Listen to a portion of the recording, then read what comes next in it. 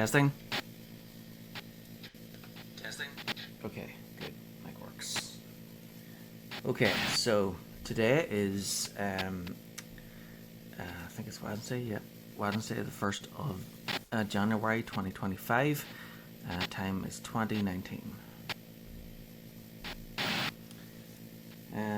Okay, so this is the sixth game in the Metal Gear series that I'm playing. I did Metal Gear 1 and 2 from back in the 80s, and then I did Metal Gear Solid 1, 2 and 3.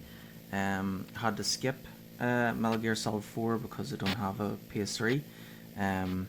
So I'm doing the next one, Peace Walker, and then next will be Ground Zeroes and The Phantom Pain. So the story, when you look at like the whole story, straight away it seems very confusing, and I think it's because they changed the story as they went along, because after I did the recap with the walkthrough book at the end of Metal Gear Solid 3, there was no mention of there being two big bosses or there being a Venom Snake. So that means at that point, that's 2004, there was no such thing as two big bosses or Venom Snake. So so it could have been. So Metal Gear Solid Peace Walker came out for the PlayStation Portable originally, and it's a solo game which I'll be playing, but there's also a co-op part to it where you can have like up to 4 people playing as Snake at the same time. So that's like 4 different Snakes. So it could be that this is the game where they got the original idea for their having, 2 Snakes, 2 big bosses in the story. So in the first game we played as Solid Snake, and he that game took place 8 years into the future in 1995, where we had to infiltrate a base called Outer Heaven in South Africa and stop a terrorist organization from launching a nuclear weapon with a super weapon, which is basically a giant robot called Metal Gear. We destroyed Metal Gear, but at the end we found out that our superior, the commanding officer, Big Boss, was actually behind everything to begin with. So we were forced to kill him. We also rescued Grey Fox. At the end, Big Boss was not killed. He said that he would come back for revenge. 4 years later, in 1999, the second game was released in 1990, and in Metal Gear 2 Solid Snake, we play as Solid Snake again. This time we have to infiltrate another base ran by terrorists in a fictional country called Zanzibar, which it's a fictional country that exists somewhere between Russia, China and Iran, so that's like east of the Caspian Sea, and we infiltrated the terrorist base in Zanzibar land. We fought more terrorists, and then at the end we found out that Grey Fox was leading the terrorists. We destroyed his Metal Gear and then fought him in hand-to-hand combat on a minefield. We defeated him, and then afterwards we found out that Big Boss was alive and he's back for revenge. So we did one last boss fight against him, and apparently at the end he reveals that he is Snake's father. Really, what Hideo Kojima did was basically he looked at movies and decided to merge a whole bunch of um, movie quotes and references together. So a lot of the boss fights were called like the Predator and Jungle Evil, and I think the second big boss in at the end of Metal Gear 2 was supposed to be like the Terminator or something, because he was like part man, part machine. Um, so after that one, Big Boss was gone for good. Now uh, in the screenplay book and the master books, it's stated that that the big boss in the first game was Venom Snake, and the big boss in the second game was the actual big boss. Um, but at that point where the games came out, there was only one big boss. It wasn't until uh, much later that they decided to come up with the idea for two of them. So the the next game, Metal Gear Solid, takes place we're in Alaska, where we continue playing as Solid Snake. He comes out of retirement, works again with Roy Campbell, Colonel Campbell, from the previous game. He replaced Big Boss as the commanding officer. So we infiltrated a terrorist base in the Fox Archipelago, Shadow Moses Island.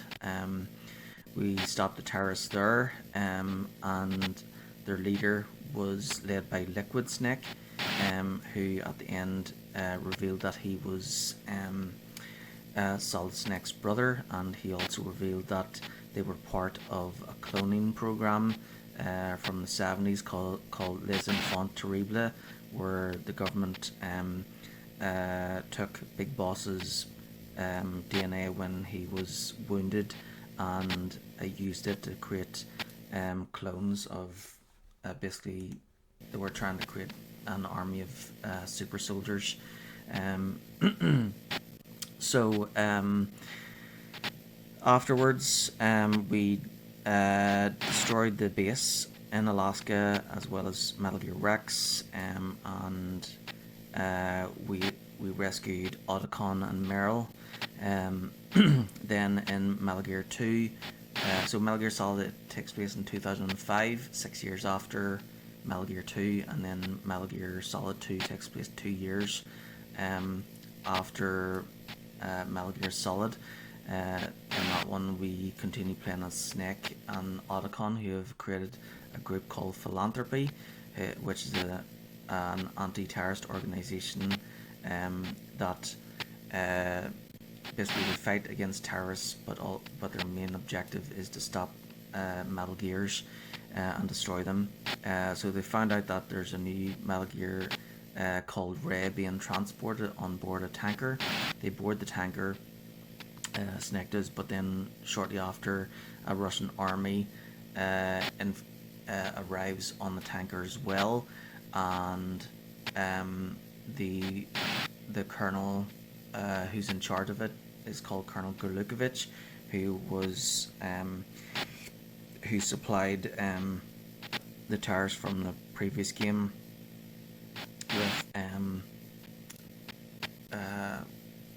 with their army and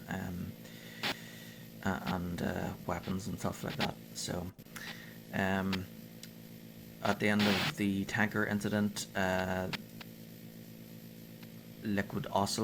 Revolver Ocelot, he grafted Liquid Snake's arm onto himself, and the arm took over his mind apparently. And as Liquid Ocelot, he escaped with Metal Gear Ray and destroyed the tanker. The tanker split in half like the Titanic. And then in the second part of Metal Gear 2, we play as Raiden, whose real name is Jack, and he's working with Rose, so Jack and Rose is in the second part.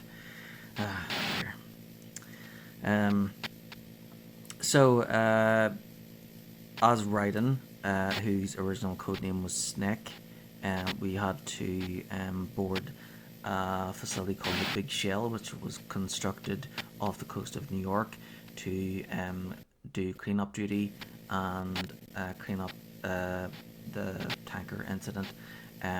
But really, it was camouflage for a new type of Metal Gear called Arsenal Gear, which was underneath the whole facility. So Arsenal Gear was basically a giant submarine that held an army of Metal Gear Rays. But its main weapon was actually an AI called GW, which allowed control of basically digital information.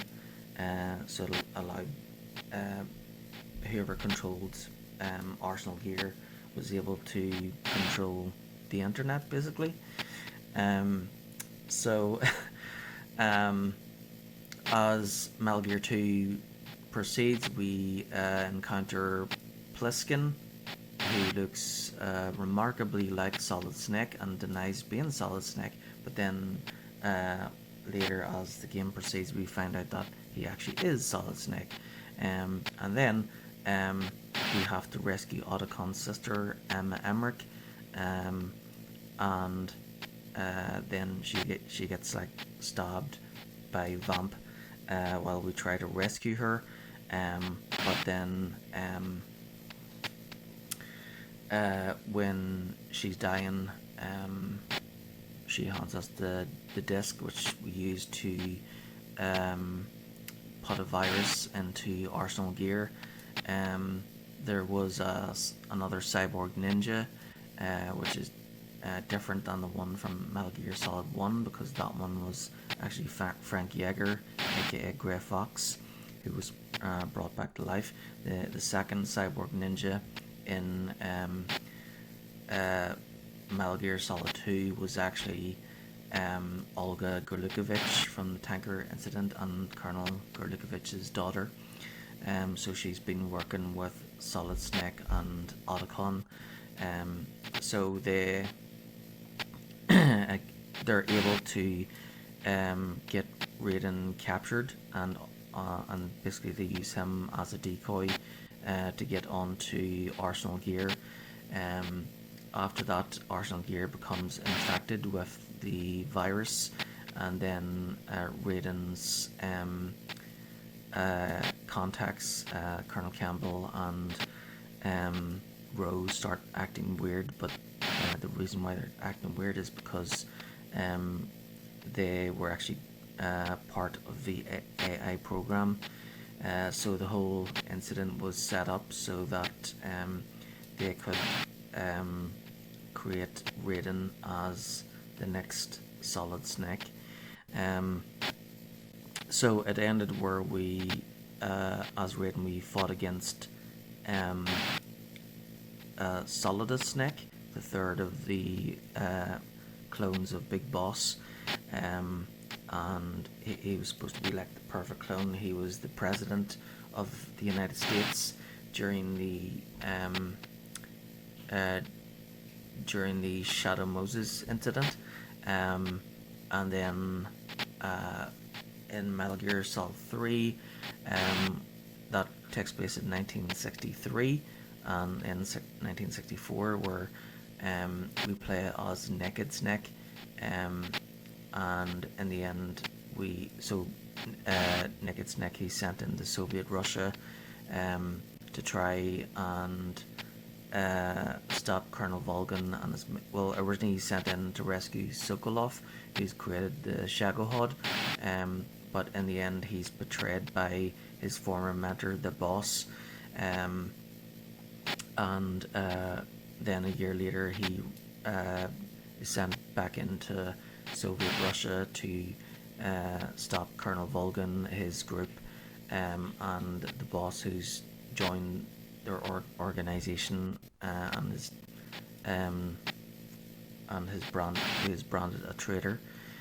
So we destroy the Shagohod, kill Colonel Volgin and his group, and at the end we fight the Boss and kill her. At the end, Naked Snake is awarded the title of Big Boss,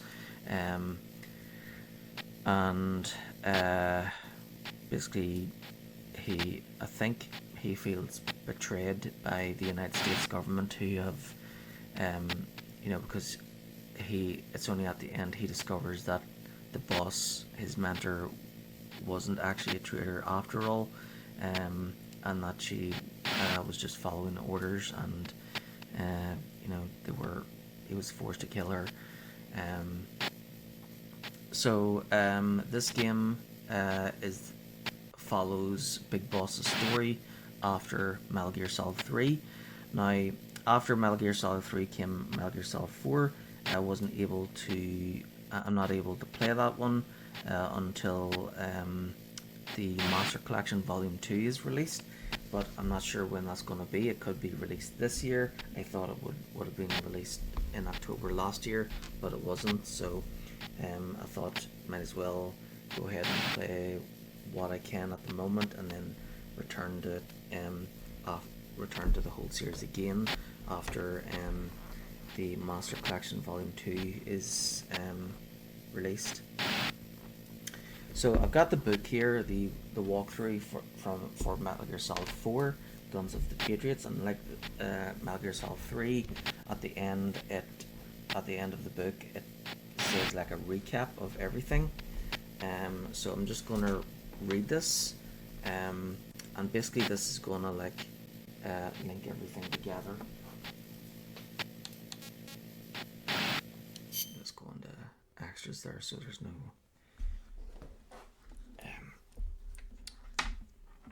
music, hopefully. Okay, good. Okay, so I'm reading Metal Gear Solid 4, Guns of the Patriot, Tactical Espionage Action Complete Official Guide. So this is by Piggyback Interactive.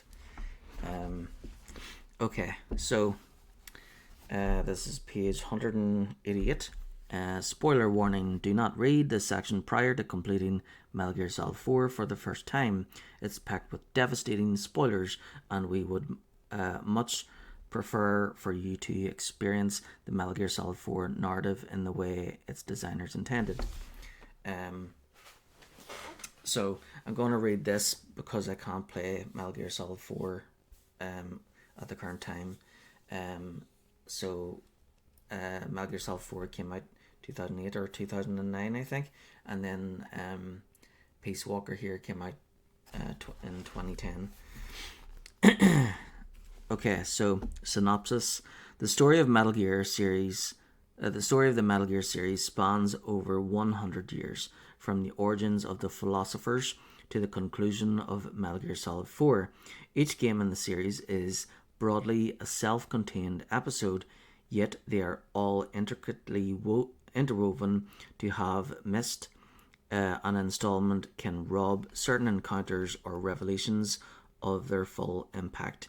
In the synopsis and the following interpretation of the entire Metal Gear narrative, we explore its key moments and developments to enable readers, diehards and newcomers alike, to better enjoy this absorbing tale. Okay, so part 1, the Days of Ideals.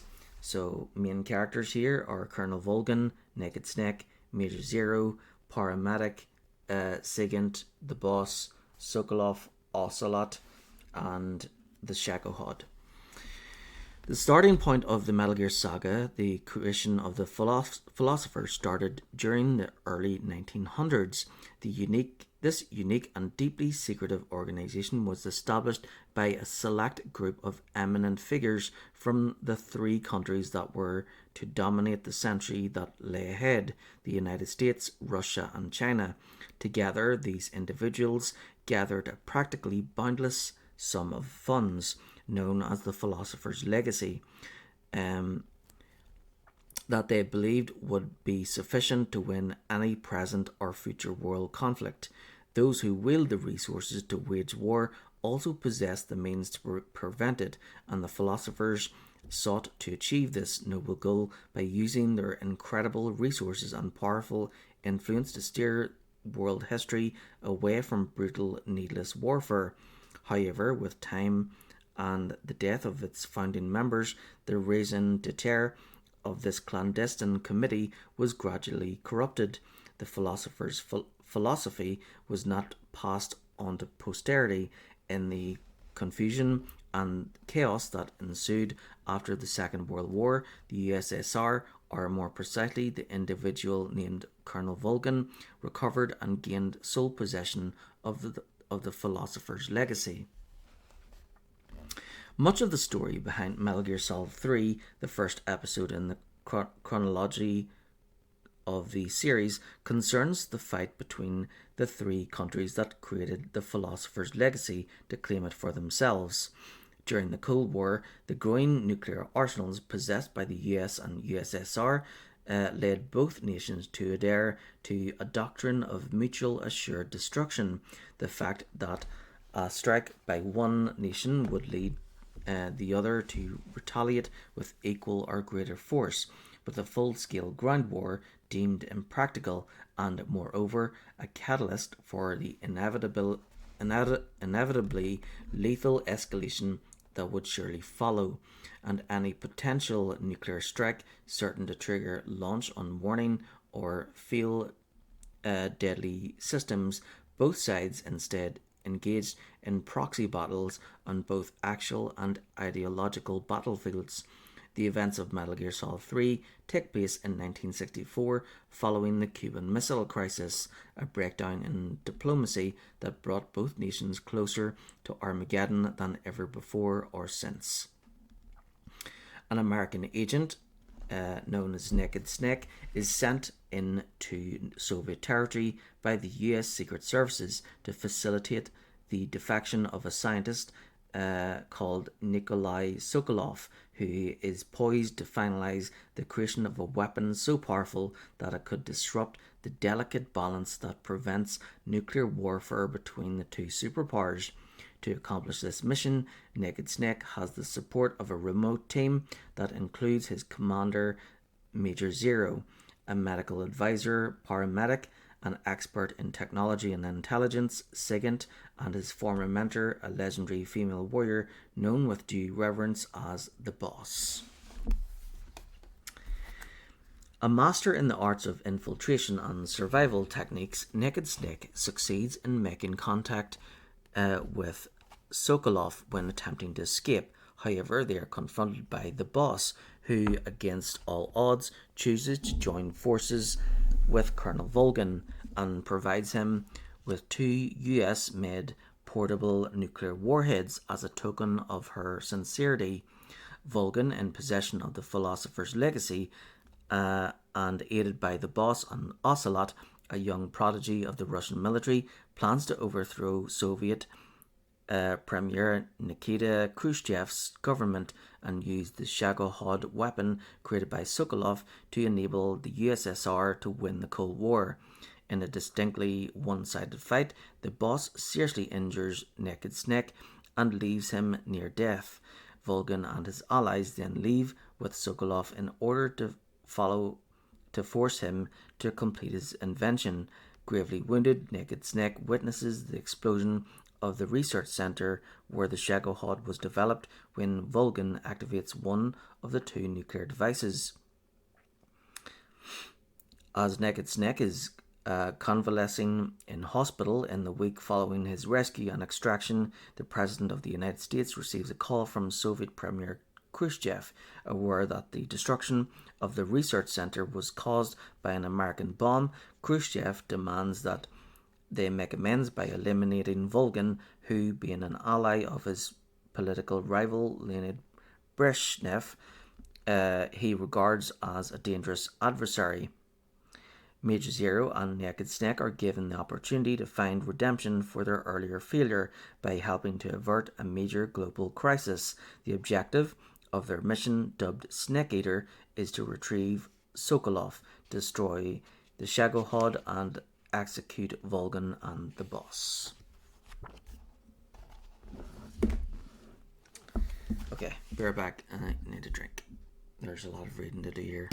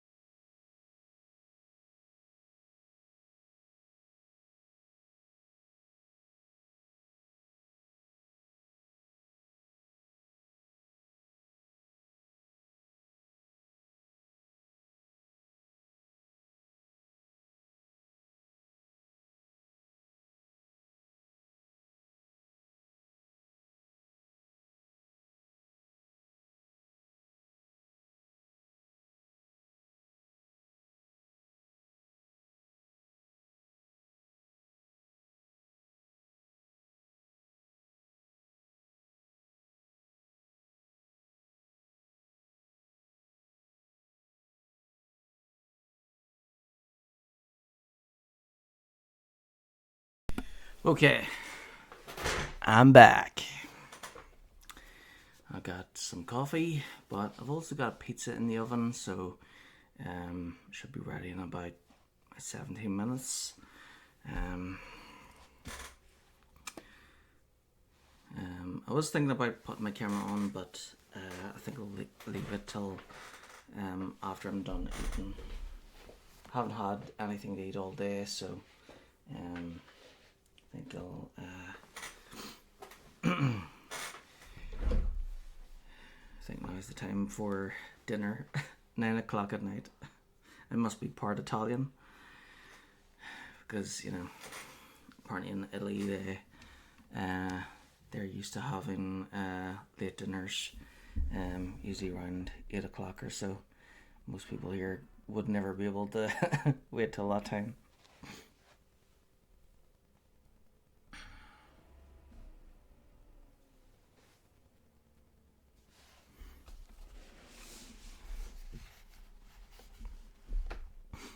Okay, so back to 1963. So Naked Snake is sent back to Soviet territory, where he is told to expect the assistance of two local agents, Adam and Eva. On arrival, he finds Eva, but not a trace of Adam. A CIA mole operating within Volgan's organization, Eva reveals where Sokolov is detained. Naked Snake eventually succeeds in destroying the Shagohod and killing Volgan after a protracted and spectacular battle. One last task then awaits Naked Snake. To fulfill his mission, he must bring down his mentor, his spiritual mother, his former lover, the boss. As they stand poised to fight, she talks of her life and relates many of the numerous sacrifices she has made as a soldier.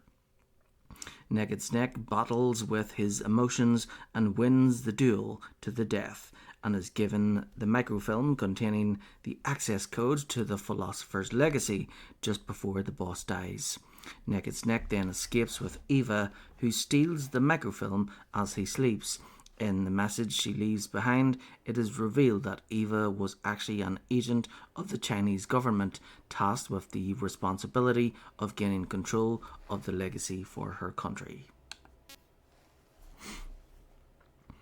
The closing moments of Metal Gear Solid 3 provide answers to many questions. It appears that the defection of the boss was a huge deception to enable her to approach Volgan and retrieve the Philosopher's Legacy. Her final duty was to accept her role as a traitor to the last and die at the hands of her apprentice in order to conceal her true mission. For killing the boss, Snake is promoted to the rank of living legend Big Boss, and is entrusted with the command of the elite Foxhound unit.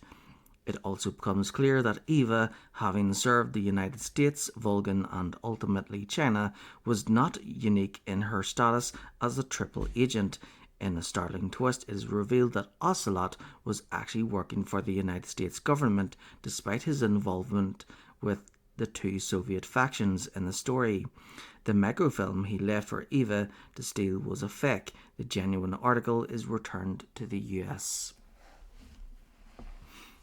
The events of Metal Gear Solid 3, as we learned during its denouement, are all due to a complex yet slickly executed series of maneuvers devised to retrieve the Philosopher's Legacy from the clutches of Volgan.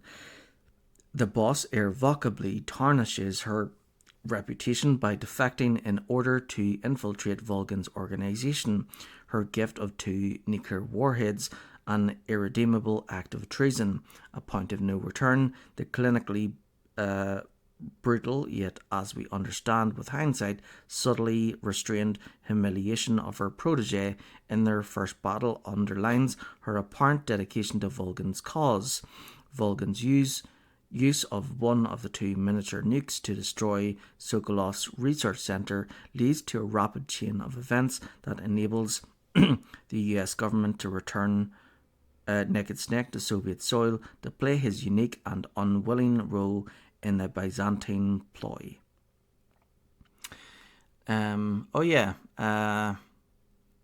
what was it called again? A miniature nuke.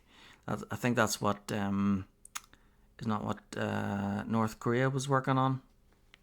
The past couple of years, they were doing like nuclear tests, in their territory, but it was they were trying to test miniature nukes.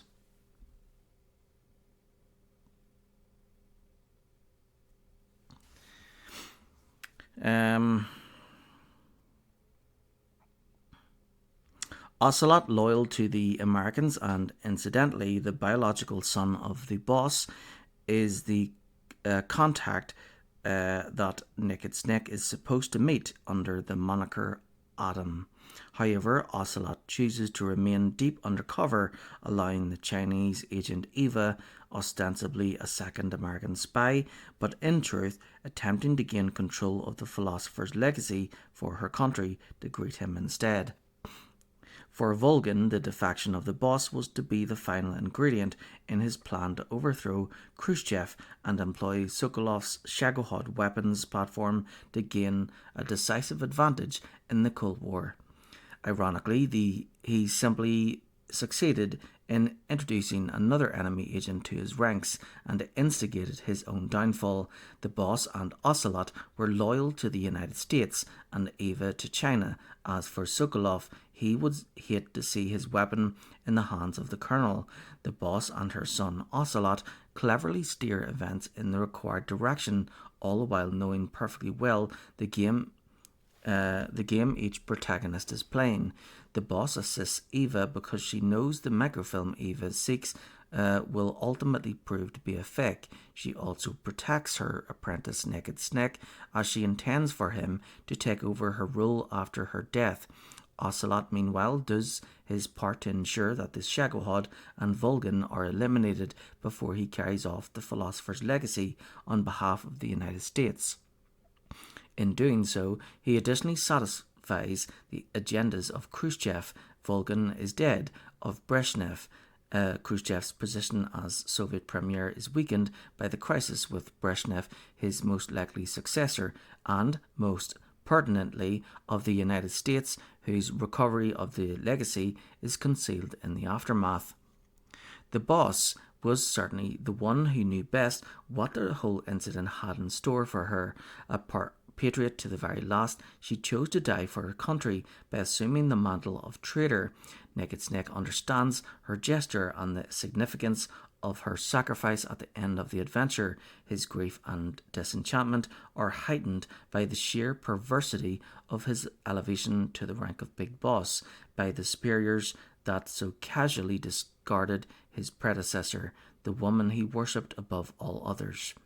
This was the price of the boss's ideal, the cost of her commitment. She was ready to die for the way of life she freely chose, the expression of liberty that she lived for, love and loyalty to her country. It was this ideal that led to the birth of the infamous Patriots.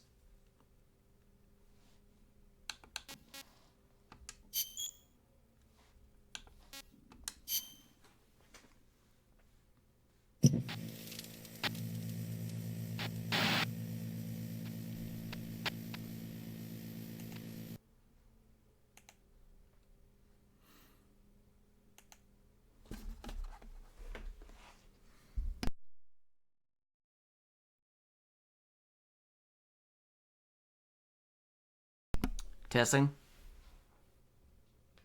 Testing? Okay, good. That works.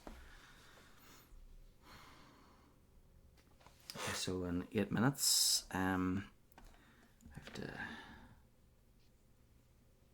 go and check on my pizza.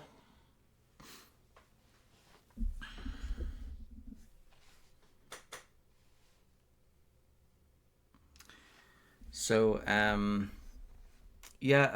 once I'm done reading the recap here from Metal Gear Solid 4 book, I'll start Metal Gear Solid Peace Walker here. And then once Peace Walker's finished, we'll move on to Metal Gear Solid 5 Ground Zeroes. And then finally, the Phantom Pain. At the end of the Phantom Pain, I'll do a very quick recap of like the whole timeline. Basically, how it started in at the start of the 20th century, and then basically talk about each event as we go up through the years, and that will basically include everything from from after the point of Metal Gear Solid 5. So that way we can like compare the chronological timelines of Metal Gear Solid 3, 4, and then 5, because then we'll notice after reading all these, we'll be able to discover which which point the idea of two big bosses came to be. And then after the Metal Gear series, I'll do I was planning on doing the Zelda series first, but I really want to play the new Super Mario game, so I'll be doing the Super Mario series. I'll do Super Mario All Stars, and then after All Stars will be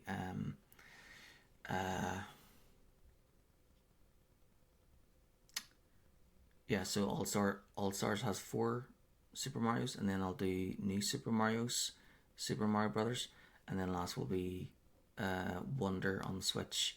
And then as for Zelda, there's like 20 odd games there, so that will just take forever. So I think what I should do instead for Zelda is just pick one from the old style, and then do the new ones in the newer style. So that'll be. So when I get around to Zelda, I think I should just do the Minish Cap, which is the last one in the old style, which was released on the Game Boy Advance, and then after that one I'll do the latest 4 on the Switch. So that would be Skyward Sword, which came out for the Wii but was ported over, and then then after that would be Breath of the Wild, Tears of the Kingdom, and then that new one, Echoes of Wisdom, which kind of looks well, I think it is targeted for kids, but whatever, we'll play that one too. And then after Zelda, we'll do I think the next one after that is the Final Fantasy series, so that should be fun.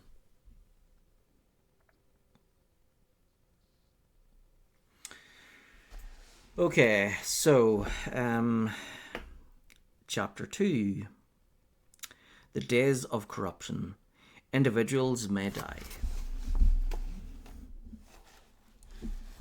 but their contributions, their actions and ideas can abide long after death. Major Zero and Big Boss, Naked Snake's new name, chose to embrace the ideals that the boss held dear. So, part 1 there was talking about Metal Gear Solid, the events around Metal Gear Solid 3, and then this part 2 is about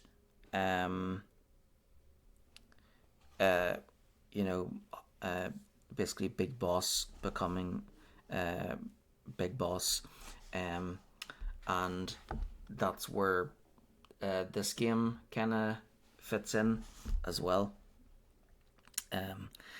So the Peace Walker takes place in 1974.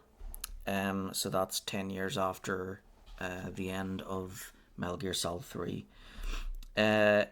Individuals may die, but their contributions, their actions and ideas can abide long after death. Major Zero and Big Boss, Naked Snake's new name, chose to embrace the ideals that the boss held dear.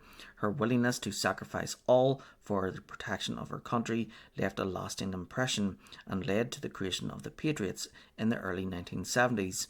This elite organization, bankrolled by the philosopher's legacy and dedicated to the protection of the United States, originally consisted of 6 founding members: Major Zero, the group's senior figure; Big Boss, Ocelot, Eva, Sigint, later known as Donald Anderson; and Paramedic, alias Dr. Clark. Hi, kitten. Happy New Year. Hope you're doing well.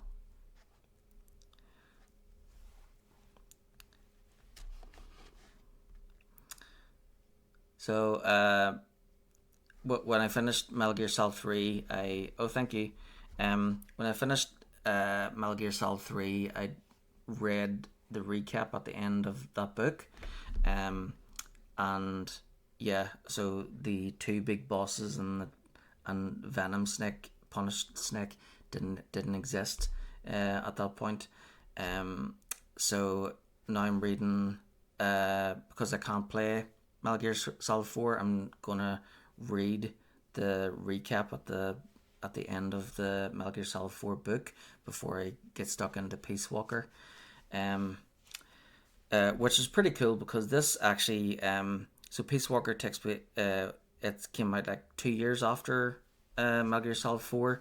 So so they probably would have been making this game when they probably just started making Peace Walker as they released Metal Gear Solid 4.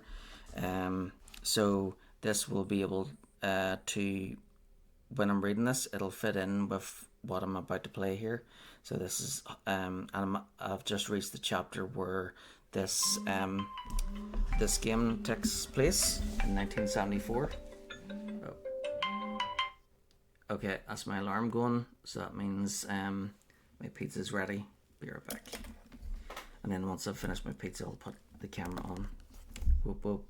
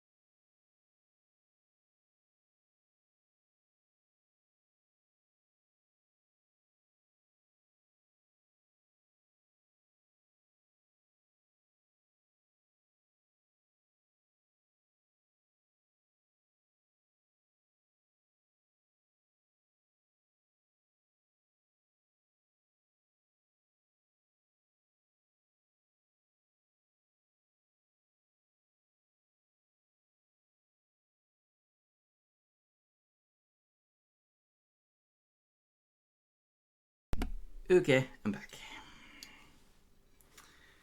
Right. I think I'll just move the book out of the way.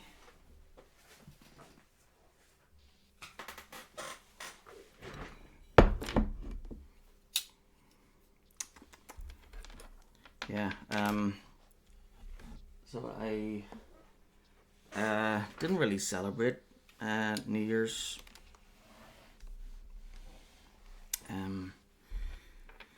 Yeah, it's just on my own, just thinking about my mother who died last year, half a year ago. Well, over half a year ago. So, yeah, I didn't really feel like going anywhere or celebrating with anyone. Just wanted to be on my own.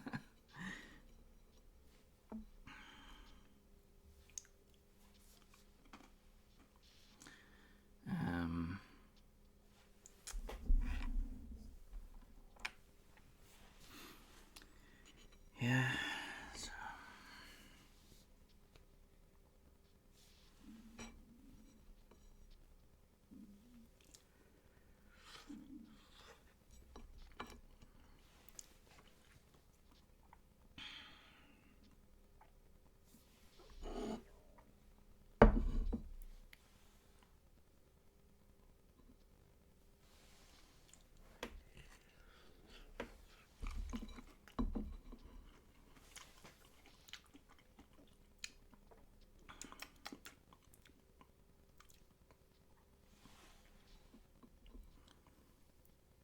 As soon as I'm done eating here, I'll put my plate into the kitchen and turn the camera on.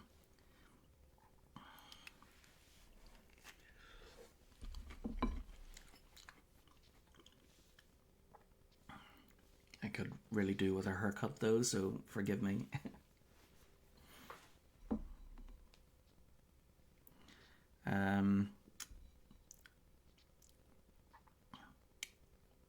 This week is probably still busy everywhere, so I'll just wait until all the schools start back, and then and the workplaces start back, and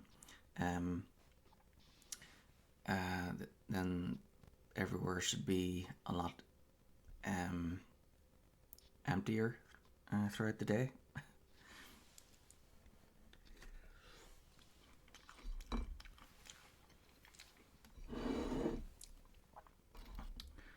Ooh, really hot.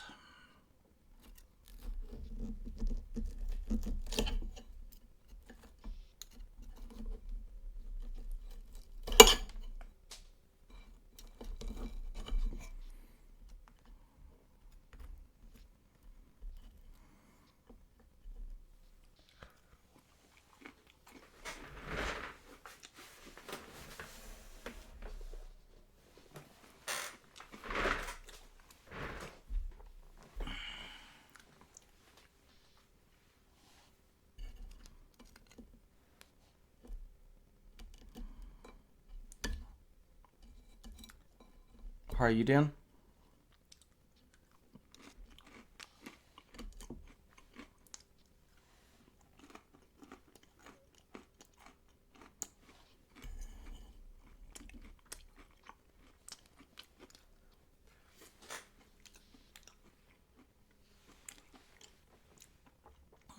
Good, slept late today though. Yeah, me too. The thing is with me is I always feel like I can sleep better in the daytime. It must be like part vampire or something. Um, yeah, so I did sleep some through the night, but yeah, didn't really sleep that good. But then in the morning, it was a lot cooler. So I think it's because it was colder that I was able to sleep better. Because it's that feeling of warmth and cold clashing, which is good. It was warm in the bed, um, but then outside it feels kind of fresh too. So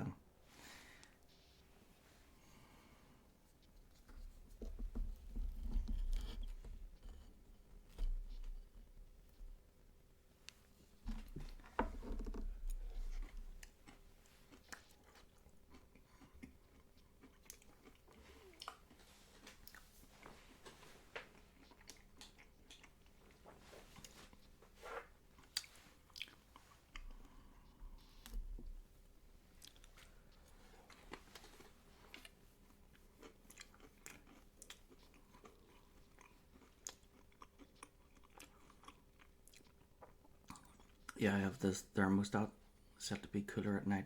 Sleep better when it's cool. Yeah, I mean, yeah, it's here it's probably cool as well, but I suppose I could sleep with the window open, but yeah, my house is like all on the ground floor. It's a bungalow, so um, yeah. Plus, after watching that serial killer documentary, where the guy in um, Los Angeles, what was his name, the Night Stalker or something like that. He went around and it'd be like looking for houses with the windows open, so he could like sneak in through the windows and like um, uh, yeah, murder people, which is awful. Yeah, that's it. Yeah, that's his name, Ramirez. Um, and so because he'd stand outside the windows of people's houses, um, uh, the police eventually found the shoe prints. He was on the dating game show. I don't know what that is. Um, is that like is that a bit like Blind Date? Or there's a TV show over here back in like the 80s and 90s called Blind Date. So yeah, it must have been something similar.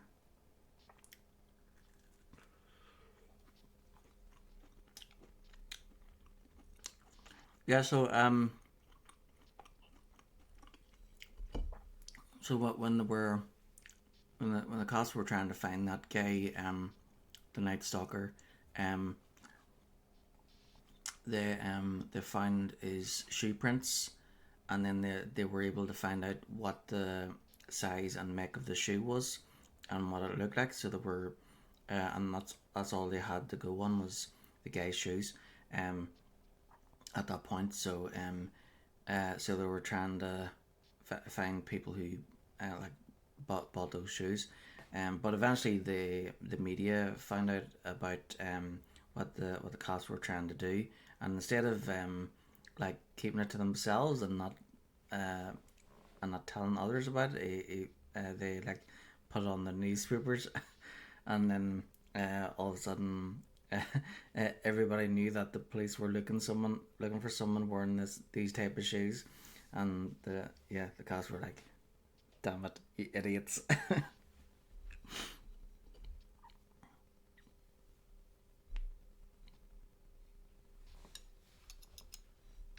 Yeah, damn media.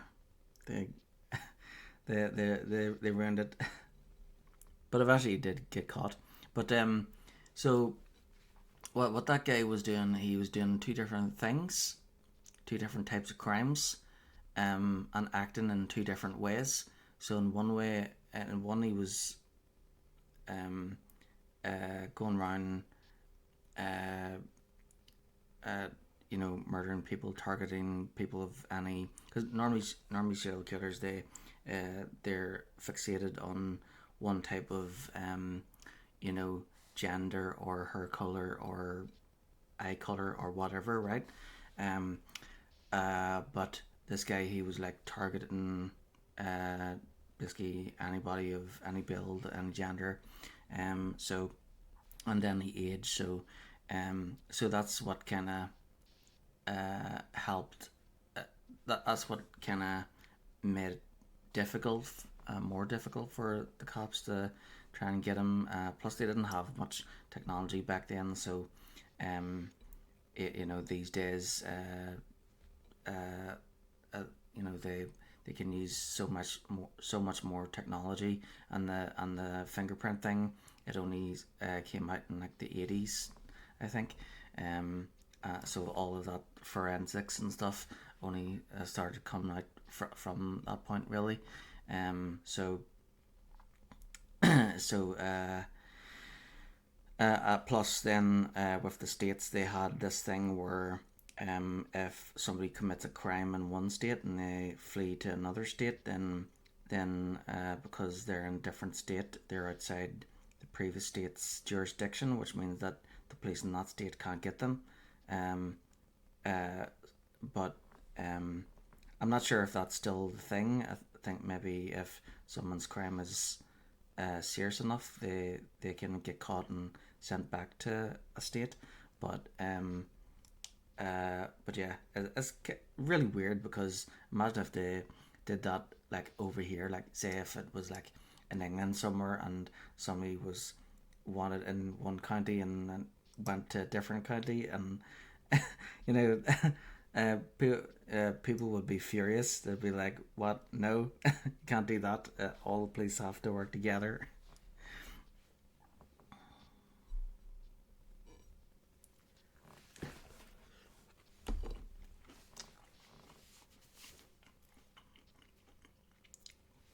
And then because money kind of runs everything, that kind of puts pressure on the cops too, because they have to try and get things done within a certain time limit, because the longer cases go on for, the more expensive they are.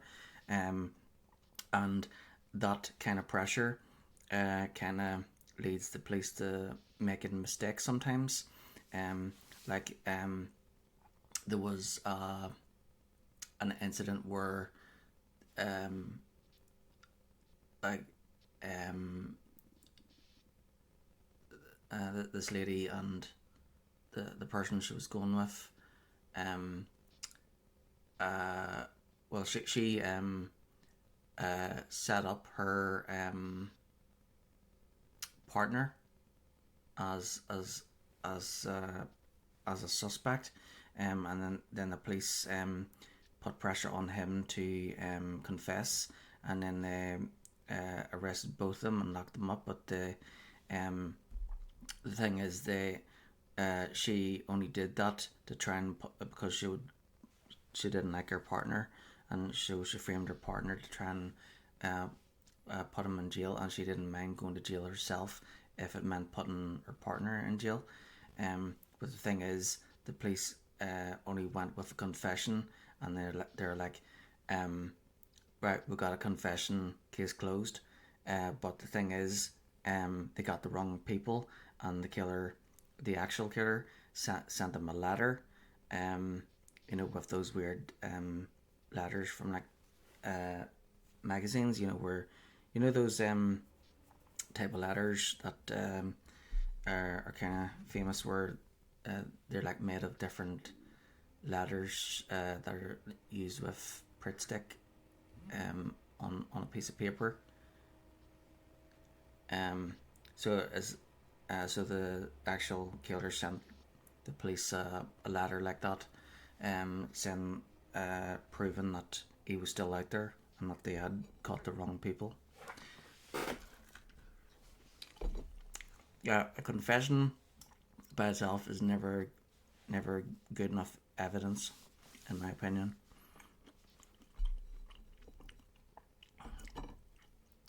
You need uh, you need actual evidence before you can like lock someone up. Even if if you just get a confession from someone, that's not good enough, because that's not good enough evidence. You need actual evidence that proves that they were actually responsible.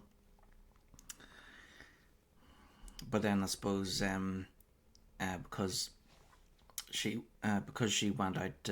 See, the reason why the only reason she found out were uh, the person where one of the victims was killed was because she had read it in the newspaper. So she knew the location, so she went out to the location, um, and planted evidence, and then called the cops on her partner. Um, but the because so the police went out there and found the planted evidence, and then I could not notice that, like, um yes, crazy. How did I get from computer games to like serial killers?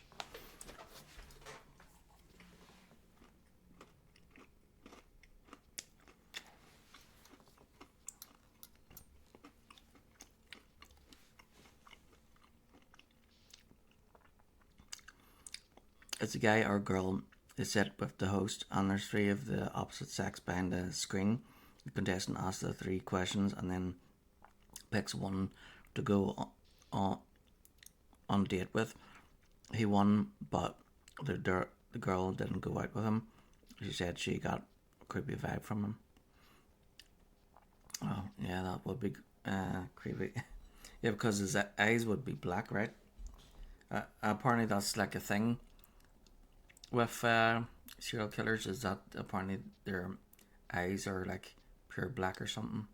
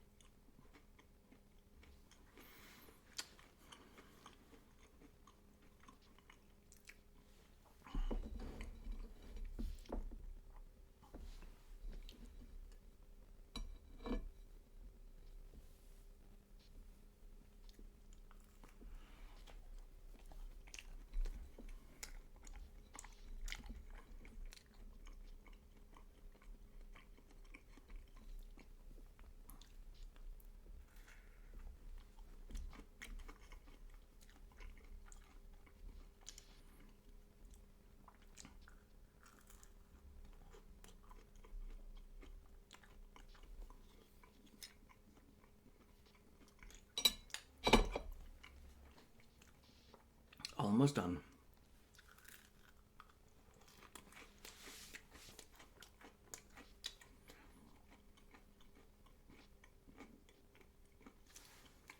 They also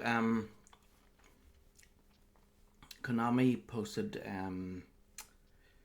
uh, little teasers for Metal Gear Solid Delta, which is basically a remake of Metal Gear Solid 3. So the game I just played and beat there, it looks exactly the same except just, better graphics.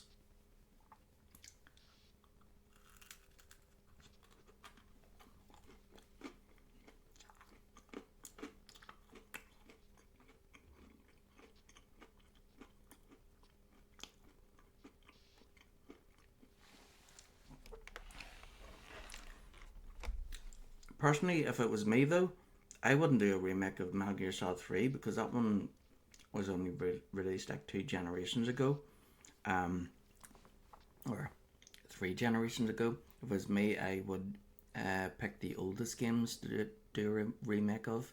So that would be, Metal Gear and Metal Gear 2. Because if they did those, then, that's what people really want, if they did a remake of the very first game, Metal Gear, then that would be brilliant because it would mean that people actually get to fight Big Boss at the very end.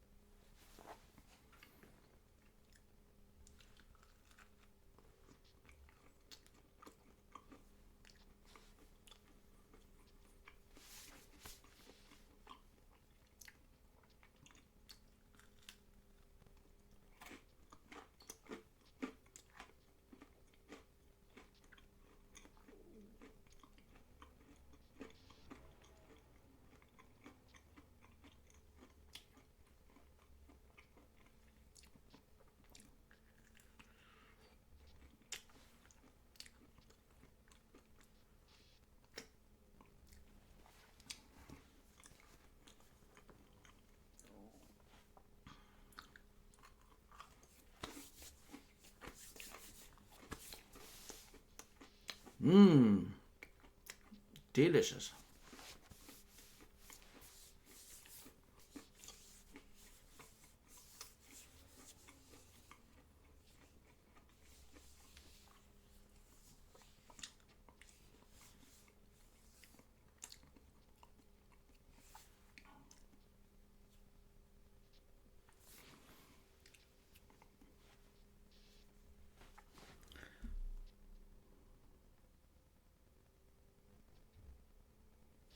Alright, be right back. Just gonna leave my plate into the kitchen and then I'll come back, put my camera back on, or, well, on, not back on, because it wasn't on to begin with, but, yeah, and then I'll continue reading where I left off, and then start Peace Walker. So apparently this game came out on PlayStation Portable originally, and apparently out of all the games, this is like the biggest one, so that should be cool. BRB.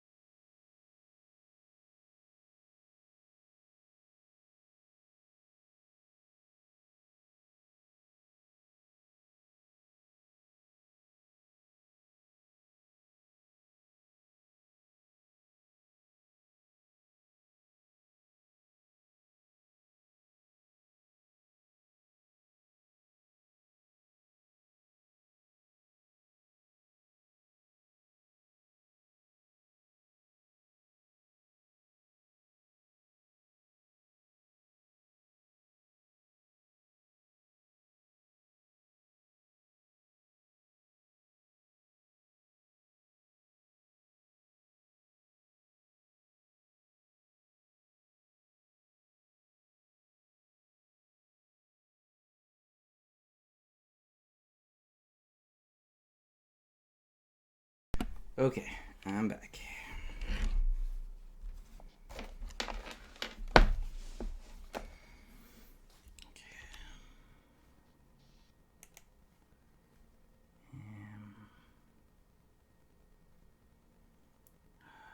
Please don't look awful.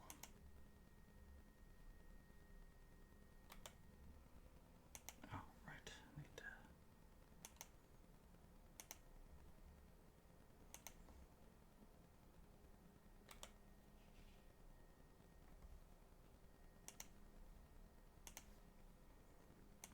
Okay, so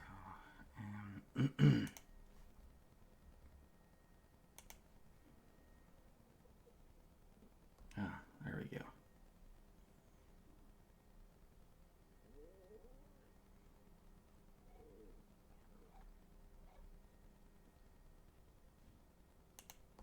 Okay. Yep, looks good.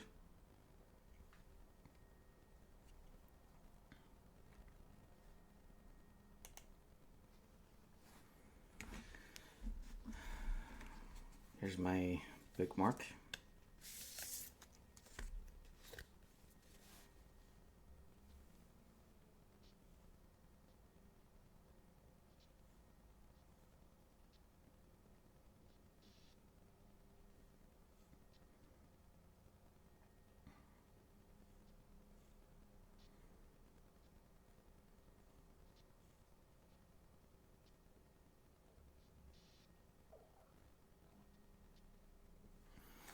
So it says, may the road rise up to meet you, may the wind be always at your back.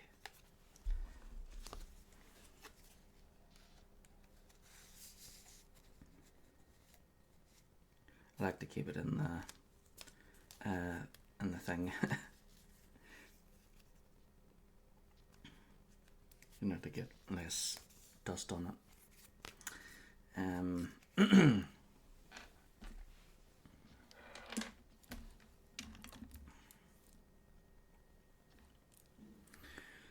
Okay, so here is the Metal Gear Solid 4 walkthrough. So this came out also in 2008.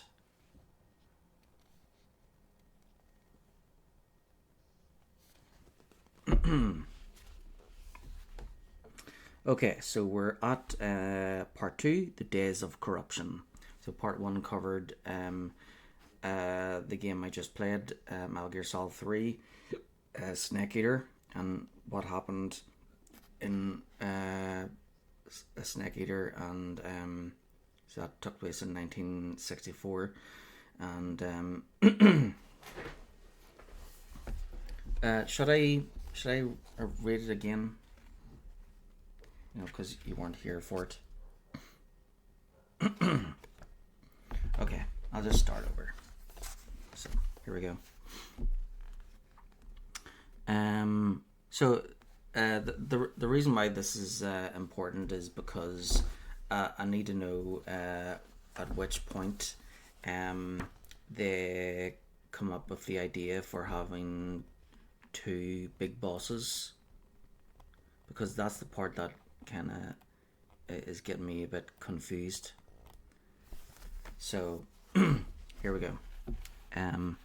Spoiler warning: do not read this section prior to completing Metal Gear Solid 4 for the first time.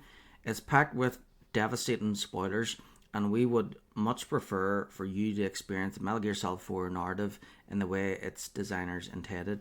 So I'm playing all the games in order of release date, but the second time I play them will be when the Master Collection Volume 2 is released, and at that point I'll do them in order of in chronological order. So that will be Metal Gear Solid 3 first, then Peace Walker, could be the remake after 3, then Peace Walker here, then Metal Gear Solid 5 Ground Zeroes, then Metal Gear Solid 5 The Phantom Pain, then Metal Gear 2, Metal Gear Solid, and Metal Gear Solid 2, and then finally would be Metal Gear Solid 4.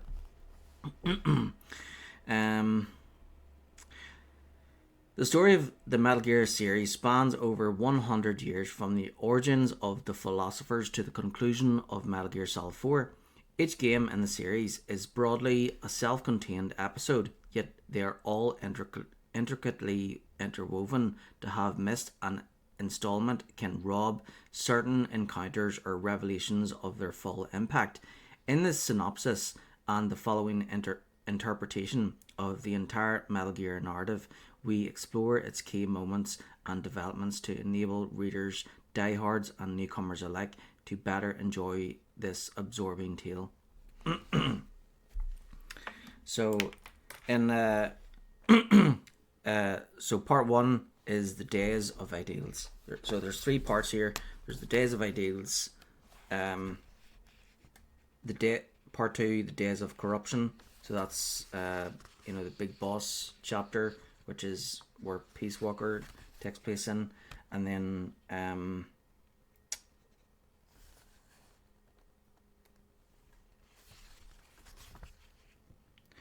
part 3 is the Days of Revenge. So that's that covers the story of Solid Snake.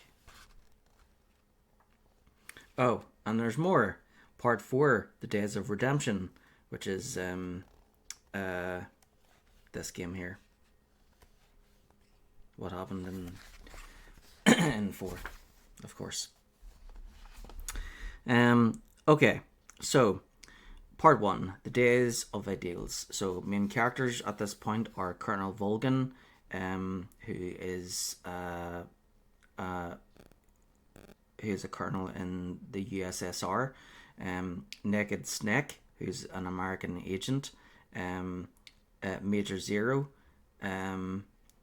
who was originally called Major Tom, but changed his name to Major Zero because he made a mistake. He created he he chose the name Major Tom after one of the tunnels in the Great Escape movie. But after he watched the movie again, after the Virtuous mission failed, he changed his name to Major Zero because he actually made a mistake. So in that movie, they made 3 tunnels, and the tunnel they used was Harry, and Tom was actually one of the decoys, and not the actual tunnel that he was thinking of. So, yeah. Oops. Then we've got paramedic, so she kind of replaces Mei Ling in a way. She every time I call her, she would talk about movies. Then there's Sigint, who knows a lot about technology.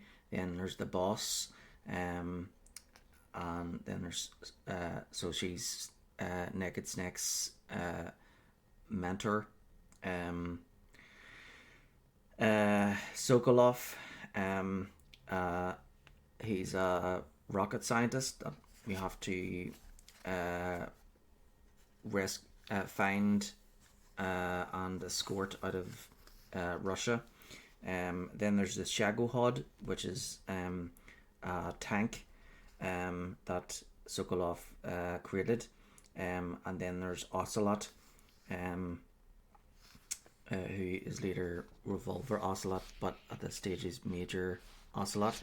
And then last we've got Eva, who is later is Big Mama. Big Mama. Dear. Okay, so the Days of Ideals. The starting point of the Metal Gear saga, the creation of the philosophers, occurred during the early 1900s. I have to press a button every now and again so that it doesn't go into so it doesn't kick me out, basically. Okay. The starting point of the Metal Gear saga, the creation of the philosophers, occurred during the early 1900s. This unique and deeply secretive organization was established by a select group of eminent figures from the 3 countries that were to dominate the century that lay ahead: the United States, Russia, and China. Together, these individuals gathered a practically boundless sum of funds known as the Philosopher's Legacy, that they believed would be sufficient to win any present or future world conflict. Those who wield the resources to wage war also possessed the means to prevent it, and the philosophers sought to achieve this noble goal by using their incredible resources and powerful influence to steer world history away from brutal and needless warfare. However, with time and the death of its founding members, the raison d'etre of this clandestine committee was gradually corrupted. The philosophers' philosophy was not passed on to posterity. In the confusion and chaos that ensued after the Second World War, the USSR, or more precisely, an individual named Colonel Volgin, recovered and gained sole possession of the philosopher's legacy. Realistically, though, that would never happen because, superpowers, they would sort of work together and be friends, but ultimately, no, they would not create a secret organization where they work together and create like some kind of financial fund where they reign supreme. No, it doesn't work like that, because they want how power works is those who seek power always crave more. So they will not no country who wants to be a superpower wants another superpower to share in the power, so that together they reign supreme. No, they will. What they'll want to do is undermine each other so that one can take over the other. because that's how it has always worked. Back when uh, the British were a superpower, America were allies with them, but not really, because there were times where America would betray the British because they wanted to try and weaken the British Empire in a way in order to replace them. Um, that's what happened in Egypt when a certain country to their east decided to. So what happened was Egypt opened the Suez Canal, and the country next door got extremely jealous of all the money they were making, so they decided to invade and take it for themselves. Now, when they did that, America and Britain and France said, "Oh, we'll help you fight against um, Egypt," and then but then America went back on their word because they wanted because at that time the America was still building their power, and Britain was still a superpower, so they wanted to try and um, uh, not support the British. They wanted to try and weaken them somehow by not supporting them. So basically, that's just one example of how know uh, the powers that be will always betray each other, and I'm sure there's like people from within, because that's how power works. There's always someone that if you're like the head of some powerful organization, even if it's the United States, even if it's China or Russia or wherever, or even the Vatican or wherever it is, um, if you have any seat of power, there's always someone who wants to take your place. And just look at the history of like any kind of monarchy. Uh, they're full of like assassinations and assassination attempts. And what's great about video games is they kind of like a lot of them kind of understand that and kind of put those things into their games as well. So that's what I like about the Elder Scrolls games is so they have the what I call them what do you call them? Not the Nords, but the Imperials. Yeah.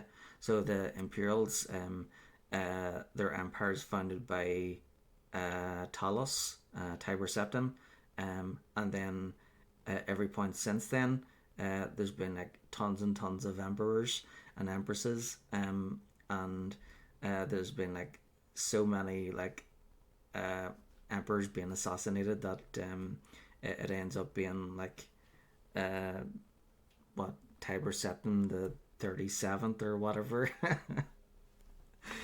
Yeah. Um, and uh, in a way, that's how England was. Before it became England. So before they united together and became one country. With Alfred the Great becoming the first king of England. You had like different kingdoms. Like before that point, there was three main ones, but then before that again, there was more smaller kingdoms, and each one were uh, like constantly like fighting each other for power and to take over each other's land, and basically how they how the monarchy worked for them back then was it would pass to the next heir in their line. So that meant if somebody died early, then it would pass to some child, and then of course there'd be their cousin or something that would be like jealous, or a rival who'd be jealous of some child, and they'd be of some child king, and they'd try to, you know, um, yeah, you know what I mean. They try to, uh, you know, get them murdered. which is awful. Um, but yeah, that's just the way power works. People, it attracts all kinds of evil, no matter where it is and no matter what position it's in. Even if it's in like a place that is supposed to be like religious, there's always um, I'm not just talking about one religion, but there's like several that will probably have positions of power where there's people within those organizations that want those seats of power. Um, so yeah. Anyway, on with the story. Much of the story behind the Metal Gear Solid 3 game, the first episode in the chronology of the series, concerns the fight between the three countries that created the Philosopher's Legacy to claim it for themselves. During the Cold War, the growing nuclear arsenals possessed by the US and USSR led both nations to adhere to a doctrine of mutual assured destruction, or MAD. Um, the fact that a strike by one nation would lead to the other to retaliate with equal or greater force, with a full scale ground war deemed impractical, and moreover a catalyst for the inevitably lethal escalation that would surely follow, and any potential nuclear strike certain to trigger launch on warning or fail deadly systems. Both sides instead engaged in proxy battles on both actual and ideological battlefields. The events of Metal Gear Solid 3 takes place in 1964 following the Cuban Missile Crisis, a breakdown in diplomacy that brought both nations closer to Armageddon than ever before or since. An American agent, known as Naked Snake, later Big Boss, is sent into Soviet territory by the US Secret Services to facilitate the defection of a scientist called Nikolai Sokolov, who is poised to finalize the creation of a weapon so powerful that it could disrupt the delicate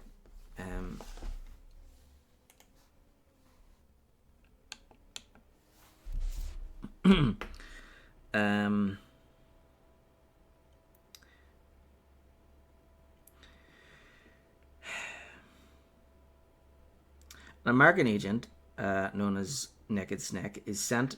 A later Big Boss is sent into Soviet territory by the US Secret Services to facilitate the defection of a scientist called Nikolai Sokolov, who is poised to finalize the creation of a weapon so powerful that it could disrupt the delicate balance that prevents nuclear warfare between the two superpowers. To accomplish this mission, Naked Snake has the support of a remote team that includes his commander, Major Zero, a medical advisor, paramedic, an expert in technology and intelligence, SIGINT, and his former mentor, a legendary female warrior known with due reverence as the Boss. A master in the arts of infiltration and survival techniques, Naked Snake succeeds in making contact with Sokolov.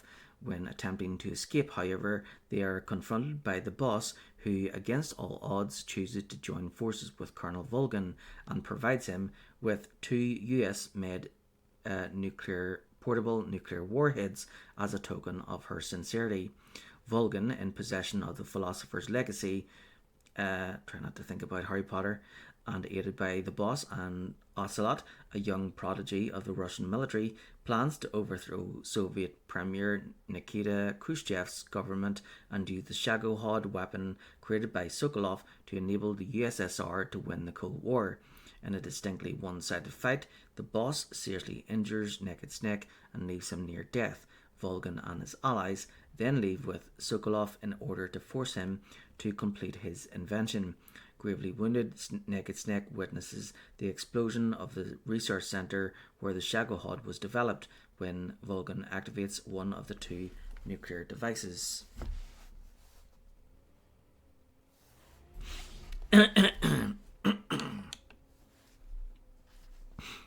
As Naked Snake is convalescing in hospital in the week following his rescue and extraction, the President of the United States receives a call from Soviet Premier Khrushchev. Aware that the destruction of the research center was caused by an American bomb, Khrushchev demands that they make amends by eliminating Volgin, who, being an ally of his political rival Leonid Brezhnev, he regards as a dangerous adversary. Major Zero and Naked Snake are given the opportunity to find redemption for their earlier failure by helping to avert a major global crisis. The objective of their mission, dubbed Snake Eater, is to retrieve Sokolov, destroy the Shagohod, and execute Volgin and the boss.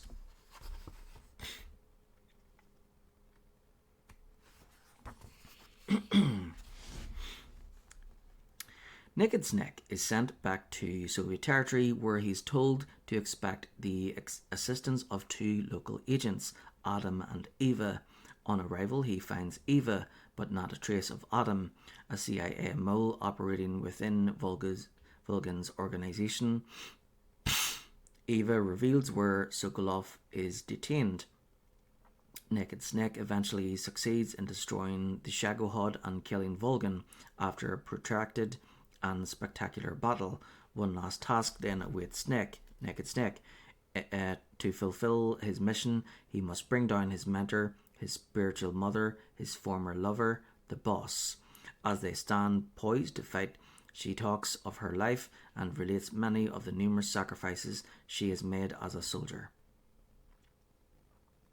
Naked Snake battles with his emotions and wins the duel to the death, and is given the microfilm containing the access codes to the Philosopher's Legacy just before the boss dies. Naked Snake then escapes with Eva, who steals the microfilm as he sleeps. In the message she leaves behind, it is revealed that Eva was actually an agent of the Chinese government, tasked with the responsibility of gaining control of the legacy for her country. The closing moments of Metal Gear Solid 3 provide answers to many questions. It appears that the defection of the boss was a huge deception to enable her to approach Volgin and retrieve the Philosopher's Legacy. Her final duty was to accept her role as a traitor to the last and die at the hands of her apprentice in order to conceal her true mission. For killing the boss, Naked Snake is promoted to the rank of living legend Big Boss and is entrusted with the command of the elite Foxhound unit. It also becomes clear that Eva, having served the United States, Volgin, and ultimately China, was not unique in her status as a triple agent. In a startling twist, it is revealed that Ocelot was actually working for the United States government, despite his involvement with the two Soviet factions in the story. The microfilm he left for Eva to steal was a fake. The genuine article is returned to the US.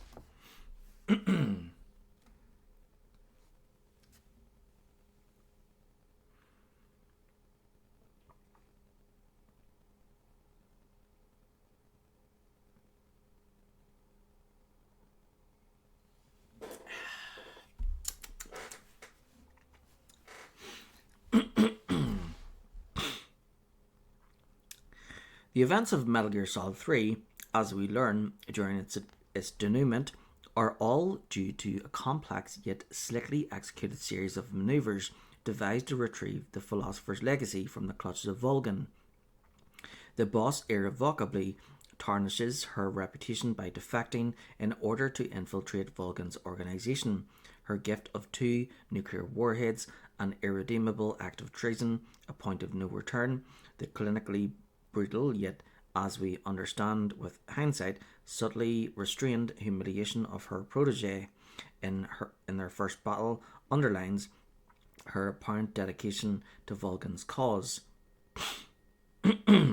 Volgin's use of one of the 2 miniature nukes to destroy Sokolov's research center leads to a rapid chain of events that enables the US government to return Naked Snake to Soviet soil to play his unique and unwitting role in the Byzantine ploy. Ocelot, loyal to the Americans and incidentally the biological son of the boss, is the contact that Naked Snake is supposed to meet under the moniker Adam. However, Ocelot chooses to remain deep undercover, allowing the Chinese agent Eva, ostensibly a second American spy, but in truth attempting to gain control of the philosopher's legacy for her country, to greet him instead. So, Revolver Ocelot is the boss's son.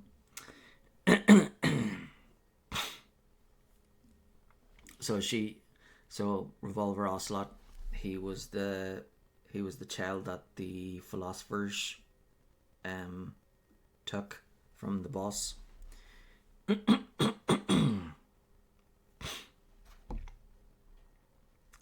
For Volgan, the defection of the boss was to be the final ingredient in his plan to overthrow Khrushchev and employ Sokolov's Shagohod weapons platform to gain a decisive advantage in the Cold War.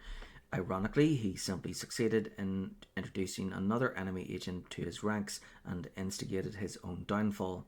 The boss and Ocelot were loyal to the United States and Eva to China, as for Sokolov, he would hate to see his weapon in the hands of the colonel.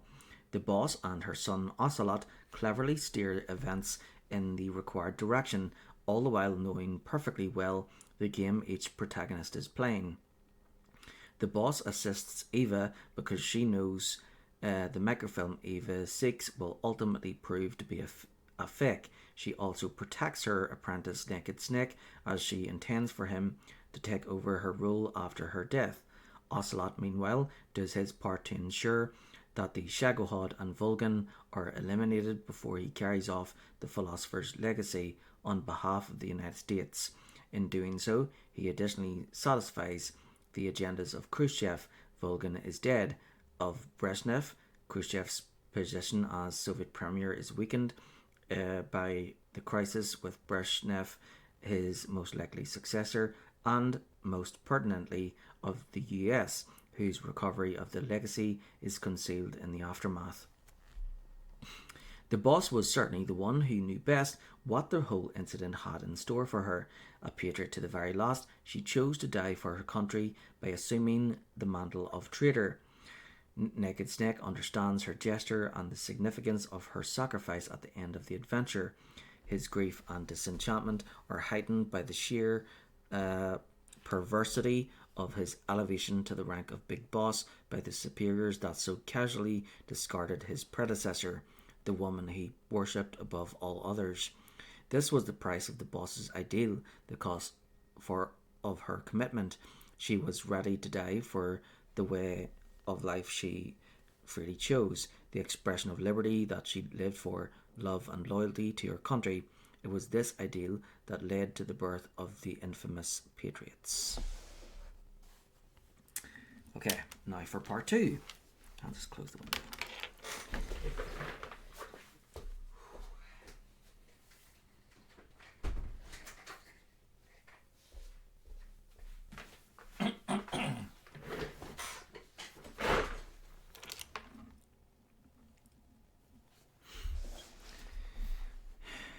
Okay, part 2, the days of corruption. So this is the part where Peace Walker here takes place in 1974. So that's the next game after Metal Gear Solid 3, which is 10 years after 1964.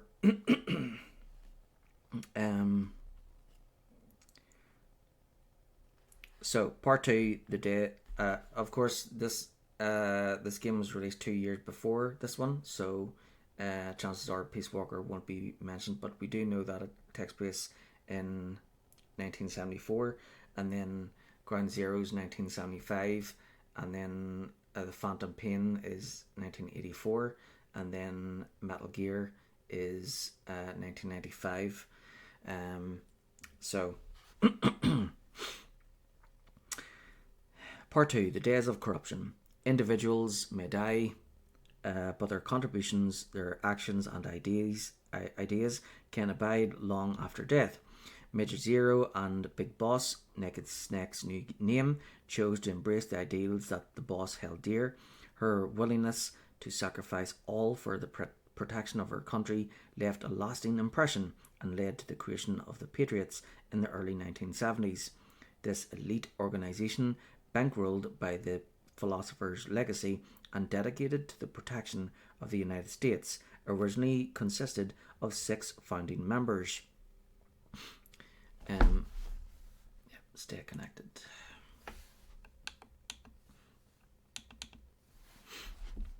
Major Zero, the group's senior figure. Big Boss, Ocelot, Eva, Sigint, later known as Donald Anderson, and Paramedic, alias Dr. Clark. In order to ensure the supremacy of the United States, although wasn't Dr. Clark a male in Metal Gear Solid? And then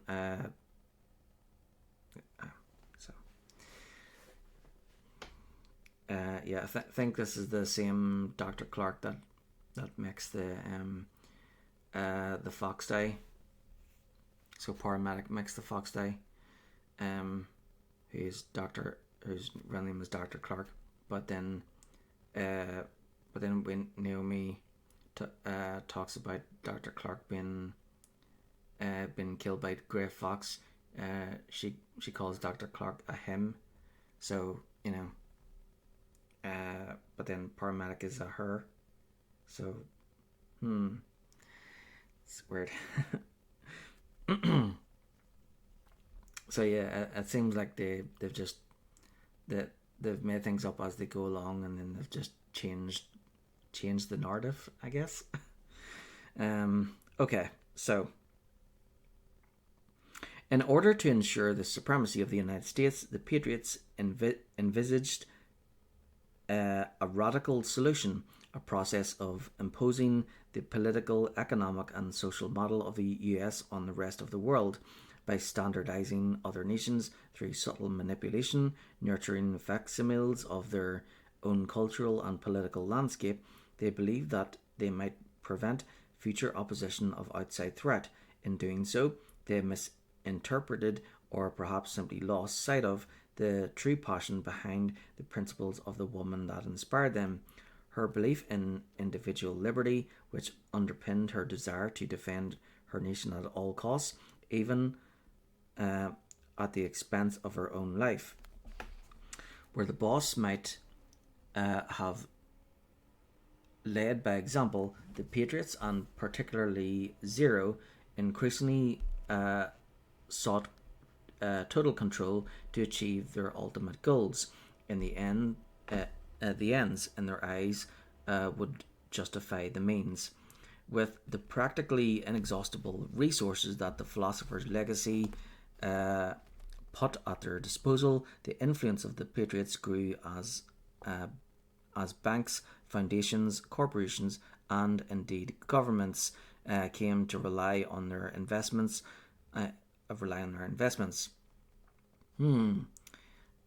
So the Patriots end up controlling all the banks. A cult that controls all the banks. Sounds familiar. Gee, let me think. Who controls all the world's banks?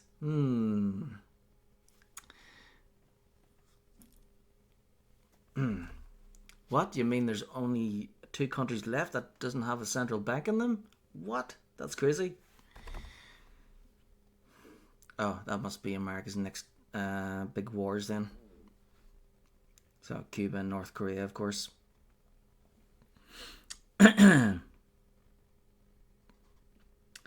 So,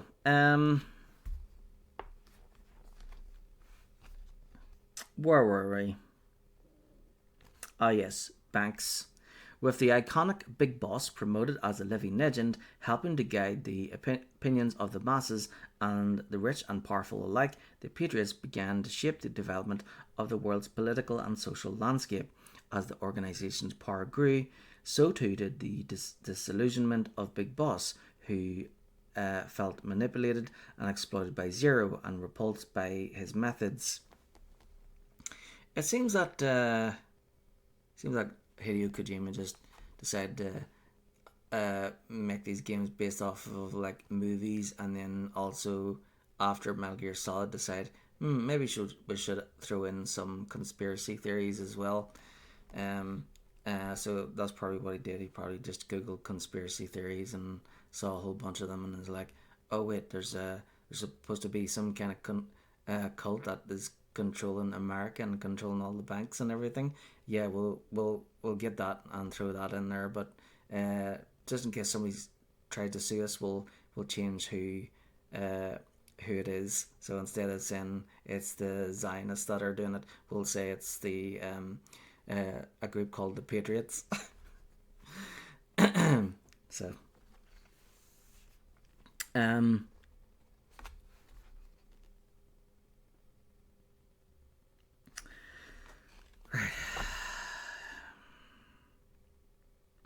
with the iconic Big Boss promoted as a living legend, helping to guide the opinions of the masses and the rich and powerful alike, the Patriots began to shape the development of the world's political and social landscape. As the organization's power grew, so too did the disillusionment of Big Boss, who felt manipulated and exploited by Zero and repulsed by his methods. Realizing the growing distance between the two friends, Zero secretly launched the Les Enfants Terribles project through the expertise of Dr. Clark, alias Paramedic, an egg donation from her Japanese assistant, and with Eva acting as a surrogate mother, 3 clones of Big Boss were created in utmost secrecy. Solid Snake, Liquid Snake, and later Solidus Snake. When Big Boss learnt of this betrayal, he came to realize that his friend attached little, if when Big Boss learnt of this betrayal, he came to realize that his friend attached little, if any, significance to the founding principles of the Patriots, and that this thirst for power would eventually suffocate all freedom in the world. The estrangement of the two friends was now complete. Where Major Zero dreamt solely of control over minds and information, Big Boss began to obsess over freedom, a total anarchic, furious freedom, the drastic removal of all constraints and rules, an open and permanent battlefield where men could let their impulses and desires flow recklessly. Zero desired total order, and Big Boss the very antithesis, total chaos, extremes of individual liberty. Big Boss left the Patriots and disappeared for several years, enabling Zero to consolidate his power and influence. The games Metal Gear and Metal Gear 2 Solid Snake tell the story of how Big Boss, assisted by Frank Yeager, alias Grey Fox, seized control of 2 fictional nations with an army of mercenaries. First Outer Heaven and later Zanzibar Land. On both occasions, Big Boss would be foiled by Solid Snake, his son, or to be more precise, clone, though this was not clear to Snake at the time. Despite being unaware of their existence, Solid Snake unwittingly acted as a tool of the Patriots, and specifically Zero. Once Snake completed his mission in Zanzibar Land, the Patriots secretly retrieved the bodies of Big Boss and Grey Fox. The former was kept in a state of perpetual coma. Grey Fox was made a test subject for experimental body enhancement surgery, eventually becoming the cyborg ninja. For Zero, the perceived betrayal of his friend heightened his contempt for humanity. Rather than hand control of the organization to a subsequent generation of secret governors, he instead chose to initiate the development of a computerized system that would ultimately manage world affairs in accordance with his beliefs, in particular his belief that society could only function through uniformity with restricted individual will. The boss's deeply human ideals of freedom and personal commitment were therefore profaned, neglected under Major Zero's command until they degenerated into a perverted and pathological obsession with control and order, a fear of unanticipated innovation or initiative, and a belief in the power of enforced conformity to engender perpetual manageable repetition. Naturally, such an appalling betrayal of the boss's legacy could not go unchallenged. Okay, so part 3, The Days of Revenge. Revenge! For Ocelot and Eva, the two founder members who still understood and appreciated the true nature of the sacrifice made by the boss, a growing unease with the methods and corrupted ideology of the Patriots solidified into a sense of outrage.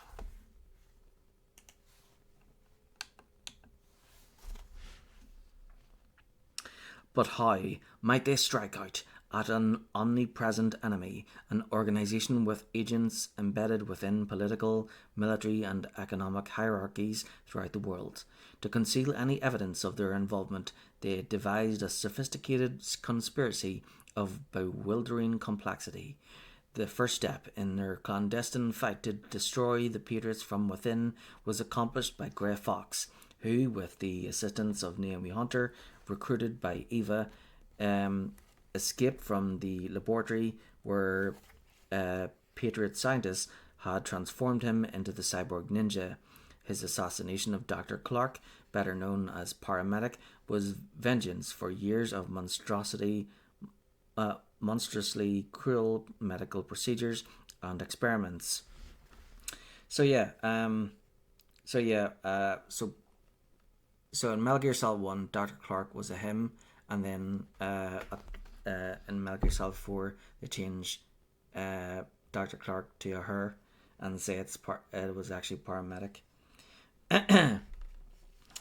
Right, so that said, the true beginning of their grand plan took place in 2005 with the events of Metal Gear Solid. The story begins as a group of terrorists seize control of an Alaskan nuclear weapons disposal facility, Shadow Moses, which secretly houses a radical new weapon, Metal Gear Rex. In response to the crisis, the US Secretary of Defense commissions Roy Campbell, former commander of Special Forces Group Foxhound, and Solid Snake to neutralize terrorist leader Liquid Snake, Solid's twin brother, and his men, with Ocelot counted among their numbers.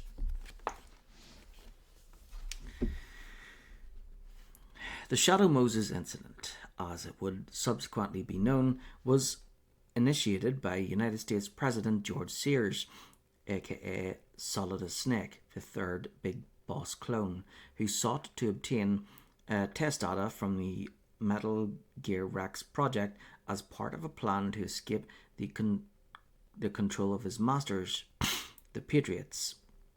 He commissioned Ocelot to retrieve the required disk from the Shadow Moses facility, unaware that Ocelot himself was a founder member of the Patriots. Ocelot, in turn, was of course working to achieve his own ends. To gain control of Metal Gear Rex, Liquid attempts to obtain access codes held by two directors of the Rex project, Donald Anderson, or SIGINT, founder member of the Patriots, and Kenneth Baker. Oh, so Donald Anderson, the DARPA chief, was actually SIGINT from Metal Gear Solid 3. Cool.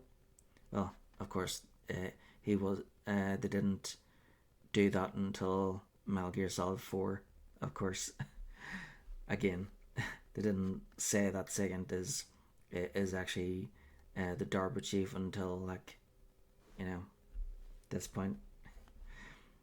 It's weird how the things are, and then they change what they are later.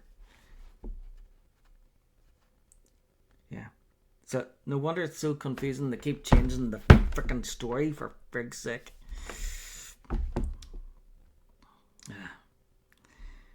Right.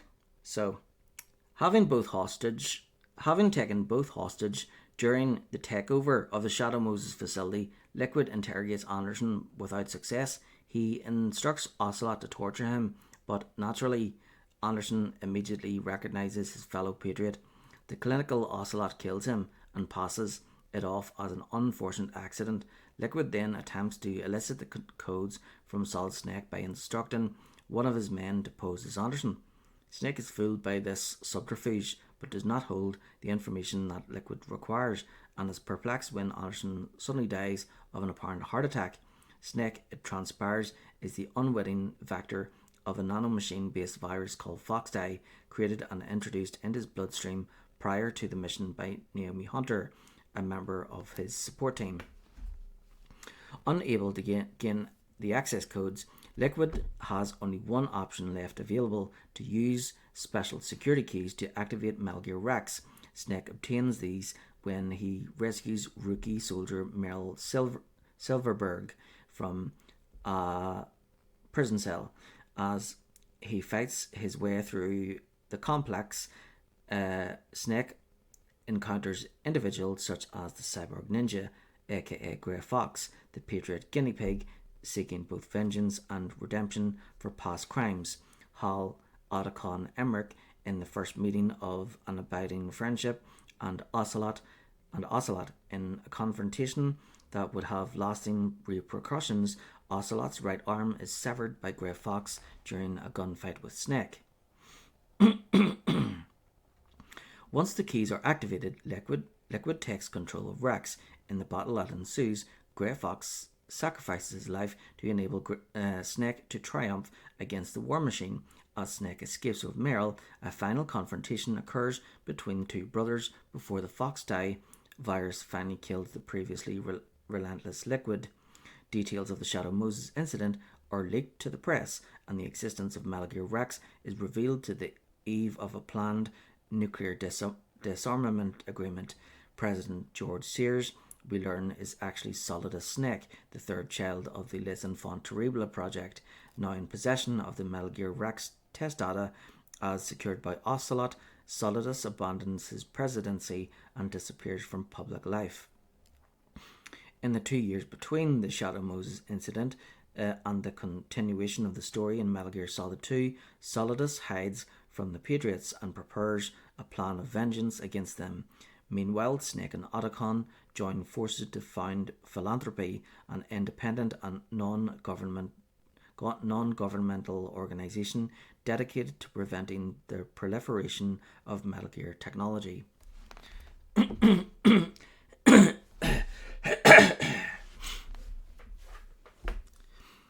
In 2007, Snake and Otacon learn that a disguised oil tanker transporting a new inordinately powerful amphibious model of Metal Gear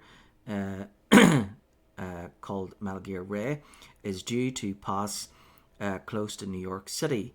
Snake infiltrates the vessel and obtains footage of the robot, but matters take a turn for the worst when Ocelot activates a series of explosions to scuttle the tanker, and then suddenly, inexplicably, suffers a series of convulsions that seem somehow connected to his replacement right arm. It becomes apparent that he is seemingly possessed by the spirit of the deceased Liquid Snake, the original owner, in fact, of Ocelot's new limb. Under the control of Snake's brother, he escapes aboard Metal Gear Ray before apparently regaining control of his full faculties.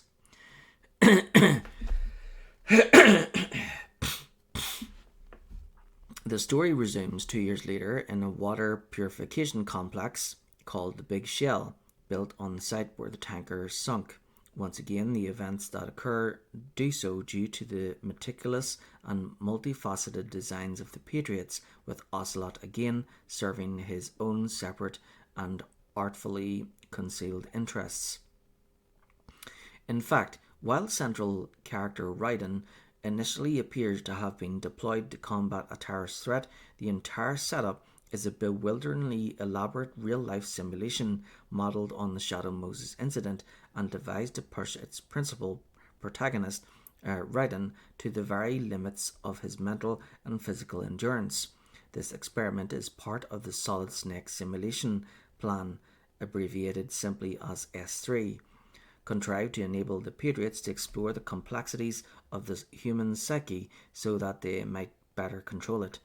By studying Raiden's responses, and indeed those of other players in the charade, to the evolving challenges and conditions, the Patriots ultimately hope to refine an AI system created to select and filter the overabundance of information that defines the digital era. Yep, no continuity. The Big Shell purification facility was built on the pretext that the sunken tanker had leaked oil, but is actually a mobile fortress and home to Arsenal Gear, the latest development in Metal Gear technology.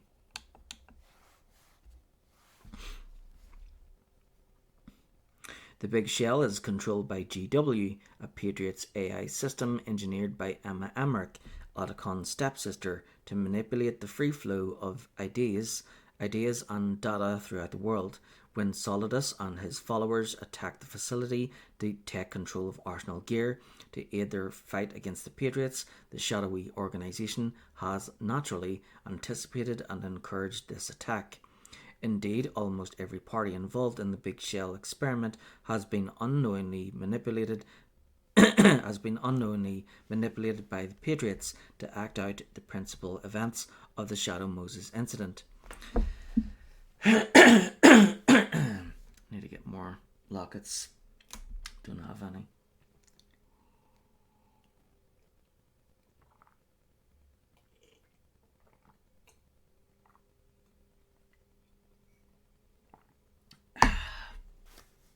I think I'll head to the shop tomorrow and get a few packets. I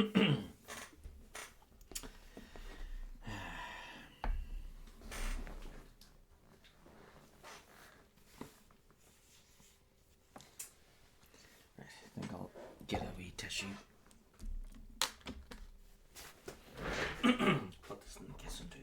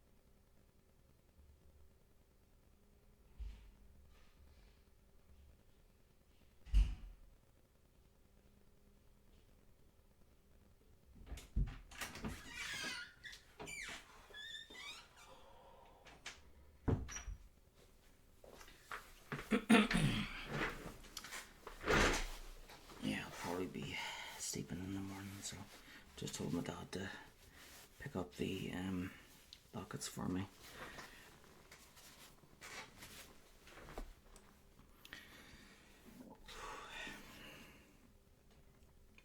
It's a good thing I have these books because otherwise I probably wouldn't have been able to notice the differences in the story and the changes.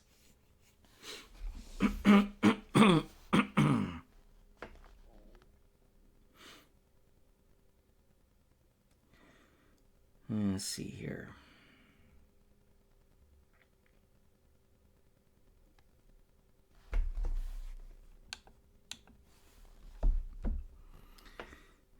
Can you still hear me okay? Just testing. Okay, good. Yeah, I've got the sound for the game muted. but it's just until I've finished reading, and then I'll put it back on. Okay, so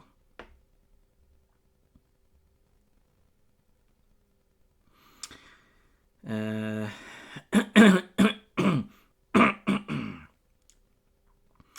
Big Shell purification facility was built on the pretext that the sunken tanker had leaked oil, but is actually a mobile fortress and home to Arsenal Gear, the latest development in Metal Gear technology. The Big Shell is controlled by GW, a Patriot's AI system engineered by Emma Emmerich, Otacon's stepsister, to manipulate the free flow of ideas and data throughout the world. When Solidus and his followers attacked the facility to take control of Arsenal Gear to aid their fight against the Patriots, the shadowy organisation has naturally anticipated and encouraged this attack. Indeed, almost every party involved in the Big Shell experiment has been unknowingly manipulated by the Patriots to act out the principal events of the Shadow Moses incident. Solidus and his cohorts play the role of Liquid and the terrorists, Olga Gurlukovich blindly following orders in the hope that she might see her kidnapped daughter Sonia again, dons a sophisticated bodysuit to become the cyborg ninja. Raiden, ostensibly deployed to thwart Solidus, is their principal test subject and is therefore given the role of Snake. Even the deception of Raiden in Kodak conversations with his superiors and support team broadly replicates the lies that Snake was forced to endure in his fight to stop Liquid and Metal Gear Rex. Only Ocelot and Solid Snake, and perhaps Otacon, appear to be outside the operational parameters of this most sophisticated simulation. Ocelot, still seeking the downfall of the organization he helped to create, Snake searching for a meaning to his life outside the narrow confines of the values embraced by his former paymasters. As rogue variables in an intricate program, it is they that cause the simulation to crash. Their actions and involvement lead to a situation where a computer worm created by Emma Emmerich attacks GW. Though it does not destroy the AI as planned, Emma's program seriously impairs its functionality. By the end of the drama aboard the Big Shell, virtually all of its actors are dead, bar Raiden, Ocelot, Snake, and Otacon. In the final battle of Metal Gear Solid 2, Raiden complies with the wishes of the Patriots and eliminates Solidus, despite learning the real purpose of his mission. Devastated by the sheer spirit-crushing import of their revelations and his submission to their lies, he is nonetheless inspired by a speech made by Snake. Raiden, the veteran warrior, explains is free to commit to, or indeed fight for, any way of life or action he has faith in, and his humanity stems from the sincerity of his faith. Strangely, this is strongly reminiscent of the beliefs held so dear by the boss, the very principle of individual liberty, which has inspired the ongoing attempts of Ocelot and Eva to destroy the Patriots from within. Perhaps this is why Ocelot does not attack Snake during the story of Metal Gear Solid 2. That, despite their different roles and methods, both fight for the same cause. In the aftermath, we can reflect that Ocelot has gained the most from the Shadow Moses and Big Shell incidents. Of Solidus, only a body remains, but like that of Big Boss, it still has an important role to play. The Patriots fear the bizarre eruptions of spiritual possession that cause Ocelot to act under the control of Liquid Snake, but do not understand that they are merely an exquisitely conceived subterfuge used to conceal Ocelot's true objectives. Ocelot and Eva have engineered the deaths of two active founders of the Patriots and stand poised to confront the last of them, Major Zero, whose demise lies at the end of their path to redemption.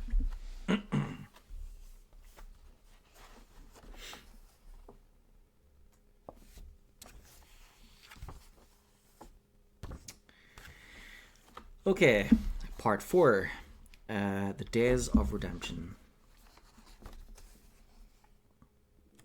And this is like the biggest part, I think, because Metal Gear Solid 4.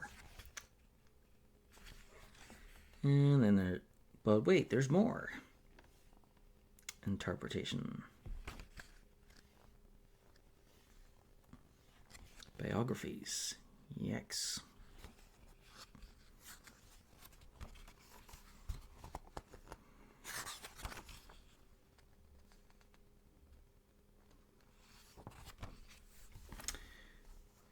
Actually, maybe I should read the biographies and all that too, because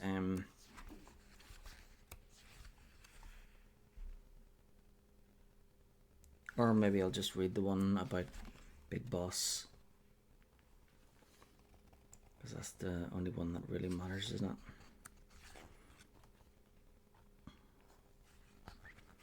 That's the only one that kind of needs some light shade on it. Okay, so Part 4, The Days of Redemption. Almost every protagonist in the Metal Gear saga bears a burden and seeks atonement for past sins or fights to settle a score. From Naomi, who cannot forgive herself for her dire inventions, for her dire inventions, particularly the Foxeye virus, to Ocelot and Eva, who strive to bring an end to the Patriots, the organization they helped to create, to Raiden, who is haunted by the memories of life as a child soldier. It is a desire for redemption that drives the events of Metal Gear Solid 4. After Arsenal Gear runs aground on Manhattan in 2009, the international community unites in its condemnation of the United States government to address the growing fear of powerful state-run armies being used to satisfy questionable political agendas. It is deemed safer to entrust private military companies, PMCs, with a greater degree of control in future conflicts. Technically bereft of ideology or motive beyond drive to increase profitability and held to account by both shareholders and public opinion, the meteoric growth of these corporations leads to an unforeseen development, the war economy, where all aspects of armed conflict, from weapons R&D and manufacture to the salaries paid to individual mercenaries, becomes an integral dynamo that drives global financial markets. War, in short, becomes the key to prosperity and growth. The mechanism that facilitates the growth of the war economy is called Sons of the Patriots, SOP, a secured system of real-time battlefield control. All soldiers and PMC mercenaries under its watchful eye are injected with nanomachines that identify each individual, monitoring and essentially controlling their behavior, interacting with the host's metabolism and manipulating body chemistry to vastly improve combat ability. Controlled by a central AI, these nanomachines are used to engender a combat high to suppress natural human instincts, negating potential anxiety, apprehension of or remorse as soldiers engage their opponents. Other benefits include heightened awareness and improved teamwork on a strategic level. SOP is the culmination of every military tactician's most favor streams. An additional application of this system is to restrict the use of military hardware, from small arms to vehicles to approved subjects only. Combatants can only use a weapon if their ID authorizes them to do so. The central AI ensures that a soldier's rifle is deactivated in the hands of any other individual, even his colleagues. Throughout the world, virtually all weapons, both previously existing and newly manufactured,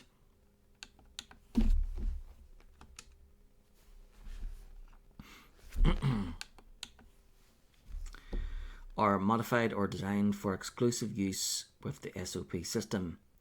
Those kind of weapons sound like they'd be very expensive because you know, each one would be customized for you know, each individual, which you know, yeah, that would just be. I don't think. I suppose it depends on the weapon. Because if these are just going to ordinary soldiers, the you know, nobody's gonna rake out you know, that extra money to make to upgrade the rifles. You know, they're just gonna.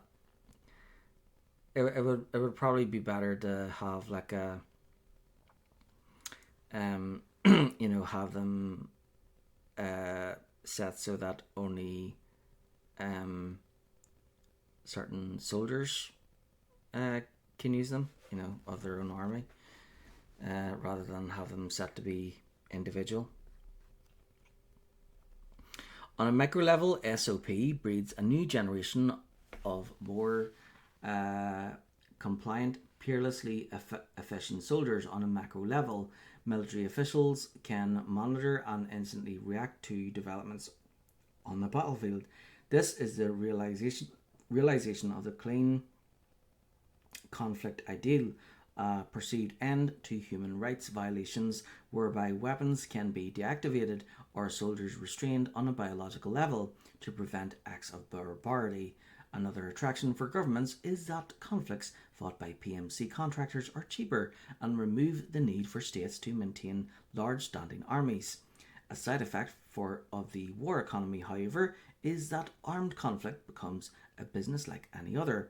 The PMC corporations, unfettered by nationalist sentiment or political dogma, begin to offer their services to the highest bidder, be that nation state, guerrilla movement, or even terrorist faction. By 2014, PMCs controlled more than half of the world's combined military forces. As the story of Metal Gear Solid 4 begins, the 5 PMC corporations, each one a multinational with unprecedented influence in world affairs, dominate their shared marketplace. However, all 5 are controlled by a single parent company, Outer Heaven, whose principal director is none other than Liquid Ocelot, Ocelot possessed by Liquid. After the story of Metal Gear Solid 2 ended, Snake and Otacon located Olga Golukovich's daughter, Sunny, and rescued her from the clutches of the Patriots. This fragile prodigy now lives with them permanently aboard their aircraft, the Nomad, where she contributes her extraordinary computer skills, and it soon becomes apparent, rather less miraculous culinary ability. Oh yeah, I remember installing Metal Gear Solid 4. It took forever to install, and load, and it, you know, so it came to be like, you know the way a lot of games, it says it has like a minimum amount to be required for installing, and then after that point, you can launch the game, but you can only play like a little tiny part, or basically the rest of the game, the main part of the game, isn't available yet. So so you can launch it, but you have to wait for the whole game to finish.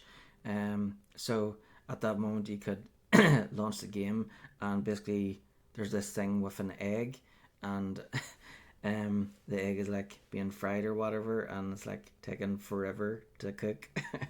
Basically, when the egg is done, the game's ready to play, and it like took forever. Yeah. So yeah, the egg was like slowly frying. So yeah, extremely slowly. Metal Gear Solid 4 begins as Roy Campbell, now retired, contacts a prematurely aging Snake to request that he undertake a new mission. Unusually, this will not be under the mandate of a specific organization or government, but merely for the greater good. It appears that Liquid Ocelot is planning to use the 5 PMCs under his control to launch an insurrection. Snake's mission is to eliminate him before this can happen. The manhunt begins in the Middle East, Liquid Ocelot's last known location, arriving in a war zone where PMC forces battle against a local guerrilla faction. He meets Drebin, a leader of laundered weapons with no fixed ID codes, and therefore usable by anyone. Drebin injects Snake with suppressive nanomachines to negate the effect of older models introduced into his system many years previously. As he stealthily progresses through the conflict zone, Snake meets his designated contacts. Rat Patrol Team 01, a special forces unit commissioned to monitor and report on the battlefield activities of PMCs. The leader of this unit is none other than Meryl, daughter of Campbell, who assisted Snake during the Shadow Moses incident. She is accompanied by 3 men, including Johnny, aka Akiba, famous for his gastrointestinal adventures throughout the Metal Gear series. Meryl and her team are on a mission to assess the danger that a potential insurrection by Liquid Ocelot could represent. When Snake locates Liquid Ocelot, he attempts to line up a clear shot, but is interrupted as the surrounding soldiers are suddenly subjected to enormous pain and confusion. Struggling through this sobbing, convulsing, agonized crowd, Snake also falls afoul of the mysterious effect, missing his opportunity to assassinate Liquid Ocelot and only barely noticing the presence of Naomi Hunter at Liquid's side before losing consciousness. When he awakes aboard the Nomad, Otacon reveals that he has received an encrypted message from Naomi. In it, she reveals that she has been taken prisoner by Liquid Ocelot and is being forced to work on the SOP system. Snake travels to South America and infiltrates the compound where Naomi is detained. When the two meet, Snake learns the true nature of the inexplicable conclusion of events in the Middle East, rather than manipulating the nanomachines within each soldier's body as initially assumed. Liquid Ocelot had simply deactivated them. Freed from the influence of these microscopic yet powerful devices, the soldiers were instantly subjected to the full force of the psychological and physiological effects that the SOP system had previously repressed. It might take a war veteran a lifetime to barely come to terms with their role in a conflict. Stress, pain, remorse, fear, revulsion, anger, and more, all these extremes of feeling were unleashed within a second at Liquid's command, suffocating the soldiers' minds and causing them to cease to function beyond a basic animal level. The SOP system, in essence, operates as a prophylactic. Beyond this barrier, the blood, brain, and flesh of each subject remembers and stores every detail. Outwardly, the very epitome of calm, capable professionalism, the biological reality for each soldier was anything but sanguine. The utilitarian SOP system being designed to repress effects, not address causes. Perplexed by Snake's vulnerability to this phenomena, as someone who should lie outside the command of the SOP system, and his premature aging, Naomi takes a blood sample and performs a battery of tests on the veteran soldier.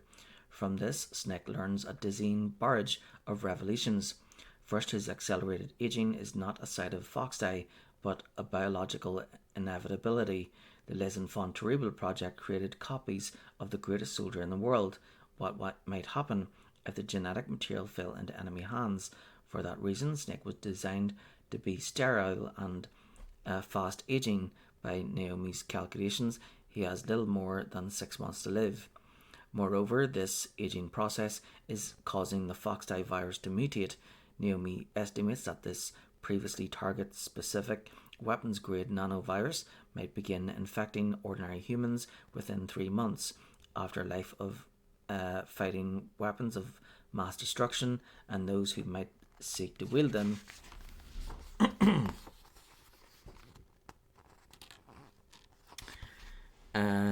The irony does not escape Snake. Furthermore, Naomi detects a new strain of foxdie, clearly a recent introduction into his system.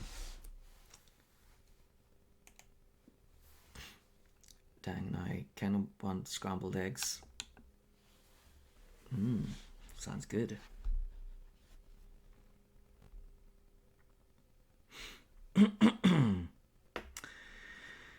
Right. Snake understands that Liquid Ocelot's plan isn't to destroy the Sons of the Patriots system, as doing so would cause the collapse of his own army.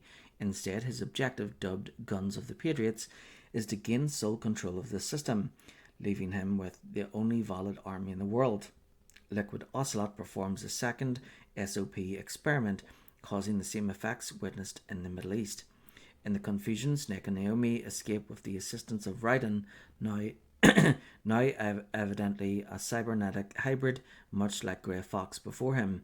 The incredible battle takes a terrible toll on the white-haired warrior, leaking white blood from countless wounds.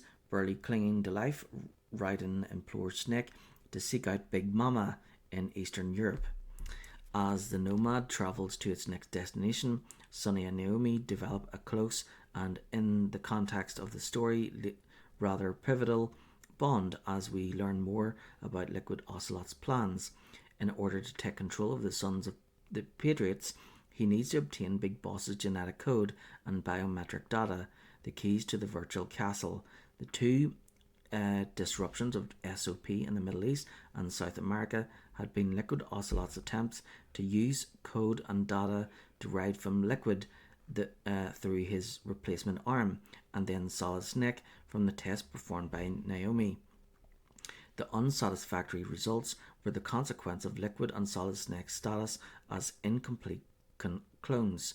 The modifications in fertility, a short lifespan common to the brothers, actually caused both attempts to fail, as only Solidus was an authentic clone of his father. To realize his goal, Liquid Ocelot needs to locate Big Boss's body, apparently maintained in an artificial coma as a biomort, at a secret location. Big Mama currently acts as its caretaker, and as Naomi divulges, their enemies know this and are already en route. In Eastern Europe, Snake trails a member of the local resistance forces and enters Big Mama's hideout. He discovers that she is in fact Eva, one of the Patriot founders, who first met Big Boss, then Naked Snake, while working as a Chinese spy over half a century before. Eva explains that Liquid Ocelot is waging a war to eliminate Major Zero, and that the Patriots are attempting to exert total control via a system of AI programs. GW believed defunct TJ, AL, and TR, the initials of the four American presidents represented on Mount Rushmore, all controlled by JD, John Doe, the master AI. Following the neutralization of GW on the Big Shell in 2009, these AI programs continued to monitor and filter the flow of information through world networks, from politics to finance, law to local social values, and latterly the war economy. Nothing escapes the attention of these indefatigable sentinels. However, GW was merely fragmented by Emma Emmerich's digital attack, and is now held by Liquid Ocelot. By using GW in conjunction with the data derived from Big Boss's body, Liquid Ocelot will have everything he needs to cross otherwise impenetrable security barriers and take control of the Patriot system. Despite Snake and Eva's best efforts, Liquid Ocelot succeeds in obtaining Big Boss's body, which is subsequently consumed by fire. Meryl's armed intervention with a large force of soldiers is for naught. Taking control of SOP, Liquid Ocelot locks the weapons of his would-be captors and, for that matter, of all troops other than his own worldwide. Few survive the resultant carnage as even vehicles fail to respond to the frantic interactions of their operators, and Liquid Ocelot calmly departs the scene of this grisly one-sided melee. Liquid Ocelot's control of the system is still limited, though. To fulfill his objectives, he must destroy JD with a sufficiently powerful weapon. With WMDs still locked away by the Master AI, he travels to Shadow Moses to retrieve the railgun from the remains of Metal Gear Rex, the one weapon outside of the system and within his grasp capable of destroying his intended target. With JD destroyed, control of the Patriot system would revert to GW and therefore Liquid Ocelot. In hot pursuit, Snake infiltrates Shadow Moses as he did 9 years before, but on finding Rex still lying as Snake had left it so many years before, he discovers that its railgun has already been removed. Snake and his companions therefore have no choice but to infiltrate Outer Haven, an Arsenal Gear style vessel that Liquid Ocelot had previously seized from the Patriots. Only by destroying Outer Haven's central server, home to GW, can Snake prevent his adversary from achieving his goal. After a withering series of ordeals, an exhausted Snake escorts Metal Gear Mark III to Outer Haven's server room and enables Otacon to upload the virus initially developed by Naomi and later completed by Sonny. Surprisingly, though, the virus does not focus exclusively on GW and spreads to the rest of the system, even affecting the central AI, JD. As Snake lies gravely wounded, fatigued beyond rational measure, alive through sheer brute force of will, he witnesses a recording incident in the virus code by Naomi. In it, she reveals that she designed her virus to destroy all of the AI programs. The Patriots, she explains, were planning to extend their control network to govern not just soldiers but all mankind.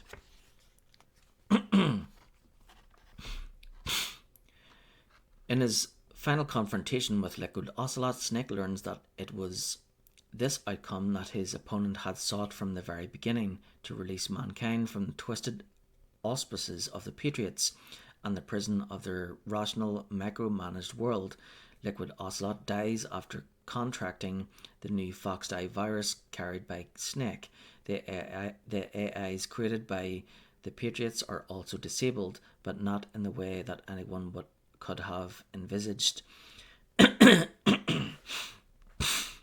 a touch of precocious genius, Sonny had altered the virus to destroy the control system, yet leave all processes that administer vital elements of society's infrastructure, energy, transportation, communications, etc. intact. With the death of Major Zero and the AI programs that were to succeed him, the Patriots and their ideals of standardization and social control are no more.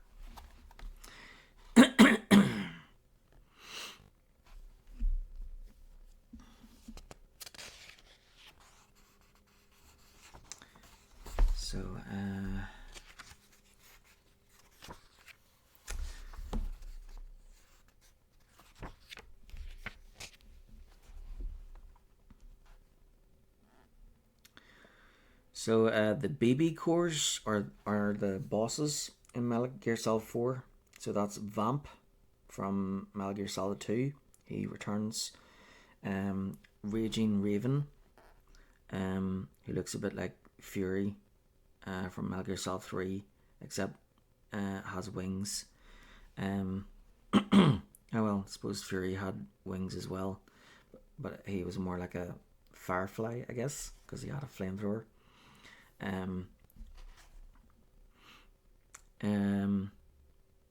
Screaming Mantis, Crying Wolf, and Laughing Octopus. Reconstruction. Ultimately, the story of Metal Gear Solid 4 is the conclusion of a vast conspiracy through which Ocelot and Eva, with Naomi's help, exact their revenge on Major Zero and open the doors of redemption for themselves. We should be under no illusions as to the true role of Ocelot from the very start. As Big Boss reveals, in order to fool the system, Ocelot used nanomachines and psychotherapy to transplant Liquid's personality into his own mind. He used hypnotic suggestion to turn himself into a mental doppelganger of Liquid, foreseeing every step Snake would make, every likely outcome. Ocelot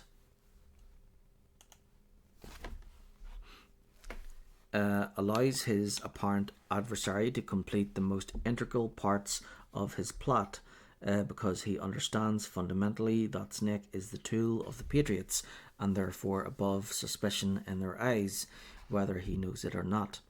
The evidence that underlines Snake's status as an unwilling agent of the Patriots is abundantly clear. Drebin, of course, is a Patriot employee with a clear assignment to assist Snake whenever necessary.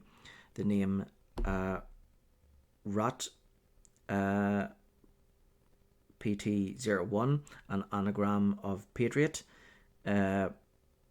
should leave no uncertainty as to the true benefactors behind Merrill's Special Forces team. Snake is the weapon wielded by the Patriots in the fight against Liquid Ocelot, and the new Foxdie virus injected by Drebin, a bullet with Ocelot's name on it. Ocelot knows that the only way to bring down the Patriots is to infect the central AI, JD, with a virus. However, there are prerequisites that must be met for this plan to work. One, that the virus code be of a sufficiently high standard, and two, that he have access to a system protected by an unprecedented degree of security. Naomi creates a first draft of the virus but is unable to complete it. Ocelot therefore consents to her apparent escape in order to deliver the code to Sonny, a child prodigy with a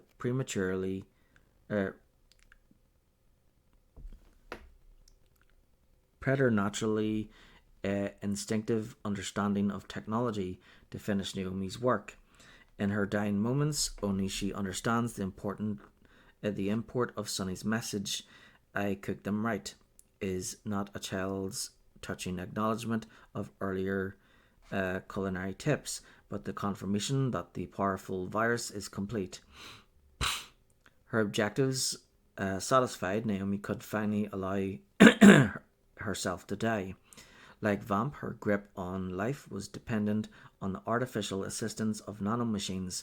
Once this was removed, she, like Vamp, exhales her last suddenly visible breaths in the cold Alaskan air before succumbing to the effects of the cancer within her. Well, this is dark. As for how to deliver the virus into the heart of the Patriots AI system, Ocelot knew that the only way to break through its security was to use a unique key, the genetic code and biometric data of Big Boss. In actual fact, the body seized and then burned in Eastern Europe is not that of Big Boss, but Solidus, the only one of the three brothers to be an exact clone. Observant viewers may have noticed that this is foreshadowed long before the actual revelation by the fact that the eye patch is on the body's left eye. Big Boss, of course, lost his right eye. The rest of the story is a series of deceptions designed to drive Snake ever onwards and allay the suspicions of the Patriot AI systems. Ocelot, despite the presence of Liquid Snake within his consciousness, has no intention of using the railgun retrieved from Metal Gear Rex. Neither does he truly plan to become leader of the Patriots himself, despite his assertions to the contrary. Ocelot simply wishes for an end to the Patriots' control system and leads Snake, their trusted yet unknowing tool, to become the agent of their ruin. For greater verisimilitude, at no point does Snake enjoy an easy ride.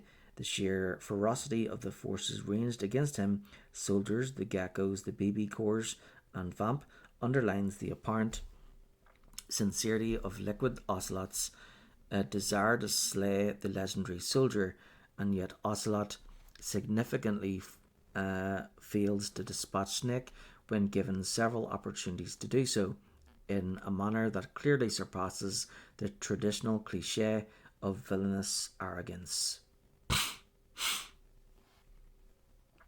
Ocelot, then, is not a nefarious figure, a tyrant seeking endless power, but the mastermind behind a plan to break the authoritarian web that the Patriots were weaving over the world.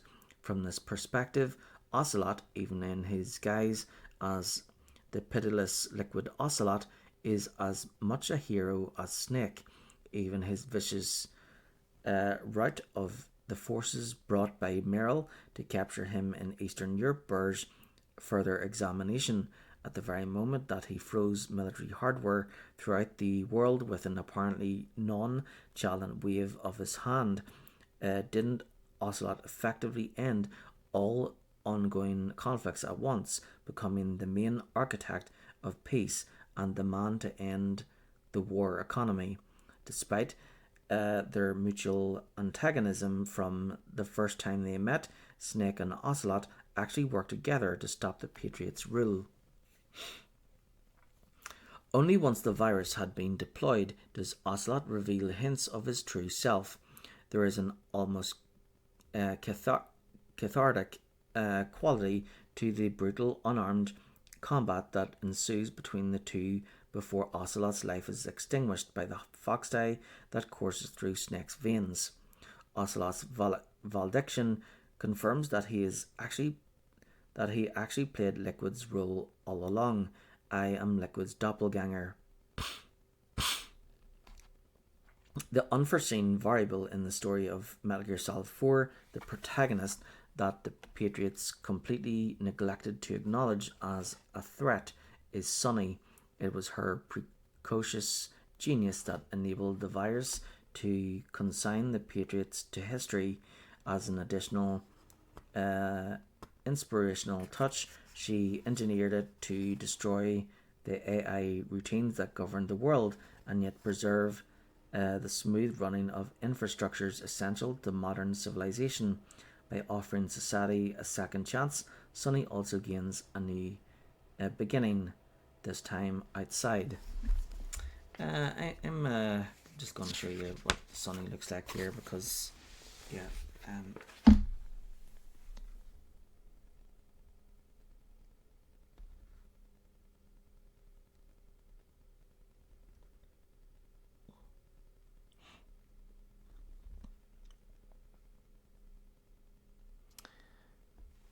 so as you can see, Sunny is like 6 years old. So, like, what?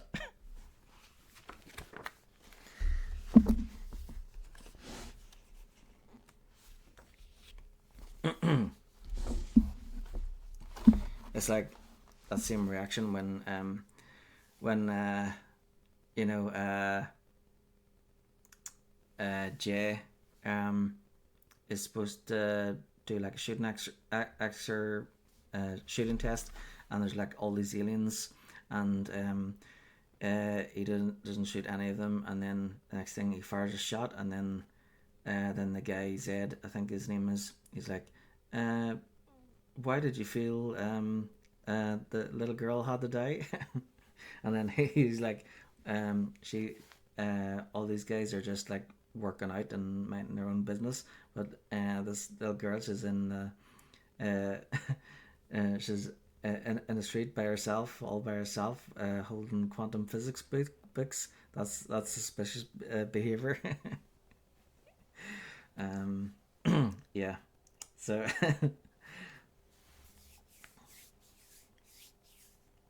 these books are way too advanced for her. Yes, exactly. I was like, so she's only like 6 years old, but she can cook, and like she's like a genius and everything. Like, what?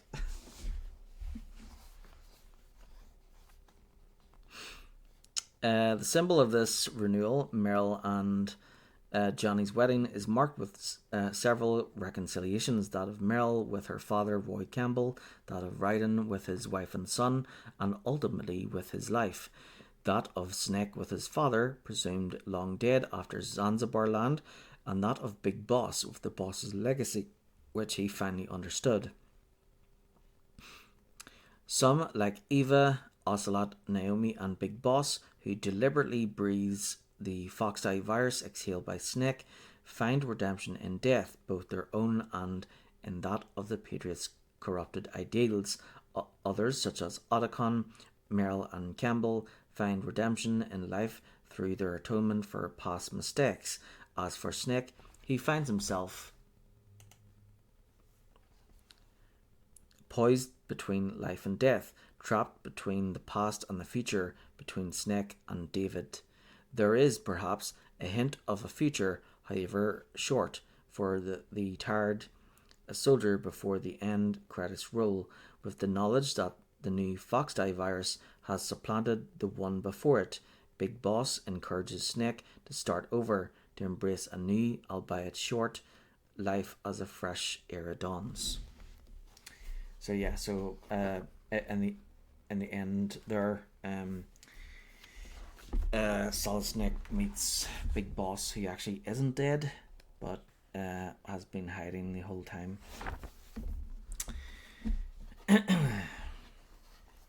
And he meets up with Snake at the very end in a graveyard with Major Zero, I think, and yeah, Big Boss knows that Solid Snake has the Foxdie virus and goes near him on purpose to breathe it in and allow himself to die. But then, yeah, Solid Snake, he doesn't have very long left, so yeah, yeah.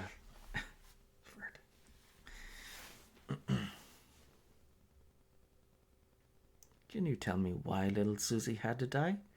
Honestly, laughed out loud at that scene. Yeah.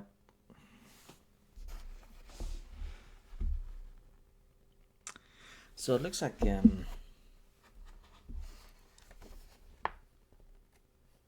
yeah, this one doesn't mention there being two big bosses either.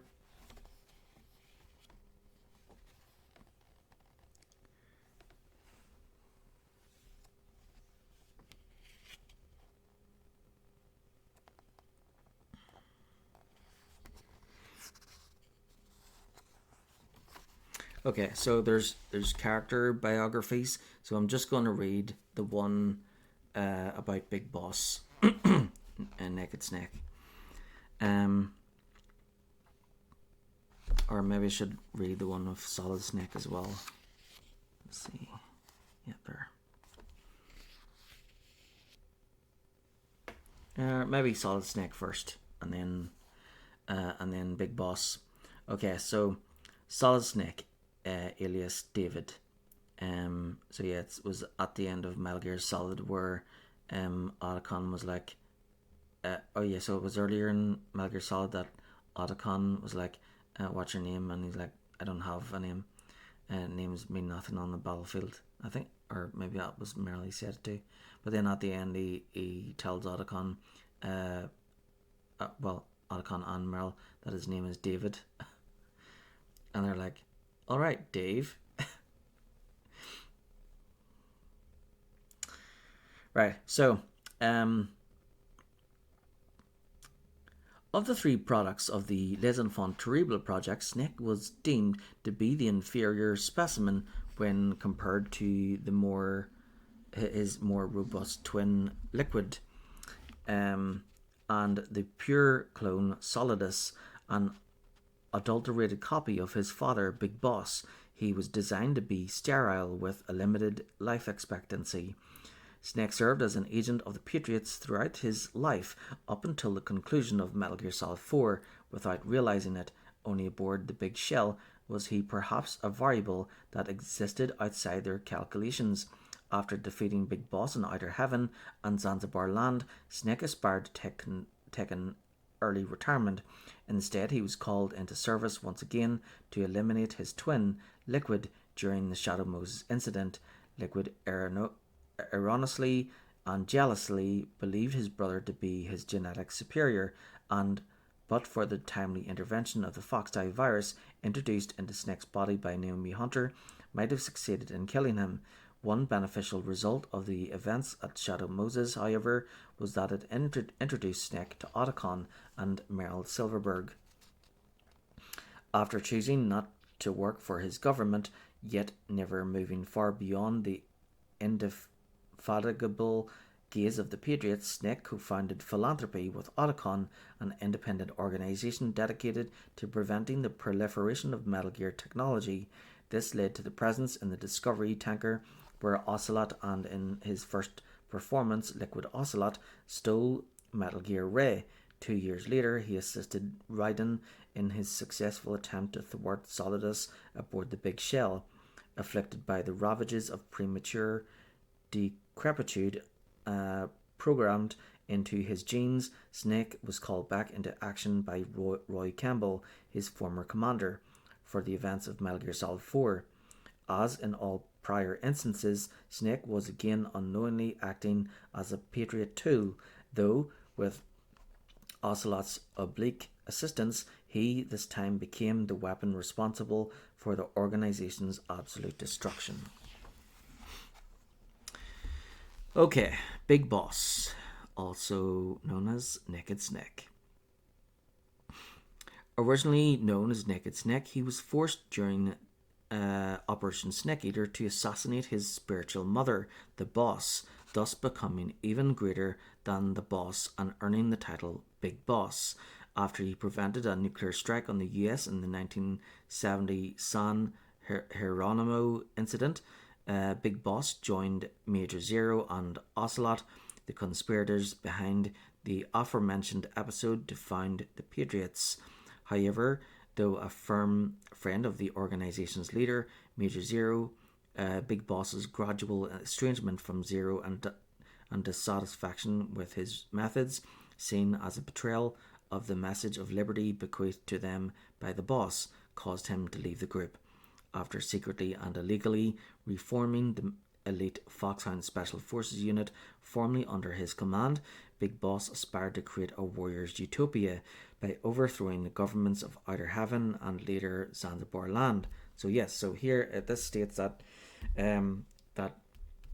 so even with Metal Gear Solid 4, Metal Gear Solid 4 states that that's the same person. So Naked Snake becomes Big Boss, and then Big Boss is so Naked Snake is the one and only Big Boss, and he is the one that's in the first game and returns in the second game.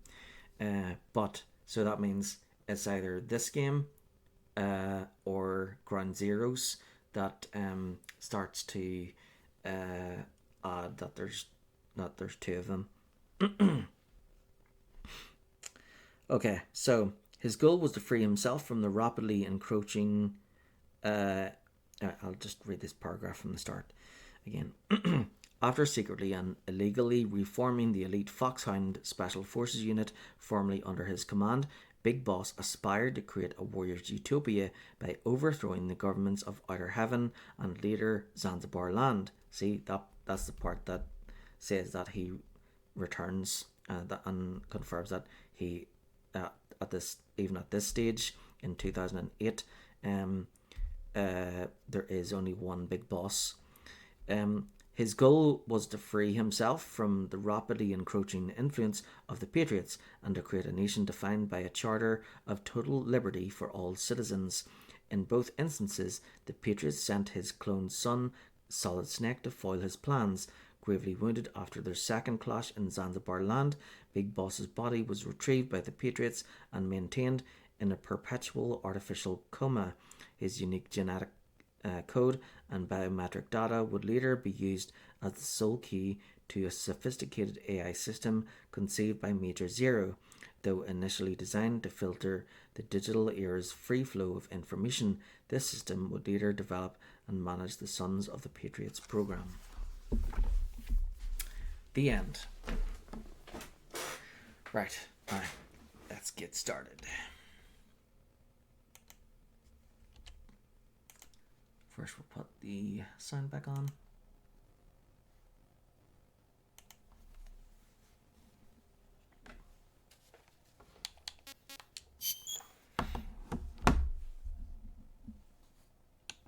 Okie dokie.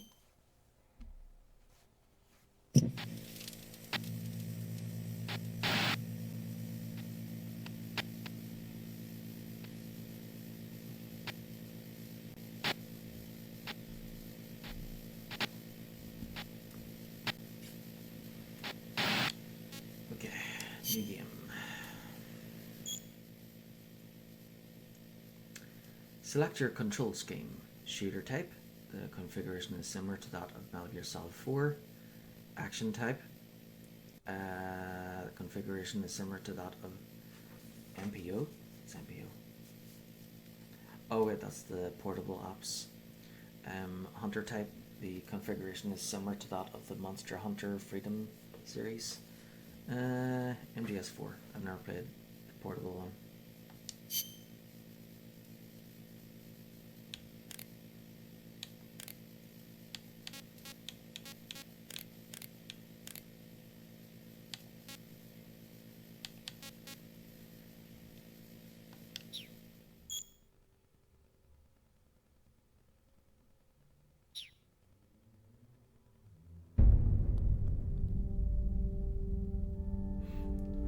The year was 1964. The world was firmly in the grip of the Cold War, divided into East and West. One of America's heroes had defected to the Soviet Union.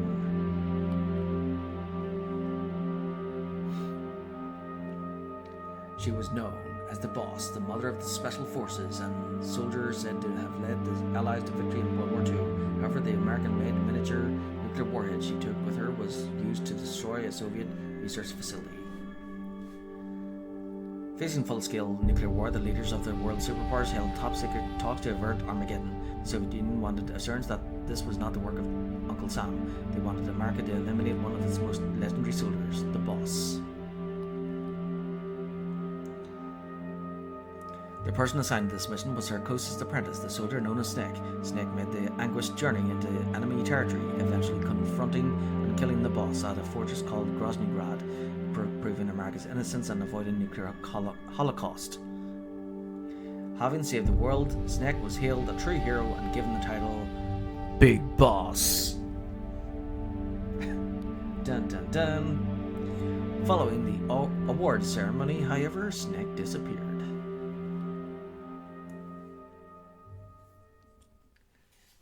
His name is not Snake, it's Pliskin. Just kidding, Big Boss. An Escape from New York. It's Snake Pliskin. So if they call him Snake, and they call him Pliskin, they make him Snake.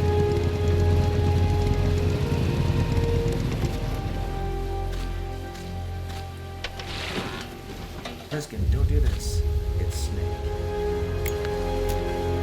Snake, don't do this. It's Pliskin.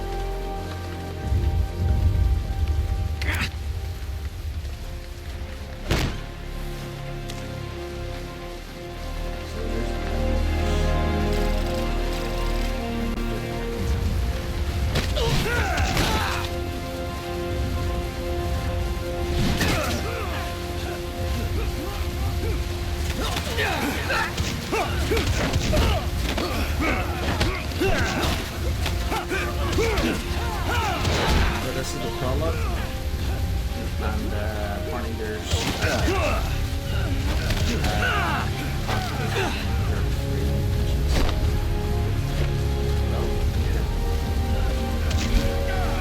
Boss!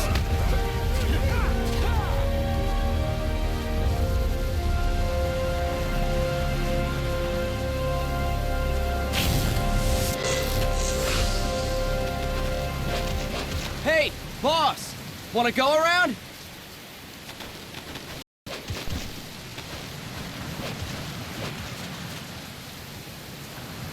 Let's start it.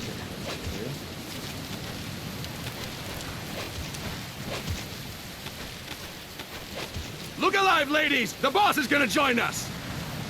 Show him how it's done, boss! Your first priority in enemy territory is knowing your surroundings. Your life depends on where you are looking and how fast you can identify your targets. Therefore, you must first master moving your line of sight. To move your line of sight, use the right stick. Now when I give you an order, look in that direction. Look up! Good! Look down! Good! You should be familiar with the up and down controls now. Press the action button if you're ready to move on.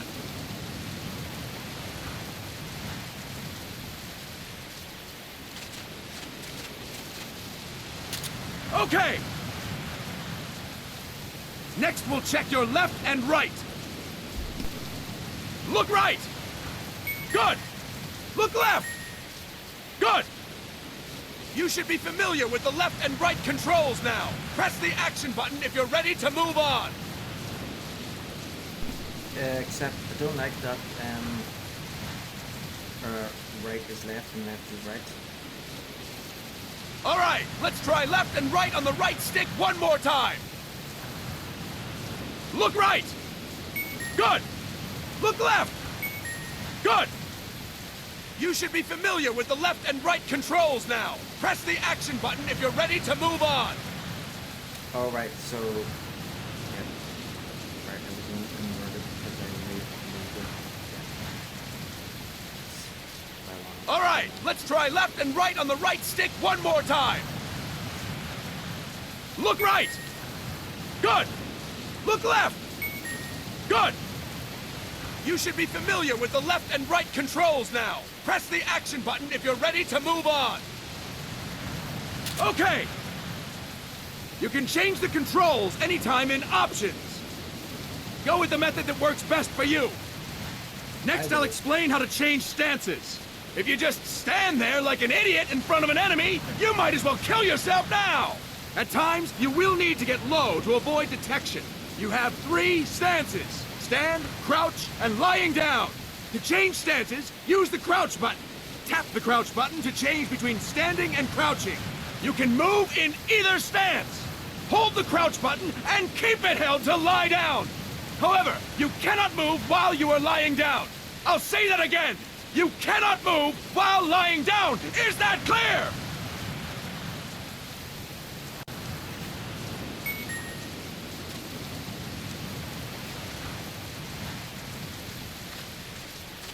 Good! Next, we'll work on your movement. Use the left stick to move around. Tilt it a little to walk slowly, tilt farther to run. Decide which to use based on your situation. Remember that your footsteps are louder when running, making you easier to discover. Be careful!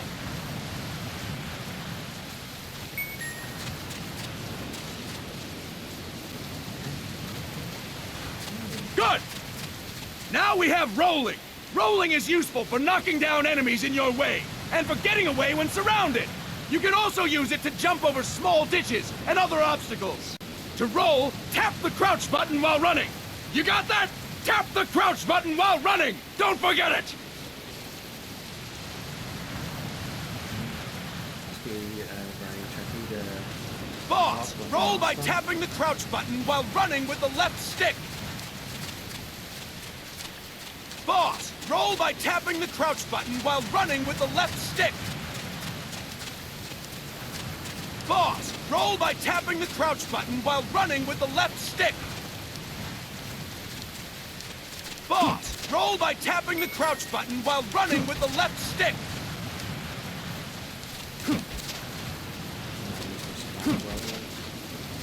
That's it! Next, I will explain how to attack without gunfire. You may run into an enemy unexpectedly. You may not have a weapon on you, or you may be out of ammo. You'll still need an effective attack strategy. One well-placed strike and the enemy won't know what hit him. To strike an enemy, press the attack button while standing still. On my command, press the attack button repeatedly and take down your opponent. Go! I'm ready, boss.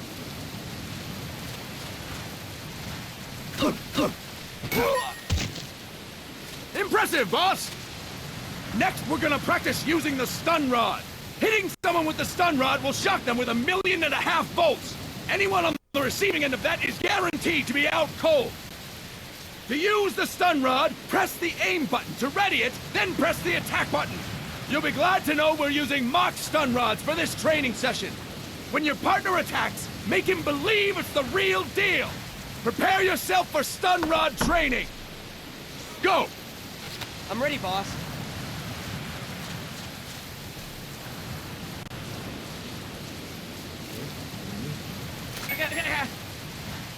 Fine work, boss!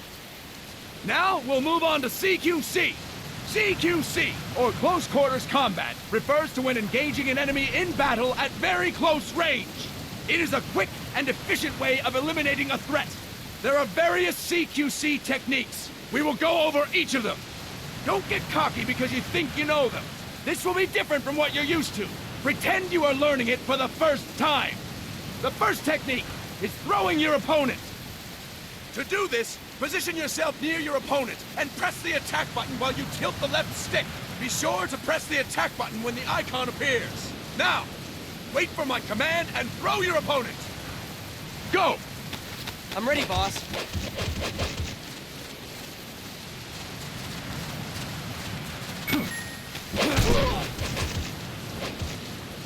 Fine work, boss! Next, I'm going to teach you how to restrain an opponent close to you. This is a cornerstone of CQC. Grab hold of an enemy, and the bastard's life is in your hands. What you do from there is up to you. Just know that if you restrain him for too long, the average person will most likely pass out. Something to keep in mind. Let's begin. To restrain your opponent, hold down the attack button while near them. Restrain your opponent on my command. Go! I'm ready, boss.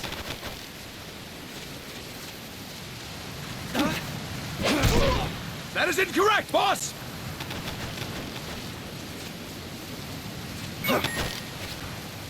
Impressive, boss! Now we will throw your opponent after restraining them. To throw an enemy to the ground, press a direction on the left stick when you have them restrained. Restrain your opponent and throw them on my command. Go! I'm ready, boss.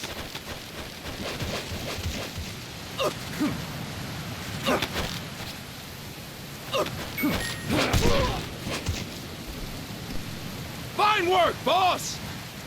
Now we will try CQC against multiple enemy opponents. You can also take out a group of enemies by throwing an opponent you have restrained. First, restrain an opponent by pressing the attack button near them. Then, tilt the left stick to throw them. By tilting the left stick toward other enemies, you can send your captive flying straight into them. On my command, restrain and then throw your opponent. Go! I'm ready, boss.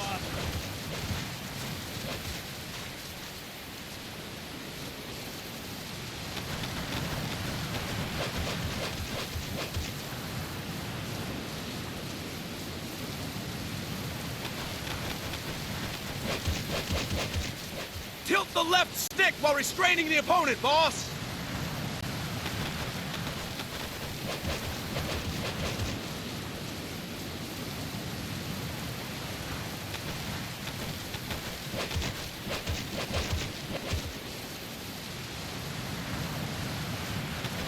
I'll explain it again!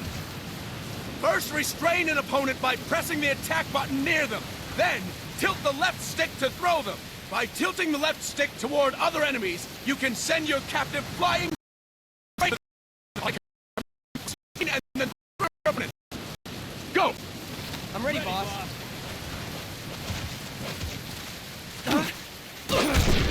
That is incorrect, boss!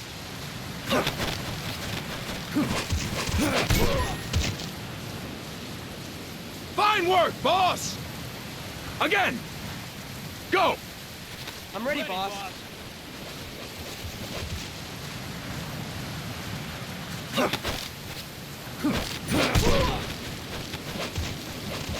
That is incorrect, boss!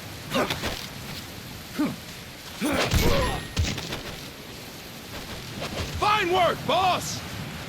All right! Why don't we do something special since the boss is here? Anyone who feels like getting their ass kicked, step forward. Don't hold back, boss! When you're surrounded by multiple enemies, you'll have to take them on one after the other.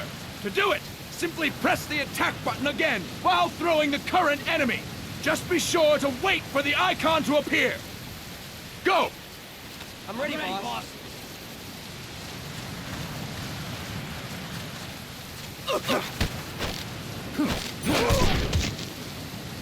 Boss! Press the attack button when the icon appears!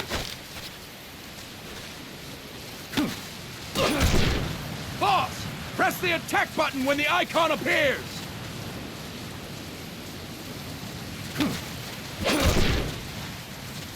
Boss! Press the attack button when the icon appears!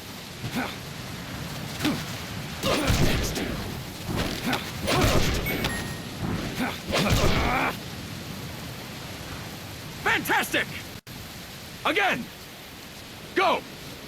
I'm ready, boss.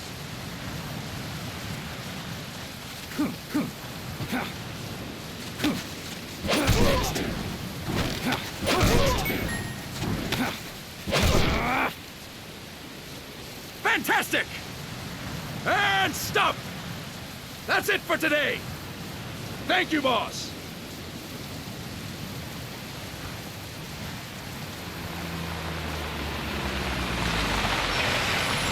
Snake!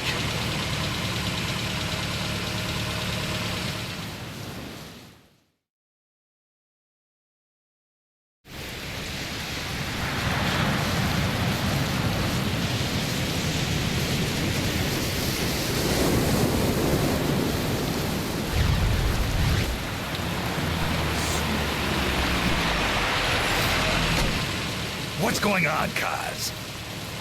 We've got guests. Time to move. Don't worry, it's not our friends from Langley.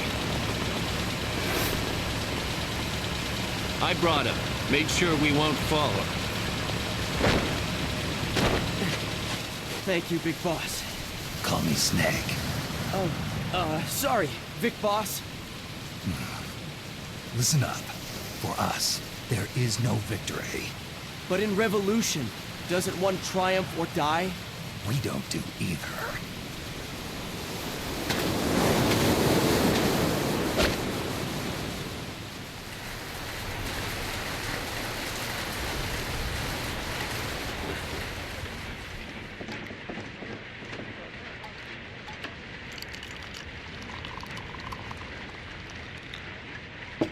Here. Ah, thank you.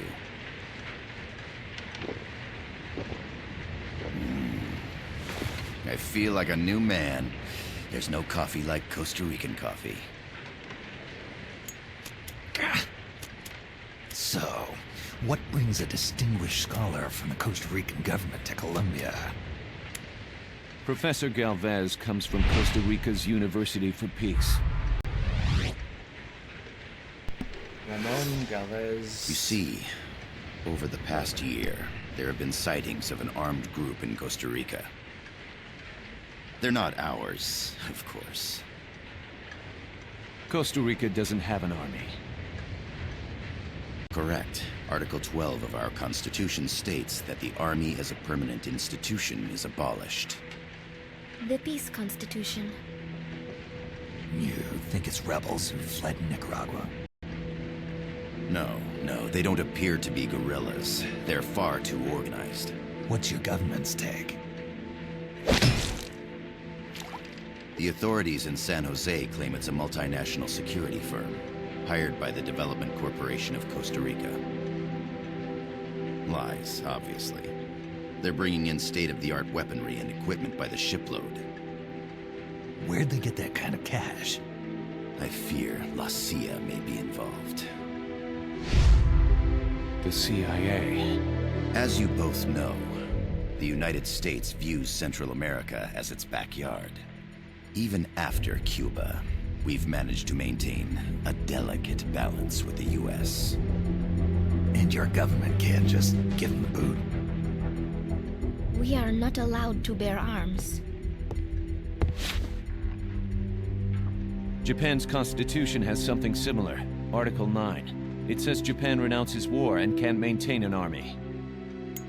I understand that you and your men have neither state nor ideology, that you will fight any foe. Please, you must drive them out of our defenseless country. We come to you, the Militaires Sans Frontières. So, you want to hire us? Yes, as our deterrent. We can't afford to pay much, it's true. But we can offer you this. A forward operating base. An offshore plant in the Caribbean. Sounds pretty good to me. This place is becoming a mess anyway. Snake, we need someplace we can settle down. The government's agreed to cooperate. Unofficially, of course. A chopper for transport would be nice too. I'll see what I can do. Hold it. You seem to think we're just a pack of dogs of war. Is that right? Yes, that's what I've heard. You're an army without a state. No, we've only left our countries behind. Please, you must help us. If your suspicions are true, force isn't going to do any good. You'll have to find a political solution. The government's hands are tied. Go back to your bosses in San Jose. Tell them if they want, I'll introduce them to a negotiator I know. No. I'm not here on their behalf. So, what are you doing here? For over 20 years, I've preached the virtues of peace at multiple universities. Tonight, I stand before you as an educator. This is my student. She came to me to study peace. Her name is Paz. Paz Ortega. Paz Ortega Andrade. Paz. Power Strong? Peace. Not the girl that is... No kidding. That's my name too. Kazuhira. It's Japanese for peace. Pleased to meet you, Paz. Call me... Kaz. And also a major Zionist.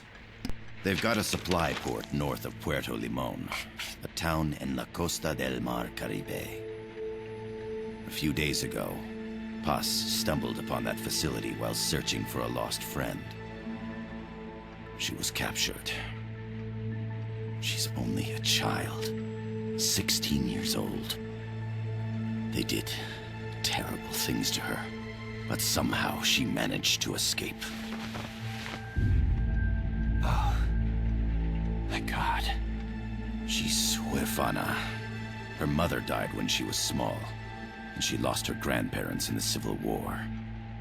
She hates war with a passion like no other. My name is Paz, and I will do anything to protect my namesake. It is my one and only purpose. Please, get them out of my country. Make them leave Costa Rica. Sorry, kid. We know who you are, Big Boss. That is why we've come to you.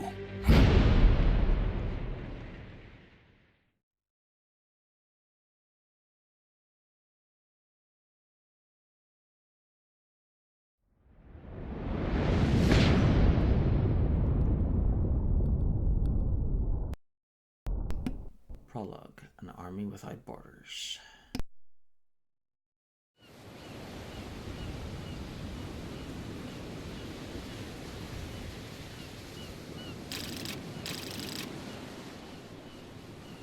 Miller here. Do you copy, Snake? I see you've landed. That makes one giant leap for us. I'm sending this from the offshore plant, our mother base. The signal is unidirectional. I'll be giving you commands and advice through this channel. Keep your headphones on at all times and pay attention. Also, make sure no one else can listen in. Snake, are you clear on the controls? Take a minute to refresh your memory. Use the left stick to move. Use the right stick to adjust your view.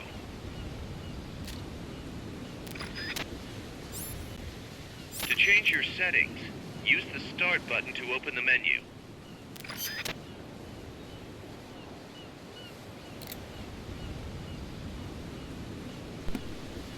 so we got area map, region map, Playa del Alba. You know, Alba is this is Spanish, like, but Alba is Scottish Gaelic for Scotland.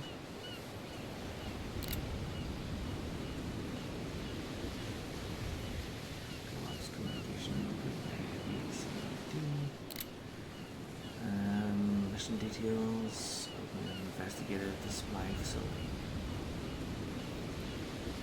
Infiltrate the supply facility at Puerto del Alba, the coastal port where Paz was imprisoned, and obtain intel on the basis of the armed group occupying Costa Rica. Snake armies.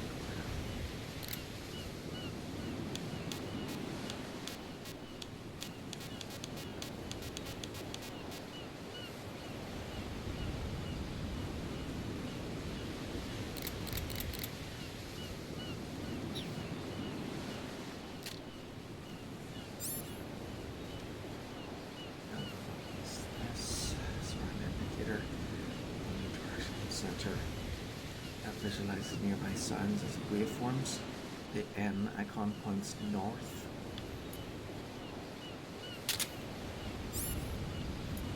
Glad it doesn't have batteries. Rations and markers.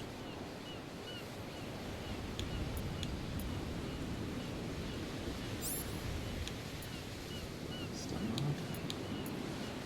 22.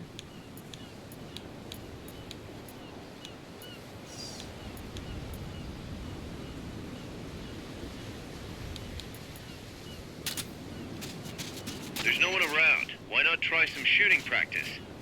Select a target and squeeze off a round or two. Press the X and B buttons while holding RB to switch weapons. Ready your weapon with LT, then press RT to fire. How about a little shooting practice? Try hitting a coconut.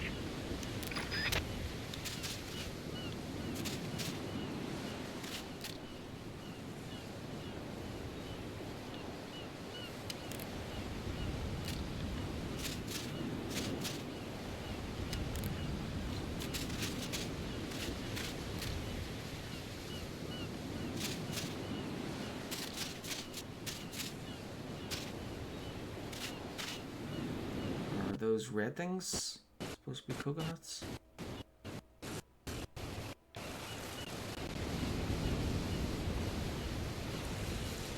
That's it. He said that's it, so I guess so. But I've never seen a red coconut before. It's weird.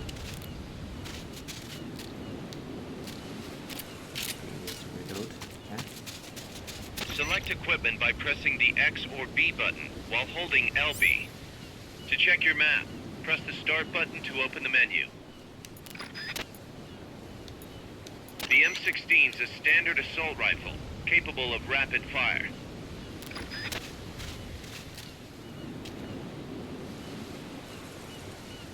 That's right.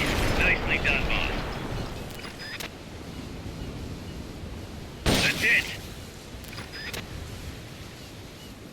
That's right. Nicely done, boss. Looking for a razor or something? Good job, boss. Nice shot, boss. Can I get some extra money, boss? Grenade, fragmentation grenade, unleashes explosion.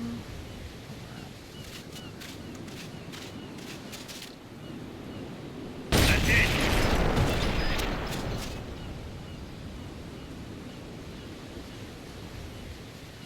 That's right. Nicely done, boss. That's it.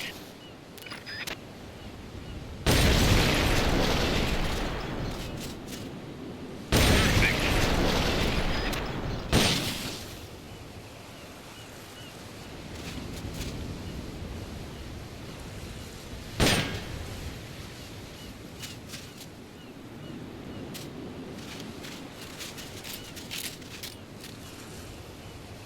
That's it.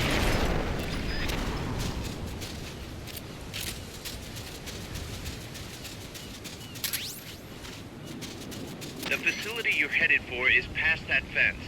A grenade should be able to take out that gate. Grenades explode. You throw them, Snake? Use LT to ready throwing weapons. Once you've readied the weapon, throw with RT. When using throwing weapons, hold the attack button down longer to throw farther. You won't throw the weapon until you let go of the button. Really? Thanks for the info.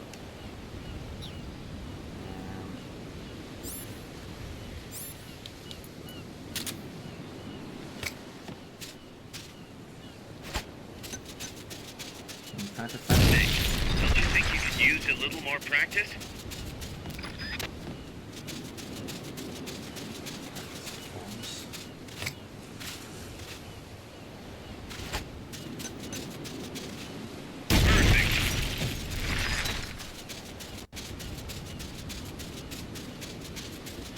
Not enough room, huh?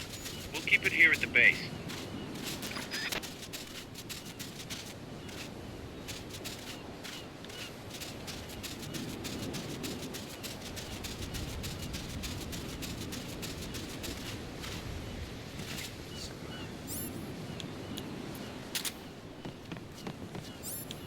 To use the stun rod, first unequip any other weapons, then ready it with LT, and strike with RT.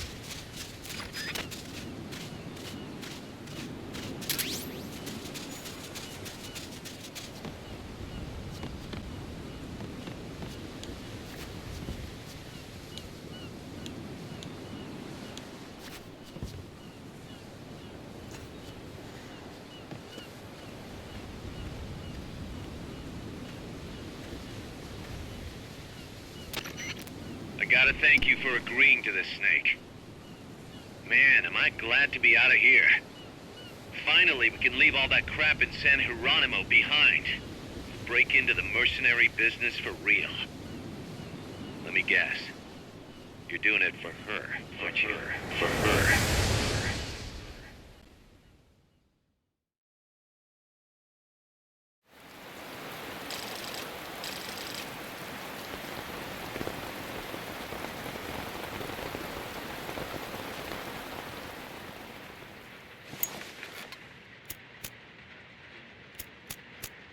Are they still here?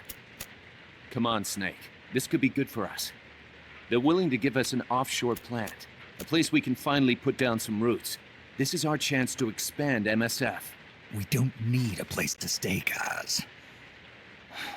We're nomads. We always will be. What? You'd rather keep wandering from conflict to conflict? Tools in the hands of whoever's fighting at the time? The second we settle down, who's to say we won't become the warmongers? Listen to me, Snake. We're not mercenaries. We're not a foreign legion. MSF's a business. A new kind of business.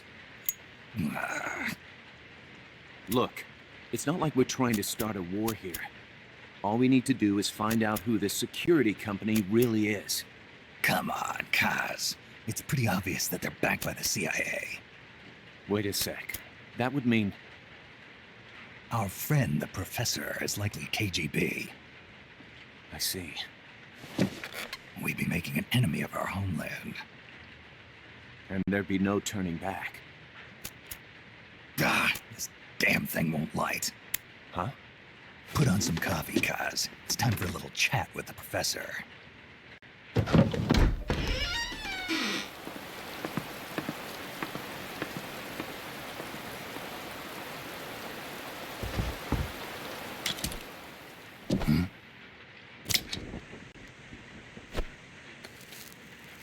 collect.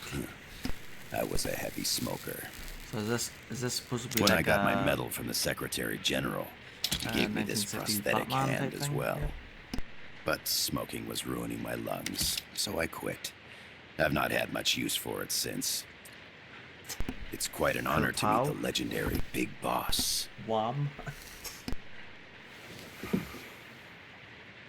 That's just a code name the CIA made up. Then perhaps I should call you John. I don't have a name. You stopped using that code name you liked so much 10 years ago. What about you, comrade? What do they call you back at Center? Well then, Allow me to get straight to the point.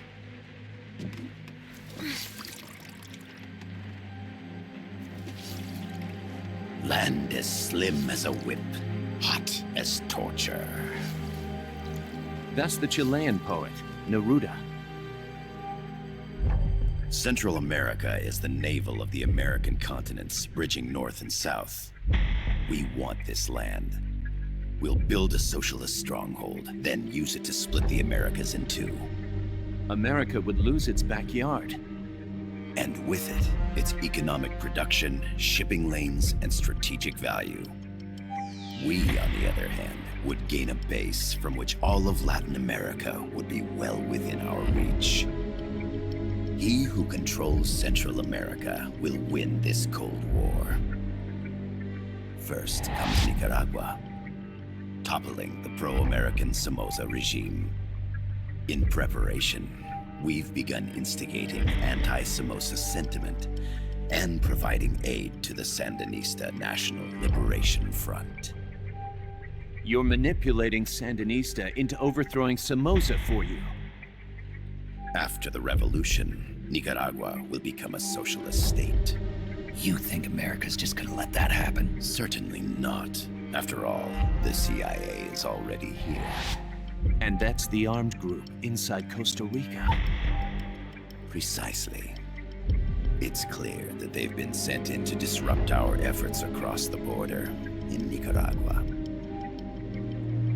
Simply put, the army now stationed in Costa Rica is CIA capital. But it's more complex than that. The CIA's got something else planned as well. What? That is the million-dollar question. Big Boss, we want you and your unit to find the answer. Infiltrate and investigate the facility in La Costa, where Paz was imprisoned. Learn all you can of their operations. Then, drive them out of the country.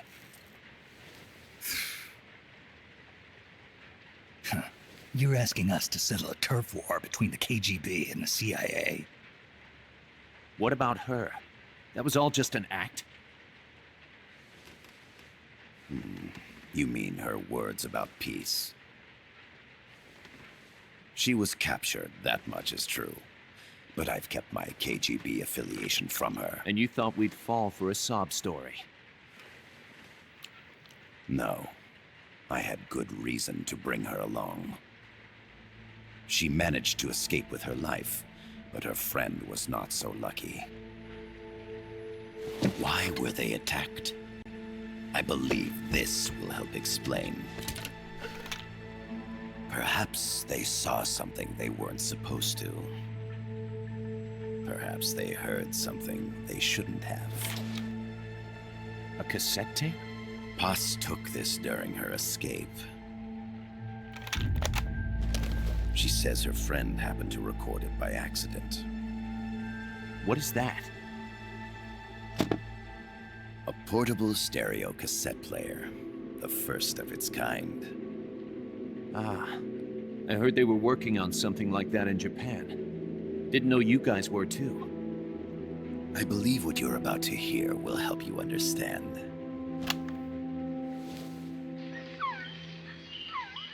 What is that? A Quetzal? The phoenix bird. Paz's friend was researching birds. Well, she I went think out into Sonny the is jungle to record definitely bird Japanese. calls and stumbled upon this.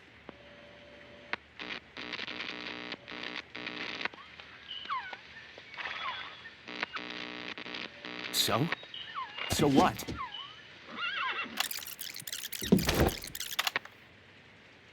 Now it gets interesting. Poisonous. I need to get rid of it. I chase it back to its nest. You can't. The snake's too vicious. It's all many people. I chase it away. It will bite you unless you kill it. Go home. Boss. Voice print analysis confirms that this voice is indeed that of the legendary hero and criminal, the boss. What? The other hasn't been identified. Female in her 30s with a British accent. The song playing in the background was a hit in 1973. What's it going to be? Loyalty to your country or loyalty to me? Your country or your mentor? Your mission or your beliefs? I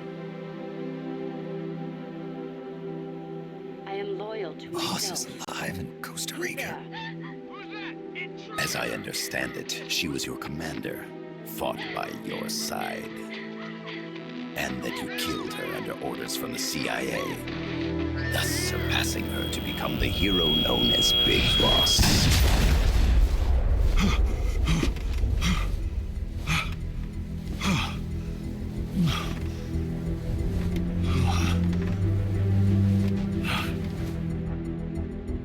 Well, what'll it be? Will you take the job? Snake, it's gotta be a trap. So you still can't turn your back on your country? Then I suppose you won't need this.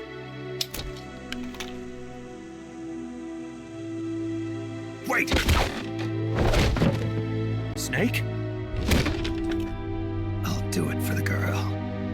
For Paz. Okay. For peace, then.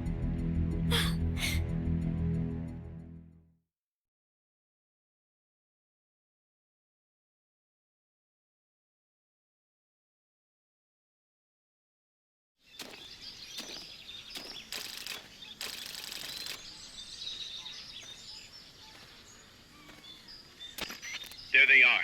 CIA mercs. Snake, you've got to get past them undetected. Avoid combat whenever possible.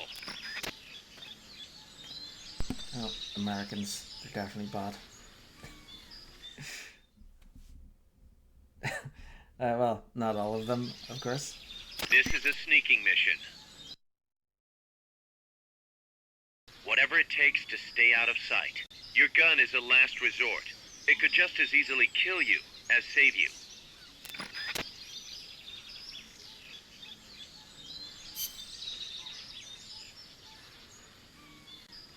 Okay, be right back. Going through the loo.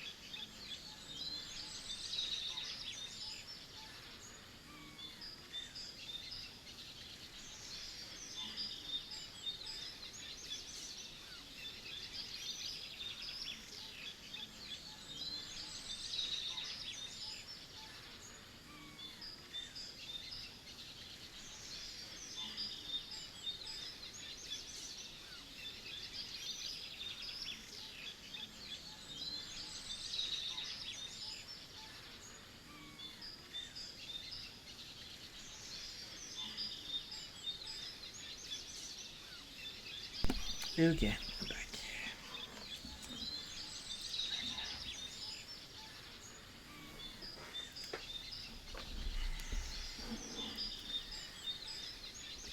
Right.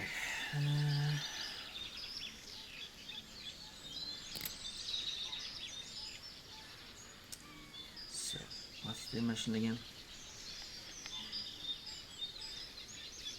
Okay, get over there. Oh, right. Let this sneak past him.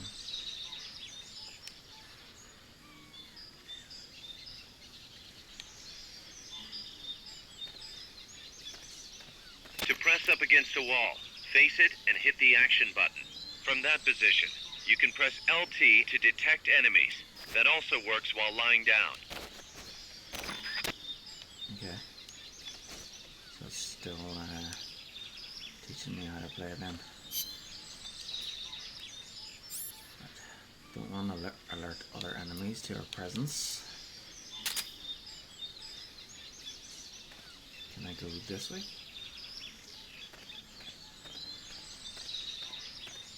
The indicator in the upper right serves as a compass and shows sound sources. Pay attention to your surroundings.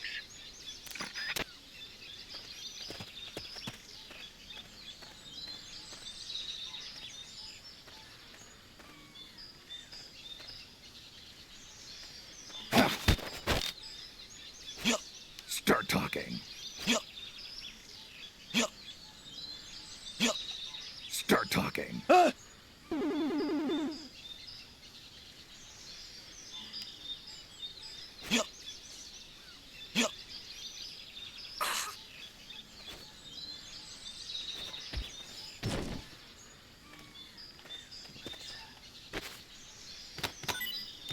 No, don't wake him up.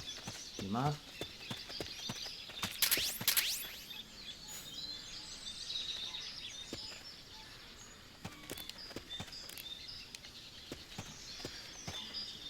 Alright, so that's not the drag. How do we drag his body? When you clear the jungle, you'll be there.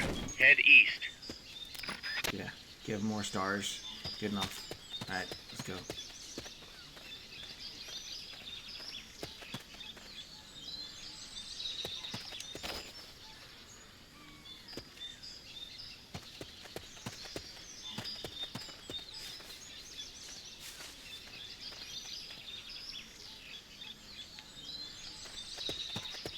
The percentage in the upper right is your camo index.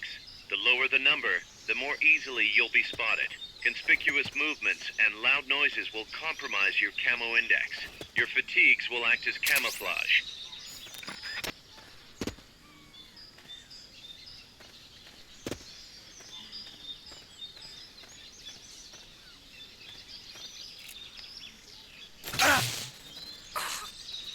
Nighty night. Make your way east.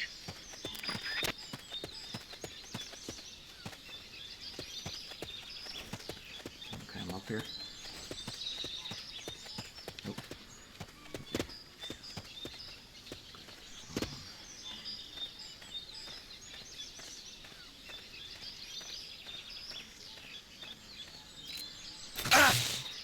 Sleep tight.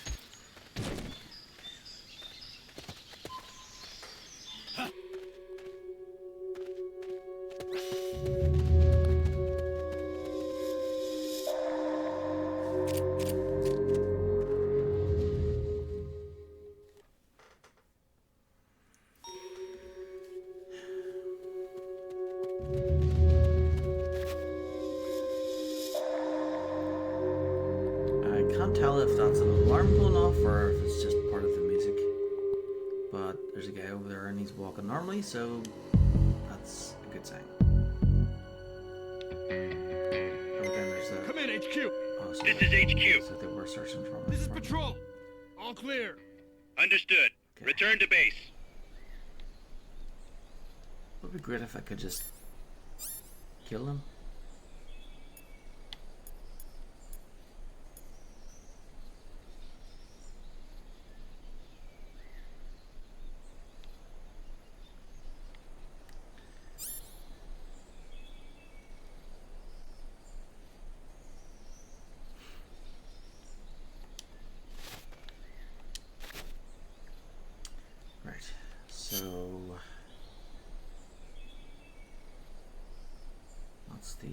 objective.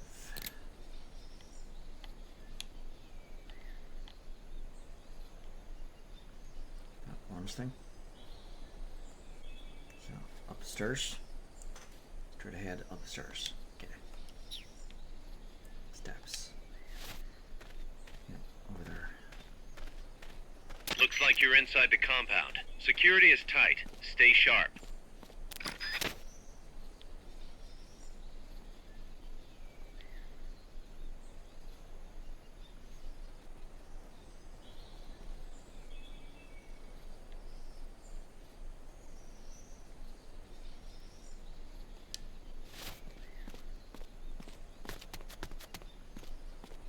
Anyway, we can use a cardboard box.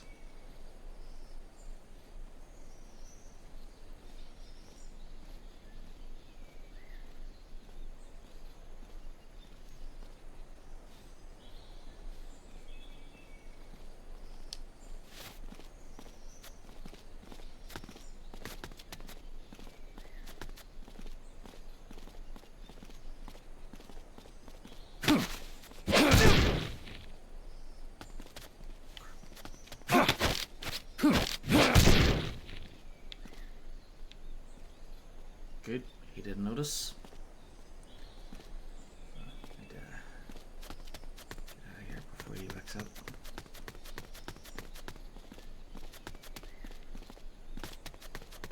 Hey! Is somebody there? Nope. Just your imagination.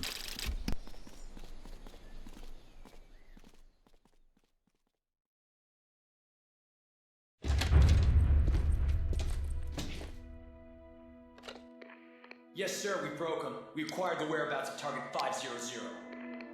Acknowledged. Spears are loaded.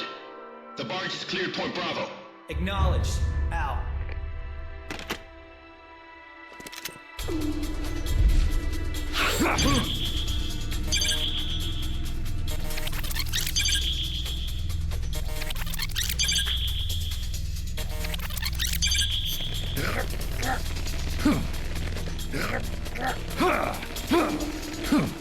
Freeze! The cargo. Where's it headed? What is it?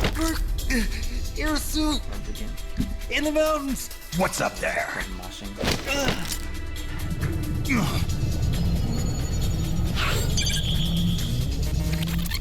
Freeze! The cargo. Where's it headed? What is it? Air suit in the mountains. What's up there?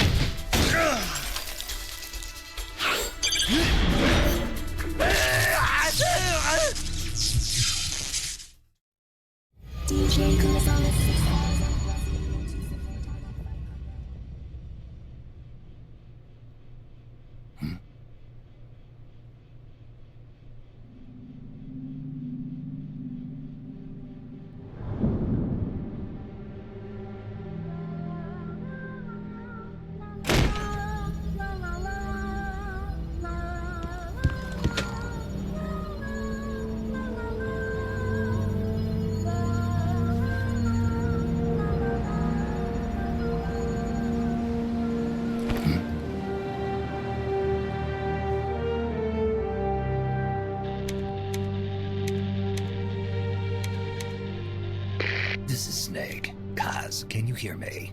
Loud and clear. You found a radio. It's got a circuit that reverses the audio phase. Let's switch frequencies from time to time, just to make sure we're not detected. I found a map of their bases. The cargo's heading from the marshes west towards Irasu. Nice going, boss. Kaz, this place is full of film badges. Dozens of them. Film badges? Like the ones used to measure radiation exposure? The radio man was wearing one. And whoever he was talking to called the cargo Spears. Wait, that would mean... Nukes. They're bringing nukes into Costa Rica. Holy Mother of God.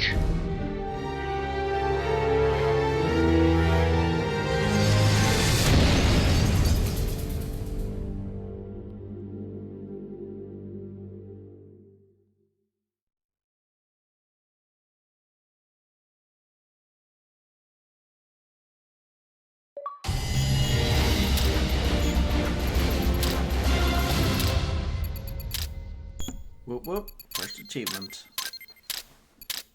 An army without borders. Okay, hold up. So that's the first mission done. Okay, how do you get the... Is it? Yes, great. Okay, so edit and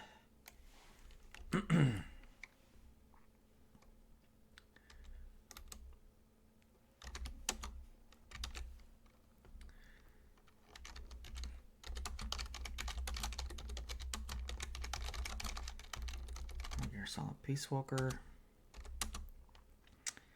an army without borders.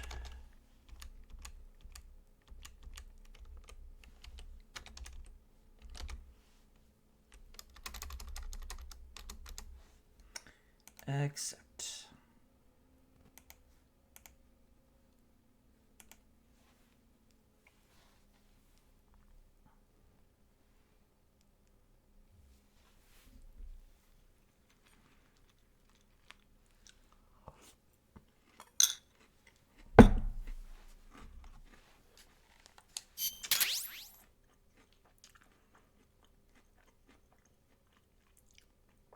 Obtain design specs for the following weapon / item. M1C design specs rank 1. Alright, and then I should mark that mission as done.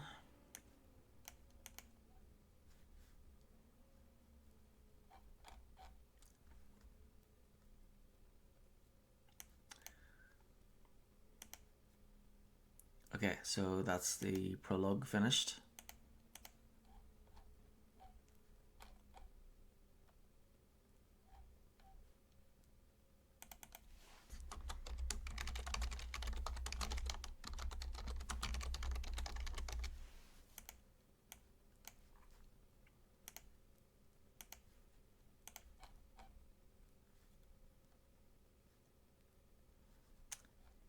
Okay. Save.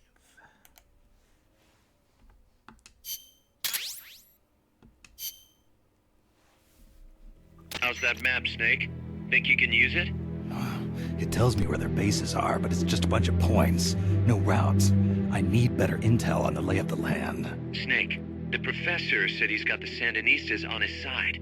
Said you should get in touch with the FSL and Commandante. Do they know they're backed by the KGB? Nah. As far as they know, they're really fighting for the revolution. The KGB is staying behind the scenes.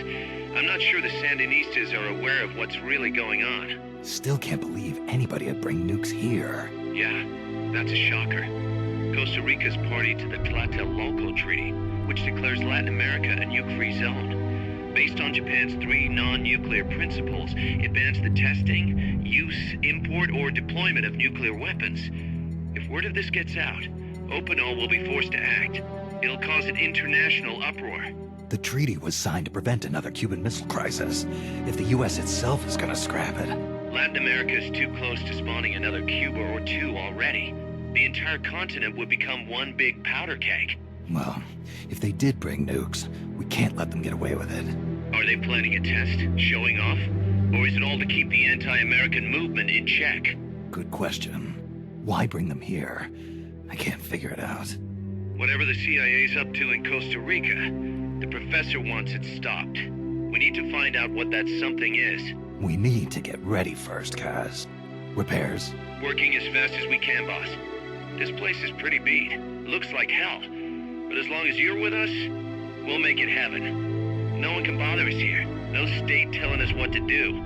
This is the MSF's haven, our mother base. And with this foothold, we'll back you up even better than before.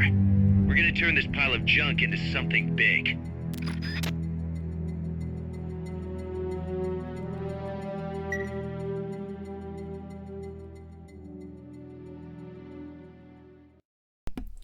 Pause Ortega.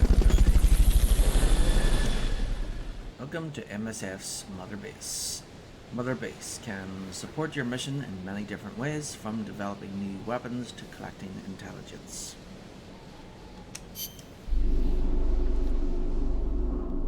Okay. Staff roster and forum teams.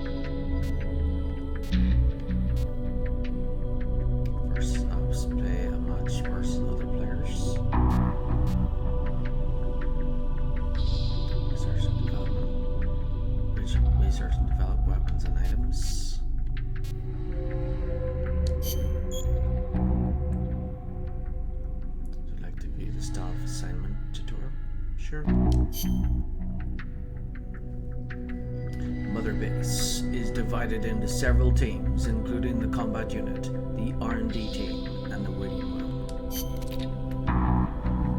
Assigning staff. By dividing your staff between the teams and raising each team's level, you will be able to develop new weapons and items over time.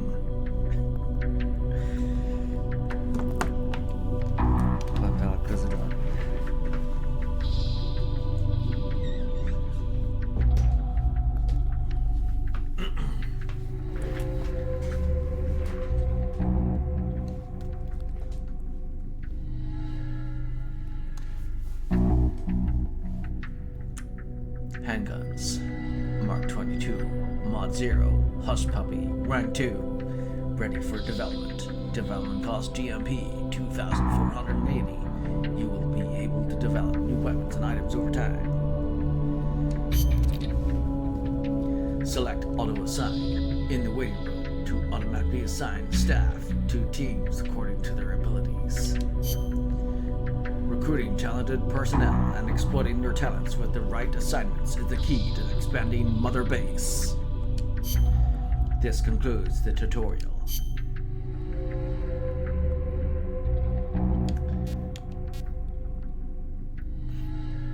So what?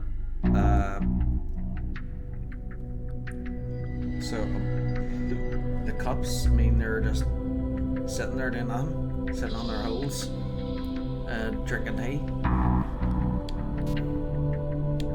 So we got Miller, Eagle Ray, Cabbage White, Peccary, Ostrich, Frill Shark, Bobcat, Bobcat, isn't he isn't that the guy from Police Academy? Alligator, Lobster, Bluegill, Magpie, Rhinoceros, Moonross, Lungfish, Koi Poo, yeah, Auto Assign. Are you sure you want to automatically assign staff in the waiting room to a team? Yep.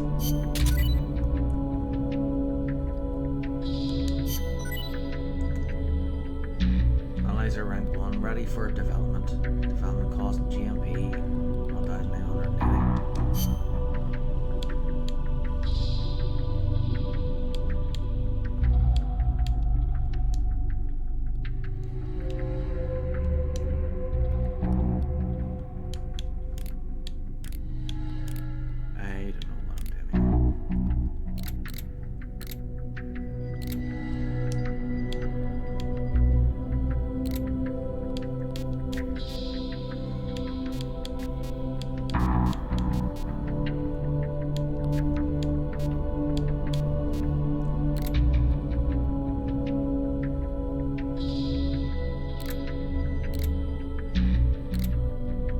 Alright, so they were all previously in the waiting room because I've auto-assigned them.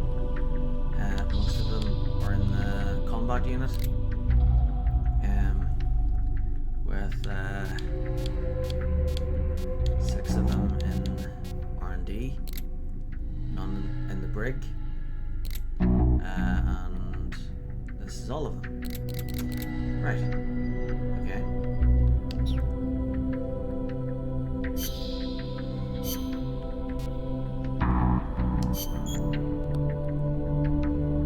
Would you like to view the tutorial on how to develop weapons and items? Yes. With Mother Base, you can develop new weapons and items for use in missions. This icon shows that you are able to start developing weapons and items. However, to do so, you will need the amount of GMP funds displayed. Be careful, if you run out of GMP, development may come to a halt. More powerful weapons and items will make difficult missions that much easier. This concludes the tutorial.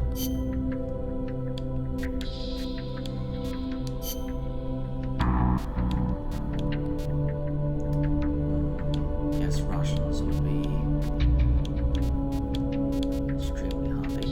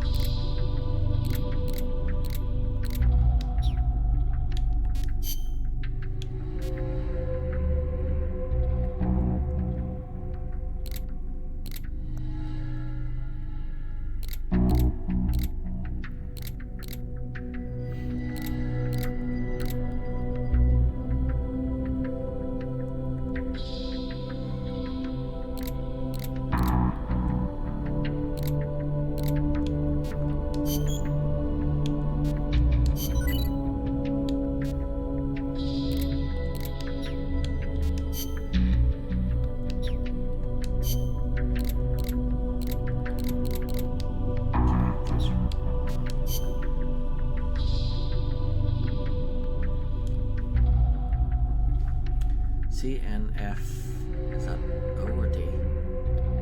D. TL, a duck.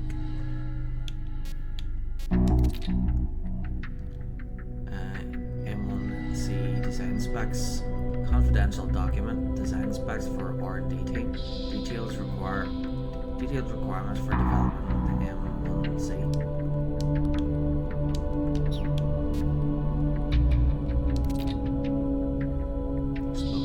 Design specs. Nice.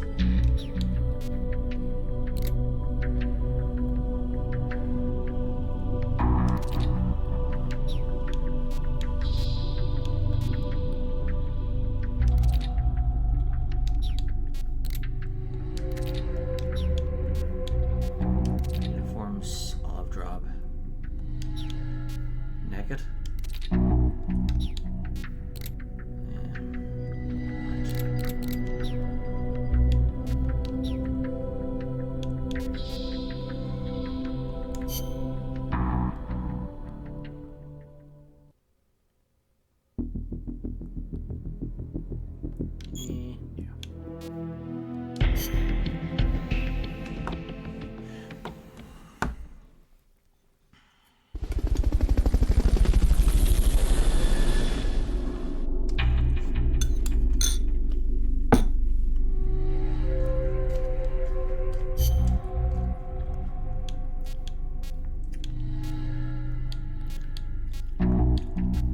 Yep.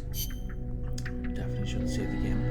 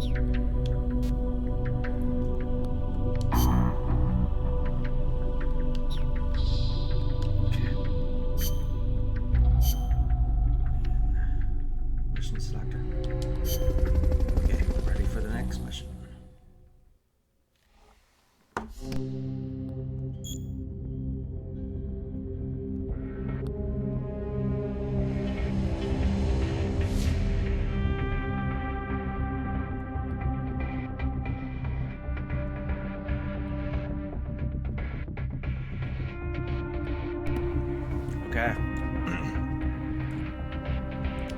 Mission selector. Select the mission that you wish to participate in. Use LT and RT to switch tabs. You can play co-ops missions by connecting to Xbox Live to become the host of a co-ops mission. Select a mission from any tab other than the co-ops tab. Other players can join from the co-ops tab using the host search function. The current and maximum number of players is shown to the right of the mission name. Okay.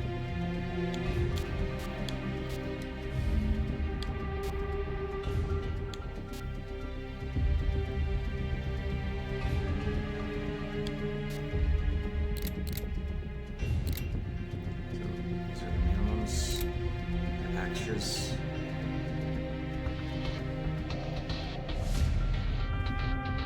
Snack is knocked out a radio soldier in the supply facility at Puerto del Alba.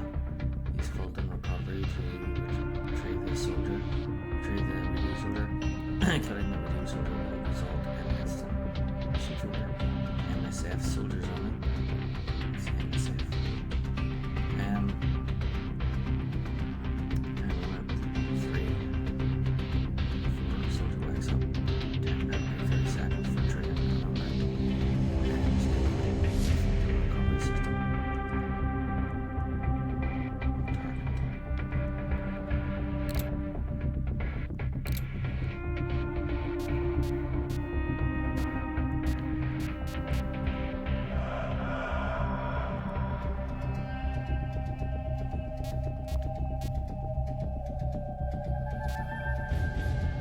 Must have seen all those cutscenes before then.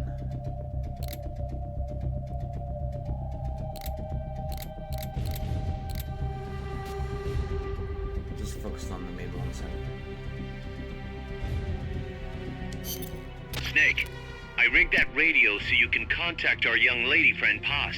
Is she okay? No need to worry. She's tougher than you think. Still just a kid. Which is exactly why she could be an effective source of information.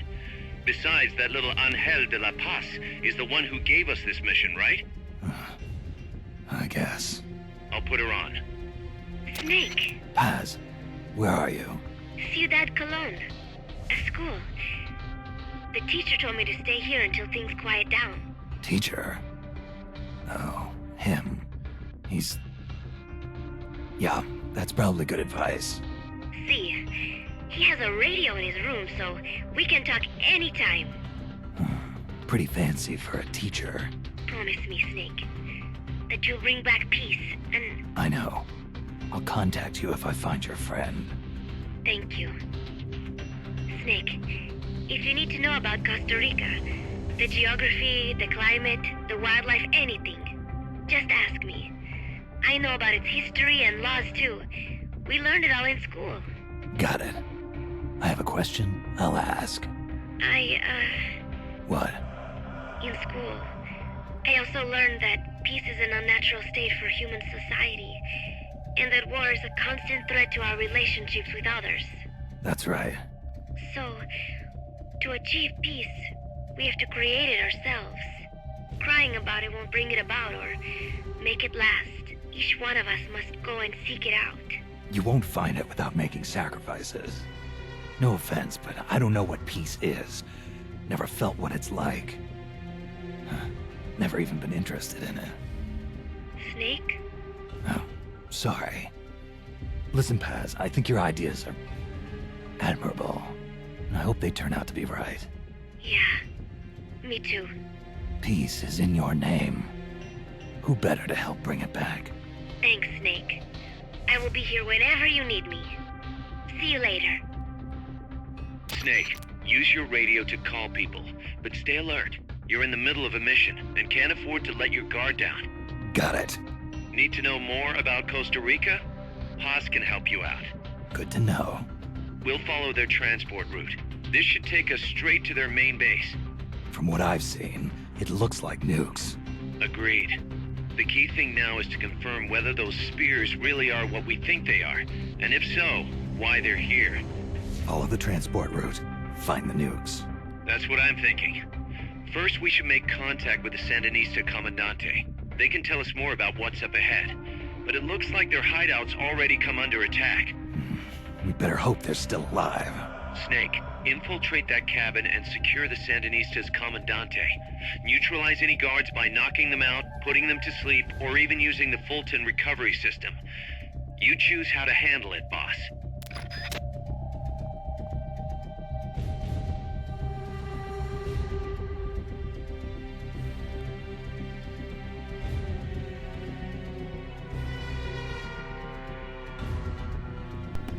Yeah, great. Paz seems like another kid that knows everything.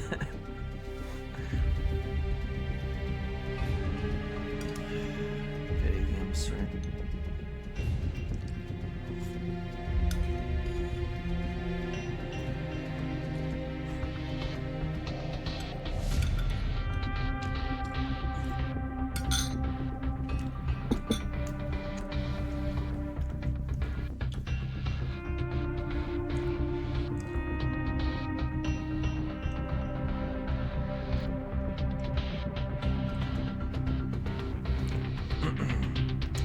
Yep, so if you ever want to know anything about Costa Rica, she knows everything about it.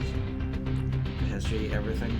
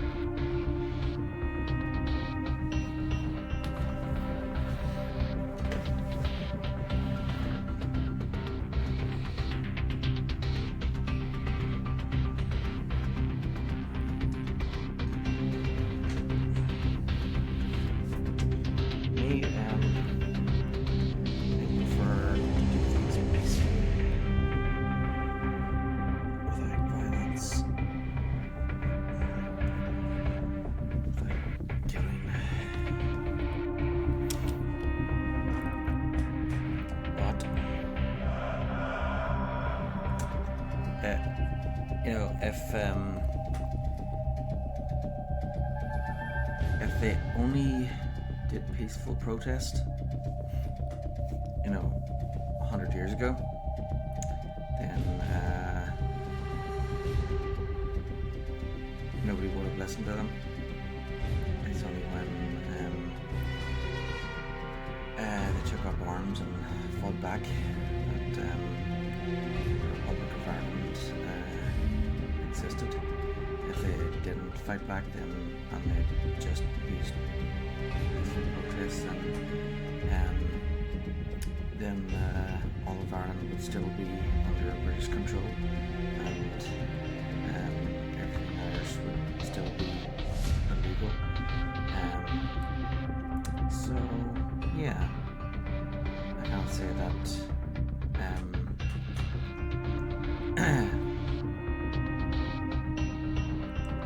I can't really say that violence doesn't solve anything, because it's only when people here fought back that the aggressors, the oppressors, actually, you know, listened.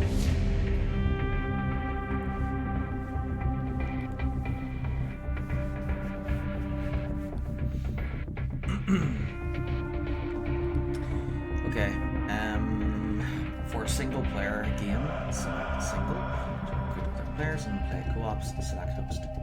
So if you find the mission too hard, select host.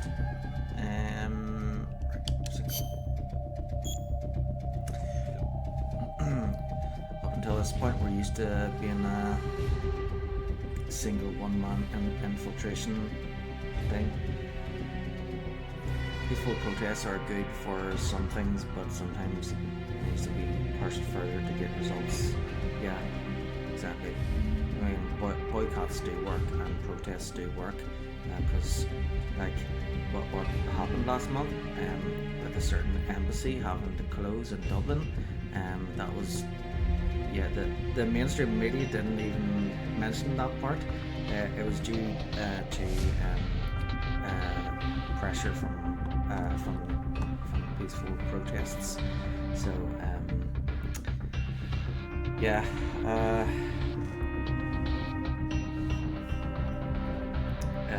it's great when peaceful things get results, because it means that there is hope for justice.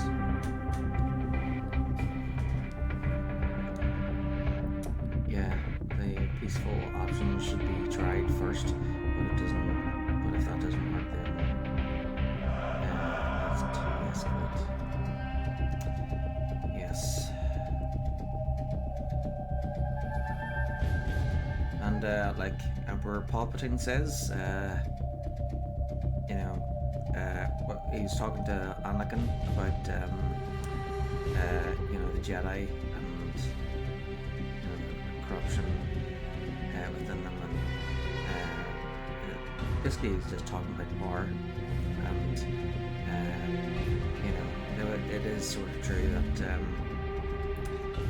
the Jedi feared that the Jedi obtained a position of power, and they fear what anybody in positions of power fear most, losing their power.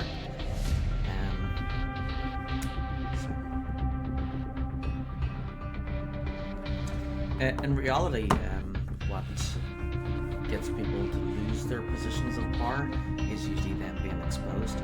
So, corrupt politicians, for example, they are corrupt in several different ways. The way things are in, especially in capitalist countries, money runs the politics. Like in every single capitalist country, Ireland included, and in the UK and in America, only a millionaire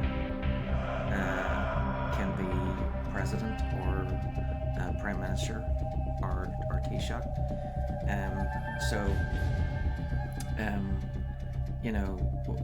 With money ruling absolute, it means that there's corruption there.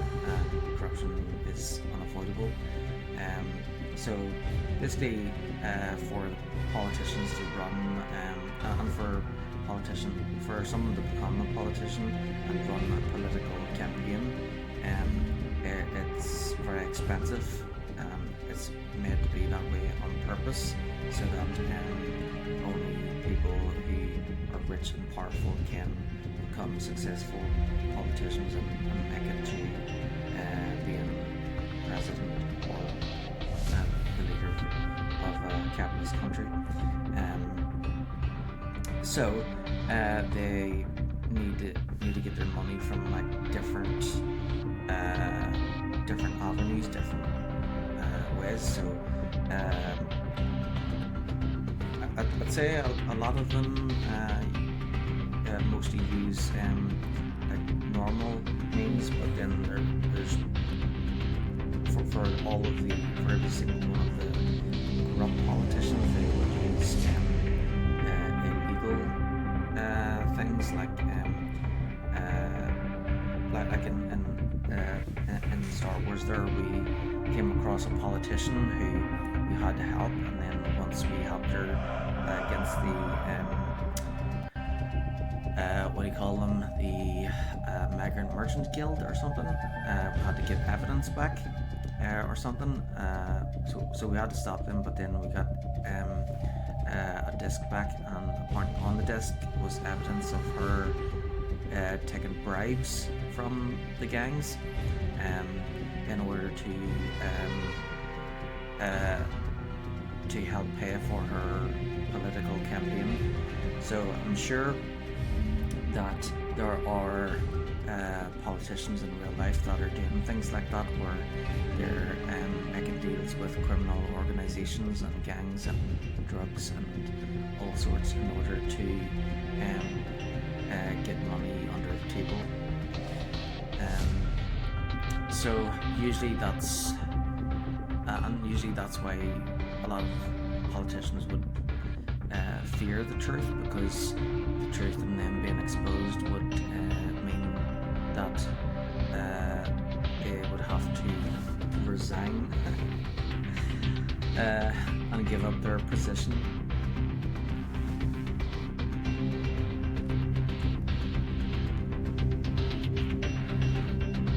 Yeah, it's always not them being fired. Instead, it's them forcing to come out and say they resign.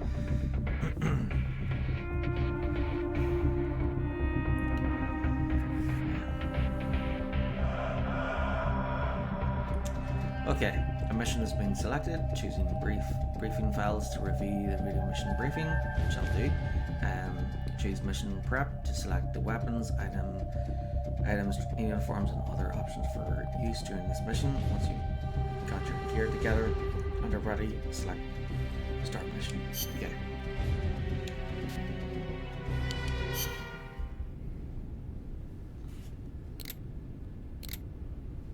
Put this mission.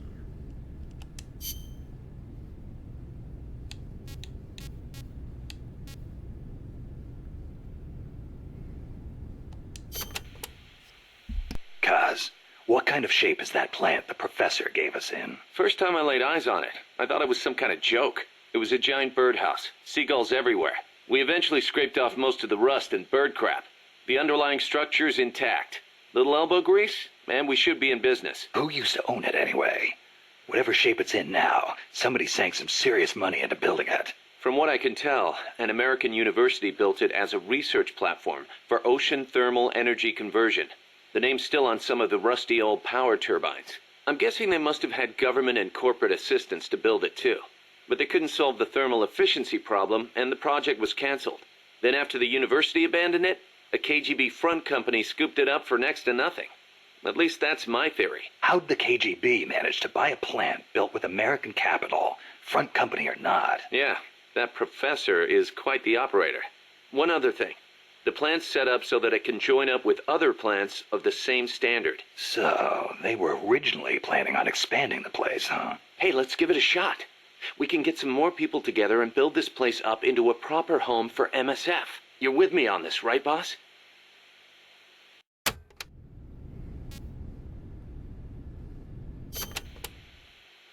Snake, you can use the Fulton surface-to-air recovery system to send prisoners and unconscious mercenaries you encounter back to Mother Base. I know you've used the Fulton before, but just to make sure I'm not missing anything, let's review the steps. Okay. First, attach a balloon to the unconscious enemy or captured prisoner. Right. I hook a wire to their waist, and on the other end of the wire, there's a helium balloon. Right. Then we'll send over a chopper to catch the floating balloon with its recovery hook and reel it up into its cargo hold. And that's it? And that's it. We finished installing the recovery hook on the Huey. Wait, Kaz. Something doesn't make sense about this whole process. This again. Well, normally, Fulton recovery is for when you're using fixed-wing aircraft. With a helicopter, isn't it simpler to land and pick up directly? Listen, Snake. You're going to be calling for recoveries repeatedly throughout your mission. We want to keep the risk of taking enemy fire to a minimum. The best way to get that done is to do the recovery in a high-speed flyby. That's what the Fulton surface-to-air recovery system is for. Uh-huh. What's the real reason? Helicopters are cheaper, and the repair bills will start adding up once the bullets start flying. I thought so. Kaz, I know we need to keep costs down, but... Boss, you really need to get rid of this whole army mentality. We're not the Pentagon. We don't have billions of taxpayer dollars to play with. And besides... Fine. Just pick a reason that makes sense. Helicopters have quicker response time. Sounds strange, yeah, but it works great. I promise. You'll get used to it before long. Yeah, I hope so.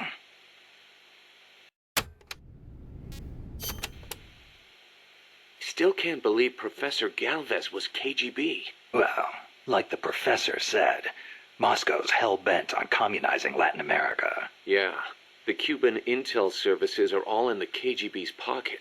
You don't think he's got some kind of ulterior motive? If the CIA is up to something, it's only natural that the KGB wants to know about it. But I doubt they're showing us their full hand. We'd better watch our backs.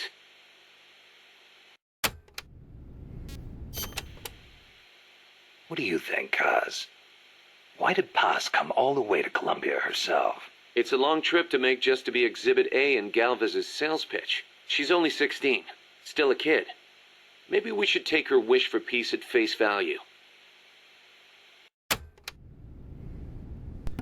What? She's 16? She didn't... She looks like she's, like, 6, really?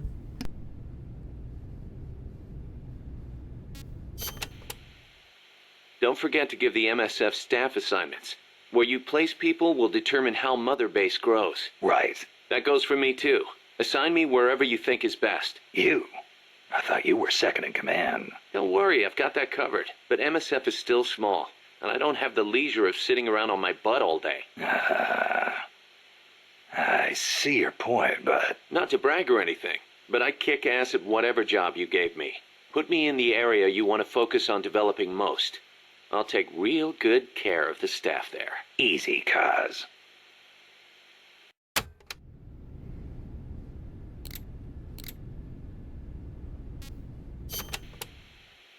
You probably heard this a million times, Snake, but you should always avoid combat with the enemy when possible. Right. We're outnumbered and in unfamiliar territory. We won't survive long in a straight fight, even with you on our side. I know. Avoiding combat is rule number 1 in a sneaking mission. That's right. Don't let the enemy know where you are, and attack only when necessary, using hit-and-run tactics to cripple them. It's the essence of guerrilla warfare.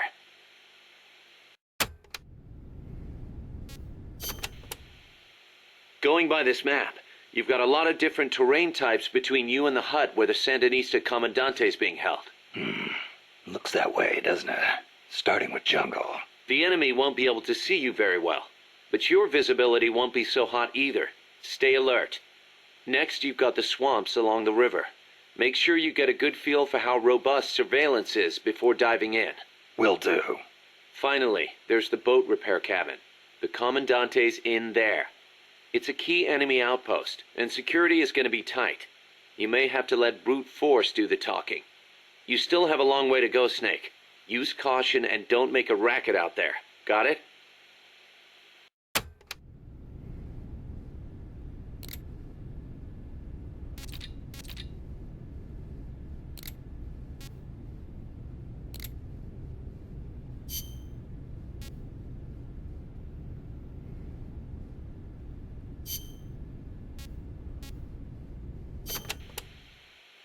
Remember why we created MSF, Snake.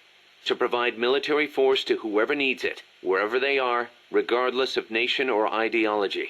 Our beliefs aren't all that lofty. We just won't be the tools of any one country. Exactly.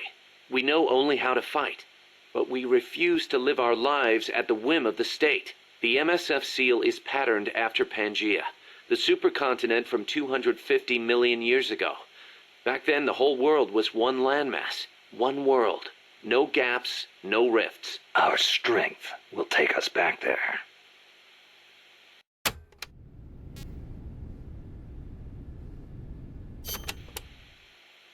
What about you, Kaz? Any interest in expanding MSF? You'd better believe it. I want to make us into an organization that doesn't take orders from any country. Just like you were saying, we have to be strong. Strong enough to defend ourselves. We need money, too. Money to train soldiers to fight. The way I see it, We make MSF into something along the lines of a new kind of business. A contractor providing the full range of military services, not just combat, but logistics, training, weapons, outfitting, and R&D. Combining the small footprint and exceptional performance of special forces with the raw military might of a full regular army. Only with that kind of power can we break free of nation-states. What I need from you, boss, is to go out and find guys we can bring back here using Fulton Recovery. Then tell us what assignment to use them for. I'll take care of the rest.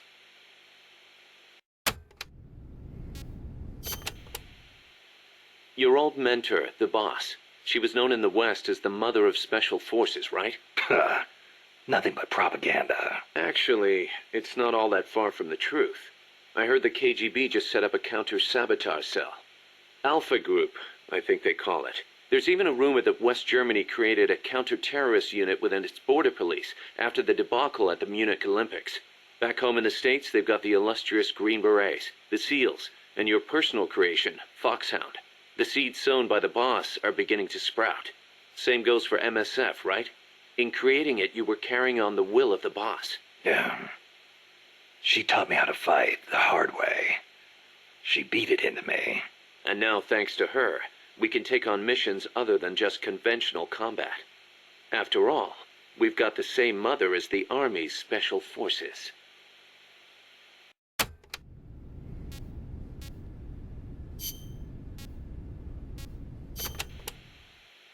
Costa Rica isn't alone.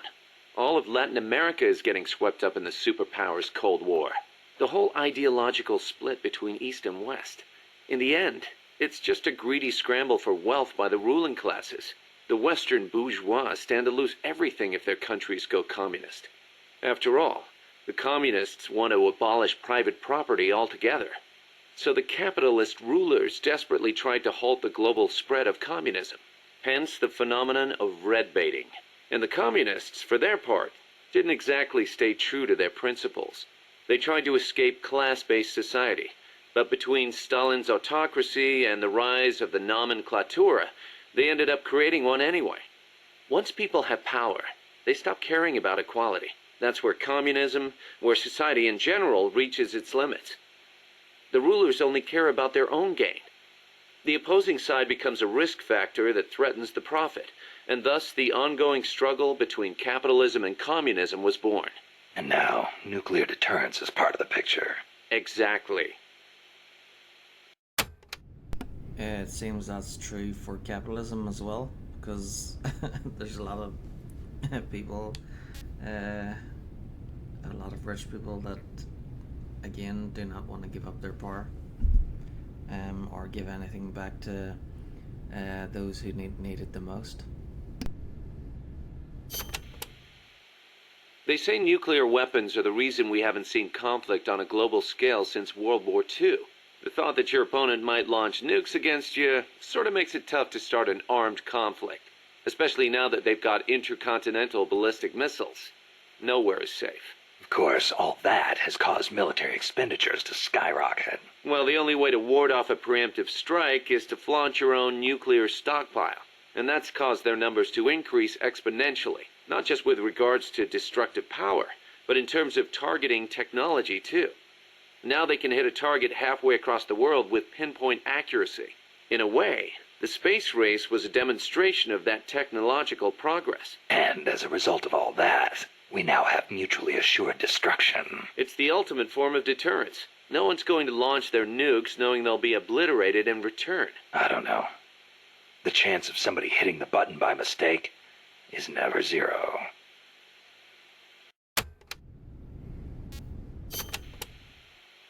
You're right.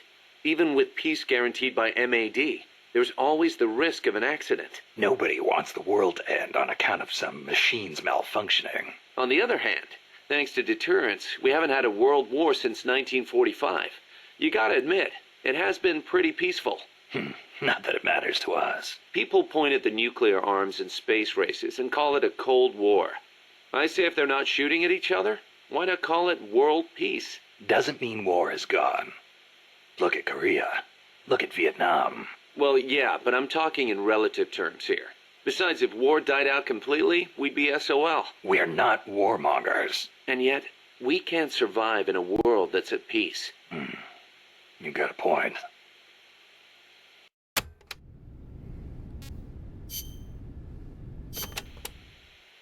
So it's been more than 10 years since the Cuban Missile Crisis, huh? I don't think we'll ever forget it. No kidding. Those 13 days starting October 15th, 1962, were probably the closest we ever came to all-out nuclear war. The Russians deployed nuclear missiles to Cuba. America responded with a naval blockade. Then Russia shot down an American spy plane. I was still a teenager back then, but I remember what it felt like to be one step away from nuclear war. The adults were freaking out. If it wasn't for the Cuban Missile Crisis, there might never have been an Operation Snake Eater. And... What's the matter, Snake? It's not like you to get all hypothetical. I guess not. It was the reassessment after the missile crisis that paved the way for the hotline between Moscow and Washington, and also for détente. That's irony for you.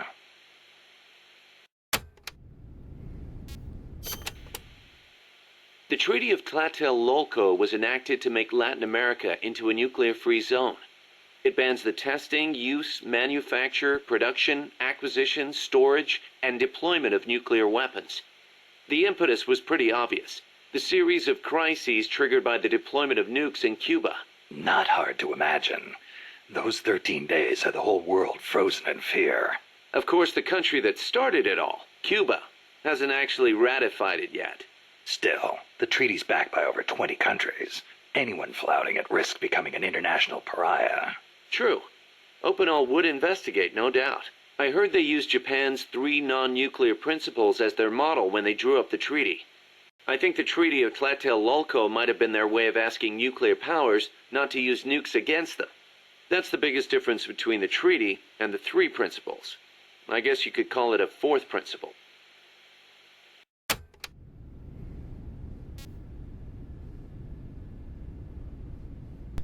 So this game takes place in 1974, and it said the Les Infanterie project was 1972. So that's 2 years ago that that Zero and Paramedic were able to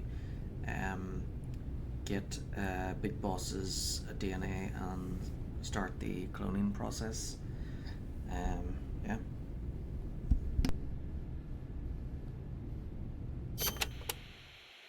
So Costa Rica abolished its army back in, what, 1949? Pretty gutsy move for a Central American nation at the time. Yeah, well, they'd just come out of a civil war. I'm sure they were driven by a desire to avoid another tragedy like Paz said. But I think they had a more compelling reason. Army coup d'etat are a way of life in so many Latin American countries. Imagine seeing that up close. No army, no coup. Makes sense. Plus, their economy was in ruins. So they honestly didn't have any money to spend on an army anyway. Yeah, but weren't they on less than friendly terms with Nicaragua? Yeah, and in fact, Nicaragua did end up invading. But the Civil Guard fought back and the OAS brokered a ceasefire. The US and the rest of the OAS had their back, and they used it to full advantage. For a quarter century, they survived in the powder keg of Central America. That must have taken some serious diplomacy. Even if the Civil Guard is pretty decked out for a police force. Must be tough to be a country without an army. Well, that sounds like peace worked.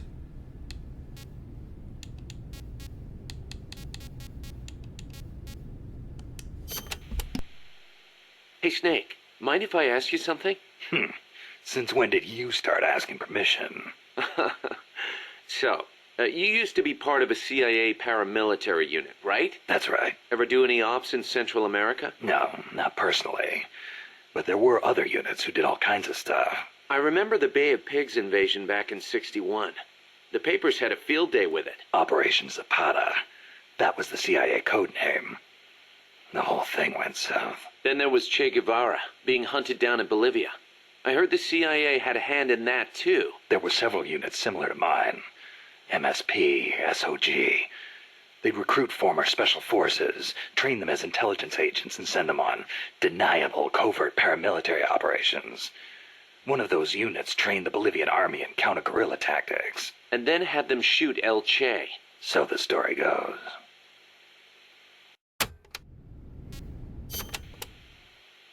Around here they say La CIA instead of CIA, huh? Nothing strange about it. That's how it's pronounced when you read it in Spanish. It has the feminine noun ending a, so they use the article la. Apparently some people have taken to using the term UCLA. That's a new one to me. What's it mean? It stands for Unilaterally Controlled Latino Assets. Meaning they're local agents? Yeah, that's the idea. Washington uses them like pawns. Nobody knows who they really are or what they're doing.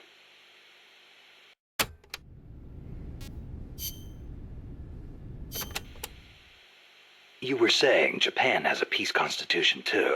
Yep. Japan renounced war in Article 9 of its constitution, aspiring sincerely to an international peace based on justice and order. The Japanese people forever renounce war as a sovereign right of the nation, and the threat or use of force as a means of settling international disputes. In order to accomplish the aim of the preceding paragraph, land, sea, and air forces, as well as other war potential, will never be maintained. The right of belligerency of the state will not be recognized. You know it by heart. Some things you never forget. Impressive. There were some parts I didn't quite get, though. Like the whole means of settling conflicts thing. Yeah, that's been the subject of debate. Whether or not it forbids any and all use of force. The current Constitution was originally drawn up under the Allied occupation. The first draft was even submitted by Allied GHQ. So naturally, there are some who feel the Constitution was imposed on Japan by foreigners. Things like that are never simple. Same for every country, I guess. One thing's for sure, though. Not having an army let Japan focus on economic recovery after the war. In that sense, it's the same as Costa Rica. So, there you go. Not having an army is better for the economy. Like, just think about it. If the United States, who's supposed to be like also the richest country, but also the country that is in the most debt, if they got rid of all of their army, like, come on, I don't think anybody in the right mind would ever want to take over America in the first place, because it's an ocean apart, right? So so yeah, if they got rid of all of their military and just, they'd have so much money to spend on like everything else, but that's not going to happen, is it? Not with who in charge. So as for the 2 years to create a clone, but remember, Solid Snake and Liquid and Solidus, they were created with the aging process, so they age faster, which is why Solid Snake was an old man in Metal Gear Solid 4. So eventually we will see at least one of the clones. So Solid Snake, when he was younger, he was called Dave, and then Liquid Snake, when he was younger, he was called Eli, and then I'm not sure about Solidus, but and I think Eli, Liquid, will be either in this game or the next one. It's probably the next one.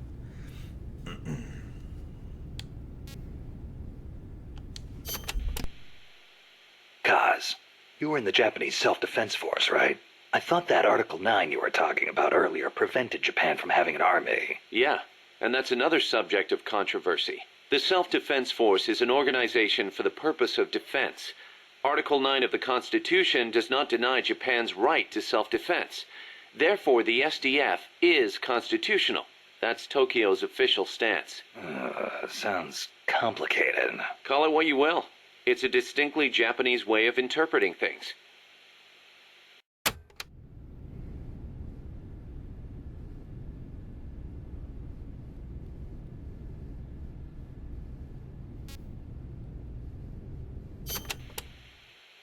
The U.S. has military forces stationed in Japan, right? Right. Even though the Allied occupation ended, American forces are still stationed there under the U.S.-Japan Security Treaty. Unlike Costa Rica. Part of it stems from the occupation, but Japan also occupies a key strategic position from America's perspective. It's next door to the Soviet Union and close to China and North Korea as well. It's integral to the security of Pacific Asia.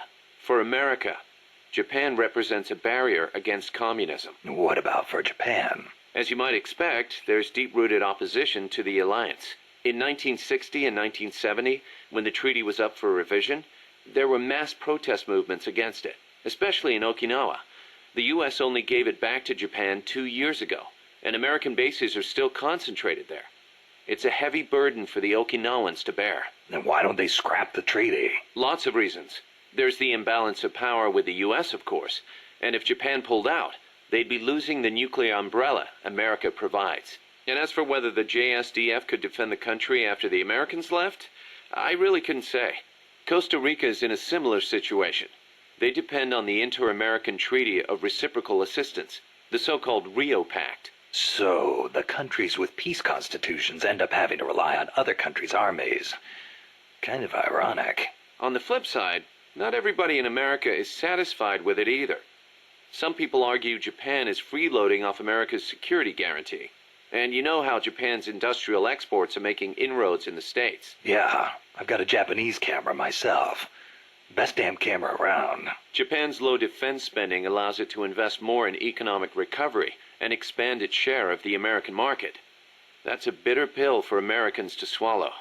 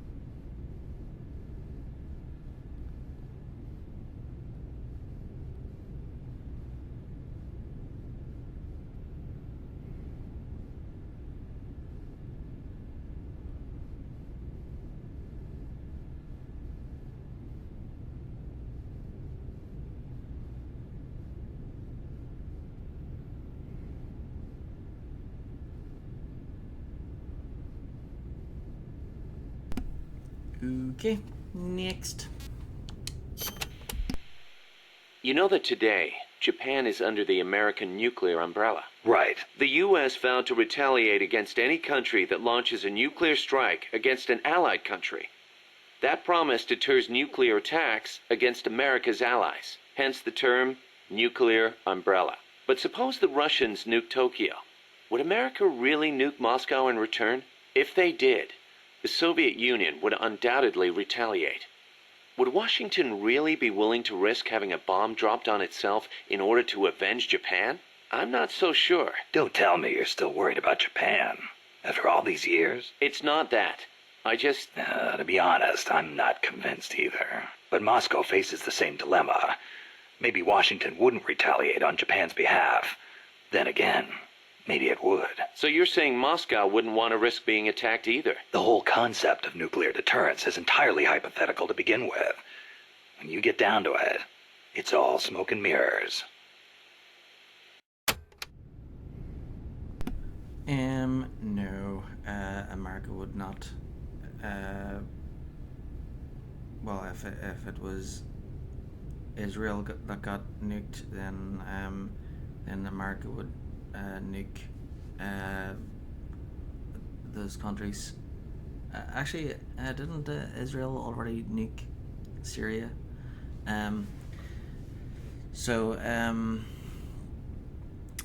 Yeah, if because most of America's allies are end up being enemies anyway. Yeah, like the Kurds, they were promised their own country by America if America if they sided with America and helped them out, and then America went back on their word and didn't follow through on it. And then they're doing the same thing with Taiwan. They're like, hey, if they probably will end up being like, hey, if you help us fight against China, we'll let you be your own country. And then of course they won't support them. They'll just use them like they do everybody else. So yeah.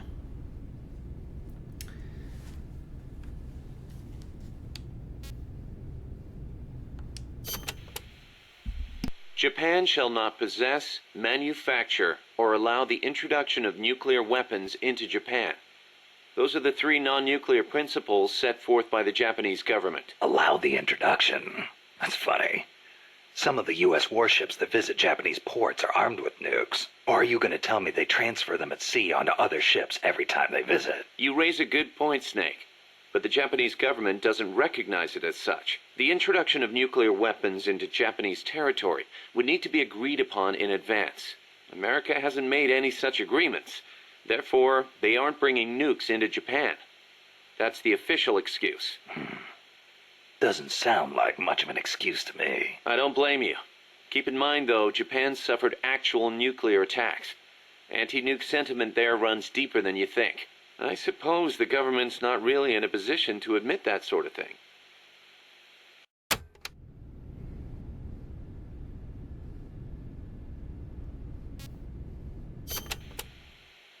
So tell me, Kaz, how's the self-defense force you were in different from an army? The JSDF is set up for national defense. It's not configured for aggression against other countries. It's what you'd call exclusive defense. Exclusive defense? It's the fundamental strategic posture of the JSDF. No preemptive attacks. Only the minimum defensive action necessary after an enemy attacks. Anything defined as self-defense, then? The JSDF originated as the National Police Reserve. Back then, American forces stationed in Japan were being sent over to fight in the Korean War. So in a sense, the NPR was filling a gap. Police, huh? Reminds me of the Costa Rican Civil Guard. Yeah, exactly.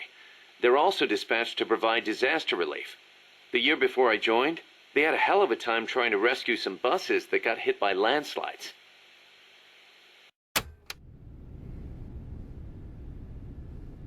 Whew, there is a lot here, but at least I don't have to read everything.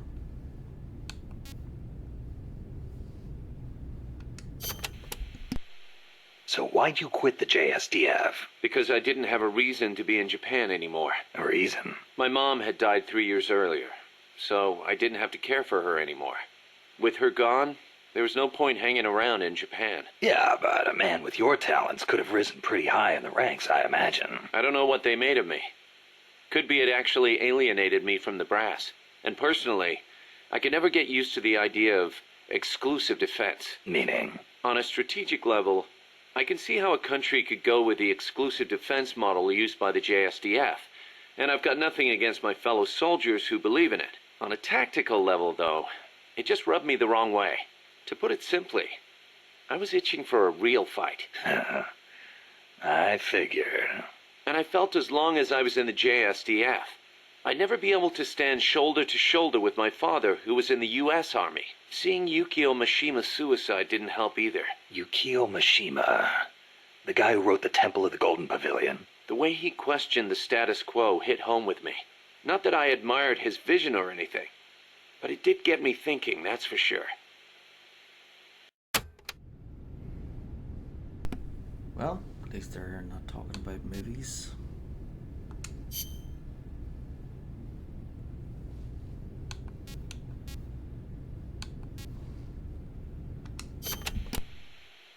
Life's funny sometimes, isn't it? What brought that on? We first met as enemies on the battlefield. And now here we are fighting side by side. You mean Colombia? Yeah. After I quit the JSDF. I made my way there and got myself a position as a drill sergeant for a band of revolutionaries. despite the fact that I'd never seen a day of combat. I see you had the gift for talking business in Spanish even back then. Oh, come on, stop it. You're making me blush. Unlucky for me, though, you were in the service of the Colombian army. I remember it like it was yesterday. It all happened in an instant. You guys ambushed us, and half my unit was taken out. My mind went totally blank. I couldn't keep it together. My whole unit was wiped out, and I was left half dead from a bomb blast. Then, as I was leaving, you yelled out at me. I came all the way from Japan to be here. My place is on the battlefield. Then you asked for my help, saying, I want to be the one to end it. I remember being surprised that there were still samurai in Japan. You guys came over to me. I had a grenade hidden under me, but even then you were too fast. The second I pulled the pin, you grabbed the hand I was using to hold the grenade with both palms. I didn't want it to go off. I'd heard samurai were a proud bunch. I wanted to know why one of them would stoop so low as to try to take his opponent with him. And I said, I'll never lose again. We'll never lose again. Yeah. We'll do whatever it takes, but we'll never be beaten again. Then, I passed out from the blood loss. When I woke up, I was in your camp's infirmary, stuck full of tubes. Why'd you save me? Your enemy after I tried to kill you. Because you swallowed your pride and fought with everything you had. I just didn't want to lose. You found a way to fight back, even in the face of death, even when you knew you were going to die. That's the mark of a true warrior. It's not about gain and loss, or victory and defeat. I looked at the way you lived your life and saw the path I needed to take. As a warrior. Wow. I never knew that. And that's why you... I realized then that the battlefield doesn't only divide people into allies and enemies. Sometimes it tells you more than just who's an ally or who's an enemy. Sometimes it helps reveal your true comrades. Like you and me, huh? That's right. And 2 years later, here we are.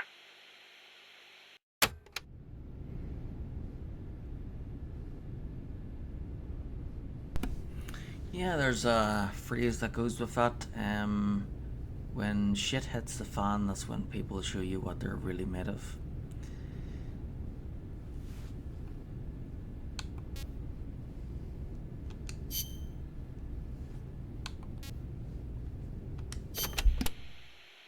Can I ask you a favor, Snake? If you ask nicely. To make MSF bigger, we need to do some recruiting. Yeah? What's your point? I want you to avoid killing enemy soldiers as much as possible and send them back using Fulton recovery. Not much we can do with a corpse except give it a funeral. Obviously. Put him to sleep, knock him out, hold him up even. And if you do have to fight, try to leave them near death instead of dead. And then use the Fulton recovery system. Sounds easy enough. You know what'd be really nice, though? If we had a way to Fulton recover anybody at any time.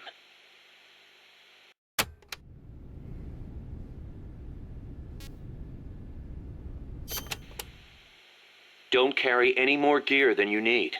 If you try and stuff your entire arsenal into your backpack, it'll be too heavy and your mobility will be impaired. You'll only be hurting yourself. I know. Take only what you need. Every rookie knows that. You can check the weight of your gear before heading out. So make sure you do. Got it.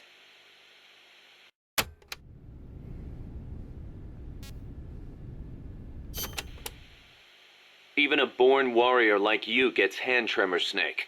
It happens even when you're full of stamina, and it only gets worse when you're tired, especially with larger, heavier weapons. Obviously, you'll get better aim crouching than you will standing. And when you use a scope, setting your sights on a single point will gradually give you a more precise aim. As we develop better weapons at Mother Base, though, you may gain access to new, low-tremor versions of the same guns. So if you expect the shakes to be a problem, you might want to put some resources into R&D. I'll keep it in mind. Then again, the more you use a weapon, the more your hands get used to it. Sometimes it pays to be faithful to your gun.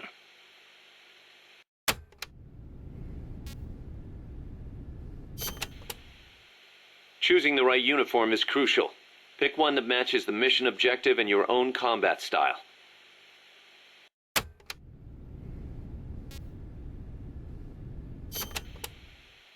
Jungle fatigues are made for jungle combat. They provide decent protection and let you carry a fair number of weapons. Your standard uniform, basically. The distinguishing factor is that your camo index will vary a lot, depending on the area. Wear a pattern that makes you blend in with your surroundings, and your camo index goes up. Wear something that clashes, and you'll stick out like a sore thumb. Pick the right pattern for the occasion. Sigint used to lecture me on it all the time.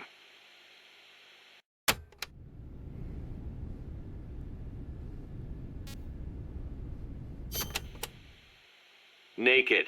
That's exactly what you are with this uniform. The pants are the same as the jungle fatigues. Obviously, since you're exposing your bare skin, your defense and camo index are gonna be low. On the plus side, it's so light you can move around quicker. Good for her, showing off muscles too. Hey Snake, I heard they gave you your old code name because you used to run around with your shirt off. Is that true? Don't believe everything you hear. They called me naked because I went in without gear or food. I had to procure everything on site. You mean they sent you into the jungle without even a pair of pants? On a halo jump from 35,000 feet? Sweet Jesus, you are a legend. You're busting my balls, aren't you, Kaz? Little bit, yeah. Hilarious.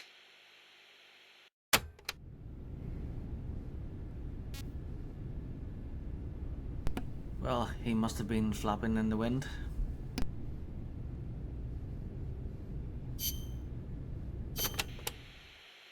Cooperative operations, or co-ops for short, is the term for taking on missions in teams of 2 or more.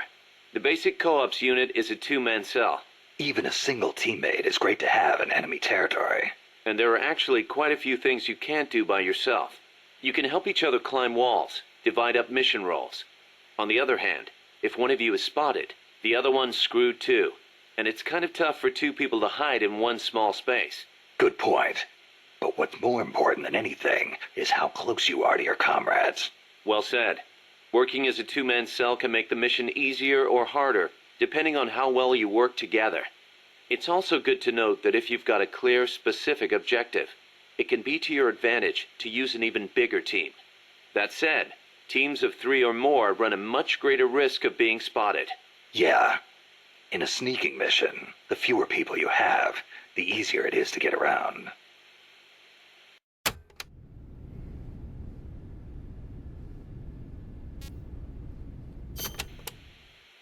In co-ops, you can trade weapons and equipment with your teammates. You can also display your teammates' inventories from your weapon or equipment menu. Ammo is shared too, of course. Ammo, sure. How about life? That also shared? Yep.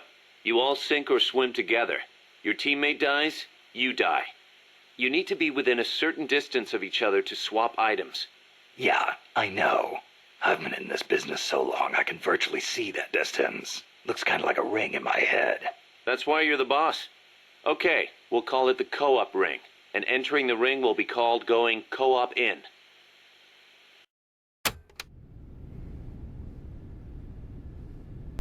So in co-op, you're pretty much doing the same mission except you're relying on other people. So it's easier. So if you find a mission that's hard to get through, you can team up with other people to try and get through it. But the thing is, if the other player starts running around like an idiot and like making lots of noise and stuff, then it's going to give away your position as well.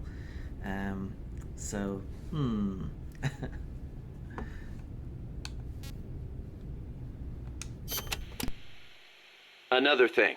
During a mission, you can assume what we'll call the snake formation. Same as your code name, but probably not standard operating procedure for a guy who specializes in going solo. Damn right. There's only room for one snake. In co-ops, though, it's a highly effective formation. The signal for snake formation is to tap your teammate on the shoulder. Can't form up until you're close enough to reach out and touch someone. Entering snake formation is called going snake in. When you're snake in, the soldier at the front of the line controls movement. The soldiers in back focus on scouting and attack.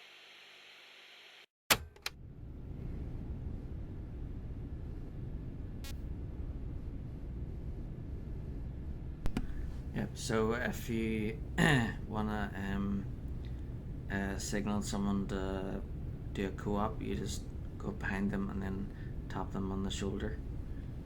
Okay. Just because your heart stops doesn't mean you're dead immediately. Right. The heart just circulates blood through the body, but stopping it does cut oxygen supply to the brain. You'll be dead soon after. Which is why we have CPR. Let's say your heart does stop. If someone performs CPR before your brain cells die, you can recover. In co-ops, when the life gauge drops to 0, it means you're in a near-death state. You won't be able to move or anything else. Performing CPR on near-death teammates can bring them back into action. Of course, performing CPR in the middle of battle isn't exactly safe. You're leaving yourself exposed. Even so, in co-ops, you and your teammates are all in the same boat. Don't think you can get away with leaving one of them behind. I wouldn't think of it. And I'd expect them to do the same for me. If you let all your teammates die during a mission, there'll be nobody left to save you. And then, it's game over.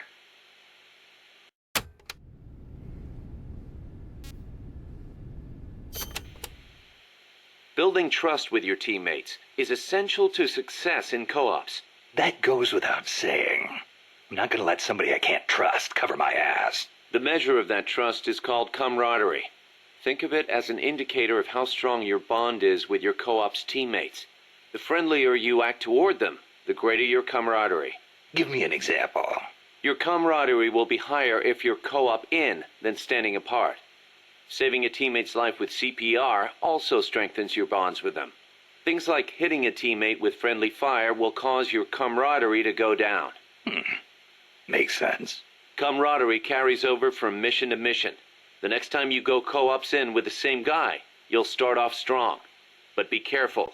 If you keep taking new people with you on missions, your camaraderie with past teammates eventually reverts back to its original level. Got it. I'll have to make sure to renew old friendships once in a while. The performance benefits gained from Snake Sync in co-ops depend on your camaraderie. It's always best to keep things cool with your teammates.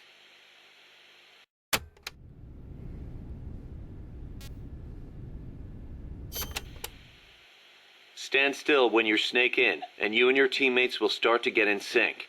In sync? That's right. Stay still together and you'll enter snake sync mode. The synergy will give you a boost in performance. You'll move faster, recover faster, and have better camouflage. In other words, we're at our best when we're in the same groove. You got it. If you've got a big task ahead, can't hurt to take some time to get in sync. Like I said before, the benefits you get from Snake Sync depend on your camaraderie. I hear ya. It's a lot easier knowing you've got someone you know and trust covering your back. Lets you focus that much more on what you have to do. Okay, so when your snake is in, you're in sync. If camaraderie represents how much your teammates trust you, then heroism shows how high your reputation is. Heroism? That's right, heroism. Your reputation affects your ability to recruit new members to MSF. With higher heroism, it won't take as long to convince guys to join our cause and send them back by Fulton recovery. So, how do I get this heroism thing to go up? Lots of ways. Complete tough missions, avoid unnecessary bloodshed, and don't get caught by the enemy like a deer in headlights, or you'll never be heroic. Also, getting out there and attacking the enemy in co-ops will boost your reputation among your teammates. Of course, it'll get the enemy gunning right for you, too. But don't sweat it. Be yourself. Be the boss. From where I'm standing, you're plenty heroic already. Knock it off.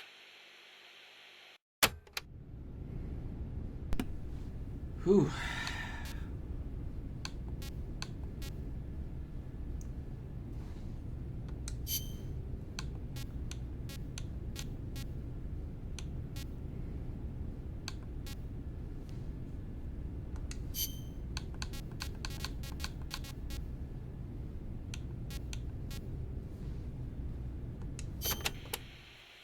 Seems the R&D team's been busy working on co-ops only weapons. Co-ops only? Like a gun with extreme firepower, but only when 2 people fire it at once. I hear it's still in the concept stage. I know some rocket launches need 2 people to operate, but a co-ops only weapon? Hey, if they come up with something good, you'll have that much more reason to go co-ops. Why don't you check in and see how they're doing every once in a while?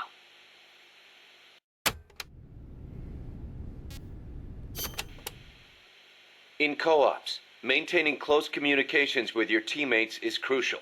Absolutely. Almost done. Losing track of each other on the battlefield is a good way for a unit to get itself wiped out. Enemy positions, orders, distress calls. When communication breaks down, you get picked off one by one. Now about co-ops comms. Co-ops comms? It's a radio system for communicating with co-ops teammates. First press the start button to open the menu, then select co-ops comms. After that, press one button to choose a category, then another button to select the actual message. So basically you use different combinations of two buttons to send different messages. Easy enough. You can set which messages go with which buttons during mission prep. Sounds like it's going to be a pain to send messages until I get used to it. Then why don't you assign co-ops comms to the back button? That should make things a little quicker and easier. Just go to back button under options. I'll give it a try.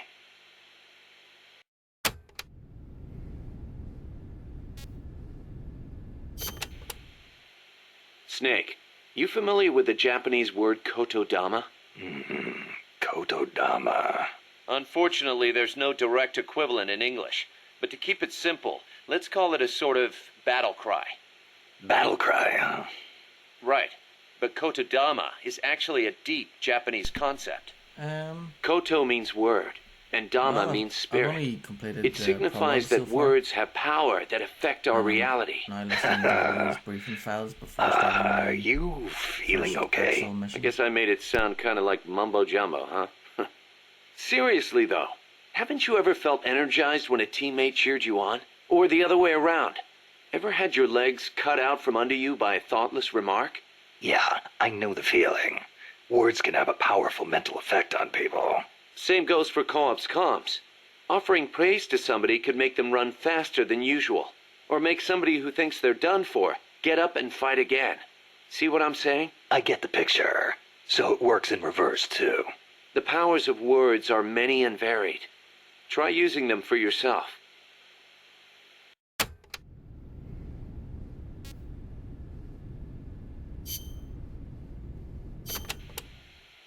Snake, about cardboard boxes. It feels kind of weird me explaining this stuff to you, but there have been a few recent developments in cardboard box technology. So just to be safe, here goes. Go on. You can do much more with the box than just hide under it. You can put it someplace and leave it there. Huh? You can get on top of it and use it to reach high places, or hide from the enemy in its shadow. I like what I'm hearing so far. And that's not all. You can even put items in it and send them to co-ops teammates. Really? I never thought of any of that. Damn. Is there anything a cardboard box can't do? Every soldier should have one. Yeah, well, don't get too excited. This isn't exactly what they were made for. Which reminds me, don't you think the boxes around here are a little on the big side? You're right. I bet two people could fit under one box, if they packed in tight enough. They call them love boxes. Love boxes? Of course, you don't need a love box to fit two people inside. Any box of similar size will do.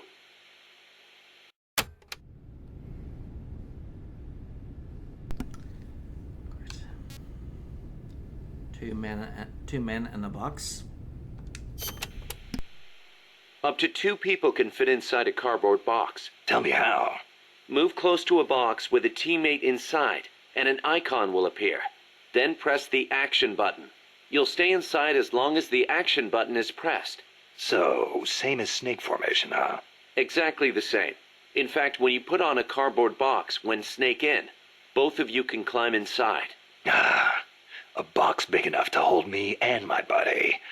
These are fine times we live in, hey, Kaz? Yeah. Sure, boss.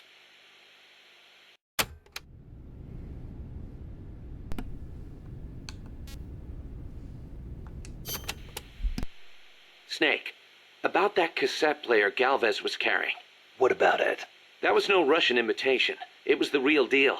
A prototype developed by a Japanese company. Get out of here. It's true. It had the Sony logo on it. The product name is Walkman. Walkman? then? It's a revolutionary new concept. Music you can listen to on the go. You can take it with you when you leave the house. I gave it a listen, and you wouldn't believe how good the sound quality is for something so tiny. And in stereo, too. Think of the technology that must have gone into it. And that tape is equally amazing. The treble range is clearly superior to any other cassette ever made. Stylish, too. How'd Galvez get his hands on a model that's not even out yet? Beats me. It's not the kind of thing I'd expect some stodgy Soviet to be into. Me neither. Tell you what, though, it's a fine piece of work. It'll let me listen to my music when I want, where I want. I never thought I'd hear you say that, but I have to agree. Me? I'm a recording freak, and I always used to laugh at the idea of a portable player. But now that I've seen it in action, I've changed my mind. Being able to take your music with you, this could be the start of a revolution in music. Could be. I'm having the guys at Mother Base study and analyze it. Who knows? They might be able to come up with something even better.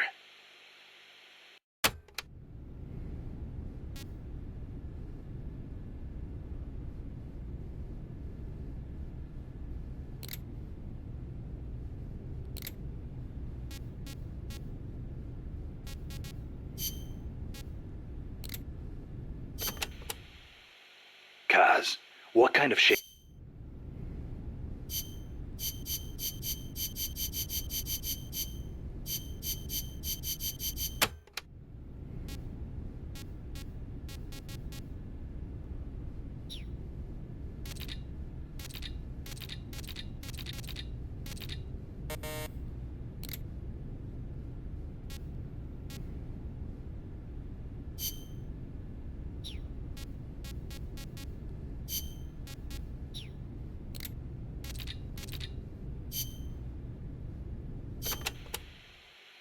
So, are you a student at the University for Peace, Paz? No, I am still in high school.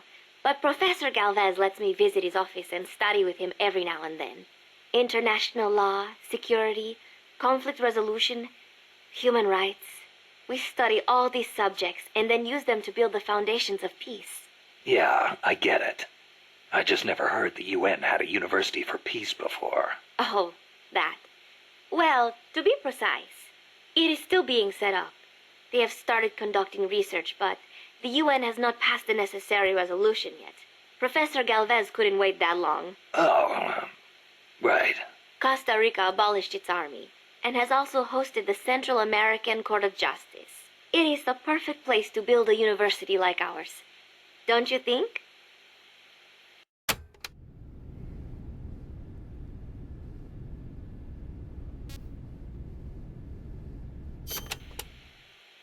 Paz, you said Costa Rica has no army, right? Correct. Article 12 of the Constitution declared that the Army as a permanent institution is abolished. It does permit us to organize armed forces for national defense based on inter-American treaties. Only temporarily, then. In effect, yes. But in the years since the Constitution took effect, Costa Rica has not once raised an army.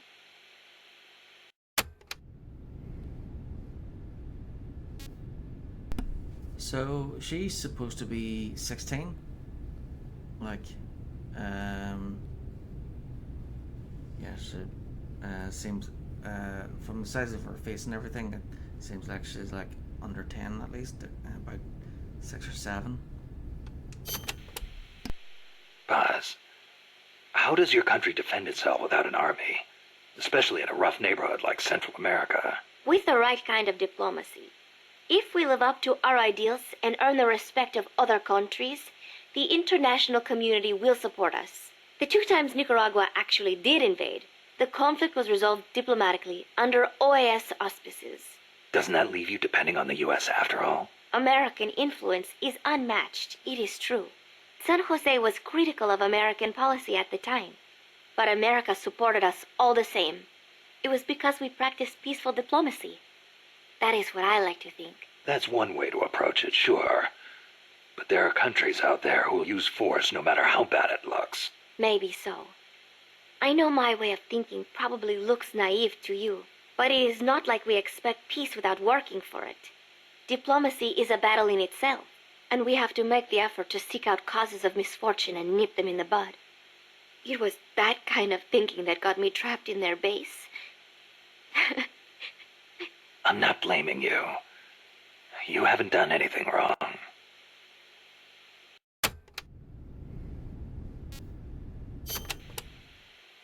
The Army was abolished 25 years ago, the year after the Civil War.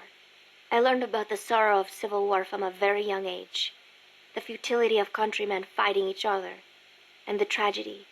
Costa Rica learned the hard way. That is why it abolished its army. It decided to pour its efforts into education instead. More teachers than soldiers was the slogan. Education is essential, no question.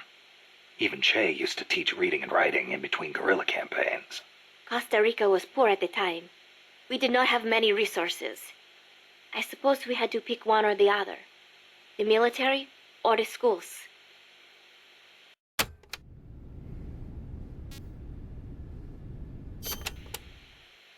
Kaz was telling me Japan has a peace constitution too. That is right. Apparently, when Costa Rica was drafting its constitution, they looked to the Japanese as a model. Only, Japan's constitution renounces war itself. Unlike Costa Rica. But Japan has a self-defense force, right? That I do not get. I think I will ask Mr. Miller about it next time I see him. He said he used to be in the JSDF. Huh. You're a curious one, are you? Don't study too hard.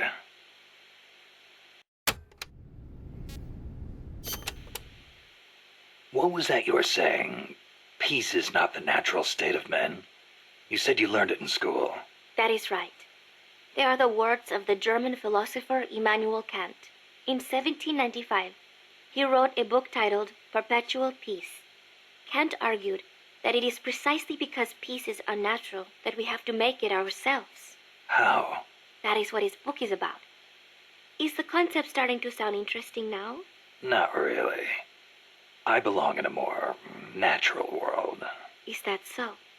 My grandparents died in the Civil War. If only we had been at peace, they would not have lost their lives. You actually wish for war? It's not like I want to hurt innocent civilians, but if someone attacks you, what are you supposed to do? A country needs the strength to defend itself. Otherwise it faces invasion, oppression, political subjugation. If they would simply stop using force to tangle with each other, countries would not need force to defend themselves. And how would you guarantee that? Sorry, but you have to understand how the world works in order to protect the ones you love. That's not to say ideals aren't important too. They are. You are right, Snake. Thanks. Peace.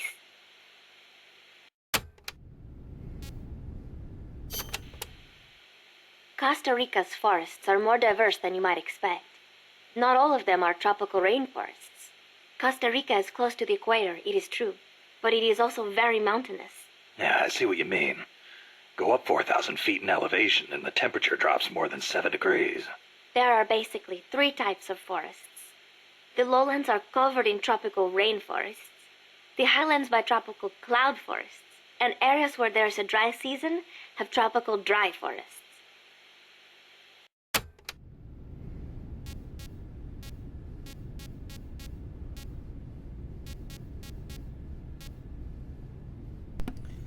Yikes. Well, there's only 6 left, apparently, so after this we can start the first official mission.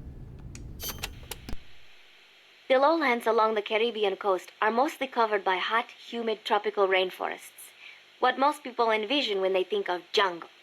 The closely packed trees spread their branches out at great heights to soak up the sun. Their shade makes it dark near the ground, so be careful. Of course, with so little light, few plants can grow on the ground, so it might actually be easier to walk. So even if you could photosynthesize, it wouldn't do you any good. Photosynthesize? People cannot do that. Most people, anyway.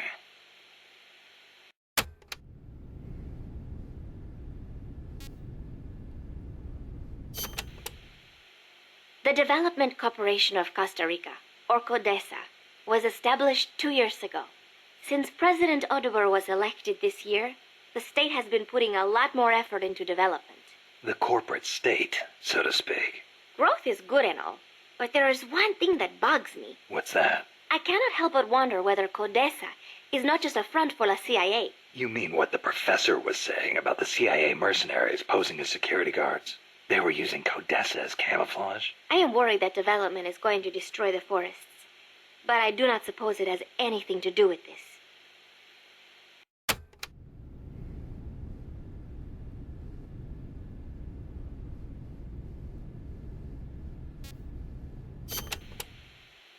This is a tropical rainforest, just like Bosque del Alba. The temperature and humidity can be brutal. El Senegal means place of mud. No. Mud. Great. I'll watch my step.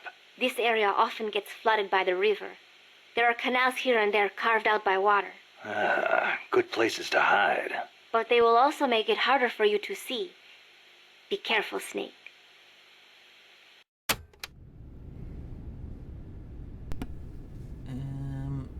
So Paz, she's supposed to be like from Costa Rica, right? But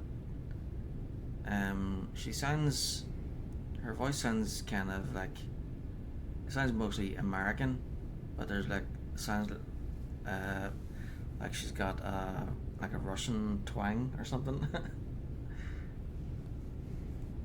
Like I think the person playing hers is trying to make her sound like sound Hispanic, but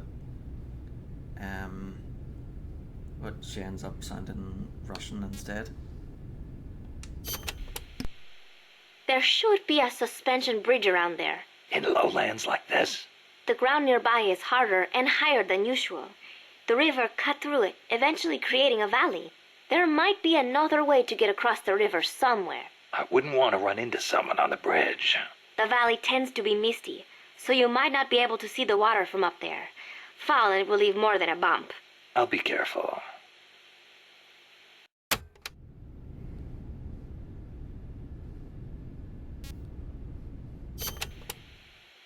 When a river floods an area, the banks can collapse, creating a marsh. You see a lot of them around here. I'll need to watch the noise my feet make in El Senegal. There is a marsh on the other side of the river too. The suspension bridge will take you there.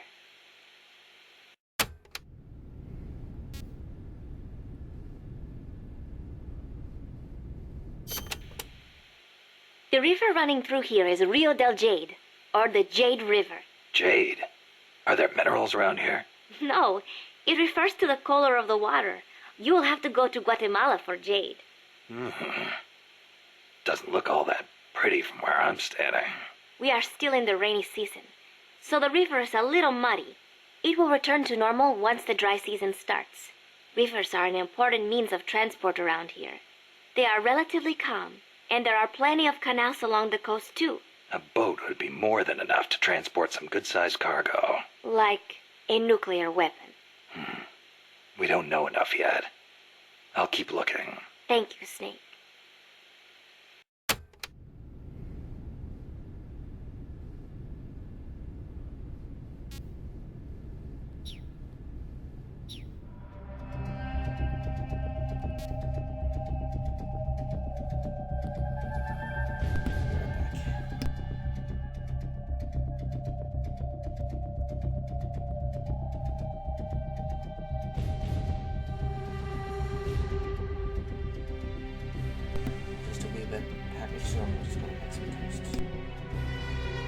And I'm kind of tired after all that, all of those videos, so I'll make a cup of coffee as well.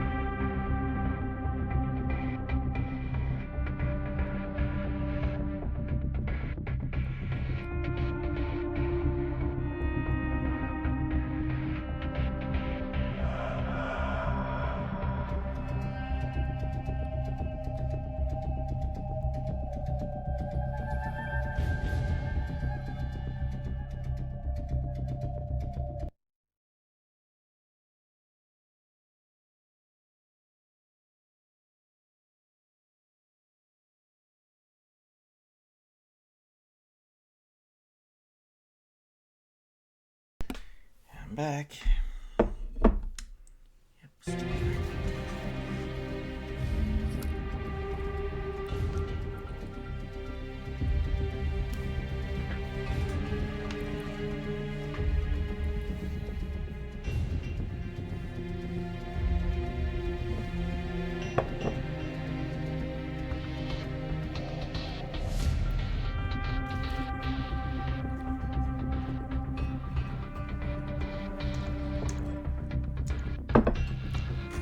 thanks. Alright, so mission details. Contact the Sandinista Comandante. Delve into the swampy jungles of eastern Limon.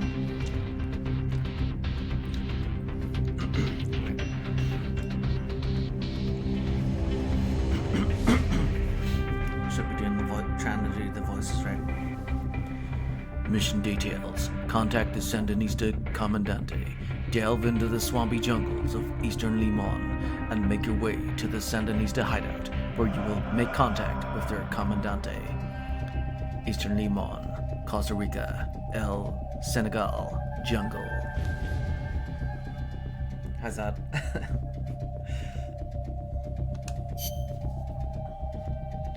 Snake. Okay. So we should get several uniforms. I think most of these things are in jungle environments, so.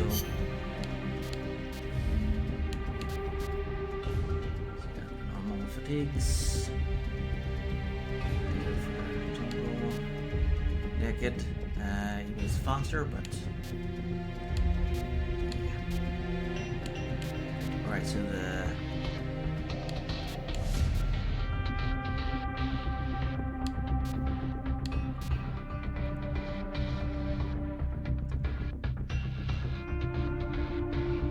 Black is good for so the fatigues that he's got is good for jungle, so that's our current what we're doing. Hell no, that's so naked is like the worst one out of them all, and then but he moves faster, and then black is good for dark areas and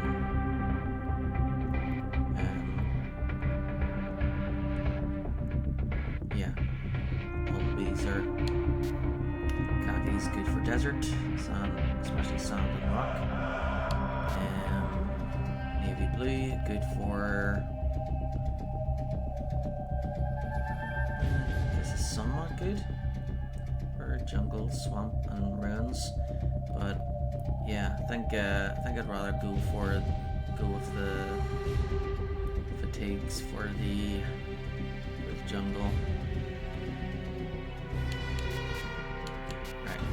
So that's for the jungle and tree environment. And then this is A for jungle and then B for everything else. So this sounds pretty good. This one is up going in a desert area. And then snow, obviously. Red. I don't think you should be wearing red. You stand there like a sore thumb. Unless you're on Mars. Yellow. Yeah. No bright colors. Definitely not pink. Green. Yeah. Fitting well with the jungle, but yeah, the things are much better. Yes. Ooh. So this one is best for swamp regions. Tree bark. Best for jungle and tree. Wait a second. So the tree bark is better than the J fatigues. Everything's B except for jungle, which is A. And then yeah, so this one is jungle and tree is A and the rest are B, so looks like we'll go with the tree bark.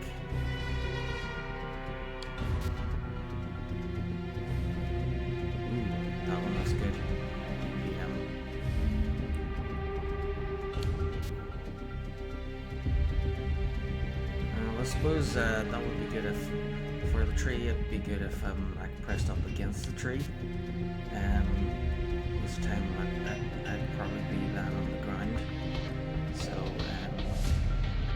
yeah, this one would probably be better again. So DPM, comrade, G and J.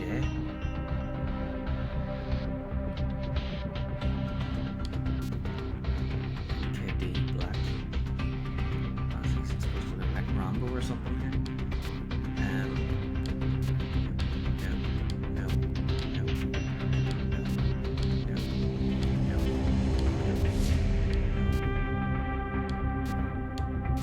Okay, go with DPM. Survival. Survival.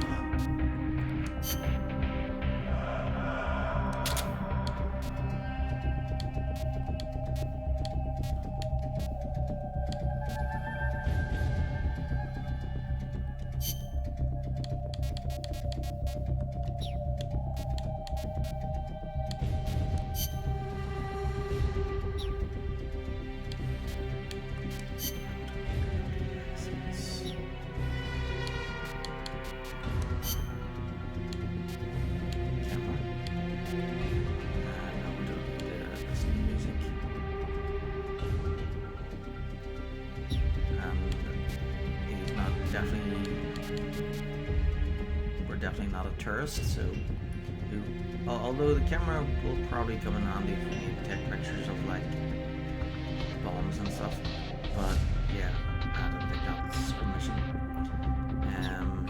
Okay, so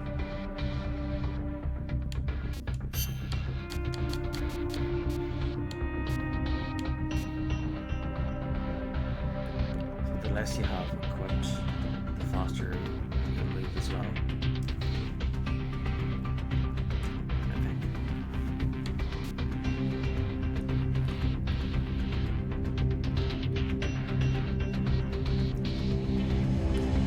So move near the desired target, then press Y to execute recovery.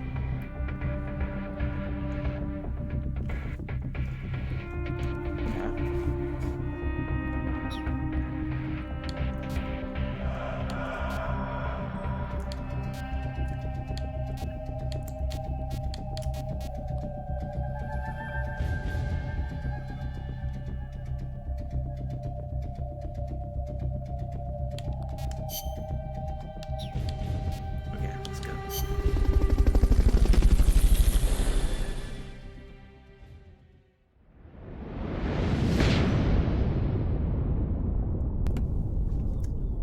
Chapter 1, A Country Without an Army.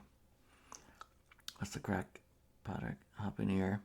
Happy New Year to you too, and everyone else too.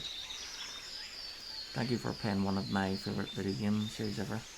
Head for the FSLN boathouse. It's northwest of there. Well, I've never played this one, Peace Walker, so...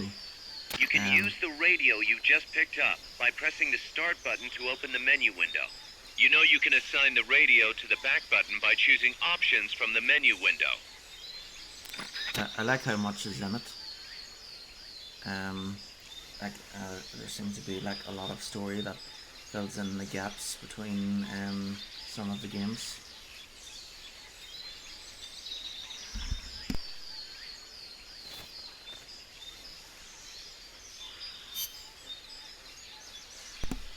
Damn it, I wasn't paying attention.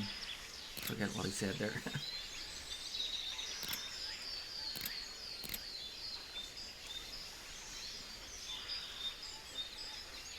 Okay, get to the high edge.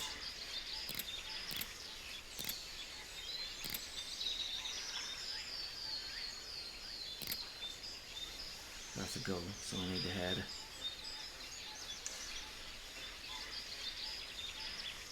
I guess we can't head east. We'll have to head west, northwest, and east twice. What the? Oh no. Let me go up.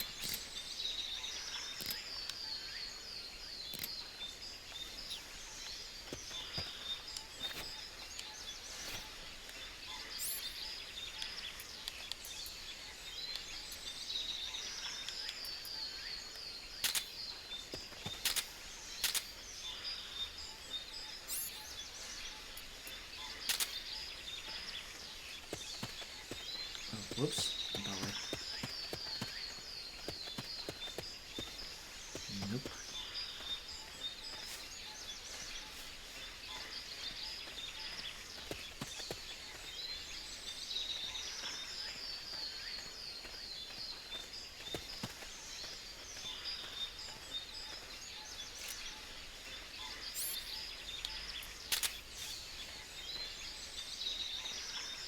Press the attack button near the enemy to initiate close quarters combat. And I want to use the Fulton thing. Oh, damn it. The enemy's here! You've been spotted. Run for it. It's either that or take out every last enemy soldier.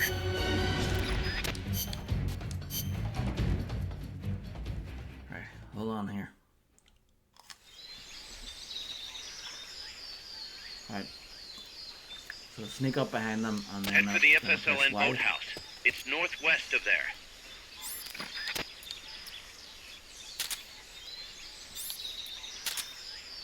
You can use the radio you just picked up by pressing the start button to open the menu window. You know you can assign the radio to the back button by choosing options from the menu window. Fulton recovery system, personnel recovery and evacuation system. Equip and move near desired target, then press Y to execute recovery. A maximum of 100 people can be recovered per mission. Right, so equip and then move near desired target and press Y. Okay. See if we can get them to kill them.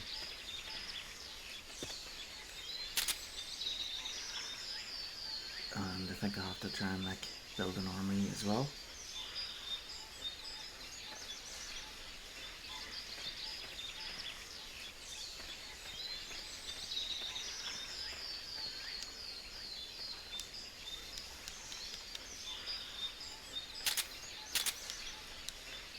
Go near desired target, then press Y. Somebody there. The enemy's here!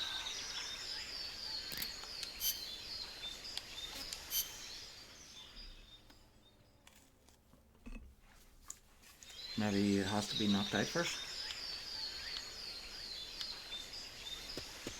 Head for the FSLN boathouse. It's northwest of there.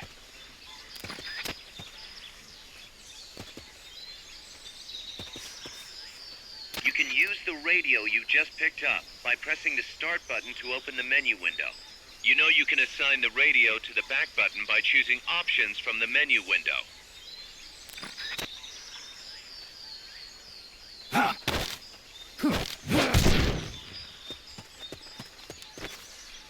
Ah, there we go. Not enough room, huh? We'll keep it here at the base.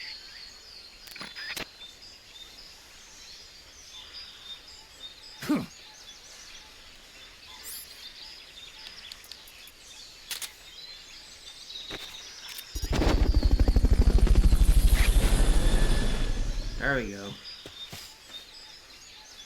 Can't be imagining. Fulton recovery helicopter is complete.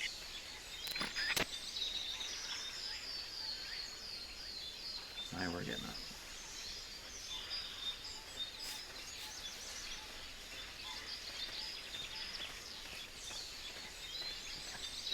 Puddle.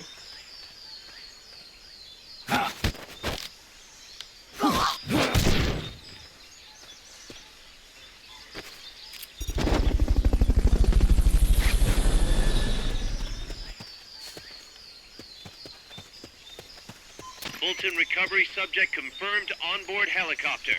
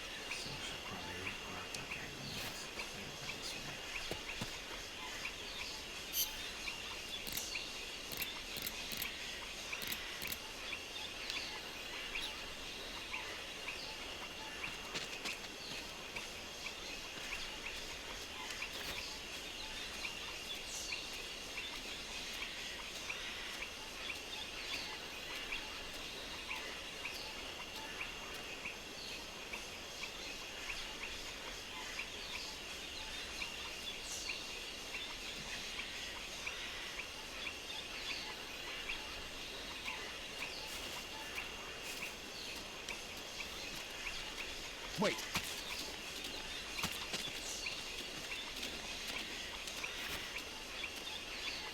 Can't be imagining things.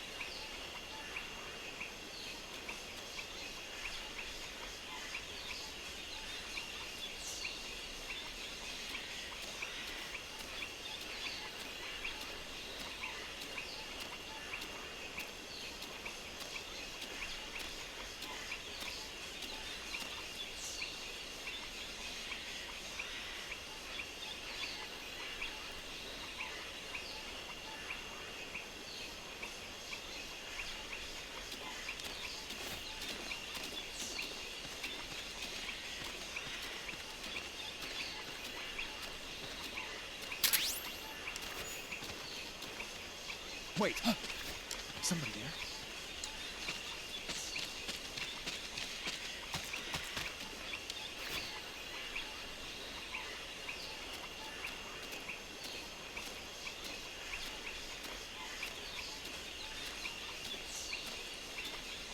Okay, so he almost saw me. But didn't see me. Can't be imagining things. So maybe I can use that. Maybe I can stand like over there and get that guy to move over this way.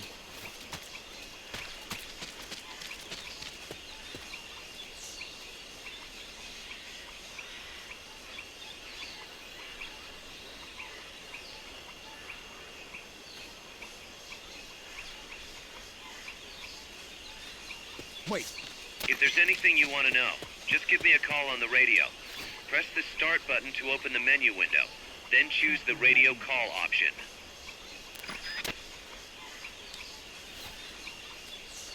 Wait.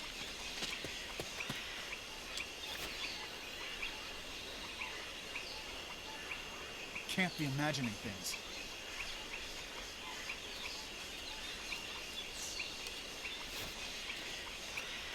Wait! Somebody there? That's it. Come on over.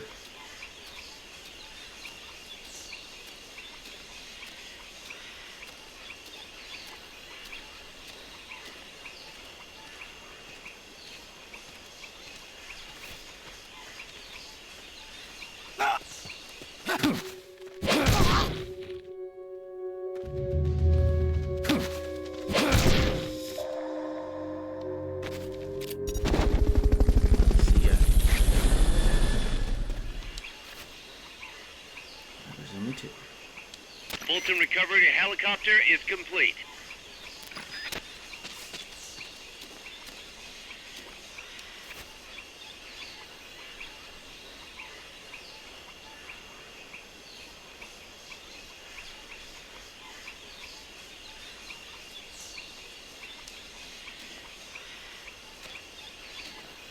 Oh, I can move like this too. That's good.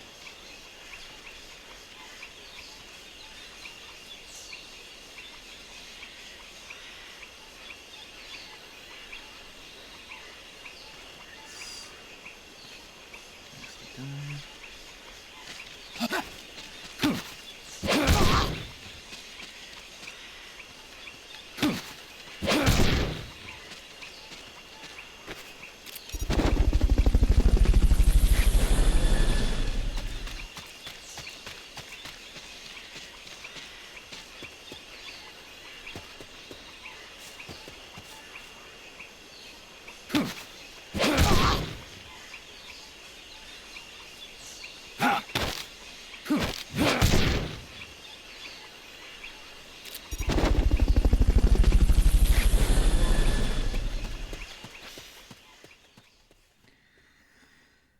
Okay, making progress.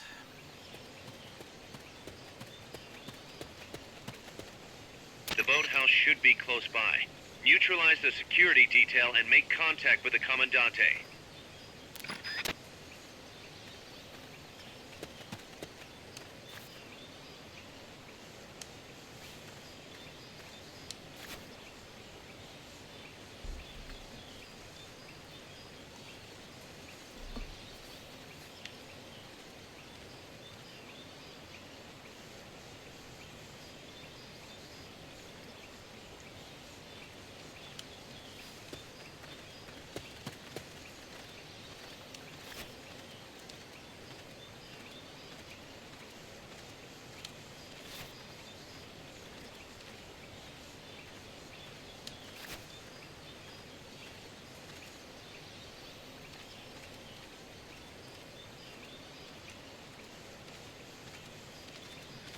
Neutralize that security detail. All of them.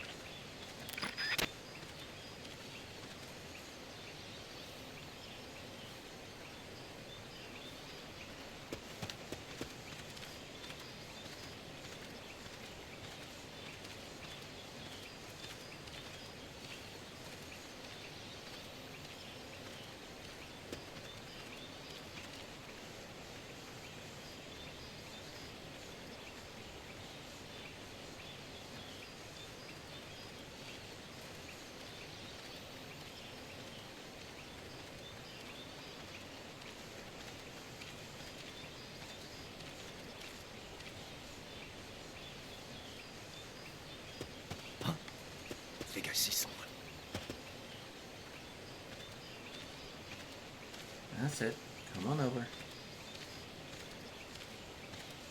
You'll have to neutralize all those guards.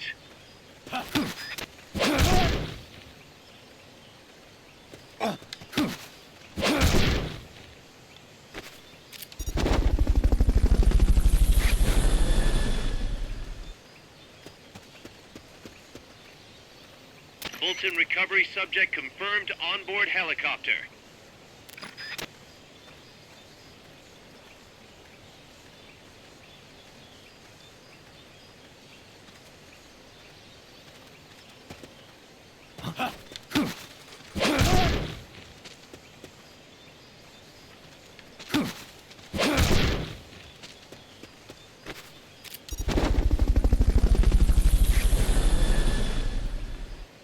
Grid, and knock out the enemies, and kill them, and I get to keep them.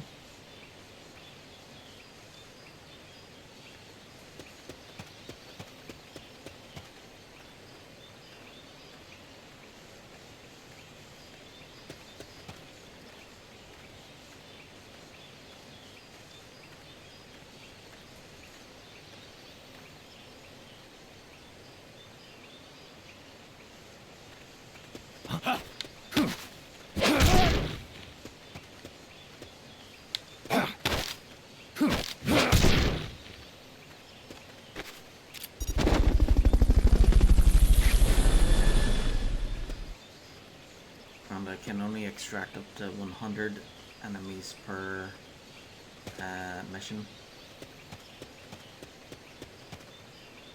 And that's perfectly fine.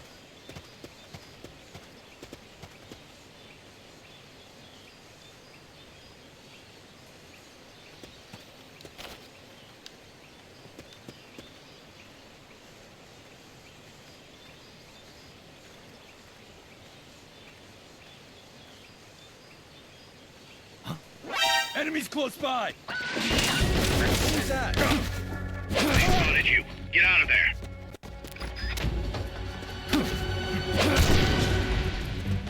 Enemy sighted. Requesting backup. Negative. We can't spare reinforcements. You'll have to make do with what you have.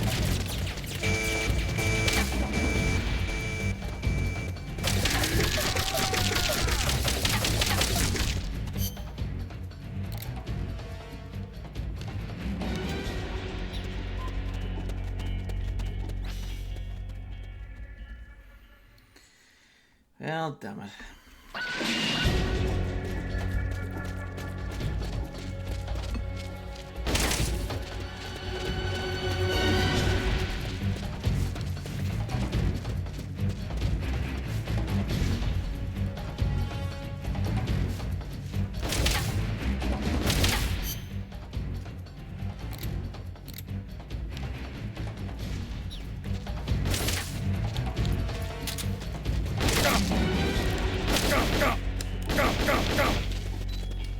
Pretty sick.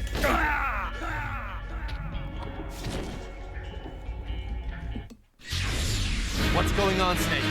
Report! What's your situation? Snake!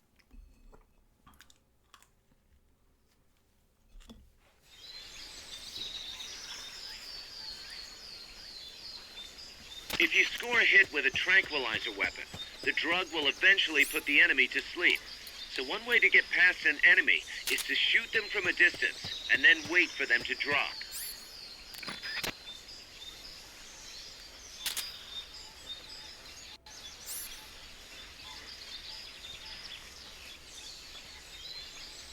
Press the attack button near the enemy to initiate close quarters combat.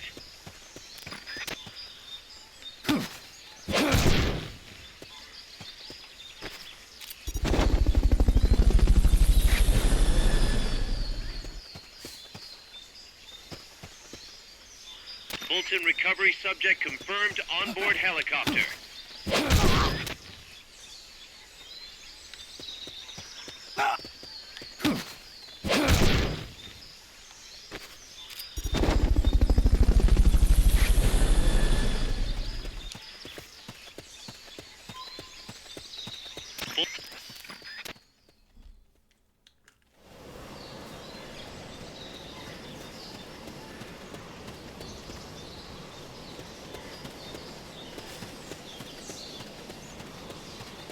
Not enough room, huh?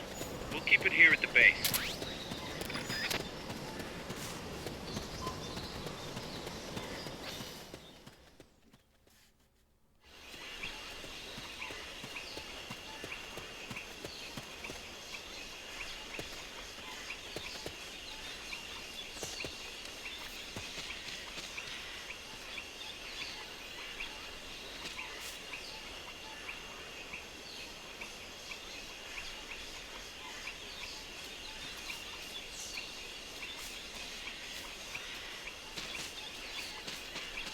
Wait.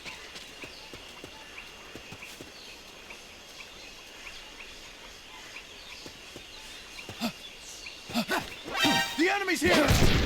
Bricks.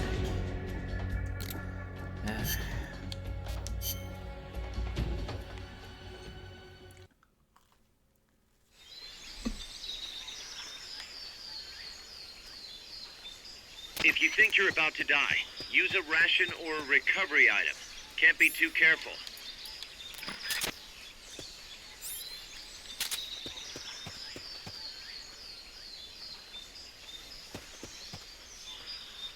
Press the attack button near the enemy to initiate close quarters combat.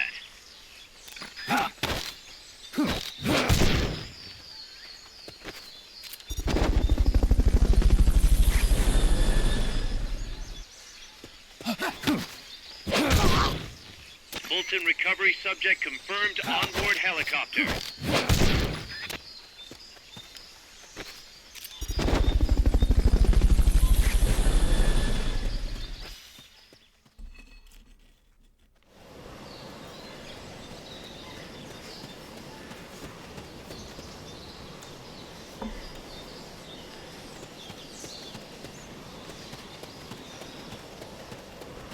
Not enough room, huh?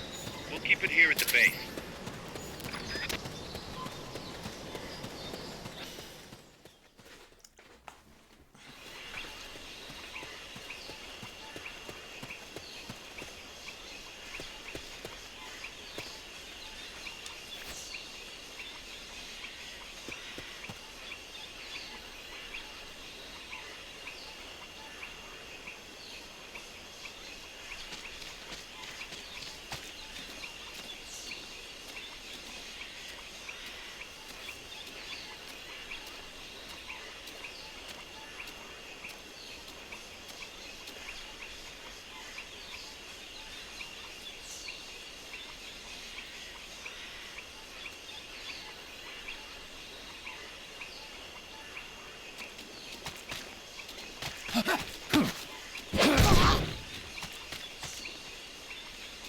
Wait.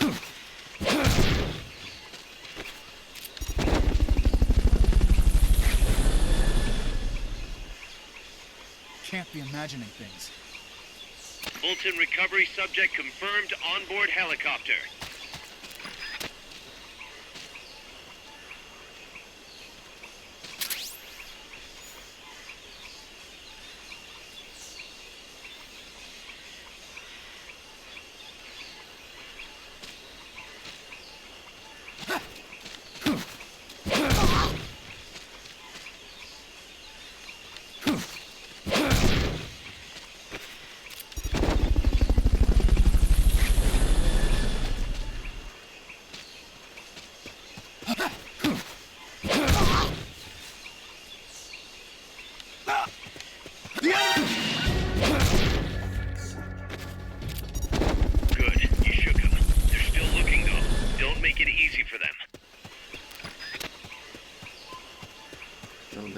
didn't call for backup or anything.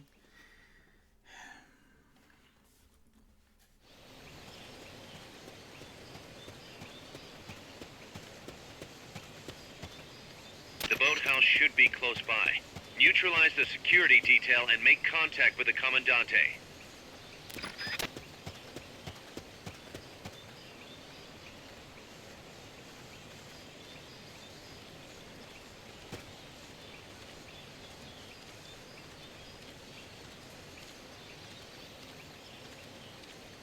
What was that? Enemies close by!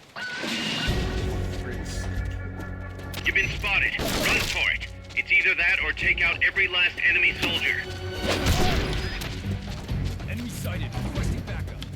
Negative. Can't spare reinforcements. We'll have to make do with what you have.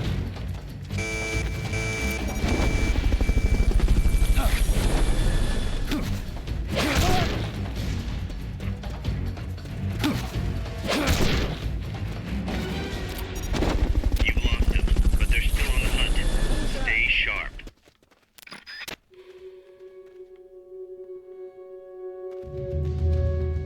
I'm seeing things.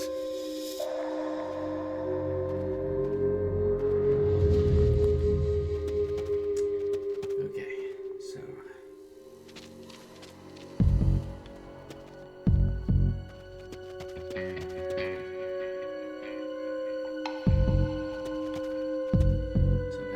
I can hide with them the one area. HQ, come in. This is HQ. This is patrol. Contact lost. Going to alert status. Understood. The enemy should still be nearby. Find him.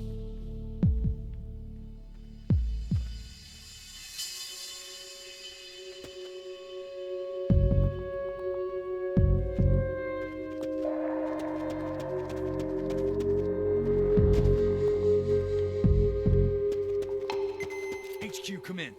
This is HQ. This is patrol. All clear. Understood. Stay vigilant.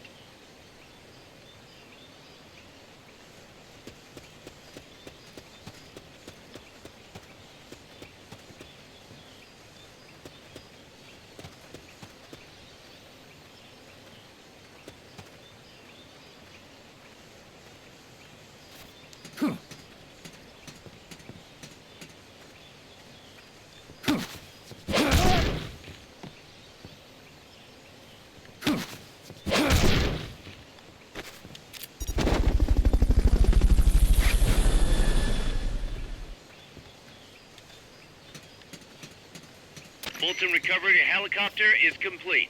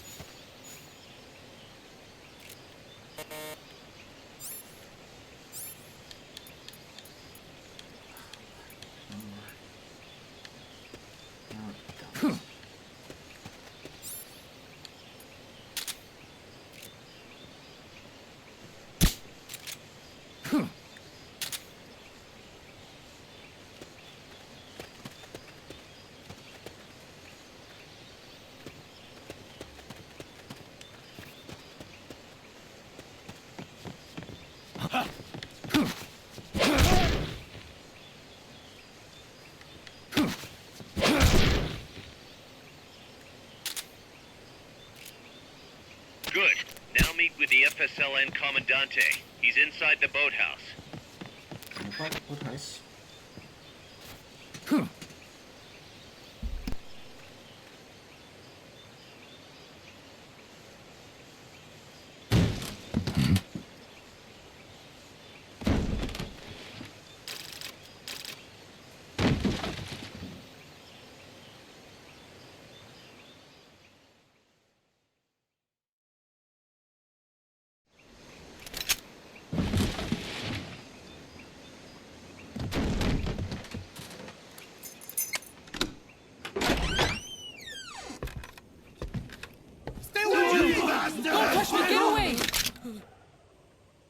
¿Quién es? Picture? No way. What do we do? Sandinista's right. I'm looking for someone. Mi viejo! Shh. He's dead. They killed nuestro viejo. You're his daughter. Then that makes you his delegado, right? Relax. I'm not your enemy. Cuban. A cigar? I'll take whatever you've got. I owe you one. But I prefer cigarettes, you know. How do I look? Amanda A little like El Che, huh? Valenciano. You Cubano? Colombiano. A photographer. I came to Costa Rica to take pictures of birds. Birds? Yeah, quetzals. You've got no telephoto lens. How do you get your shots? Telephotos for amateurs. It's all in the timing. Oh. Let me smoke Okay, too. we can talk until I finish this. Chico! Tell me what's going on here. This place is crawling with soldiers. They don't look like private security, more like hired guns. They're loaded with the latest gear from all over the world. I heard they're a security force hired by Codessa. Yeah, and I'm Papa Noel. Those guys are UCLA's. UCLA's. La CIA. I saw them, setting up shop in town. They're planning to do here what they did in Chile. If that's the case, what are they after? Whatever it is, it's not us. You don't think they're here to push you back into Nicaragua? Impossible. Too much hardware. Too many bases. Didn't you see? They've got helicopters, tanks. It's like we're in Da Nang. There must be something else. They have a base near here. There's a factory to the north, across a suspension bridge. Factory to the north, across a bridge. Have you seen the big transport boat, mercenary crew on the Rio del Jade? You mean the barge? It's upstream from here. Up toward Irasu. Any idea what's on it? I could introduce you to some of our compas up there. But I don't recommend going to the mountains. We've lost a lot of people there. They take us captive, torture us for information about our compas, and then they kill us like pigs. Got it. All right. This was our last hideout, the final refuge for El Frente, after being pushed out of Nicaragua and into this peaceful paradise of Costa Rica. Then, Okay. El Monstruo attacked. A monster. Y mi viejo.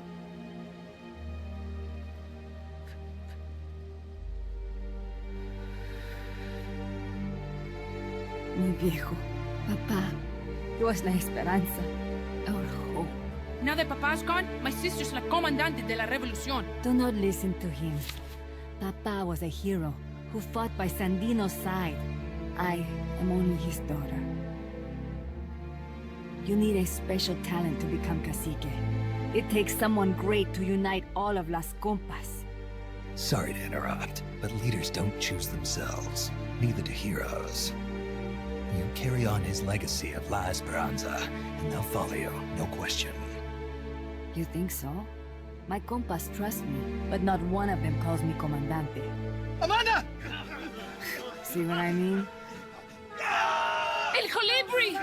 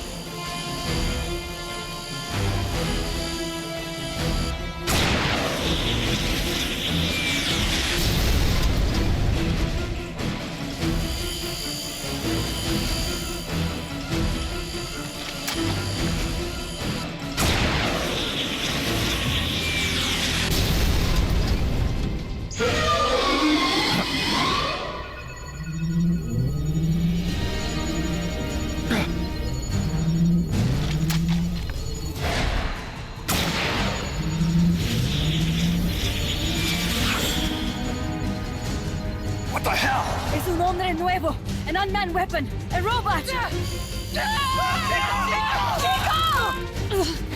No! He won't survive the fall! Out of my way! Better for him to die at the hand of a compa than suffer their torture.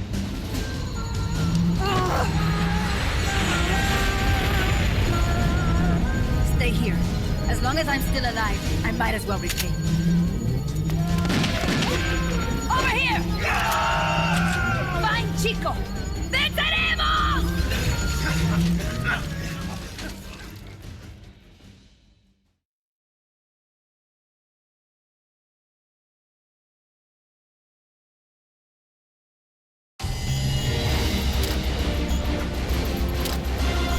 Mission complete.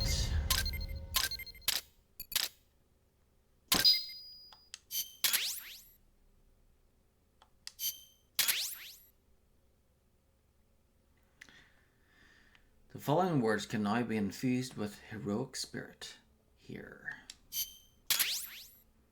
Obtained design specs for the following weapon/item.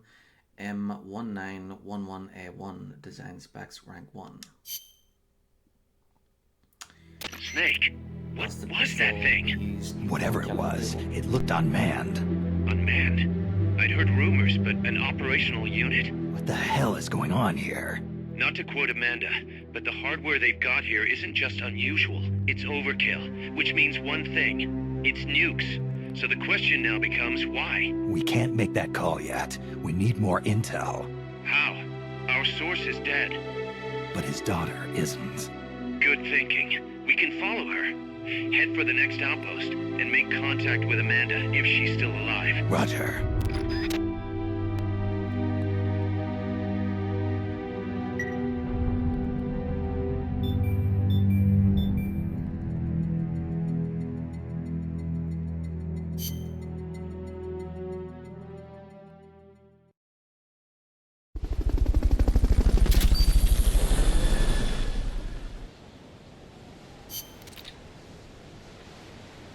Okay.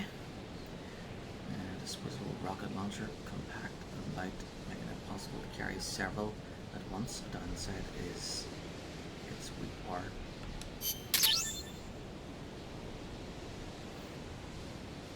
Laser rank 1 could be handy. Parameters mount up due to experience in combat unit.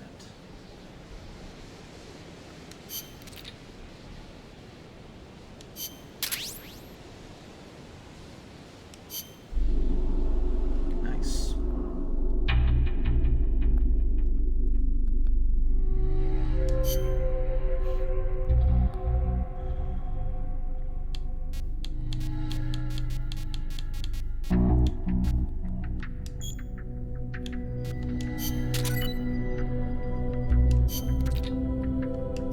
Sniper rifle. Oh yeah. Some grenades will be handy.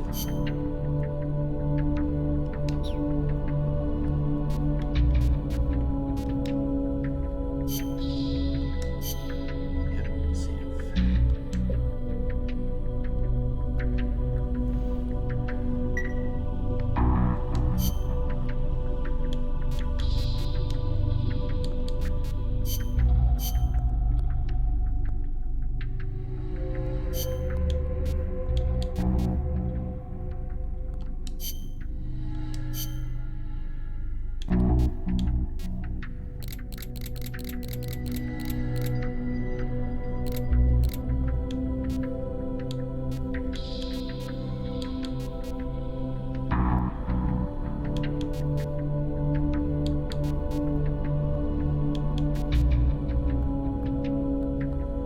Didn't really use smoke grenades in previous games.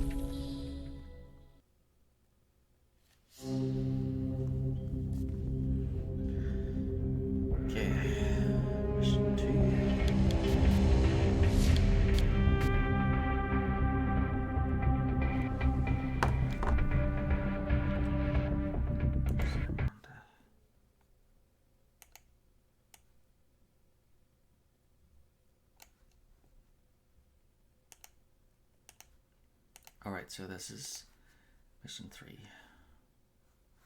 Okay.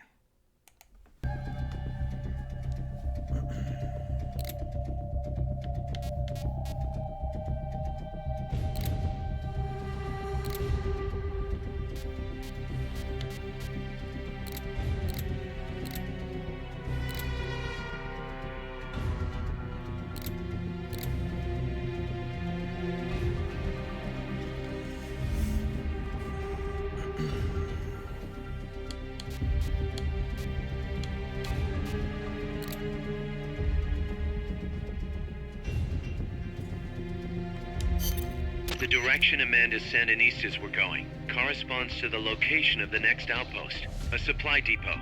We should be able to make contact with her there.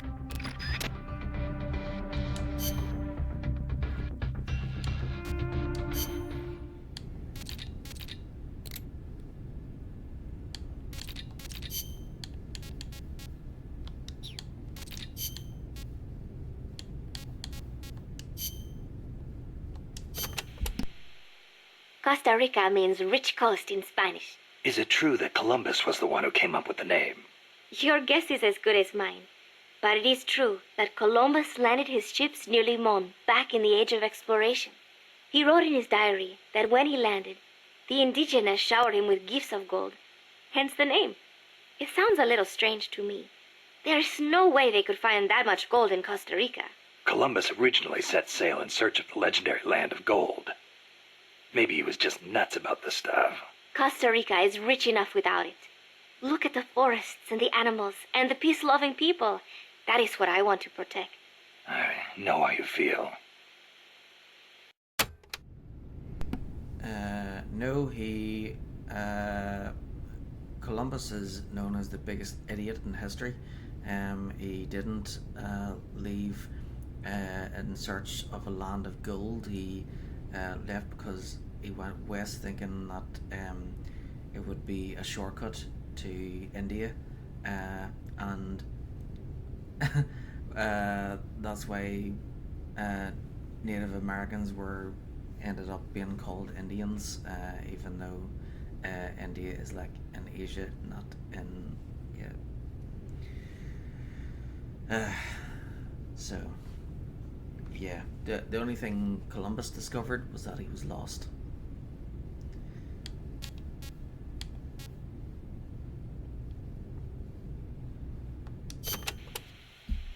Democracy took root in Costa Rica before anywhere else in Central America. Sure, we had coup and dictators and all, but never a total meltdown. That is, until 26 years ago. The Civil War. Yeah. I understand you lost your grandparents. It started with a dispute over alleged fraud in the presidential election.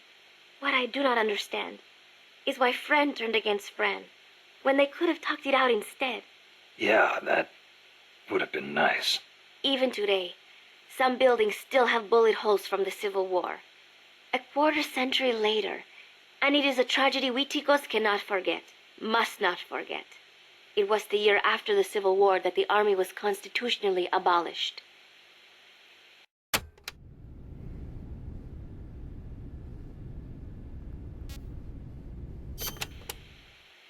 A new president was elected this year, President Otaber.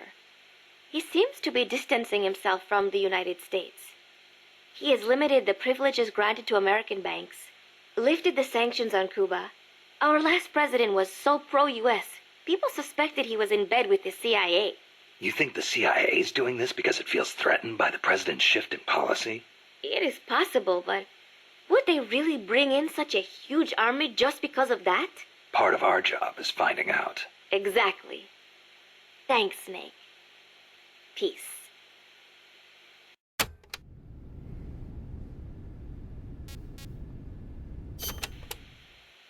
That coffee you guys brought us is pretty damn good.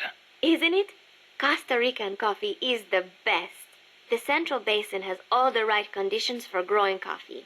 It is high in elevation, with steady temperatures and well-drained volcanic soils.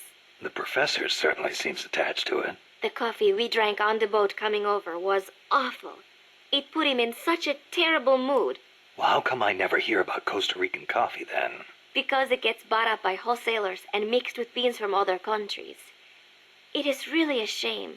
Such wonderful beans, and nobody knows they are from Costa Rica. Huh. They should launch an ad campaign or something. Right. I hope one day people will recognize Costa Rican coffee for what it is. I'm with you there.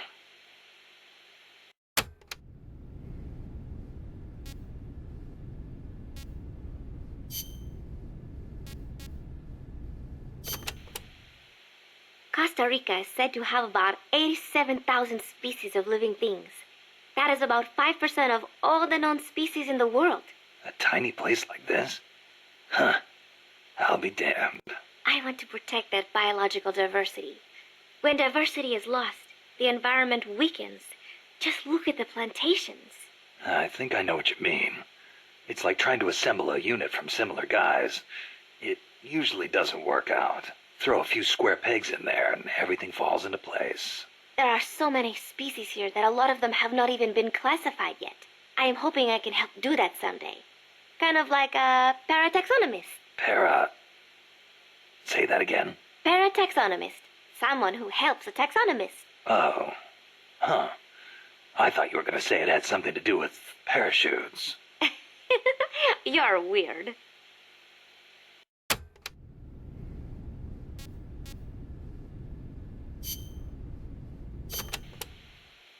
My mother was the one who named me Paz.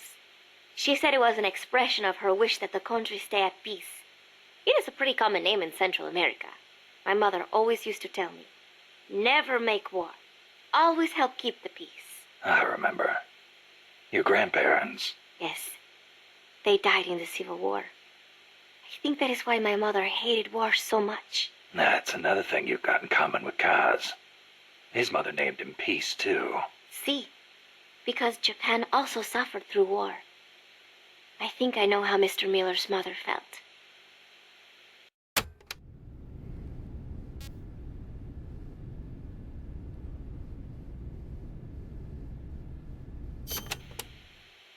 You like the peace sign, huh?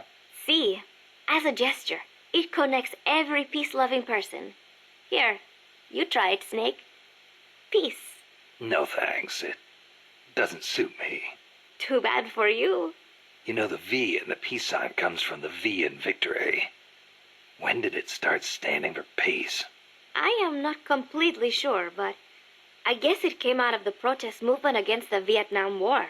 Oh, and do not turn your hand around when you do it, especially around British people. It is insulting.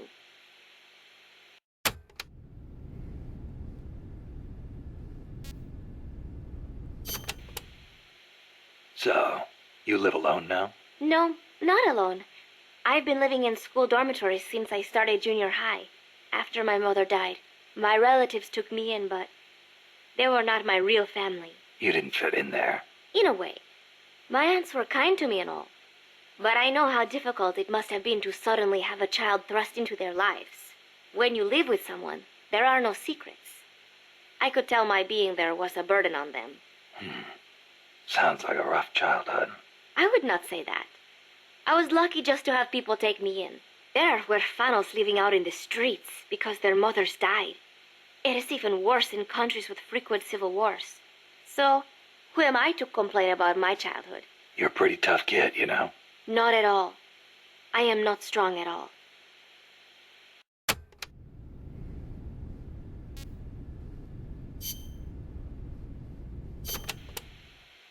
Playa del Alba means Beach of Dawn. The morning sun is so beautiful over the Caribbean. Beach of Dawn, huh? Perfect place to start a mission. The clear blue water, the white sand, the swaying palm trees. You cannot get more South American than here. It is paradise on earth. Yeah, guess I should have packed my Hawaiian shirt. The coral reefs and mangrove forests protect the small fish in the area. Sea turtles come to lay their eggs on these beaches.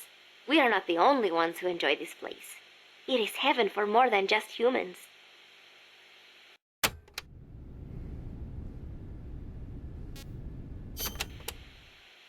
Bosque del Alba means Forest of Dawn. Naturally, it is situated on the east coast. It is your standard tropical rainforest. Everything you would imagine in a jungle. No sign of morning sun here. The foliage is too thick for direct sunlight to hit the floor. I do not know how easy it will be making your way through here. I'll be fine. This isn't my first trip to a jungle.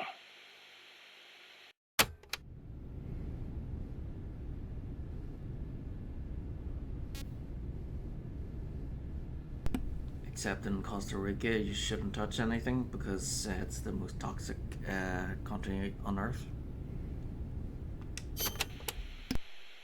The mercenary supply base is situated on elevated ground by the coast. I heard them call it Puerto del Alba, Port of Dawn. They have perfect visibility of the area from up there. We did our best to sneak in undetected, but one of the guards spotted us and we... What is it? I'm sorry. You'll have to ask Professor Galvez the rest. It's okay. You've been through a lot. I am sorry. I just cannot. You did great, Paz. I won't let your efforts go wasted.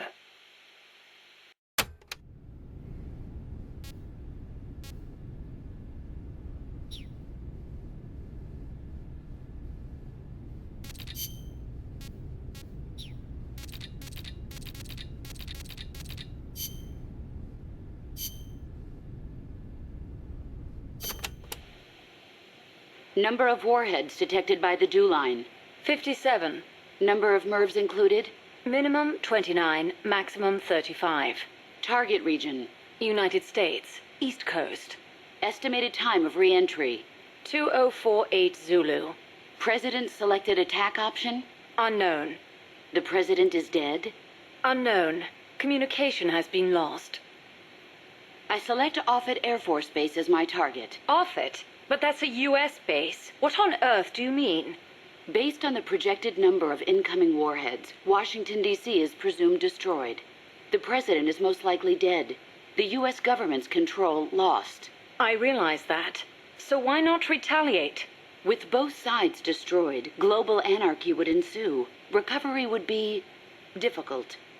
The United States' nuclear strike capability must therefore be neutralized in order to preserve the communist bloc, where government remains largely intact. You're siding with the enemy.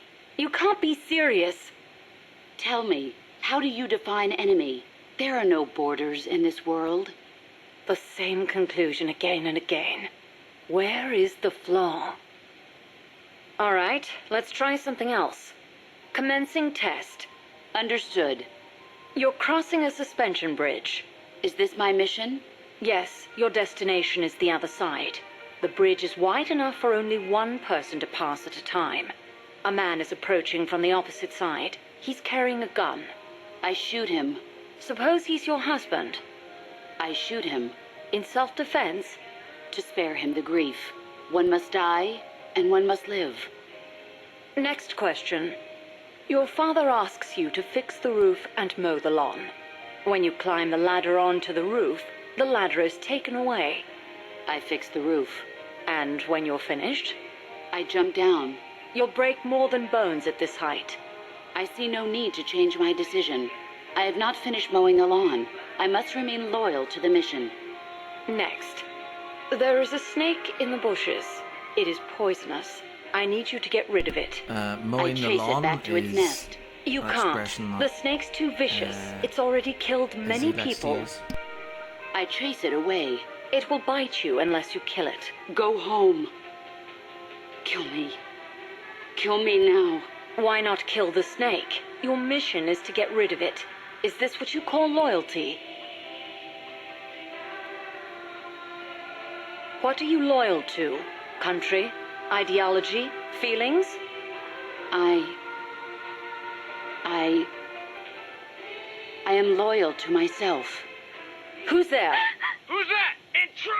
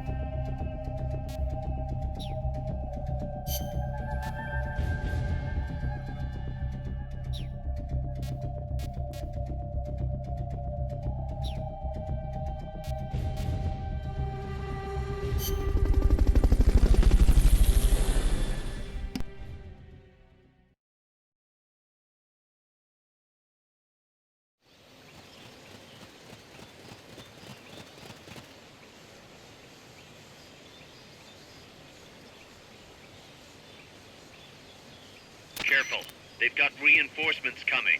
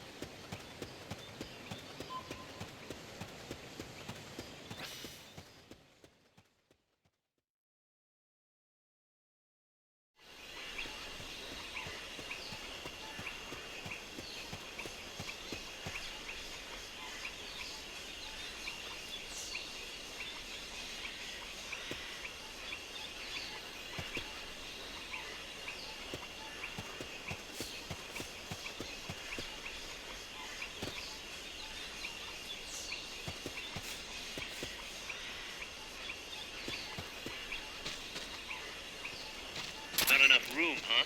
We'll keep it here at the base.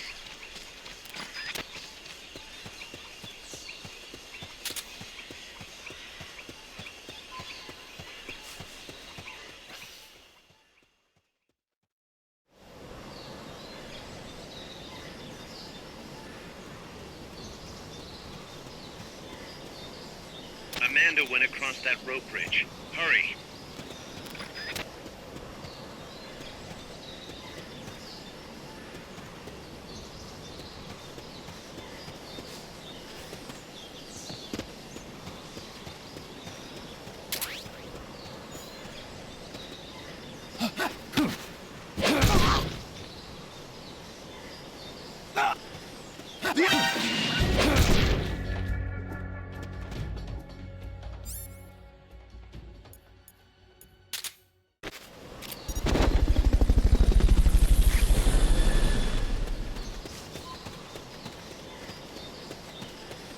Fulton recovery subject confirmed onboard helicopter.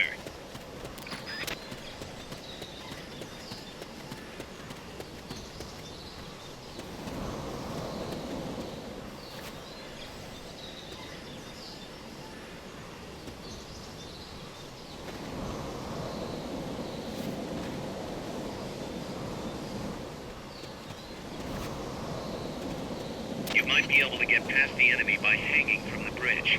Press the action button near the bridge's handrail to hang.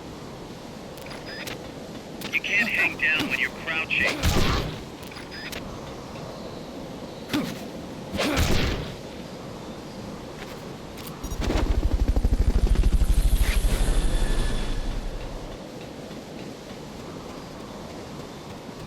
Fulton recovery helicopter is complete.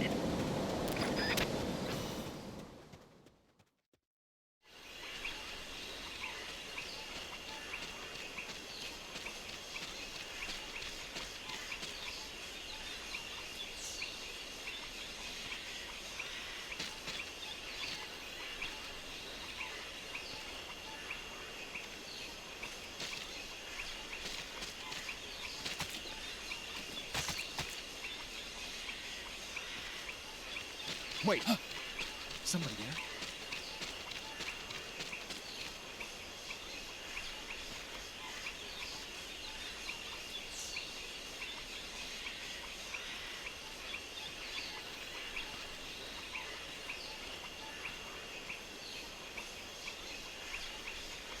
Can't be imagining things.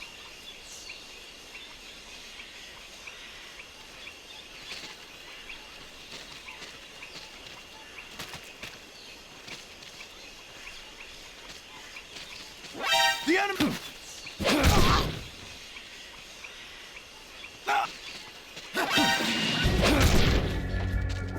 You've been spotted. Run for it. It's either that or take out every last enemy soldier. We found the enemy. Send backup. Understood. Dispatching reinforcements now.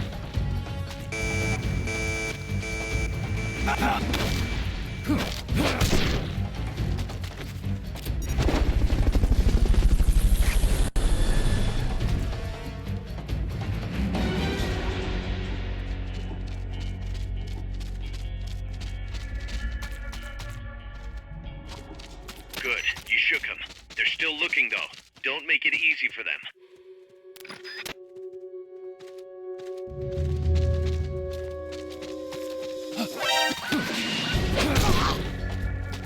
They spotted you. Get out of there. What? You've lost them, but they're still on the hunt. Stay sharp. What's going on? Stay out of the water. That's beyond the scope of this operation. Can't be imagining things.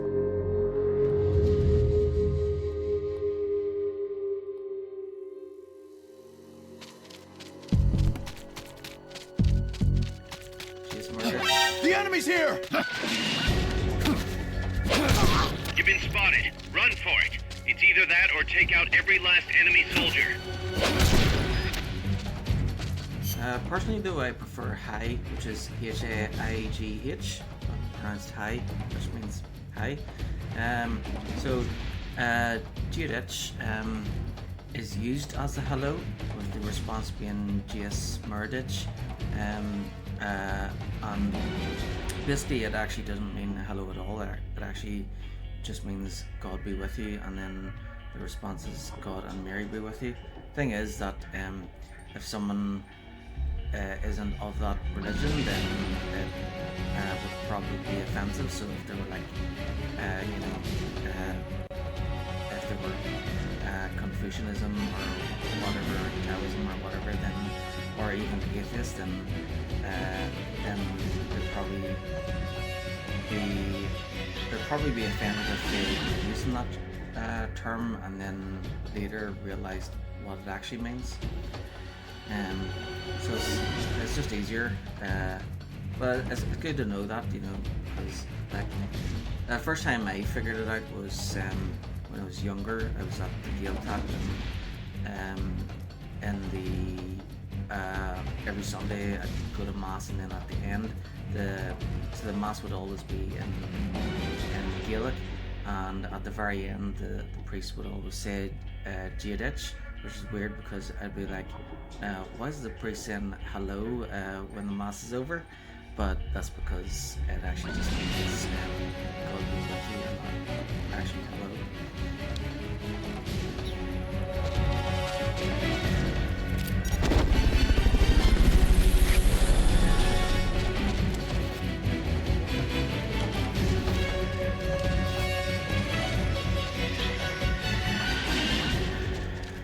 Good. You shook them. They're still looking, though. Don't make it easy for them. The enemy's here! They spotted you. Get out of there.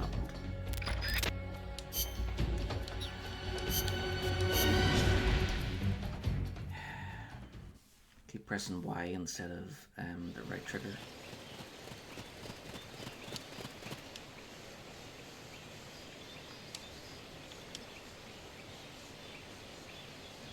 Careful.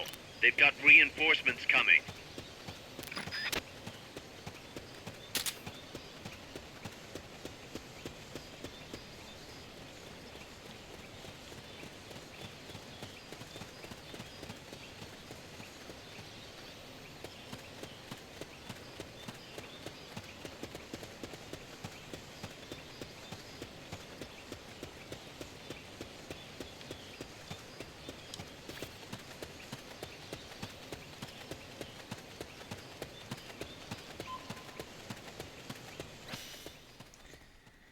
Okay.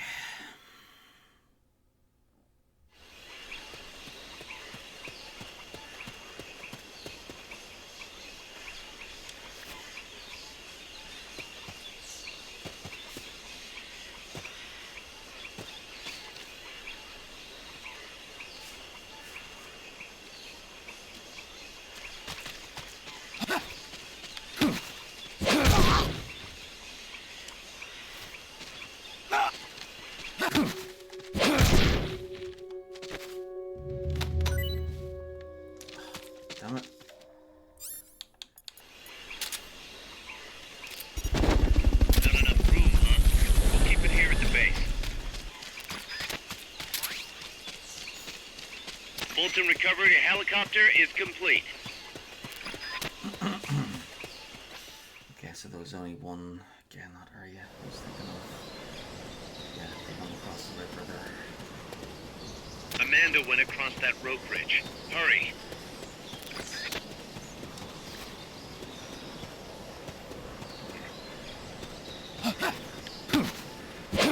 You. That's close.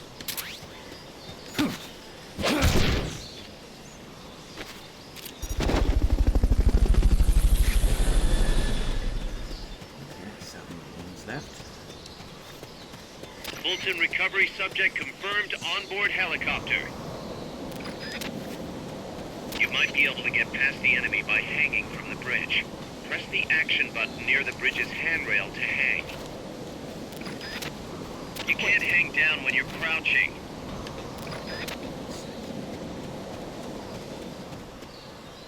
Can't be imagining things. So you need to stand up and press the button.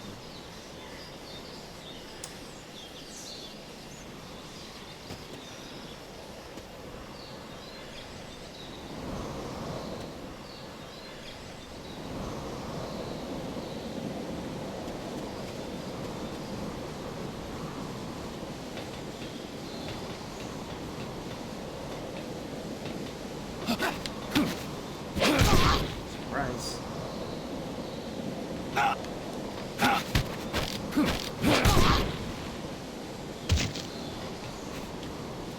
Frig's sick.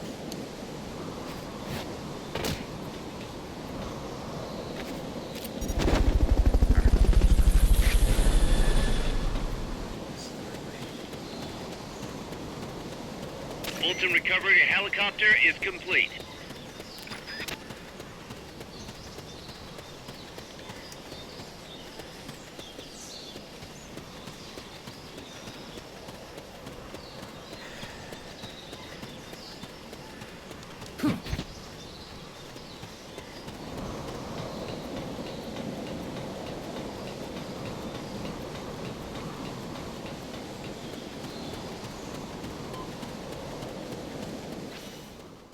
Yep, there we go. Okay,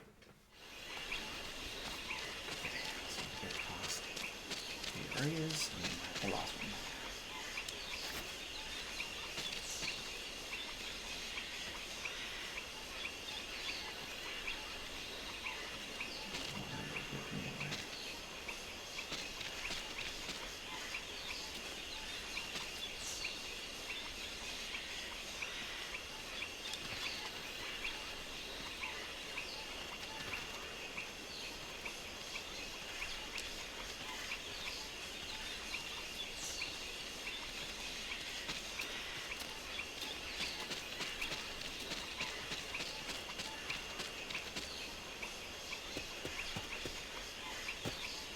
Wait. The enemy's here! They spotted you. Get out of there.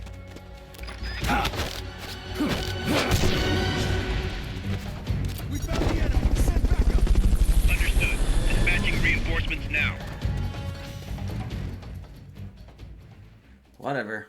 Let's just get there.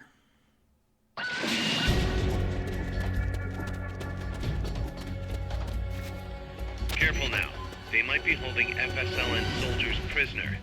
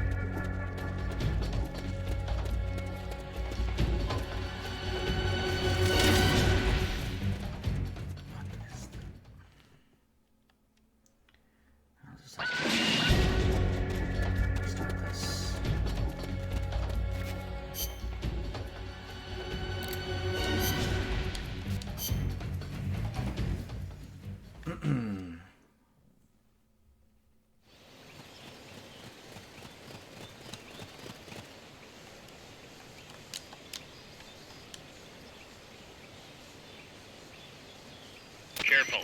They've got reinforcements coming.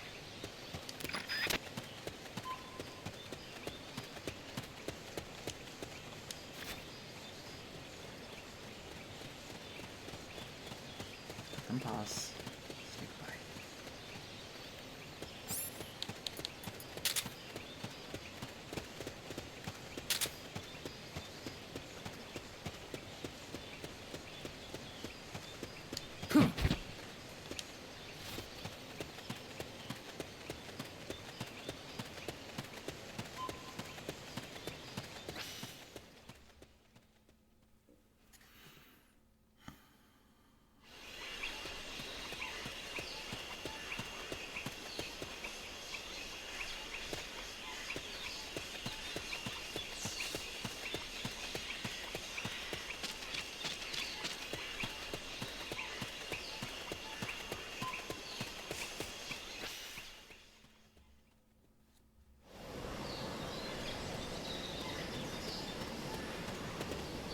Amanda went across that rope bridge. Hurry.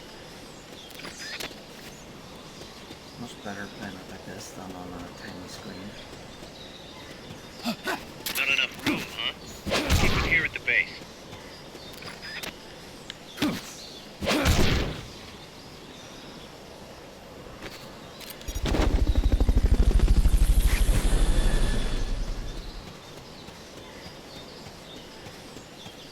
Fulton recovery subject confirmed onboard helicopter.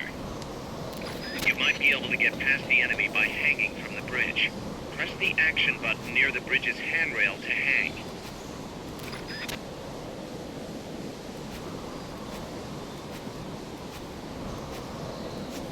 Let's see here.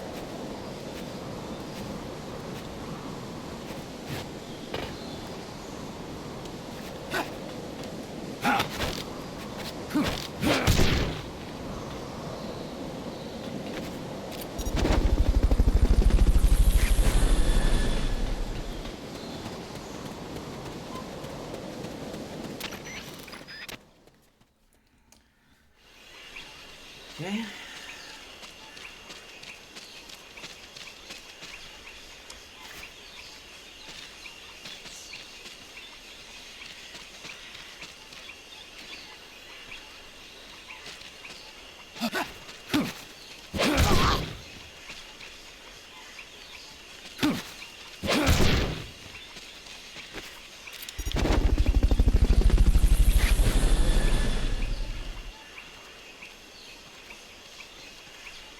Fulton recovery subject confirmed onboard helicopter.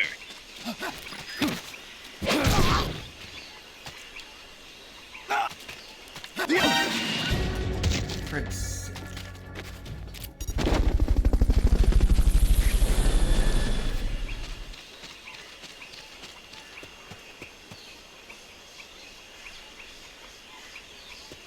Wait.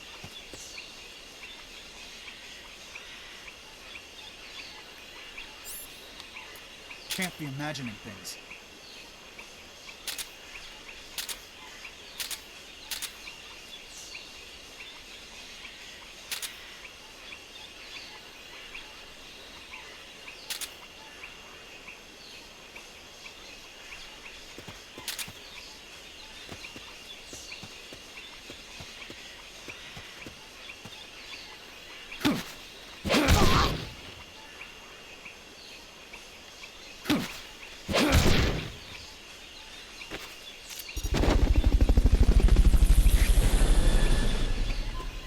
That's much better.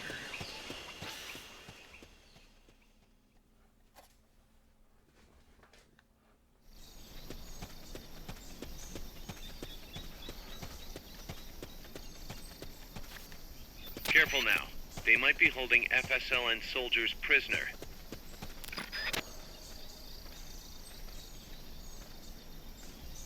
Okay. Secondary objective, rescue the prisoners.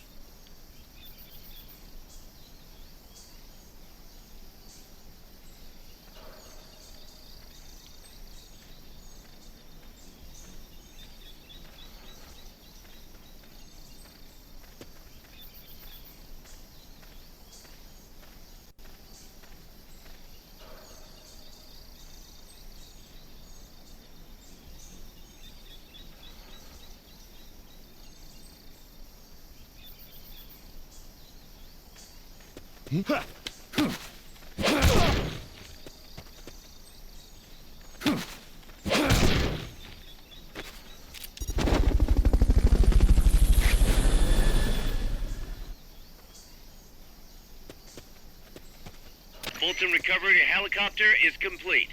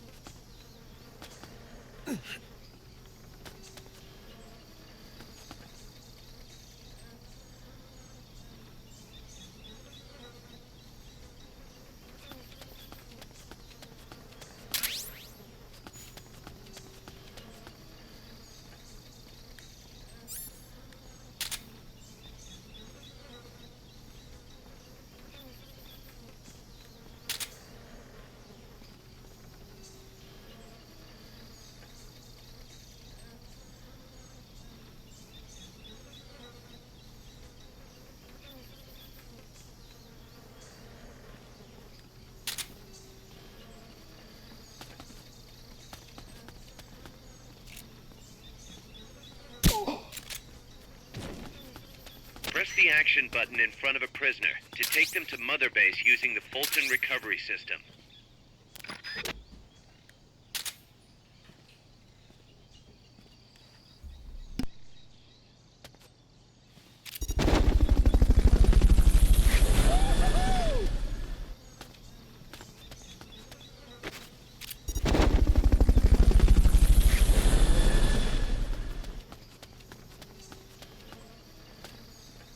Fulton recovery subject confirmed onboard helicopter.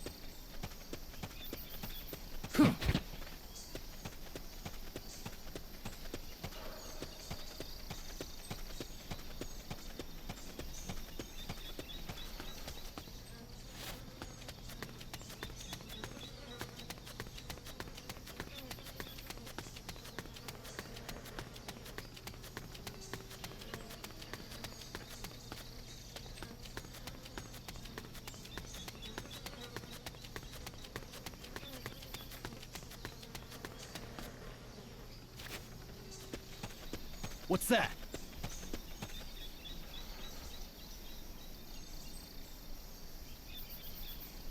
Guess not.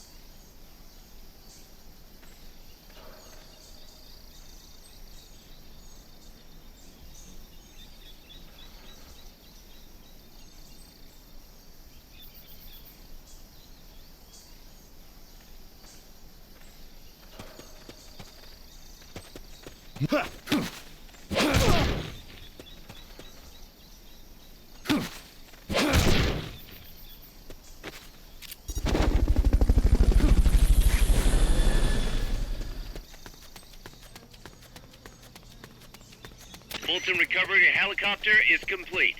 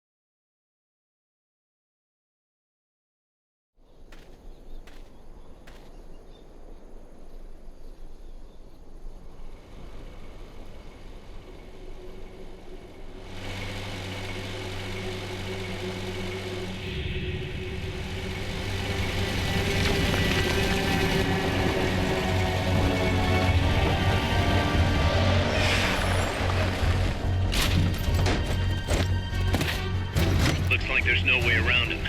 You up for this, Snake?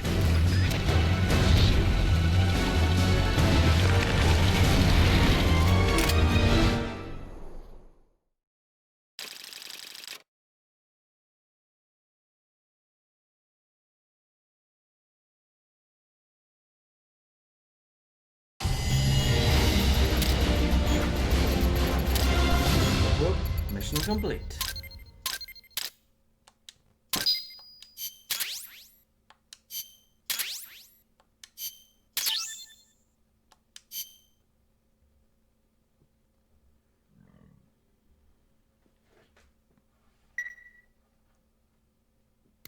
Listen, boss.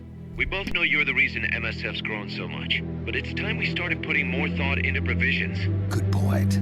A place this big needs a good stockpile on hand. The Japanese say, you can't fight on an empty stomach. Something we learned in World War II. Obviously. Maintaining a steady supply of provisions is one of the basic principles of logistics. So I went ahead and set up a mess hall team. The team members' numbers and abilities will affect the amount of grub to go around. Without enough food, morale will drop. They get hungry enough, and we could start losing people. Anyway, I need you to assign guys to the mess hall team. Copy that.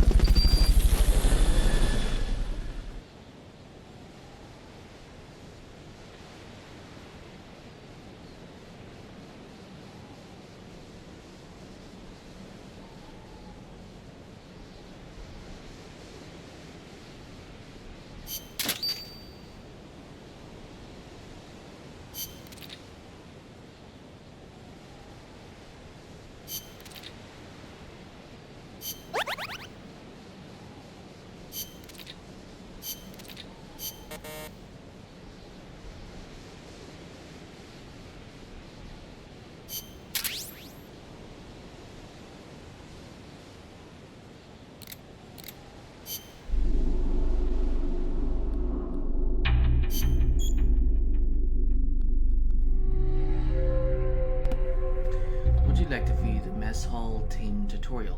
Yes. You will need to supply sufficient provisions according to the size of your mother base staff. The current food supply is represented by food in the upper right of the screen. When food is greater than 100%, soldier morale will rise, enabling the soldiers to perform beyond their natural abilities. On the other hand, if food is below 100%, morale will fall. If morale falls too low, soldiers will defect and ultimately leave Mother Base. Assigning adequate staff to the mess hall team will ensure that everyone receives ample provisions. This concludes the tutorial. Auto-assign. So we should auto-assign at the end of each mission.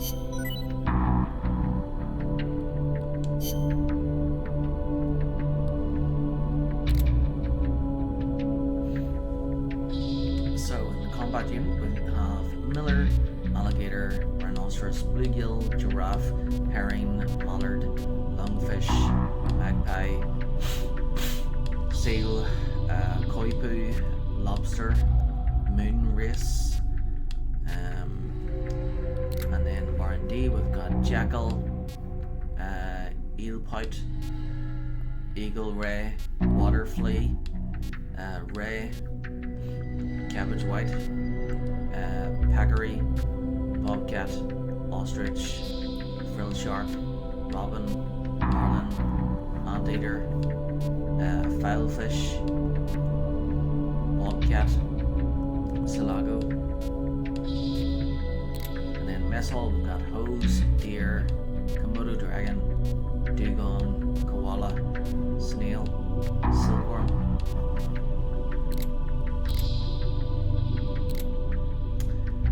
Very good. Yep, save again.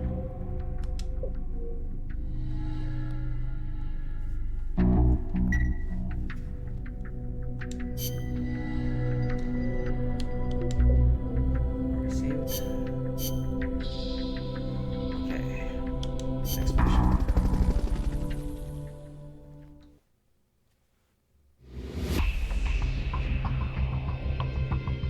Neutralize the attacking enemy armored vehicle and make contact with Amanda. So, armored vehicle. Let's see. It's obviously Vamos.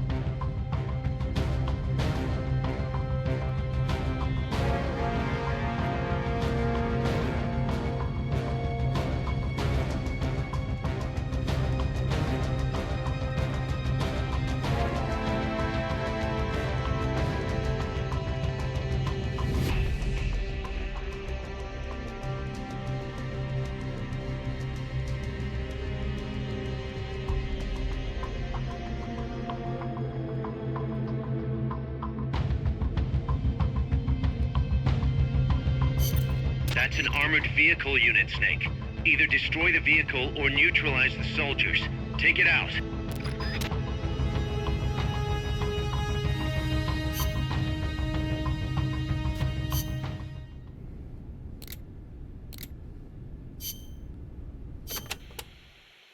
Enemy tanks, armored vehicles, and attack choppers are always accompanied by a combat squad. The soldiers aren't particularly tough on their own. What makes them formidable is how well they work together as a team. As if you didn't have enough to worry about with the machine. Good. I like a challenge. Yeah, we'll see how you feel when you actually have to face them in battle. Snake, whatever you do, don't let them surround you. The last thing you need is to get pushed into the vehicle's kill zone. And pay attention to what your enemies say to each other. You can improve your chances by figuring out what they're planning and using it to preempt their movements. You don't always have to go toe-to-toe to win a fight. Think like a gorilla. Got it. Let's see. Sniper rifle for the troops, and something explosive for the armored vehicle.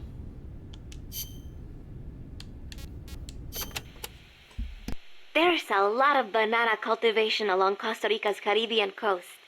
The area is dotted with banana plantations. Bananas have been Costa Rica's main crop since they were introduced from Panama in the 19th century. They bring in a fair amount of foreign currency. Real fruta de oro, huh? See, but exporting all those bananas require a ton of land. Hence all the plantations. Clearing all that forest just to grow bananas robs animals of their habitats. I do not know how good that is for Costa Rica in the end.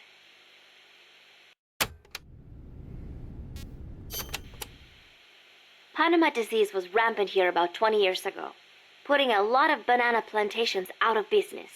Panama disease? It is caused by a type of fungus. Apparently it killed off almost all the banana species that used to grow here. How could that happen? Cultivated bananas do not produce seeds. You have to remove and transplant part of the stem yourself. You plant them in the fields. So you've got acres of identical plants? See, when one plant is infected, the disease spreads quickly. Species lacking genetic diversity become weak.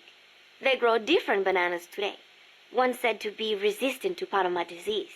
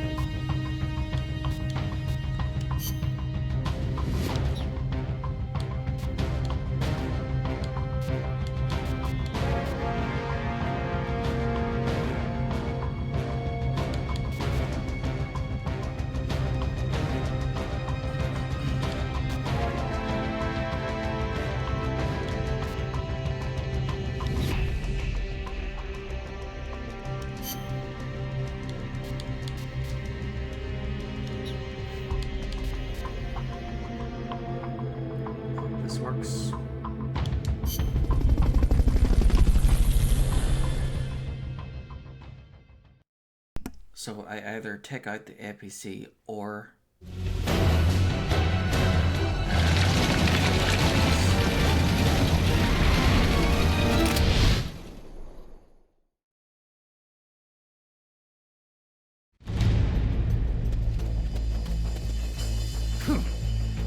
Neutralize the enemy troops. The accompanying soldiers are armed to the teeth. Watch yourself.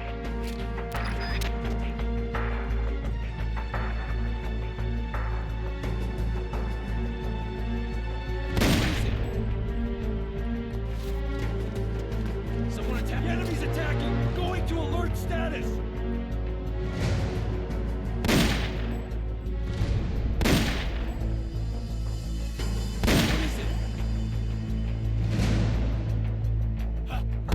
Someone attacking?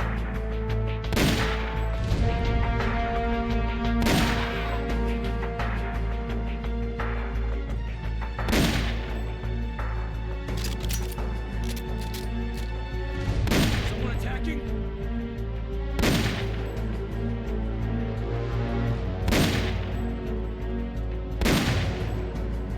Somebody's here! Enemies close by! Enemy sighted! Engaging now!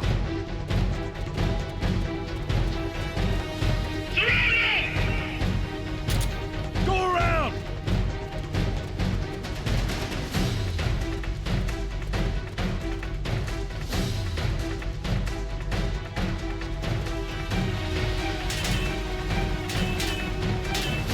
I'm done for!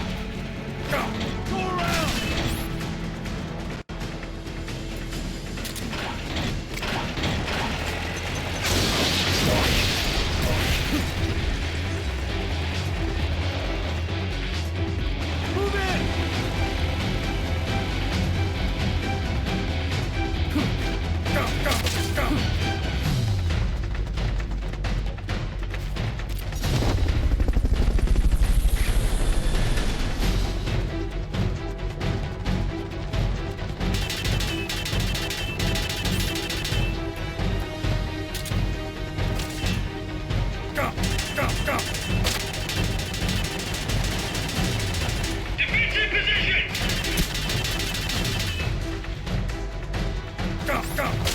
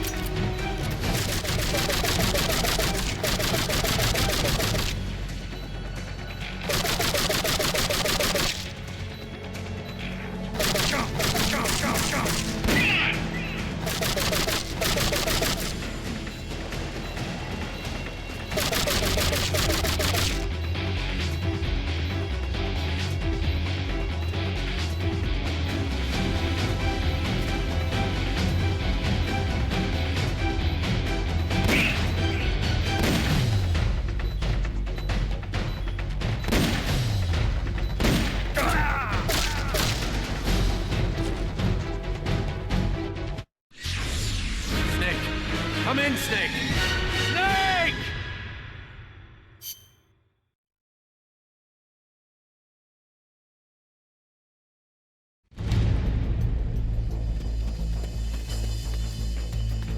If you're finding it tough to aim your weapon, try turning auto-aim on. If you're finding it tough to aim your weapon, try turning on auto-aim. Push the back button to turn it on.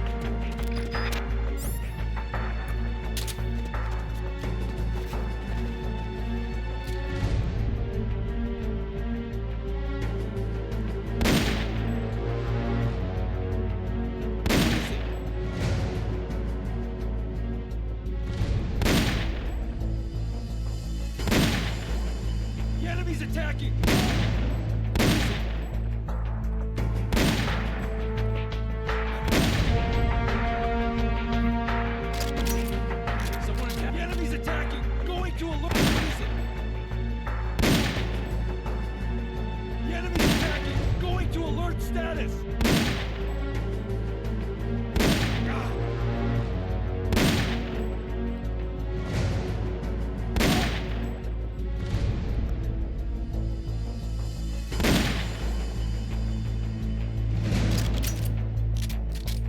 Someone attacking?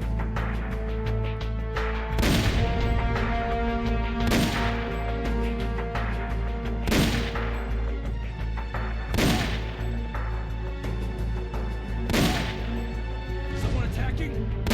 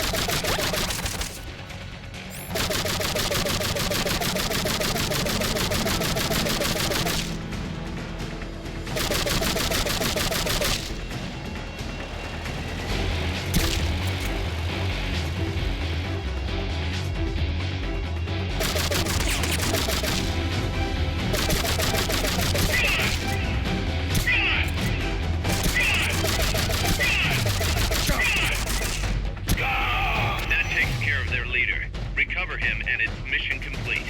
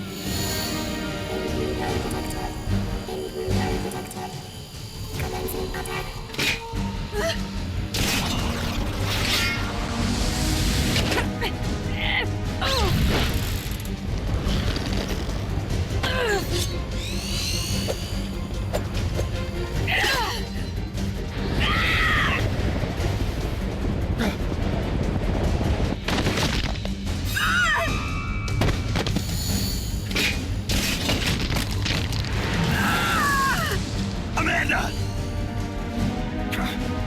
Shoot it! She'll fall! Shoot el Chico Libre!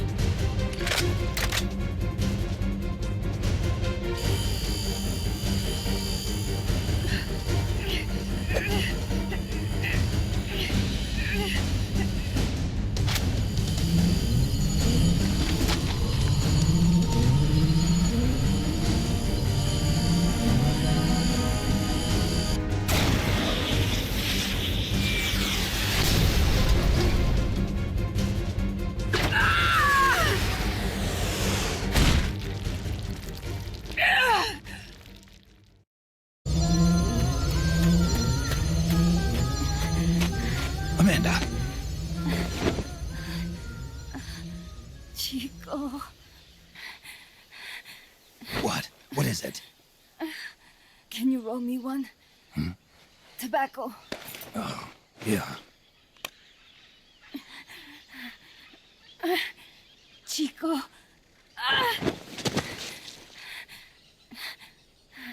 Hold still. I treated him like a kid again. We fought. I didn't want Chico to know. Kept it a secret. Somoza's Guardia chased us out of Nicaragua. Across the Rio San Juan. And we ended up here. The only reason we've been able to keep on fighting. Amanda. The factory. You saw it? The banana factory. A front. It's a drug refining plant. The KGB set it up for us to run. We used the income to buy food and weapons. Mi viejo never said a word, but we all knew. Everyone except Chico. Everything we have. Our weapons, our compass. He brought it all together. We were going to rebuild our country. Rebuild Nika with our own hands. Even if we had to dirty our hands to do it. But it's all over. We lost our cacique. Papa. I could never replace him. Now they've taken the plant from us too. There's no place left to regroup. No way to fight la revolucion. Here, I rolled you one.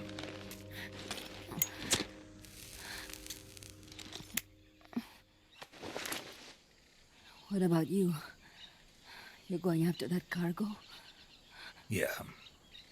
Must be important, Looks that way. It looks like it could could be nukes. What? Nukes? Madre de Dios. No time to waste. We must get to Irasu. The transport route leads there. It must be where they're holding Chico and my compas, too. Whenever Chico and I argue, he goes off to be by himself. That's why he knows more than anybody about their bases. Chico... You're pretty worried about your baby brother. This is why I'm not fit to be a leader.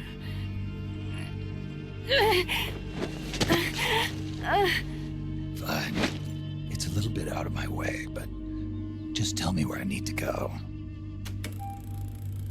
There's a prison up in the mountains. That's probably where he is. A prison in the mountains. You must do something for me.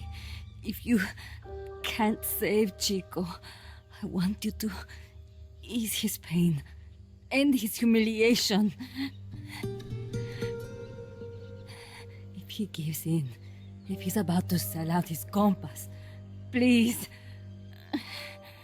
at least let him keep his honor. That's a promise I can't make. Why? Amanda, we gave up our homes, but we're still alive. We're still fighting. And there's always another reason to keep on living.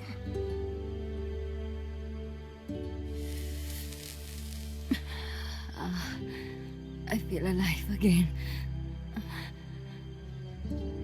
Amanda, join my unit until you've healed up. Your unit? Yeah. Who are you? Why are you here? I'm Snake. Serviente. Snake?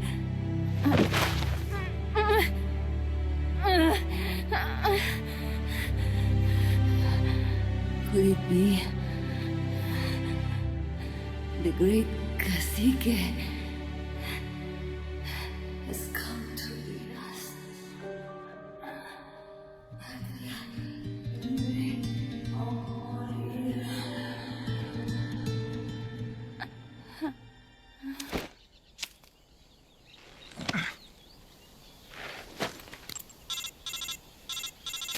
Kaz, can you hear me?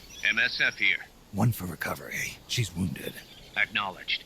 Kaz, the cargo on the barge. I was right. It's headed for the mountains. You think that's where they're taking the nukes? I'm sure of it. Let's move.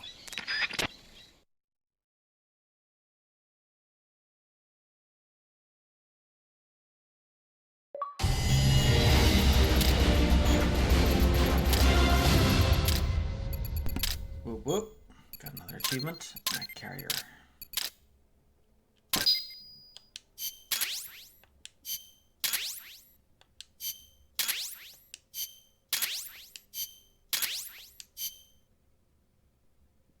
Snake, Amanda's reached the plant. Snake, Amanda, how do you feel? some first helicopter ride. I'll be perfectly happy if it's my last. As you can see, she's doing fine. I set Amanda up with her own frequency, so call her anytime you need to. If you have any questions about American bases or mercenary units, or about El Frente, just ask. And please, do not forget my compas and Chico. Don't worry. It's good to be working with you, boss. Snake, we can monitor her condition in sickbay. Remember to assign roles to any POWs you bring back to Mother Base. How this outfit gets built depends on who we assign to what jobs. That'll determine how Mother Base grows. It's one of your most important roles, boss. Yeah, I know.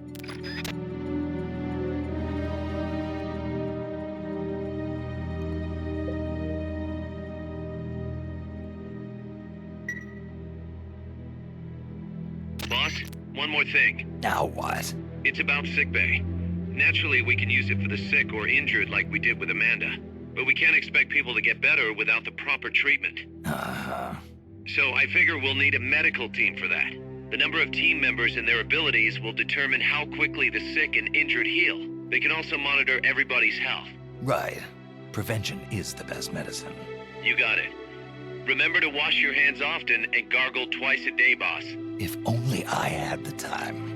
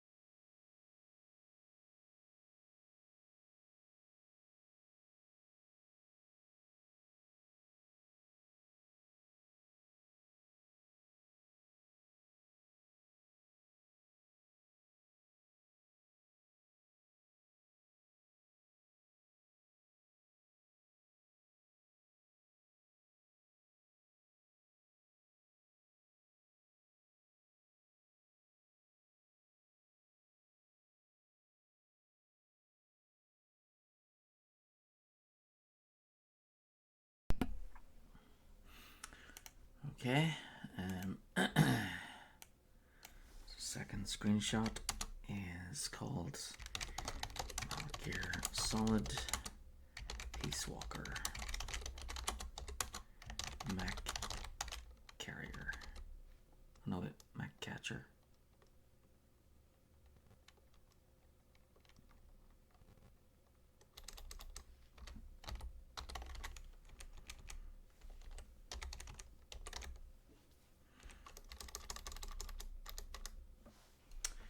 Accept.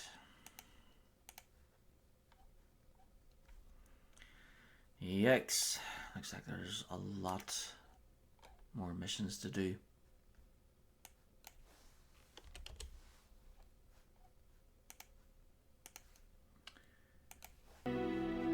Okay. This.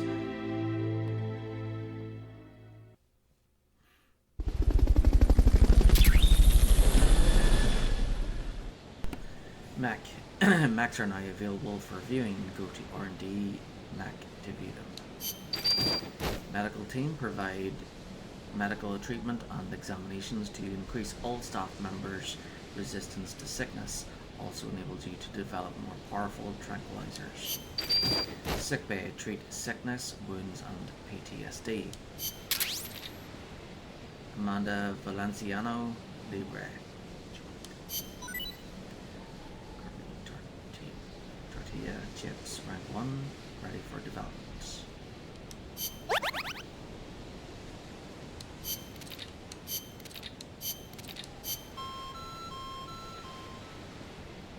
The soldier was in wounds status upon arrival and has been transferred to sickbay. Condor being reasoned with in brig due to intense hostility.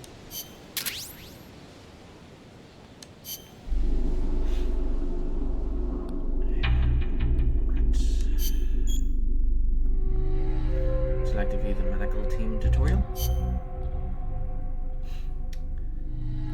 Sick or injured soldiers will automatically be transported to the sick bay.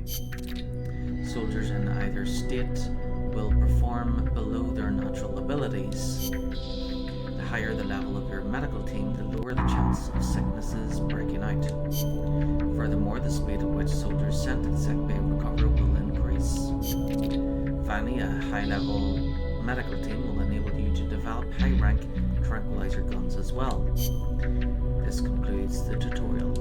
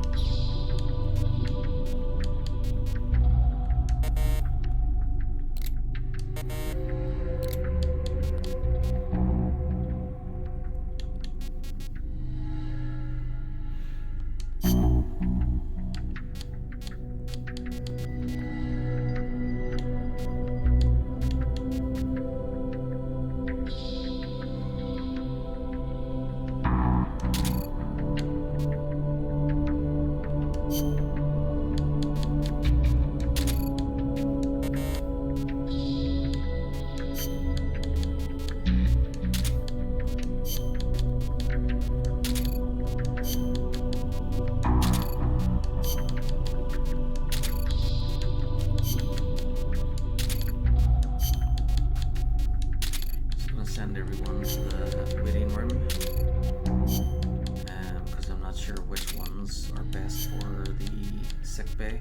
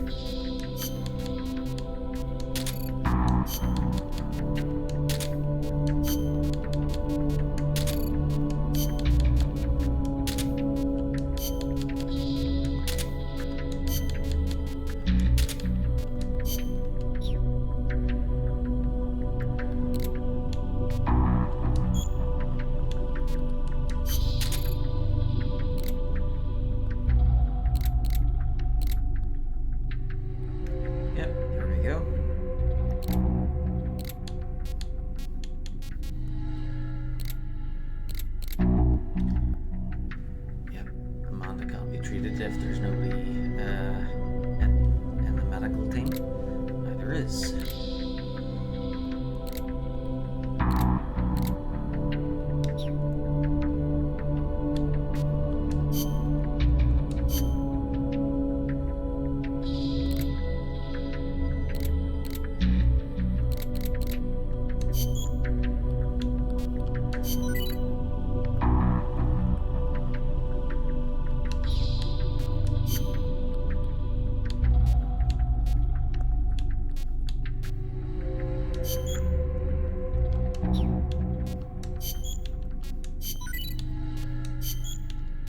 Will be handy.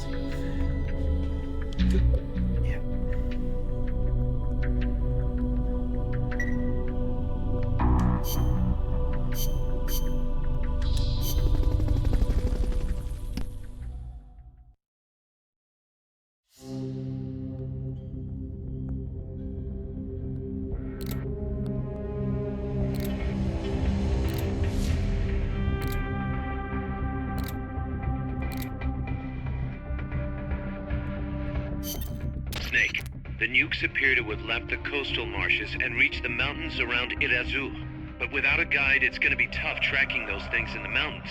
So we need you to infiltrate one of their bases, a prison facility.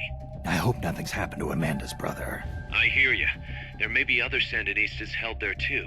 To bring them back safely to MSF, use the Fulton recovery system. As I'm sure you know from experience, it's completely harmless. After all, you won't have time to sit there and convince every single one of them to join.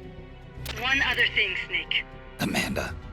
Those CIA bastards confiscated some of the houses in the village.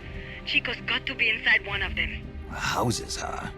How do I tell which ones? When they took over the houses, they installed new front doors for security purposes. The new doors are blue, with peepholes, so you can see what's inside. Blue doors. Got it. You're getting close to the end of the transport route. Good luck, Snake.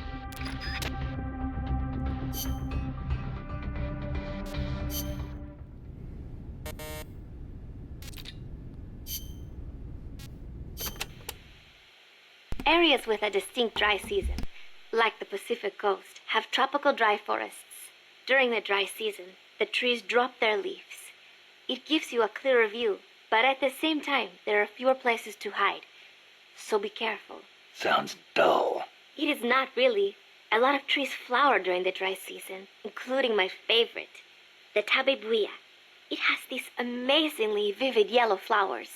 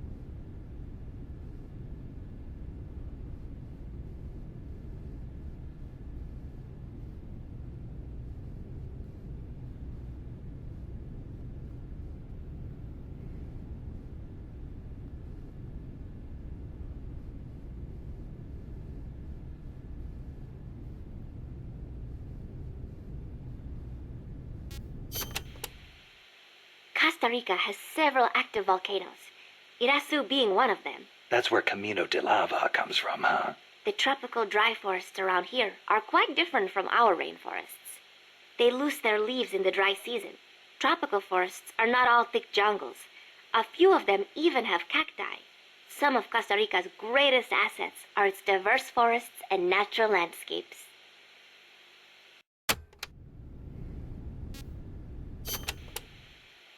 Costa Rica got its first real railroads up and running about 100 years ago. Their primary purpose was to move coffee harvested in the Central Basin to the Caribbean coast. They built railroads here 100 years ago? That's impressive. It was even more difficult than you would imagine. Later, they started using the railroads for shipping bananas too. There still might be some branch lines around here.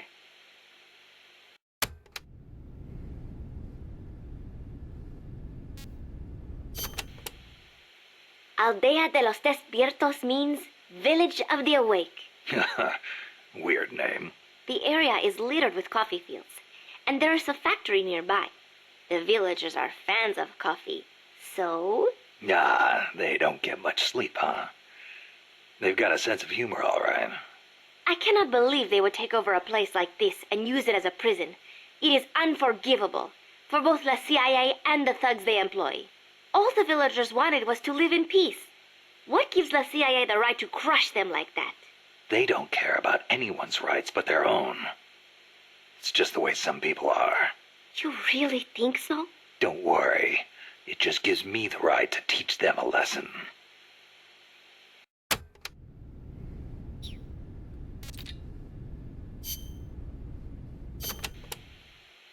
Amanda, how do I get to the prison camp?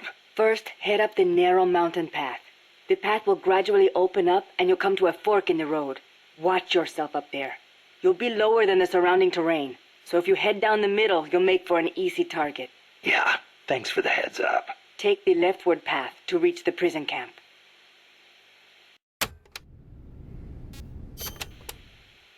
What can you tell me about the prison camp? Well, it used to be a village until they took control of it. It's a maze of paths, so watch out for soldiers on patrol. I'll be sure not to stop and say hi. Use the paths carefully, and you should be able to stay out of view. Where are they holding Chico? One of the houses, most likely. You can peek through the doors. Just press the action button when the icon appears. You could also listen to any sounds inside for clues. Good idea. Guards will still be on the move while you're looking inside. Make sure you don't get caught. And Snake. I know. I'll bring him back. Thank you. I know I can count on you.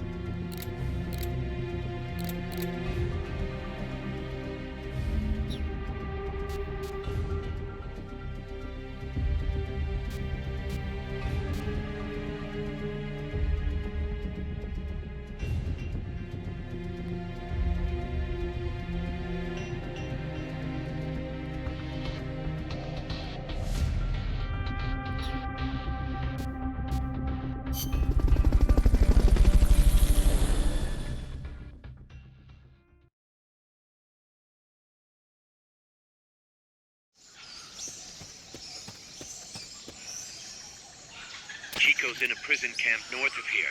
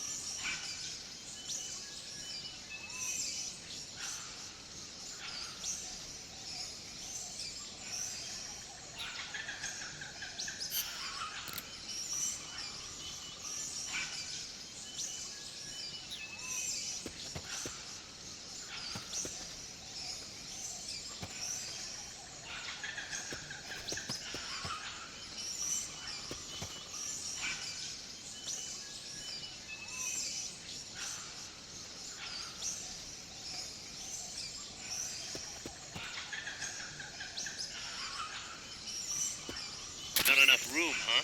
We'll keep it here at the base.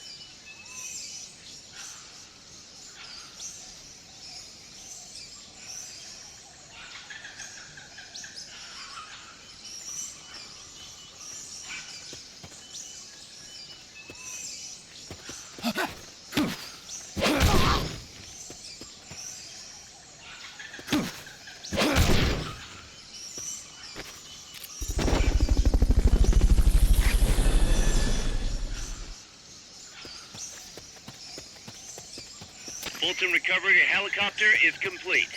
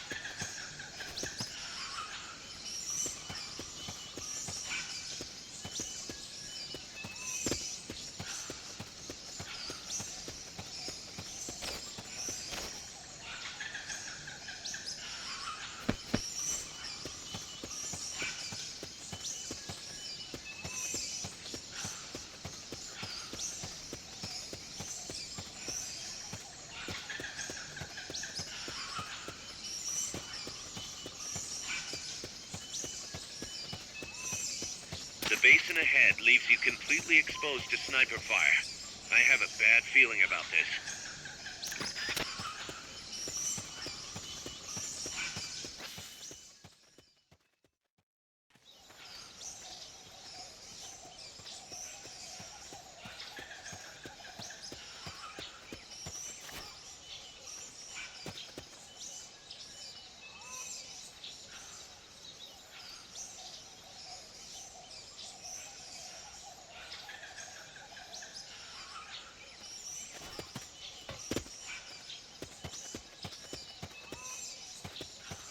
Sniper, better be careful if you don't want your head blown off.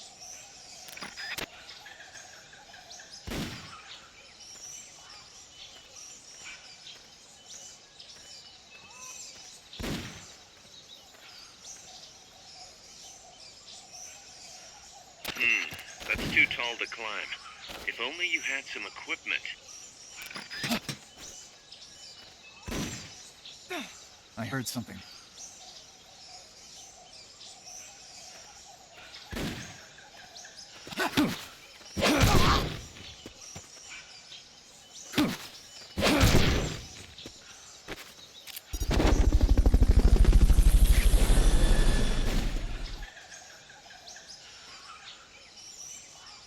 Fulton recovery subject confirmed onboard helicopter.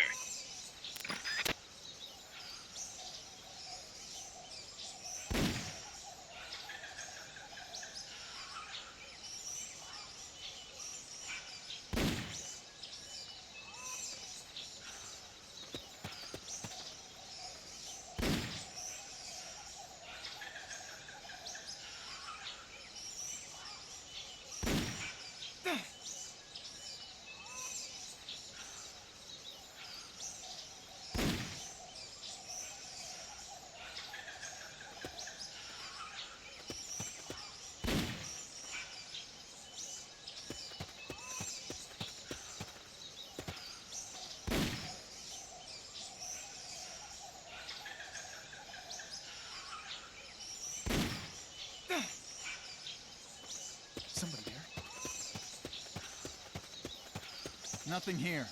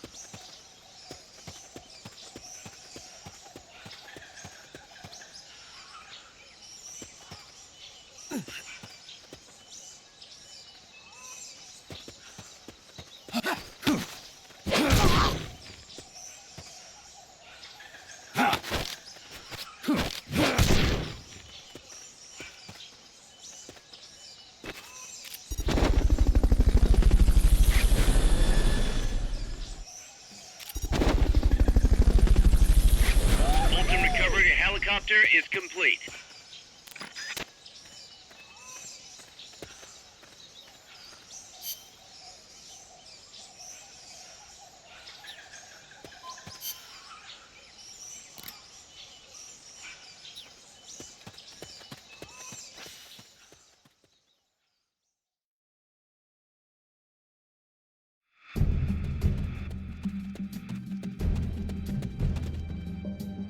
Chico's in one of these houses. You've got to find him, Snake.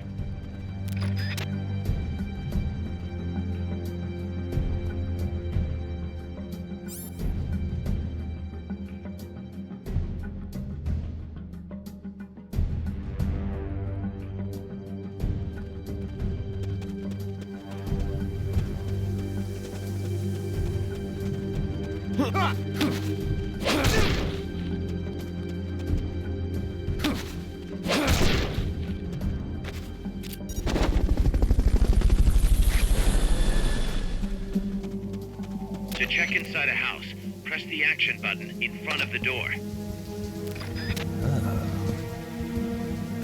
Who's there? Hey.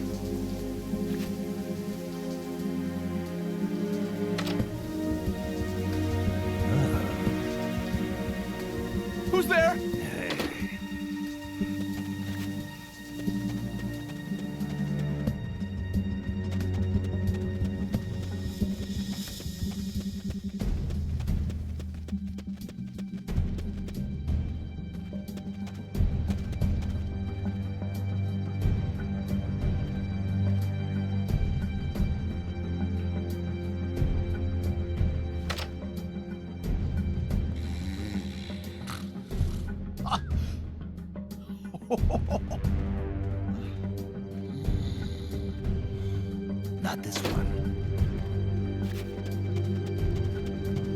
Supposedly, the houses being used to hold prisoners have been fitted with blue doors.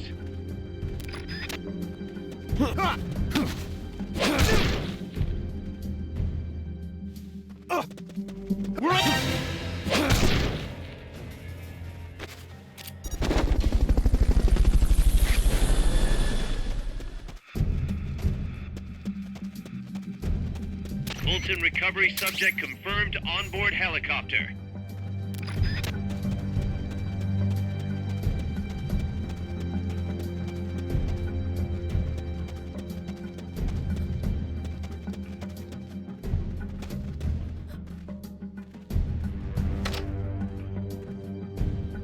Chico, is that you?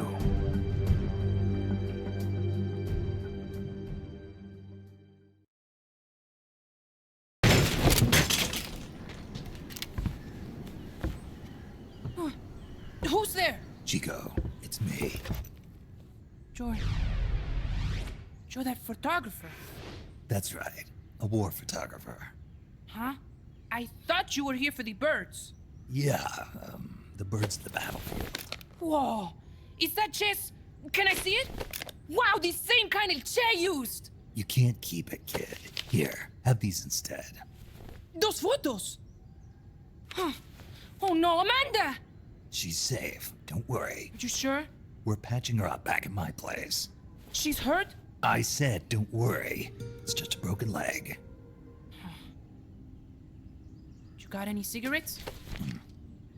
A cigar, huh? Hey! It's not for kids. Chico, do you know where they took the cargo? Cargo? What cargo? Let me rephrase that. How do they get stuff from the coast up here? Oh, that I can tell you. When the cargo gets to the harbor, they first send it up the marshes on a barge. Then, they load it onto a jungle train past the banana plantation and transport it by rail. The train stops here. When it gets to the train terminal past the coffee plantation, they reload it again. This time onto a truck, which disappears into a tunnel heading toward the mountains. Disappears? Chico, what's on the other side of that tunnel? Nobody knows. None of our compas ever got close enough. He's protected by a spirit. Spirit? Yeah, a giant monster. El Basilisco. The king of snakes. No, really, I saw it. I was camping up there one day, and just as I was waking up around dawn, I heard this loud noise. I opened my eyes and saw an enormous shadow. Must have been 30 bara at least. He was walking, on legs as big as trees. Where did you see it? At the terminal near the tunnel, but I only saw it that one time. What exactly were you doing there? Well, me and my sister got into a fight. And you just happened to go camping. You know, their train should be arriving at the place I saw El Basilisco right about now. Is it far? No, really. Go past the coffee plantation, and it'll be to the north. What are you chasing? Something that could keep the world in balance. Or destroy it. Huh? I heard that place was a narcotics plant before those guys took it over. But you already knew that, didn't you? Look, I get it. Even revolutionaries need to pay the bills. Still, must be tough for a kid like you to swallow. You're damn right it is.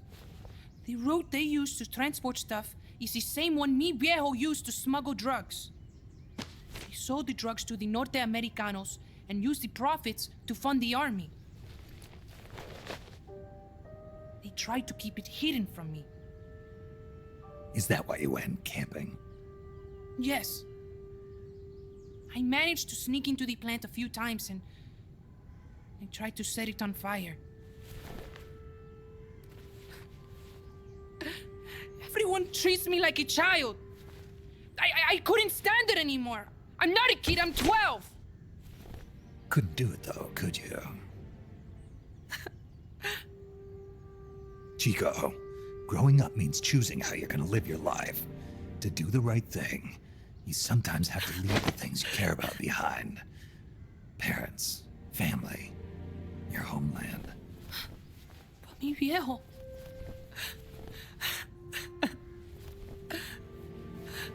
Papa. Chico, look at the photos. Mi viejo. He's gone. But there's one thing you don't ever leave behind. Your memories. Keep them safe. You want to get out of here, Chico? I do, but... Come back with me. Your sister's waiting for you. I can't go back. I can't face everybody. You told them where your compas are. I see. Nothing to be ashamed of. Pain gets the better of us all.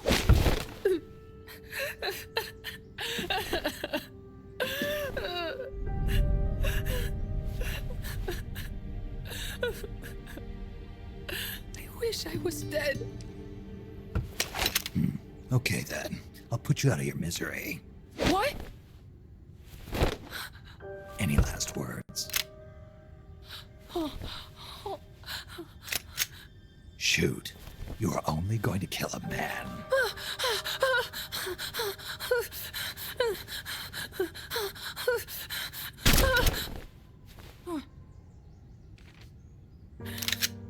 I just wasted a bullet. Don't waste your life. Listen to me, Chico. You died here today. You understand? You're hombre nuevo. A new man. Now, give that new life to me. Huh?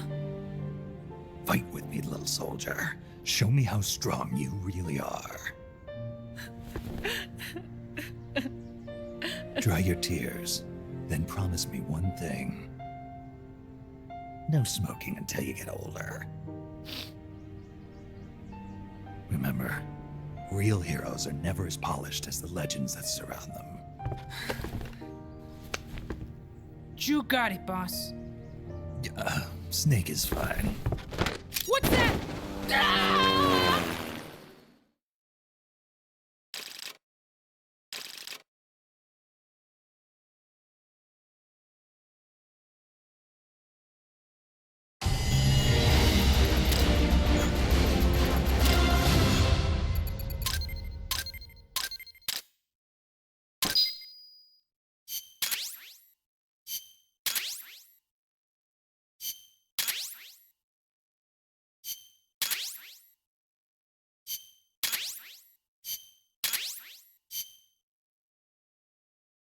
Snake, Chico made it over.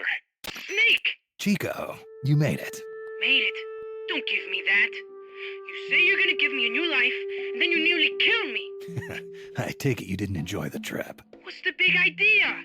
Dragging me off in a balloon. I might as well have taken a Calibri. At least you got a nice view. Or are you afraid of heights? Whatever. I just wish you would explain it to me first. Would you have agreed to go if I did? Thank you for saving us, Snake. Amanda, a word of advice. What? Stop treating him like a child. Yes. Yes, I know. You're right. I shouldn't. Amanda, you're coming back after your leg heals, right? Of course. We still have work to do.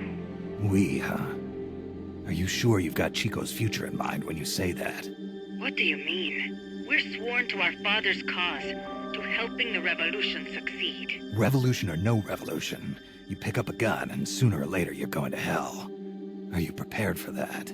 I am. If the alternative is giving up the country I love, I'll take hell. Really?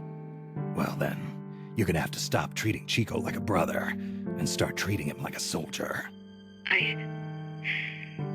You're right. Welcome to hell. Snake, can I ask you a favor? Shoot. You find any prisoners from El Frente, you bring them back alive. Cause... You're trying to make amends for talking. Not just that. Because they're compas. All right. But first, I've got to catch up to that cargo. I'll do whatever I can to help. Call me if there's anything you need to know about the area. And what? Let me know if you encounter any wildlife you've never seen before. Never seen before? What, like that basilisco you were talking about? I'm talking about UMAs. UMAs? You know, like ancient dinosaurs or legendary monsters. One day, I'm going to be a hunter. Is that right? Okay, sure. If you want to know more, I'm happy to tell you. Right. I'll be in touch, Chico. Okay, Snake. The enemy's cargo is headed for the next outpost, a rail terminal. Chico says no one's ever set foot past there. Their main base is probably on the other side of that tunnel. Unless we catch those spears before reaching it, they'll be in enemy hands. You've got to stop them. Hurry, Snake.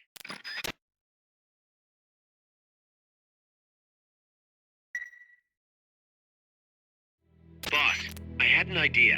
Listen to this. Let me guess. You want to start running ads in the local gossip rags? Please, what do you take me for? I thought that with all the new guys we've got, we should get an intel team going. We'd send agents around the country to scout out different locations. That way we're better prepared, no matter where we end up. That's actually not a bad idea. They could probably develop recon equipment for us too. We could also have them transport goods and direct the mother base support strikes. You can send an item to a co-op teammate from the delivery menu.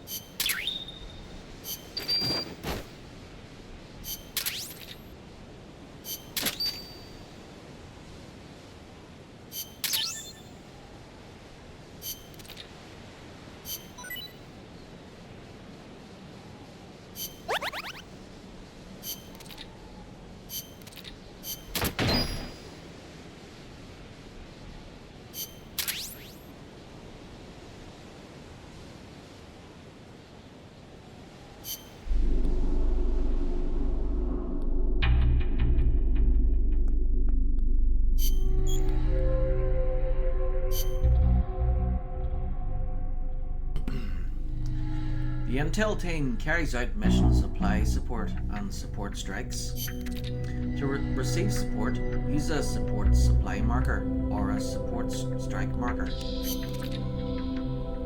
The higher the level of your intel team, the more supplies you can transport and the more powerful the strikes you can deliver. In addition, when deploying on a mission, you can also receive information about the enemies and prisoners that appear in the mission. This concludes the tutorial.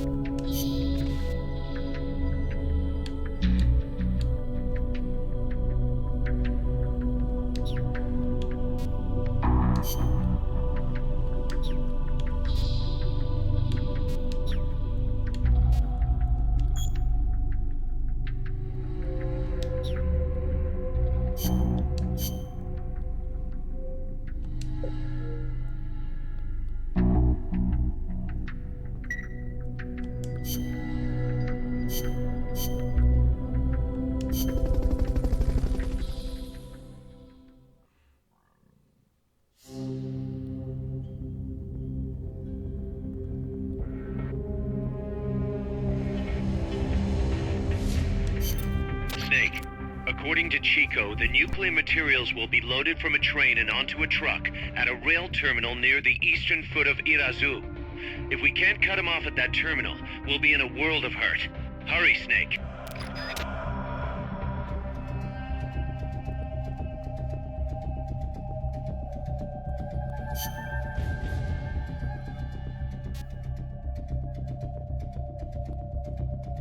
Okay, so mission details: pursue the jungle train.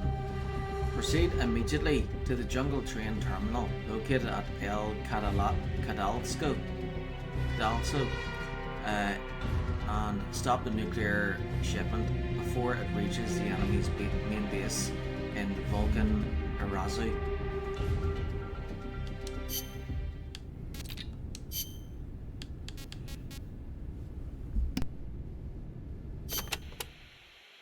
La CIA has taken control of this coffee factory too, all to produce its drugs. It was famous once for its fine beans. Cafe tal aroma encantado. Enchanting aroma, huh? See, once we have thrown the mercenaries out of Costa Rica, I know it will make wonderful coffee again. And then you must come and try some, Snake. Sounds great. I wouldn't mind a cup of joe after all this is over. Oh, wait. What is wrong? No, I just remembered this guy I knew wasn't big on coffee. English. Get rid of that muddy water and get a cup of black tea down your gob, he'd say. That is too bad for him. It is delicious.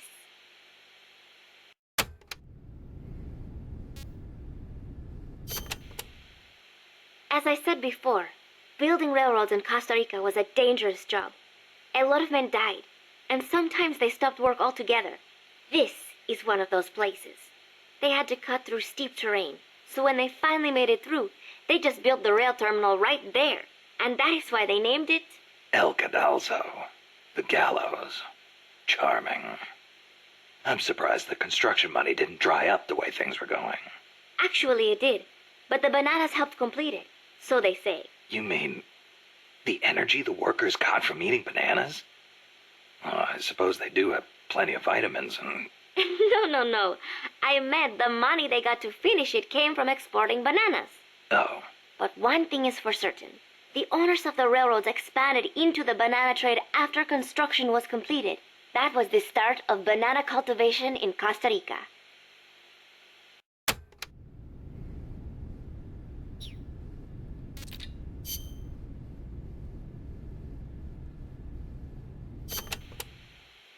Amanda, do you know the way to the rail terminal?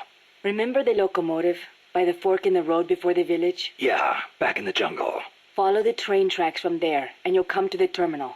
But there's a plant along the way. Disguised as a coffee factory? Yes, it is their drug refining plant. La CIA controls it now.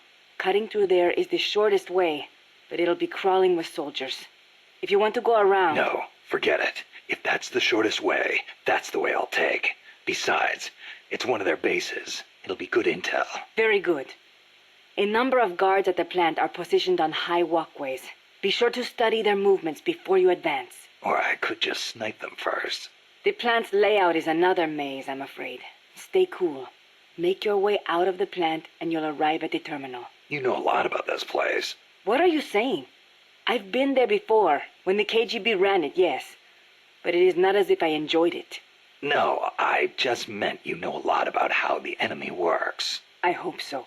Anyway, did you talk to Chico about the terminal? He said it's where they transfer the cargo onto trucks. Meaning the facility is of considerable importance to them. Don't get careless. I won't. By the way, I've heard of a shortcut that cuts straight to the coffee factory, to the east of the village. But I've never used it myself. Check it out if you're interested. Thanks for the tip.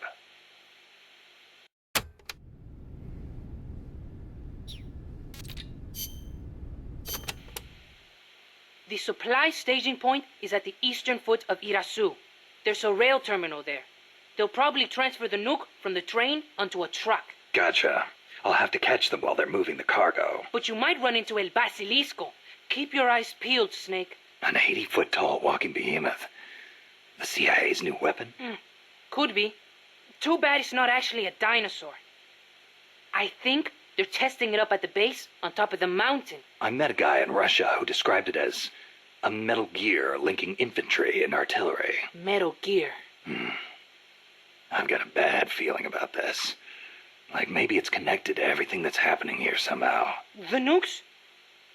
You don't think... What else could it be? If it is up there, I'll just have to improvise. Either way, I won't know until I get there. Watch your back, Snake.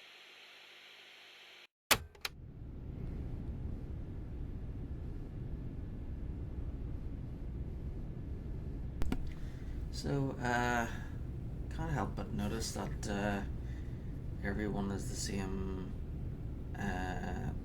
tone. Like, these people are supposed to be from Central America. Chico, Paz, Amanda. So, like...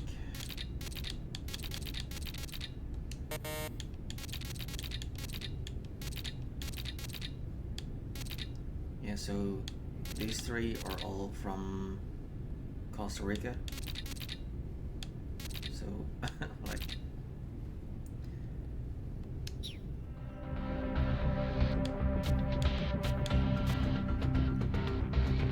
What's going on here, Kojima? You a racist.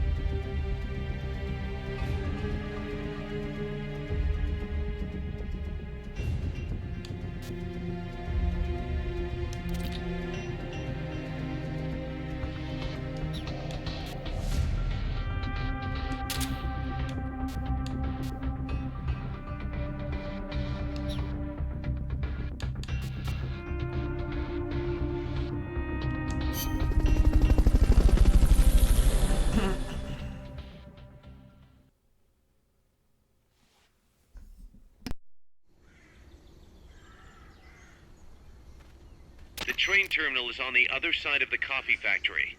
head for the factory first. To get to the coffee factory, you'll first need to backtrack to the fork in the road. We're under attack!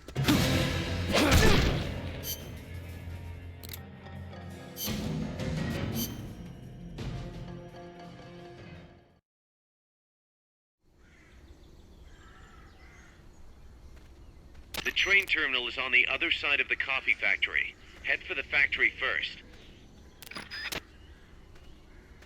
To get to the coffee factory, you'll first need to backtrack to the fork in the road.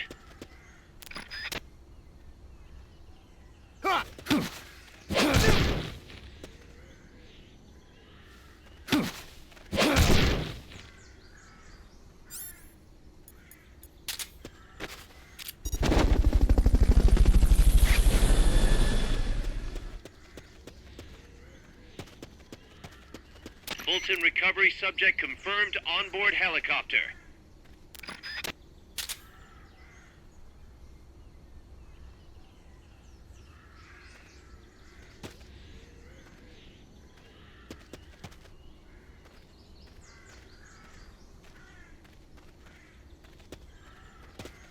Hey! Is somebody there?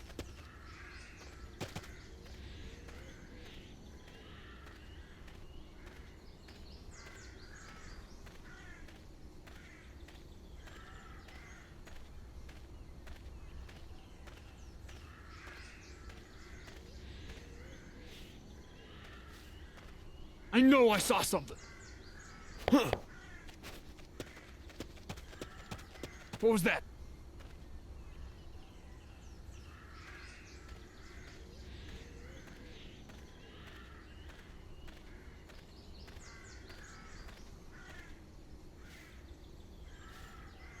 I know I saw something.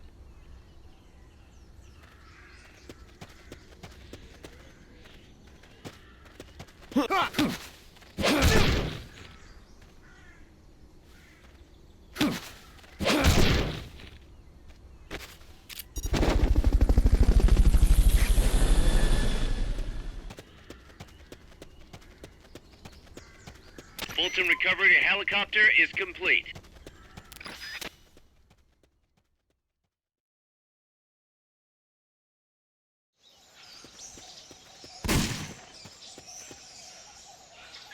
There's a coffee factory to the northeast. Beyond that is a train terminal.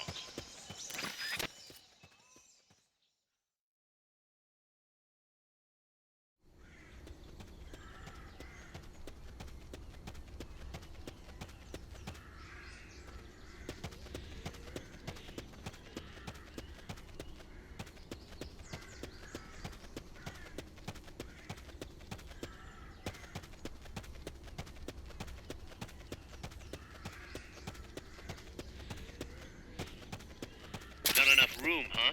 We'll keep it here at the base.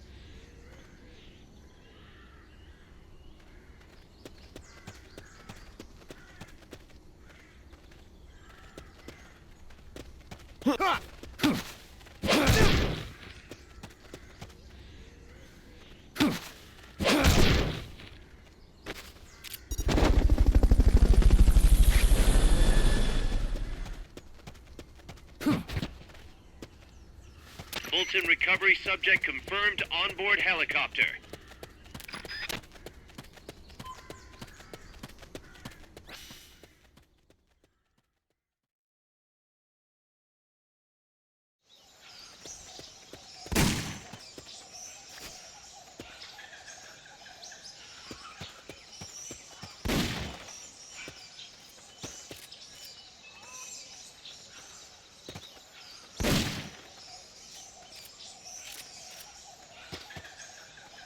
won't get up there alone.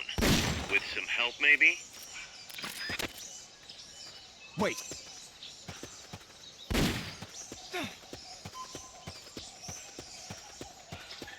Can't be imagining things. Wait.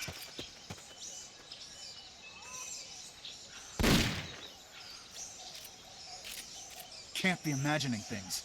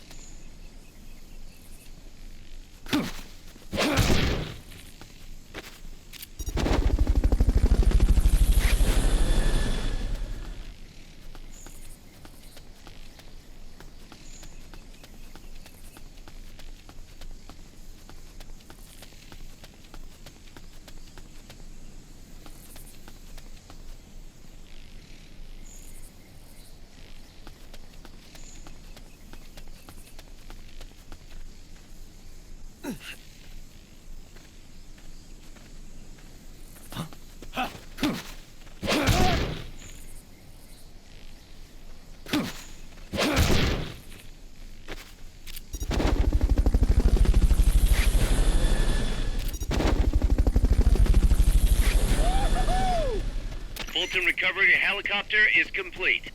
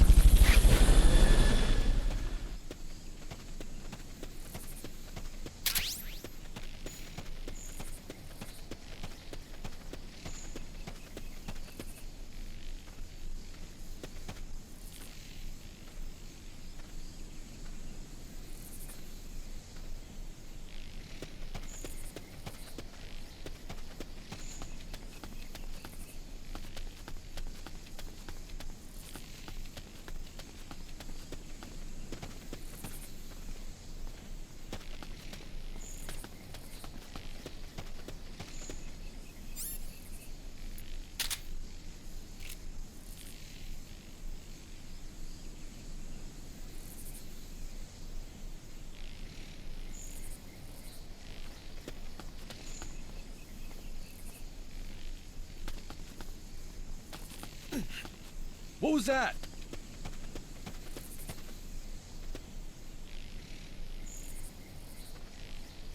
I'm seeing things.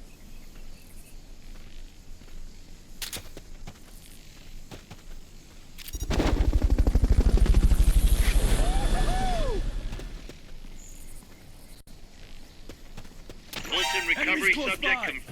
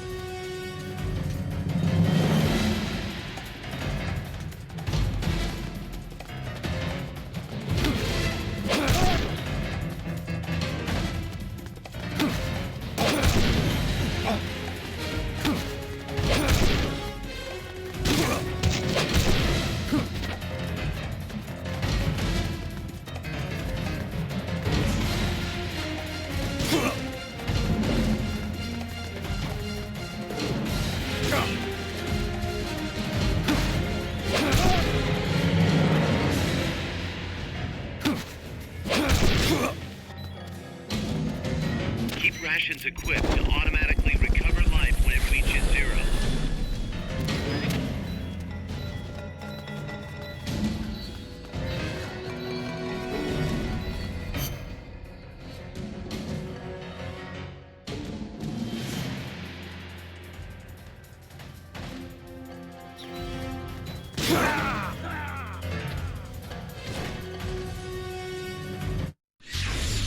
What's wrong, boss? Respond! Boss!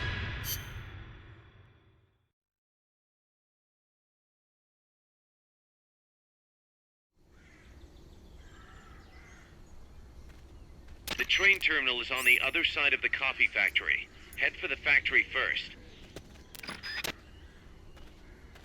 To get to the coffee factory, you'll first need to backtrack to the fork in the road.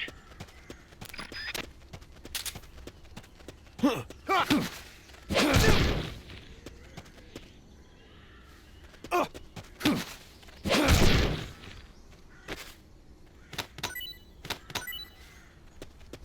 enough room, huh?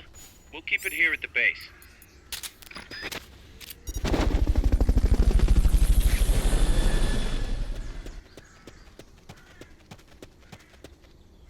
Fulton recovery helicopter is complete.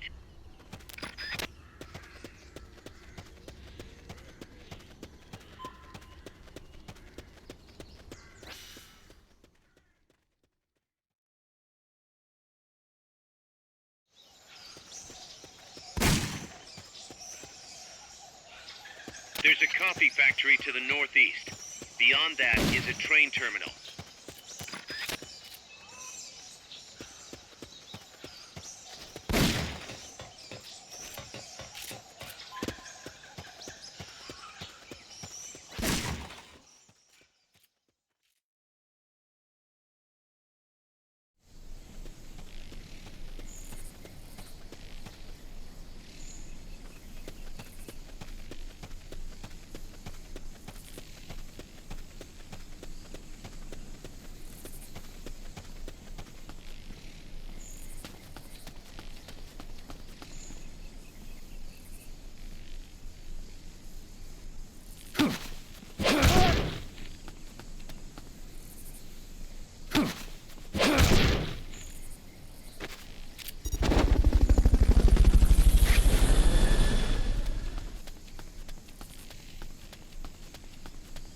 Fulton recovery subject confirmed onboard helicopter.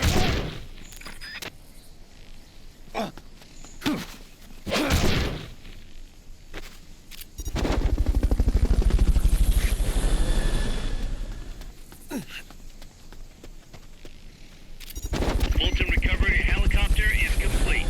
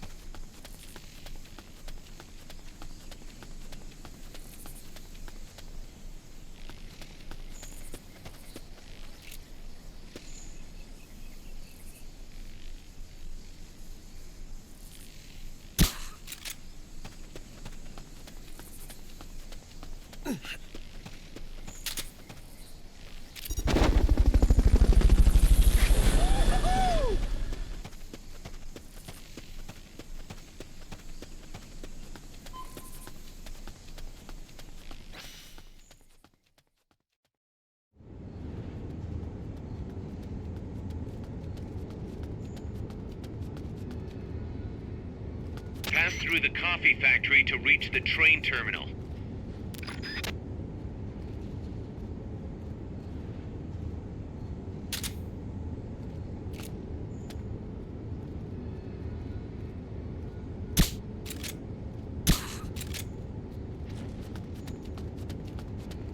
What was... I think I see someone.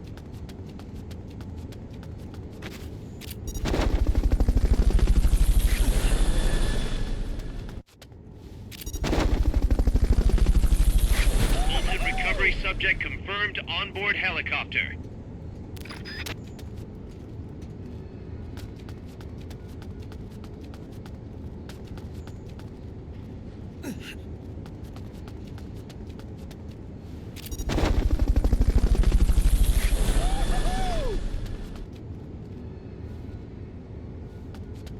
I'm seeing things.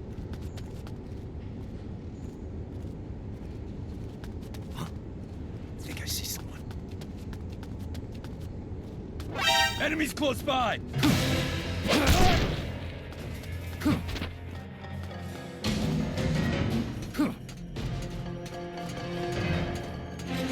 Enemy sighted. Requesting backup. Understood. Dispatching reinforcements now.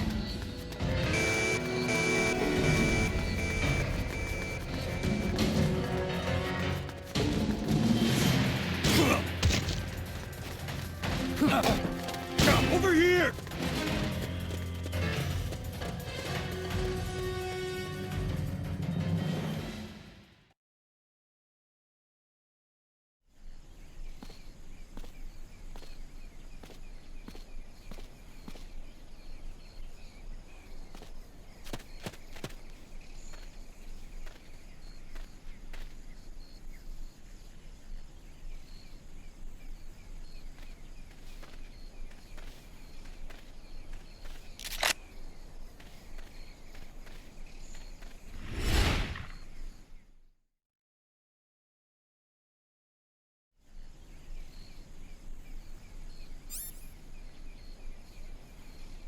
Looks like we're just in time. Neutralize all enemies and secure the train. Damn it. It recommended a sniper rifle, and I chose a sniper rifle. I should have kept the assault rifle.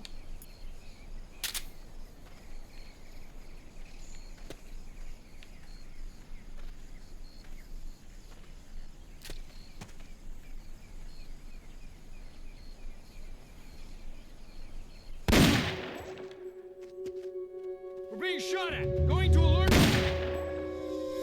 What's wrong? What's going on over there? Enemy attack? We're being shot at! Going to alert status! Understood. Maintain heightened alert.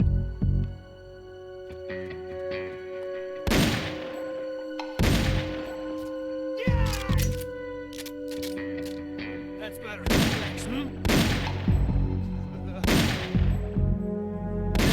Come in, HQ. This is HQ. This is patrol. All clear. Understood. Stay vigilant.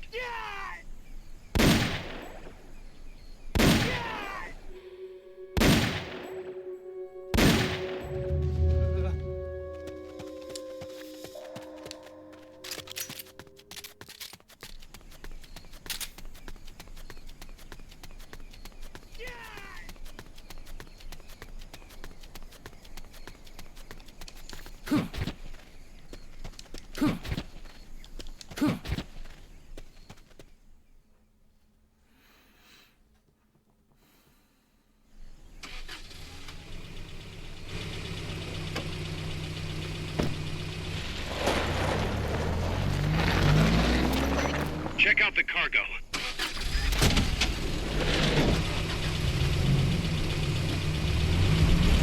Nukes.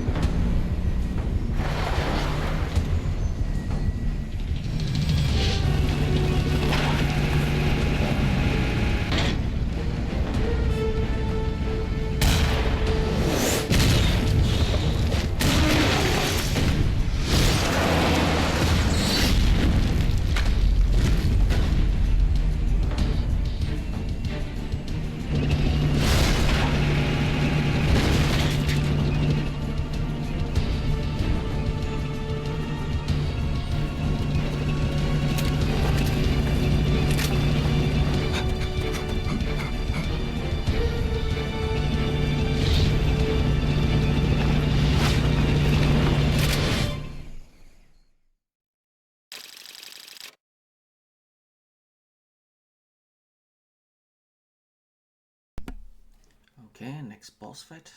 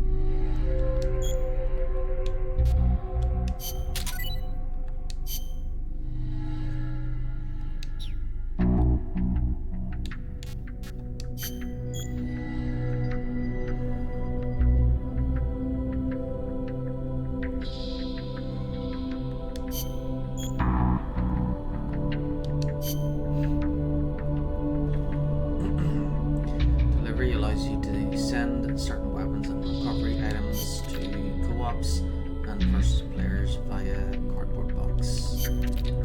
After boxes are created, they are registered in the outbox and sent at the end of a co-ops or versus session. Selecting free as the recipient will send the box to an undisclosed recipient via your connections with other players in co-ops or versus missions. When you receive a box from someone you don't know, you can return the favor by finding the box's original sender under the Friends tab. Sharing weapons and items with comrades is a smart way to tackle tougher missions. This concludes the tutorial.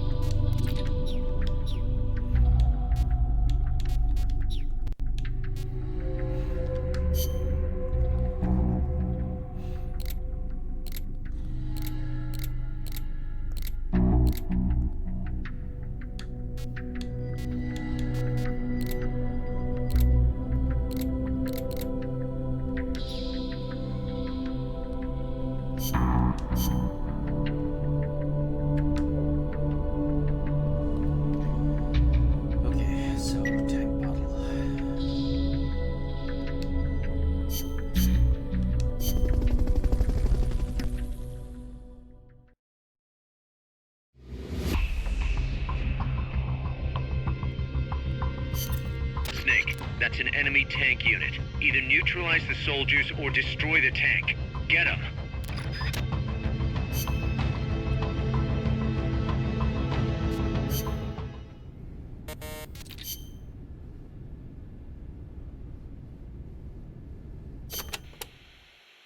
As I said before,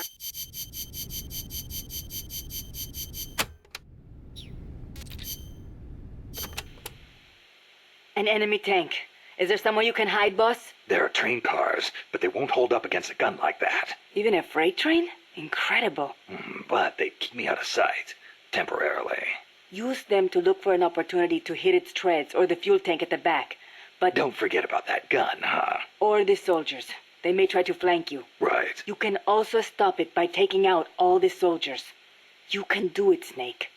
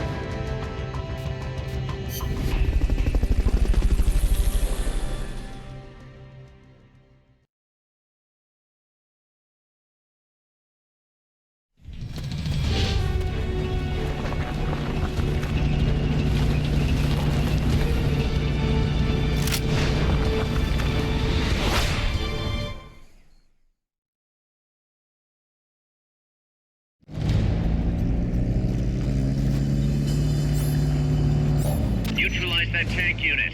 You can do it. Strike before they spot you.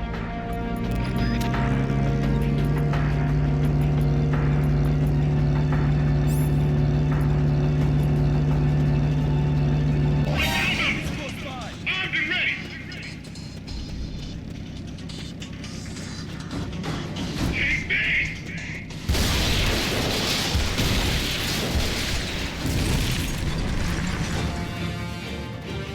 Go around!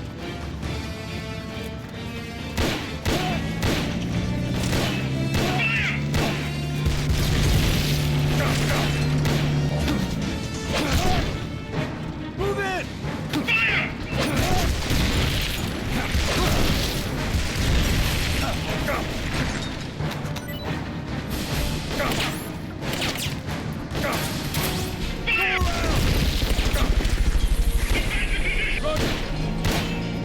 Grenade! Move in!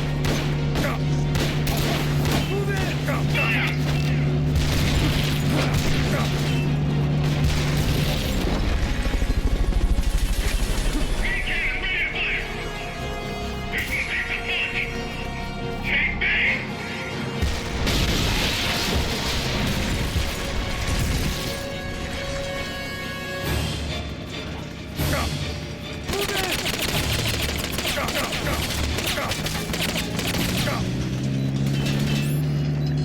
Keep rations equipped to automatically recover life when it reaches zero.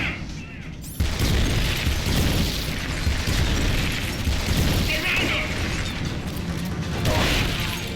Fire!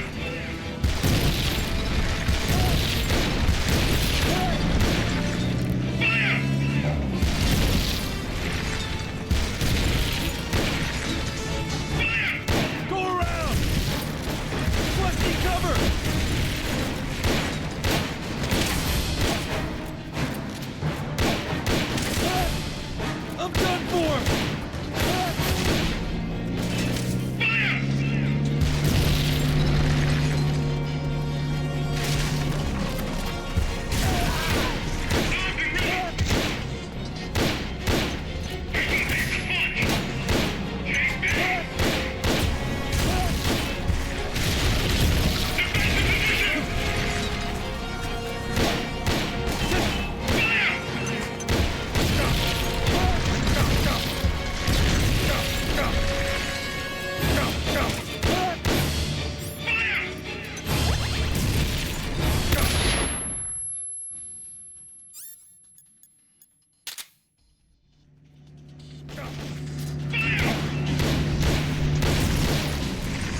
done for!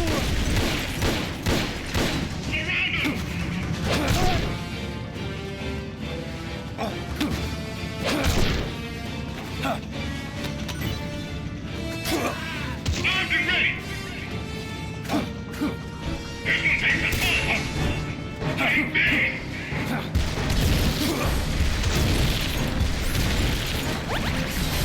Go around!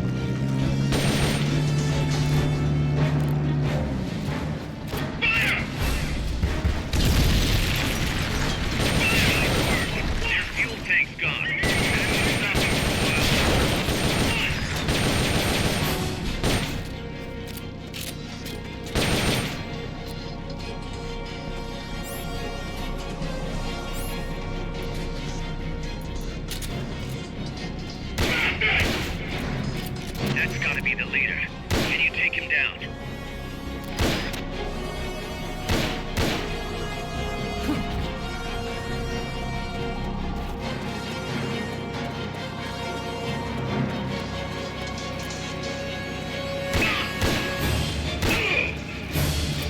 For that tactic, you'll just have to attack the thing directly.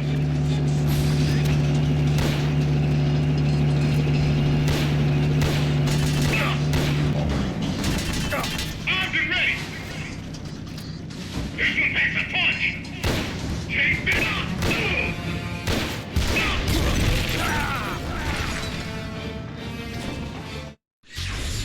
What's going on, Snake? Report! What's your situation? Snake!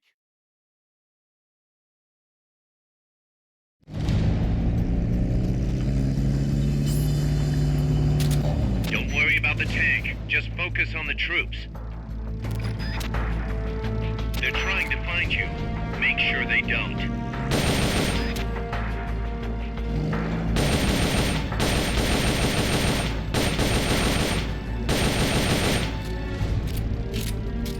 The enemy's attacking! Going!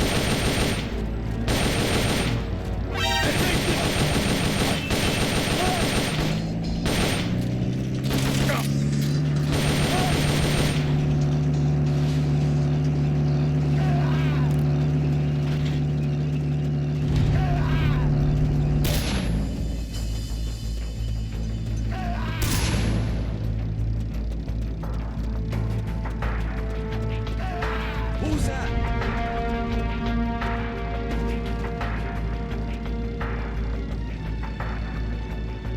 Who's that?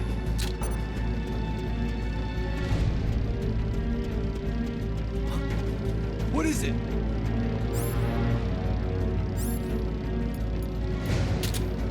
I'm seeing things.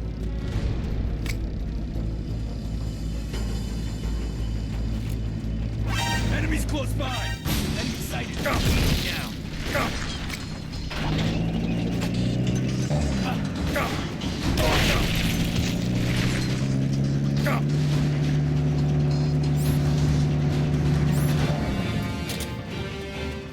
Go! Take me! Right!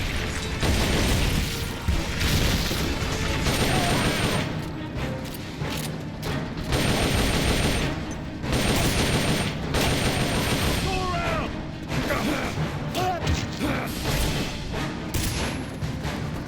Go!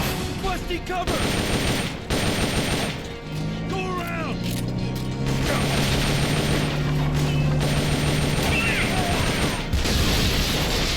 Go!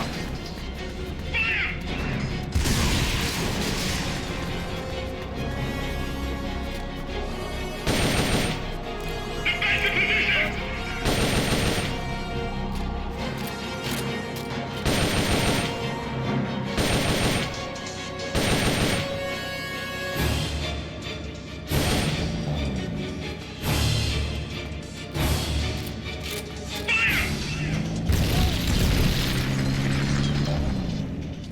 Move in!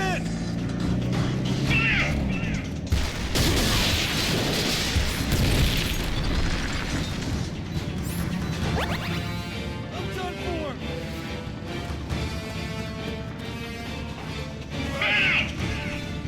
Armed and ready!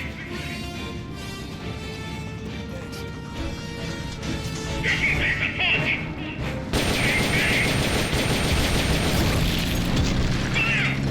Go around! Fire! Take this!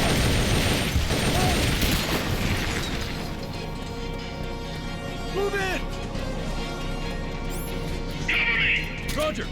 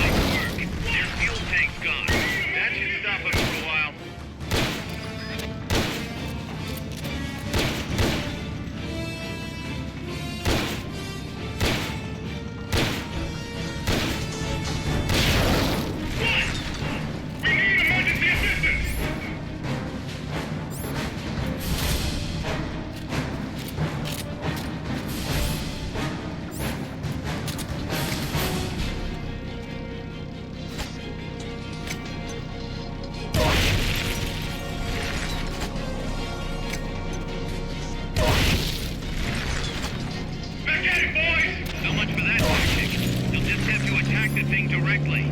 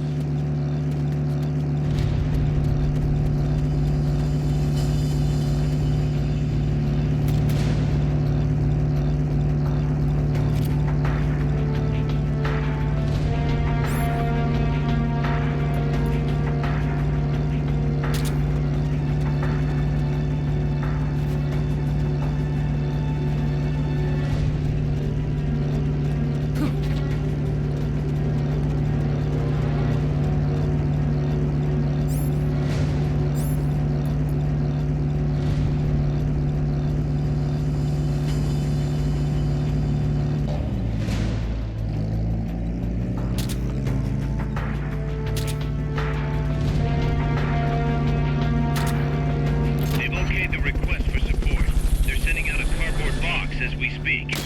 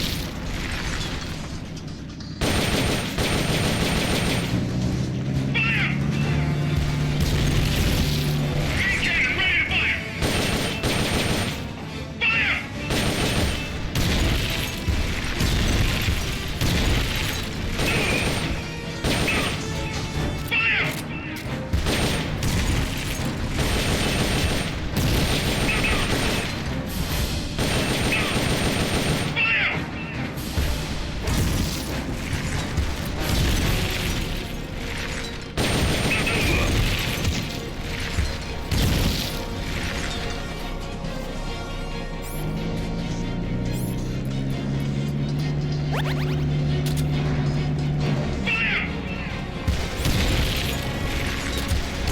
okayed the request for support. They're sending out a cardboard box as we speak.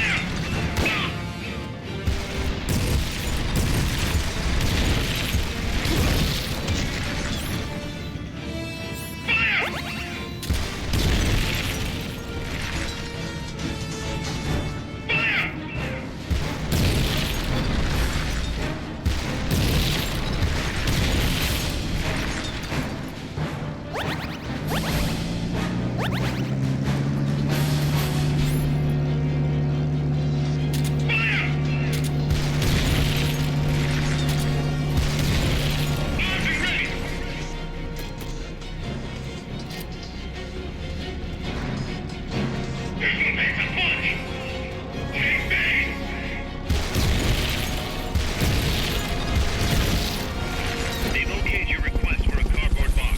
It'll be sent out shortly.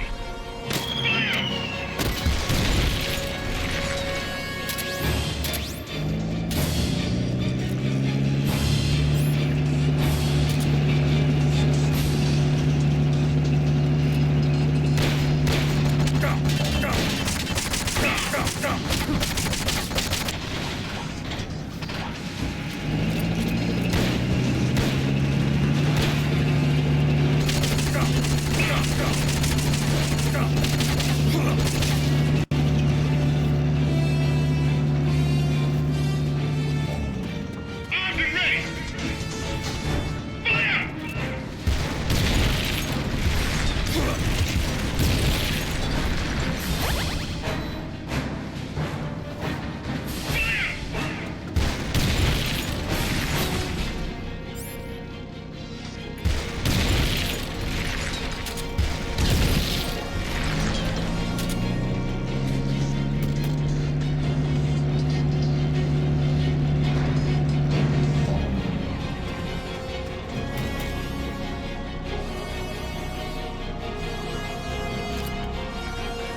They've okayed the request for support. They're sending out a cardboard box as we speak.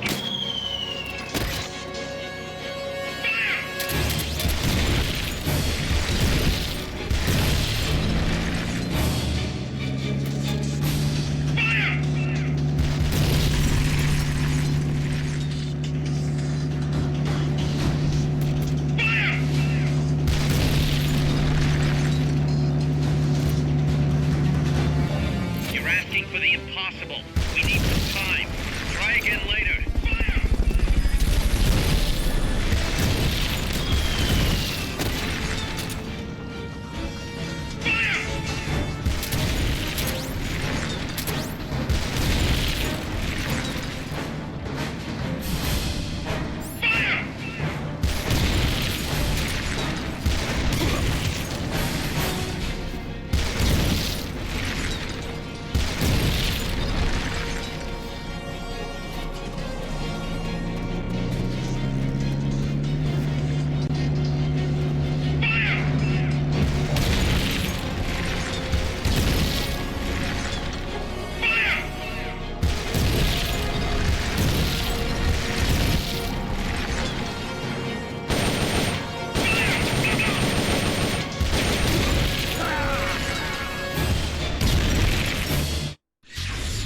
What's going on, Snake?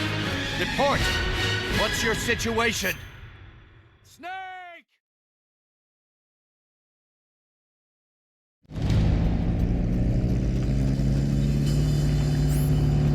Neutralize that tank unit.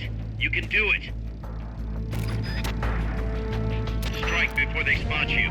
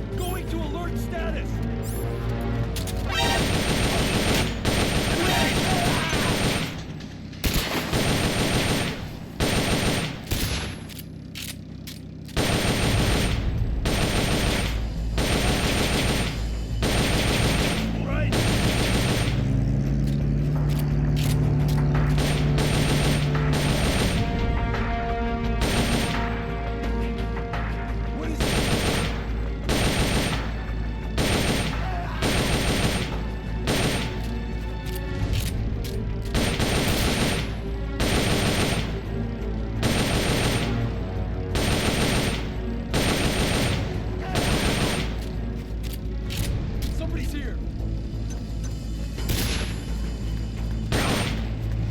Enemies close by!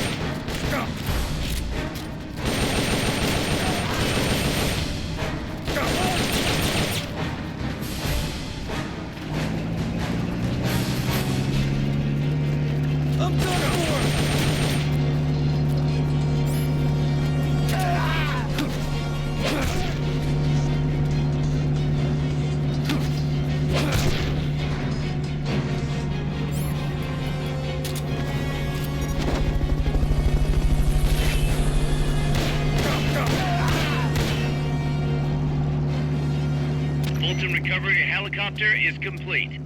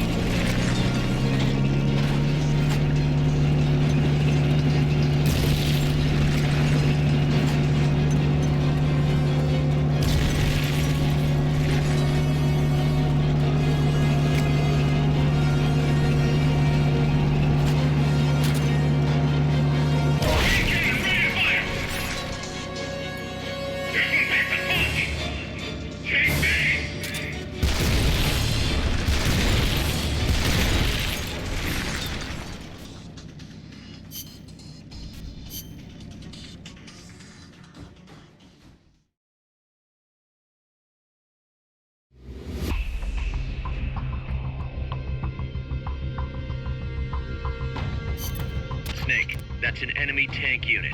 Either...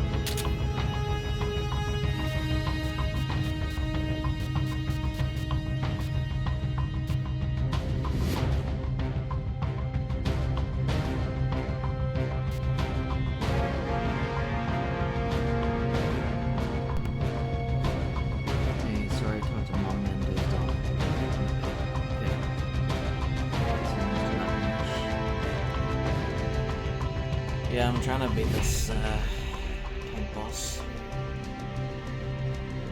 It's quite tricky.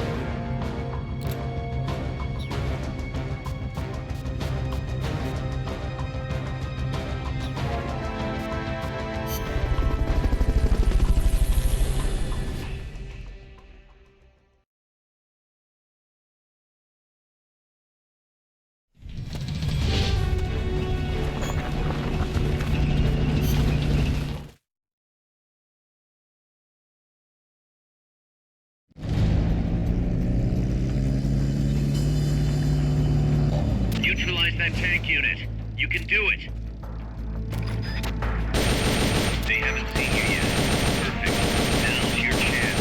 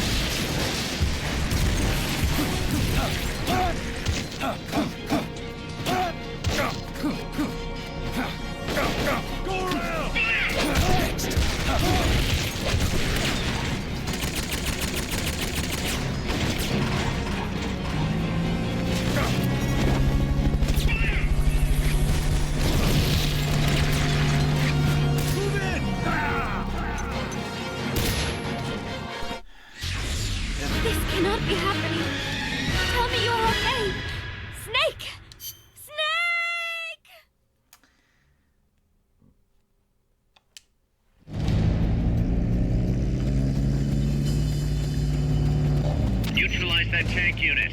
You can do it. Armed and ready. Take base.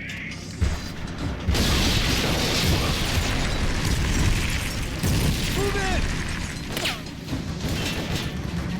Fire. Go, go. Move in. Fire.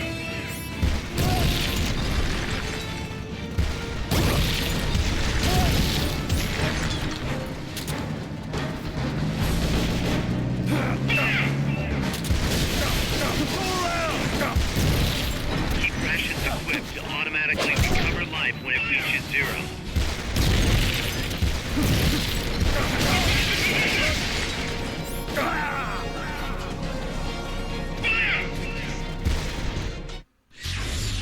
Snake?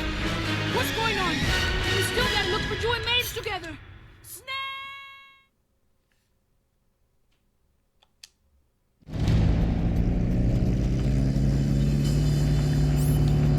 Neutralize the enemy troops.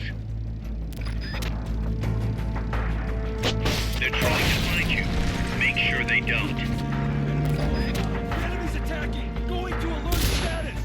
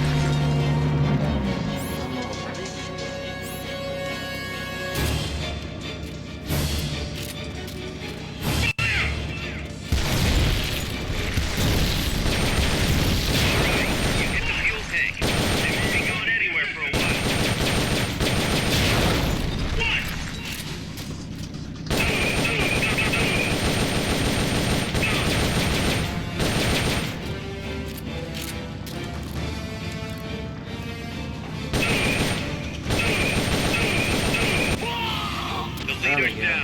Finally. It's over.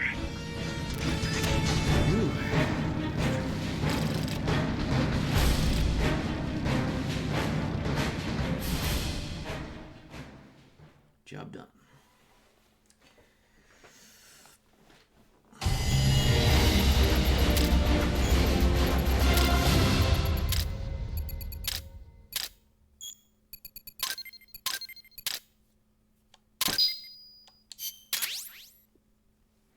So, what I've noticed is this place is supposed to be Costa Rica, right? And Amanda, Paz, and Chico, they're supposed to be from Costa Rica, right?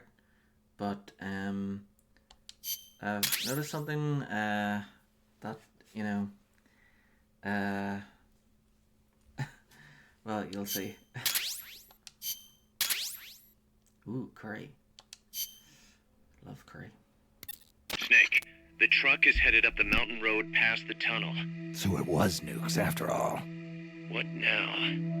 Their main base is up ahead. I better hurry after them then. But... Kaz, if I don't get moving, it'll be too late. All right. I guess you never did let dangerous assignments or risk aversion get in your way. How do I get inside the mountain? I can forget about the tunnel. Yeah, the tank took care of that. Any other routes? Why don't I let a local expert take over? Snake, you need a way into the mountain? Yeah, got one.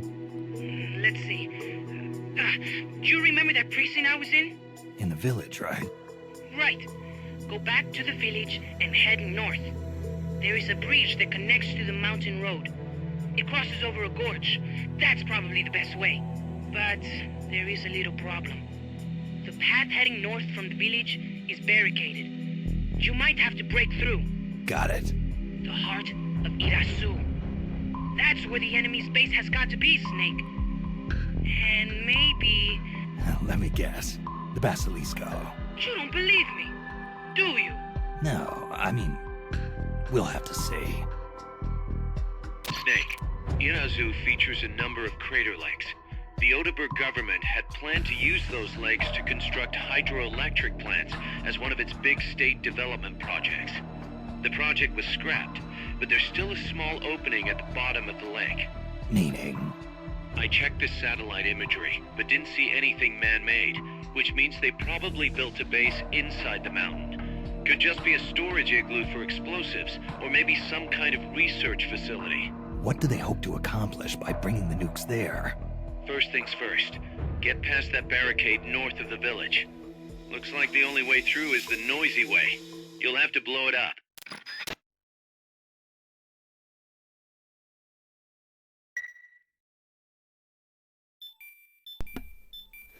Whoop.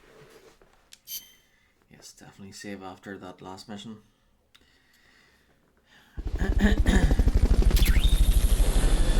So our base has increased in size. Trade. You can now trade staff with other players using the trade menu. Trade waiting room. Prepare staff to be traded with other players. Sonic Eye rank 1.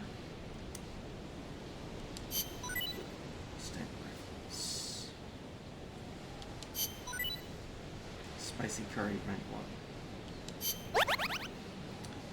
Parameters went up due to experience in combat unit.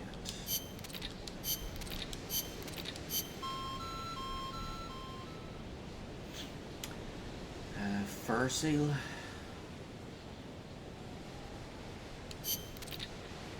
Wasp.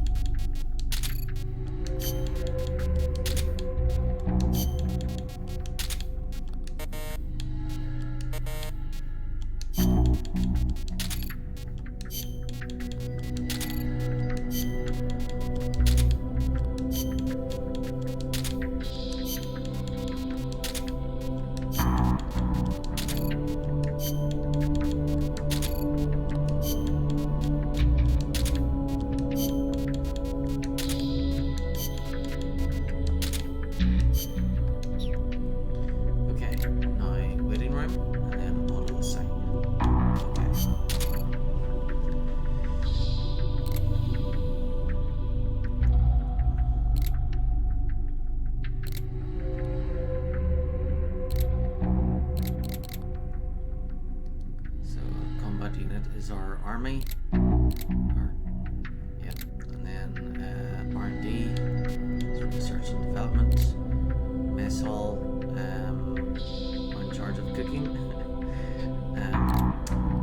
And medical team are in charge of the first aid. Intel.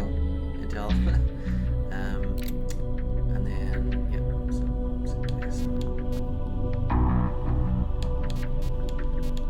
these guys are recovering. I think these two are the ones that I recovered from the tank battle.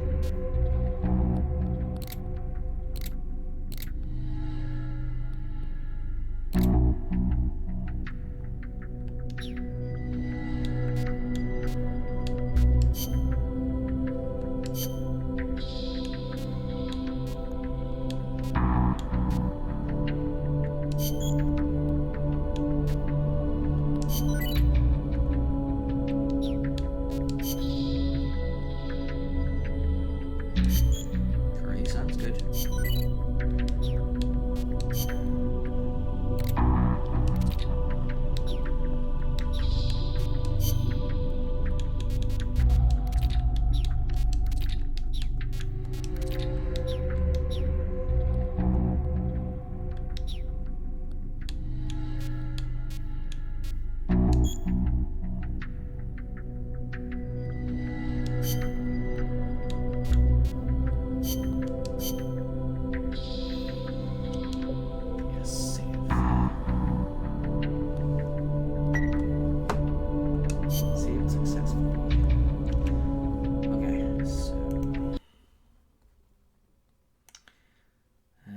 So we've completed mission 7. There's only 3 left in chapter 1. There's 5 chapters. So next, destroy the barricade, then infiltrate the crater base, and then a boss battle against Pupa. Then after that is chapter 2, where we travel to the Cloud Forest. Then there's an attack chopper battle, MI-24A, so that's boss battle again. Head for the lab, locate the ID card, Chrysalis battle, and that's the end of chapter 2. Chapter 3 is travel to the mine base, eliminate the guards, cocoon battle, infiltrate the underground base, torture chamber escape. So apparently that's the hardest part of the game, is the torture chamber, because you have to like mash the buttons. But apparently it's easier than the one in Metal Gear Solid 1. So head for Peace Walker's hangar, and then Peace Walker battle, and that's the end of chapter 3. Chapter 4 only has 4 missions: infiltrate the US missile base, head to the control tower, and then Peace Walker battle 2 and 3. And then chapter 5, the last chapter, is Zadornov search 1 to 6, and then finally is Ziggy battle, and then we're on to Metal Gear Solid 5. Yeah, so I think this place is in Metal Gear Solid 5. I think this is the base. That's the same base. Okay, so I think that's enough for today. So yeah, I'll stop the stream, get some sleep.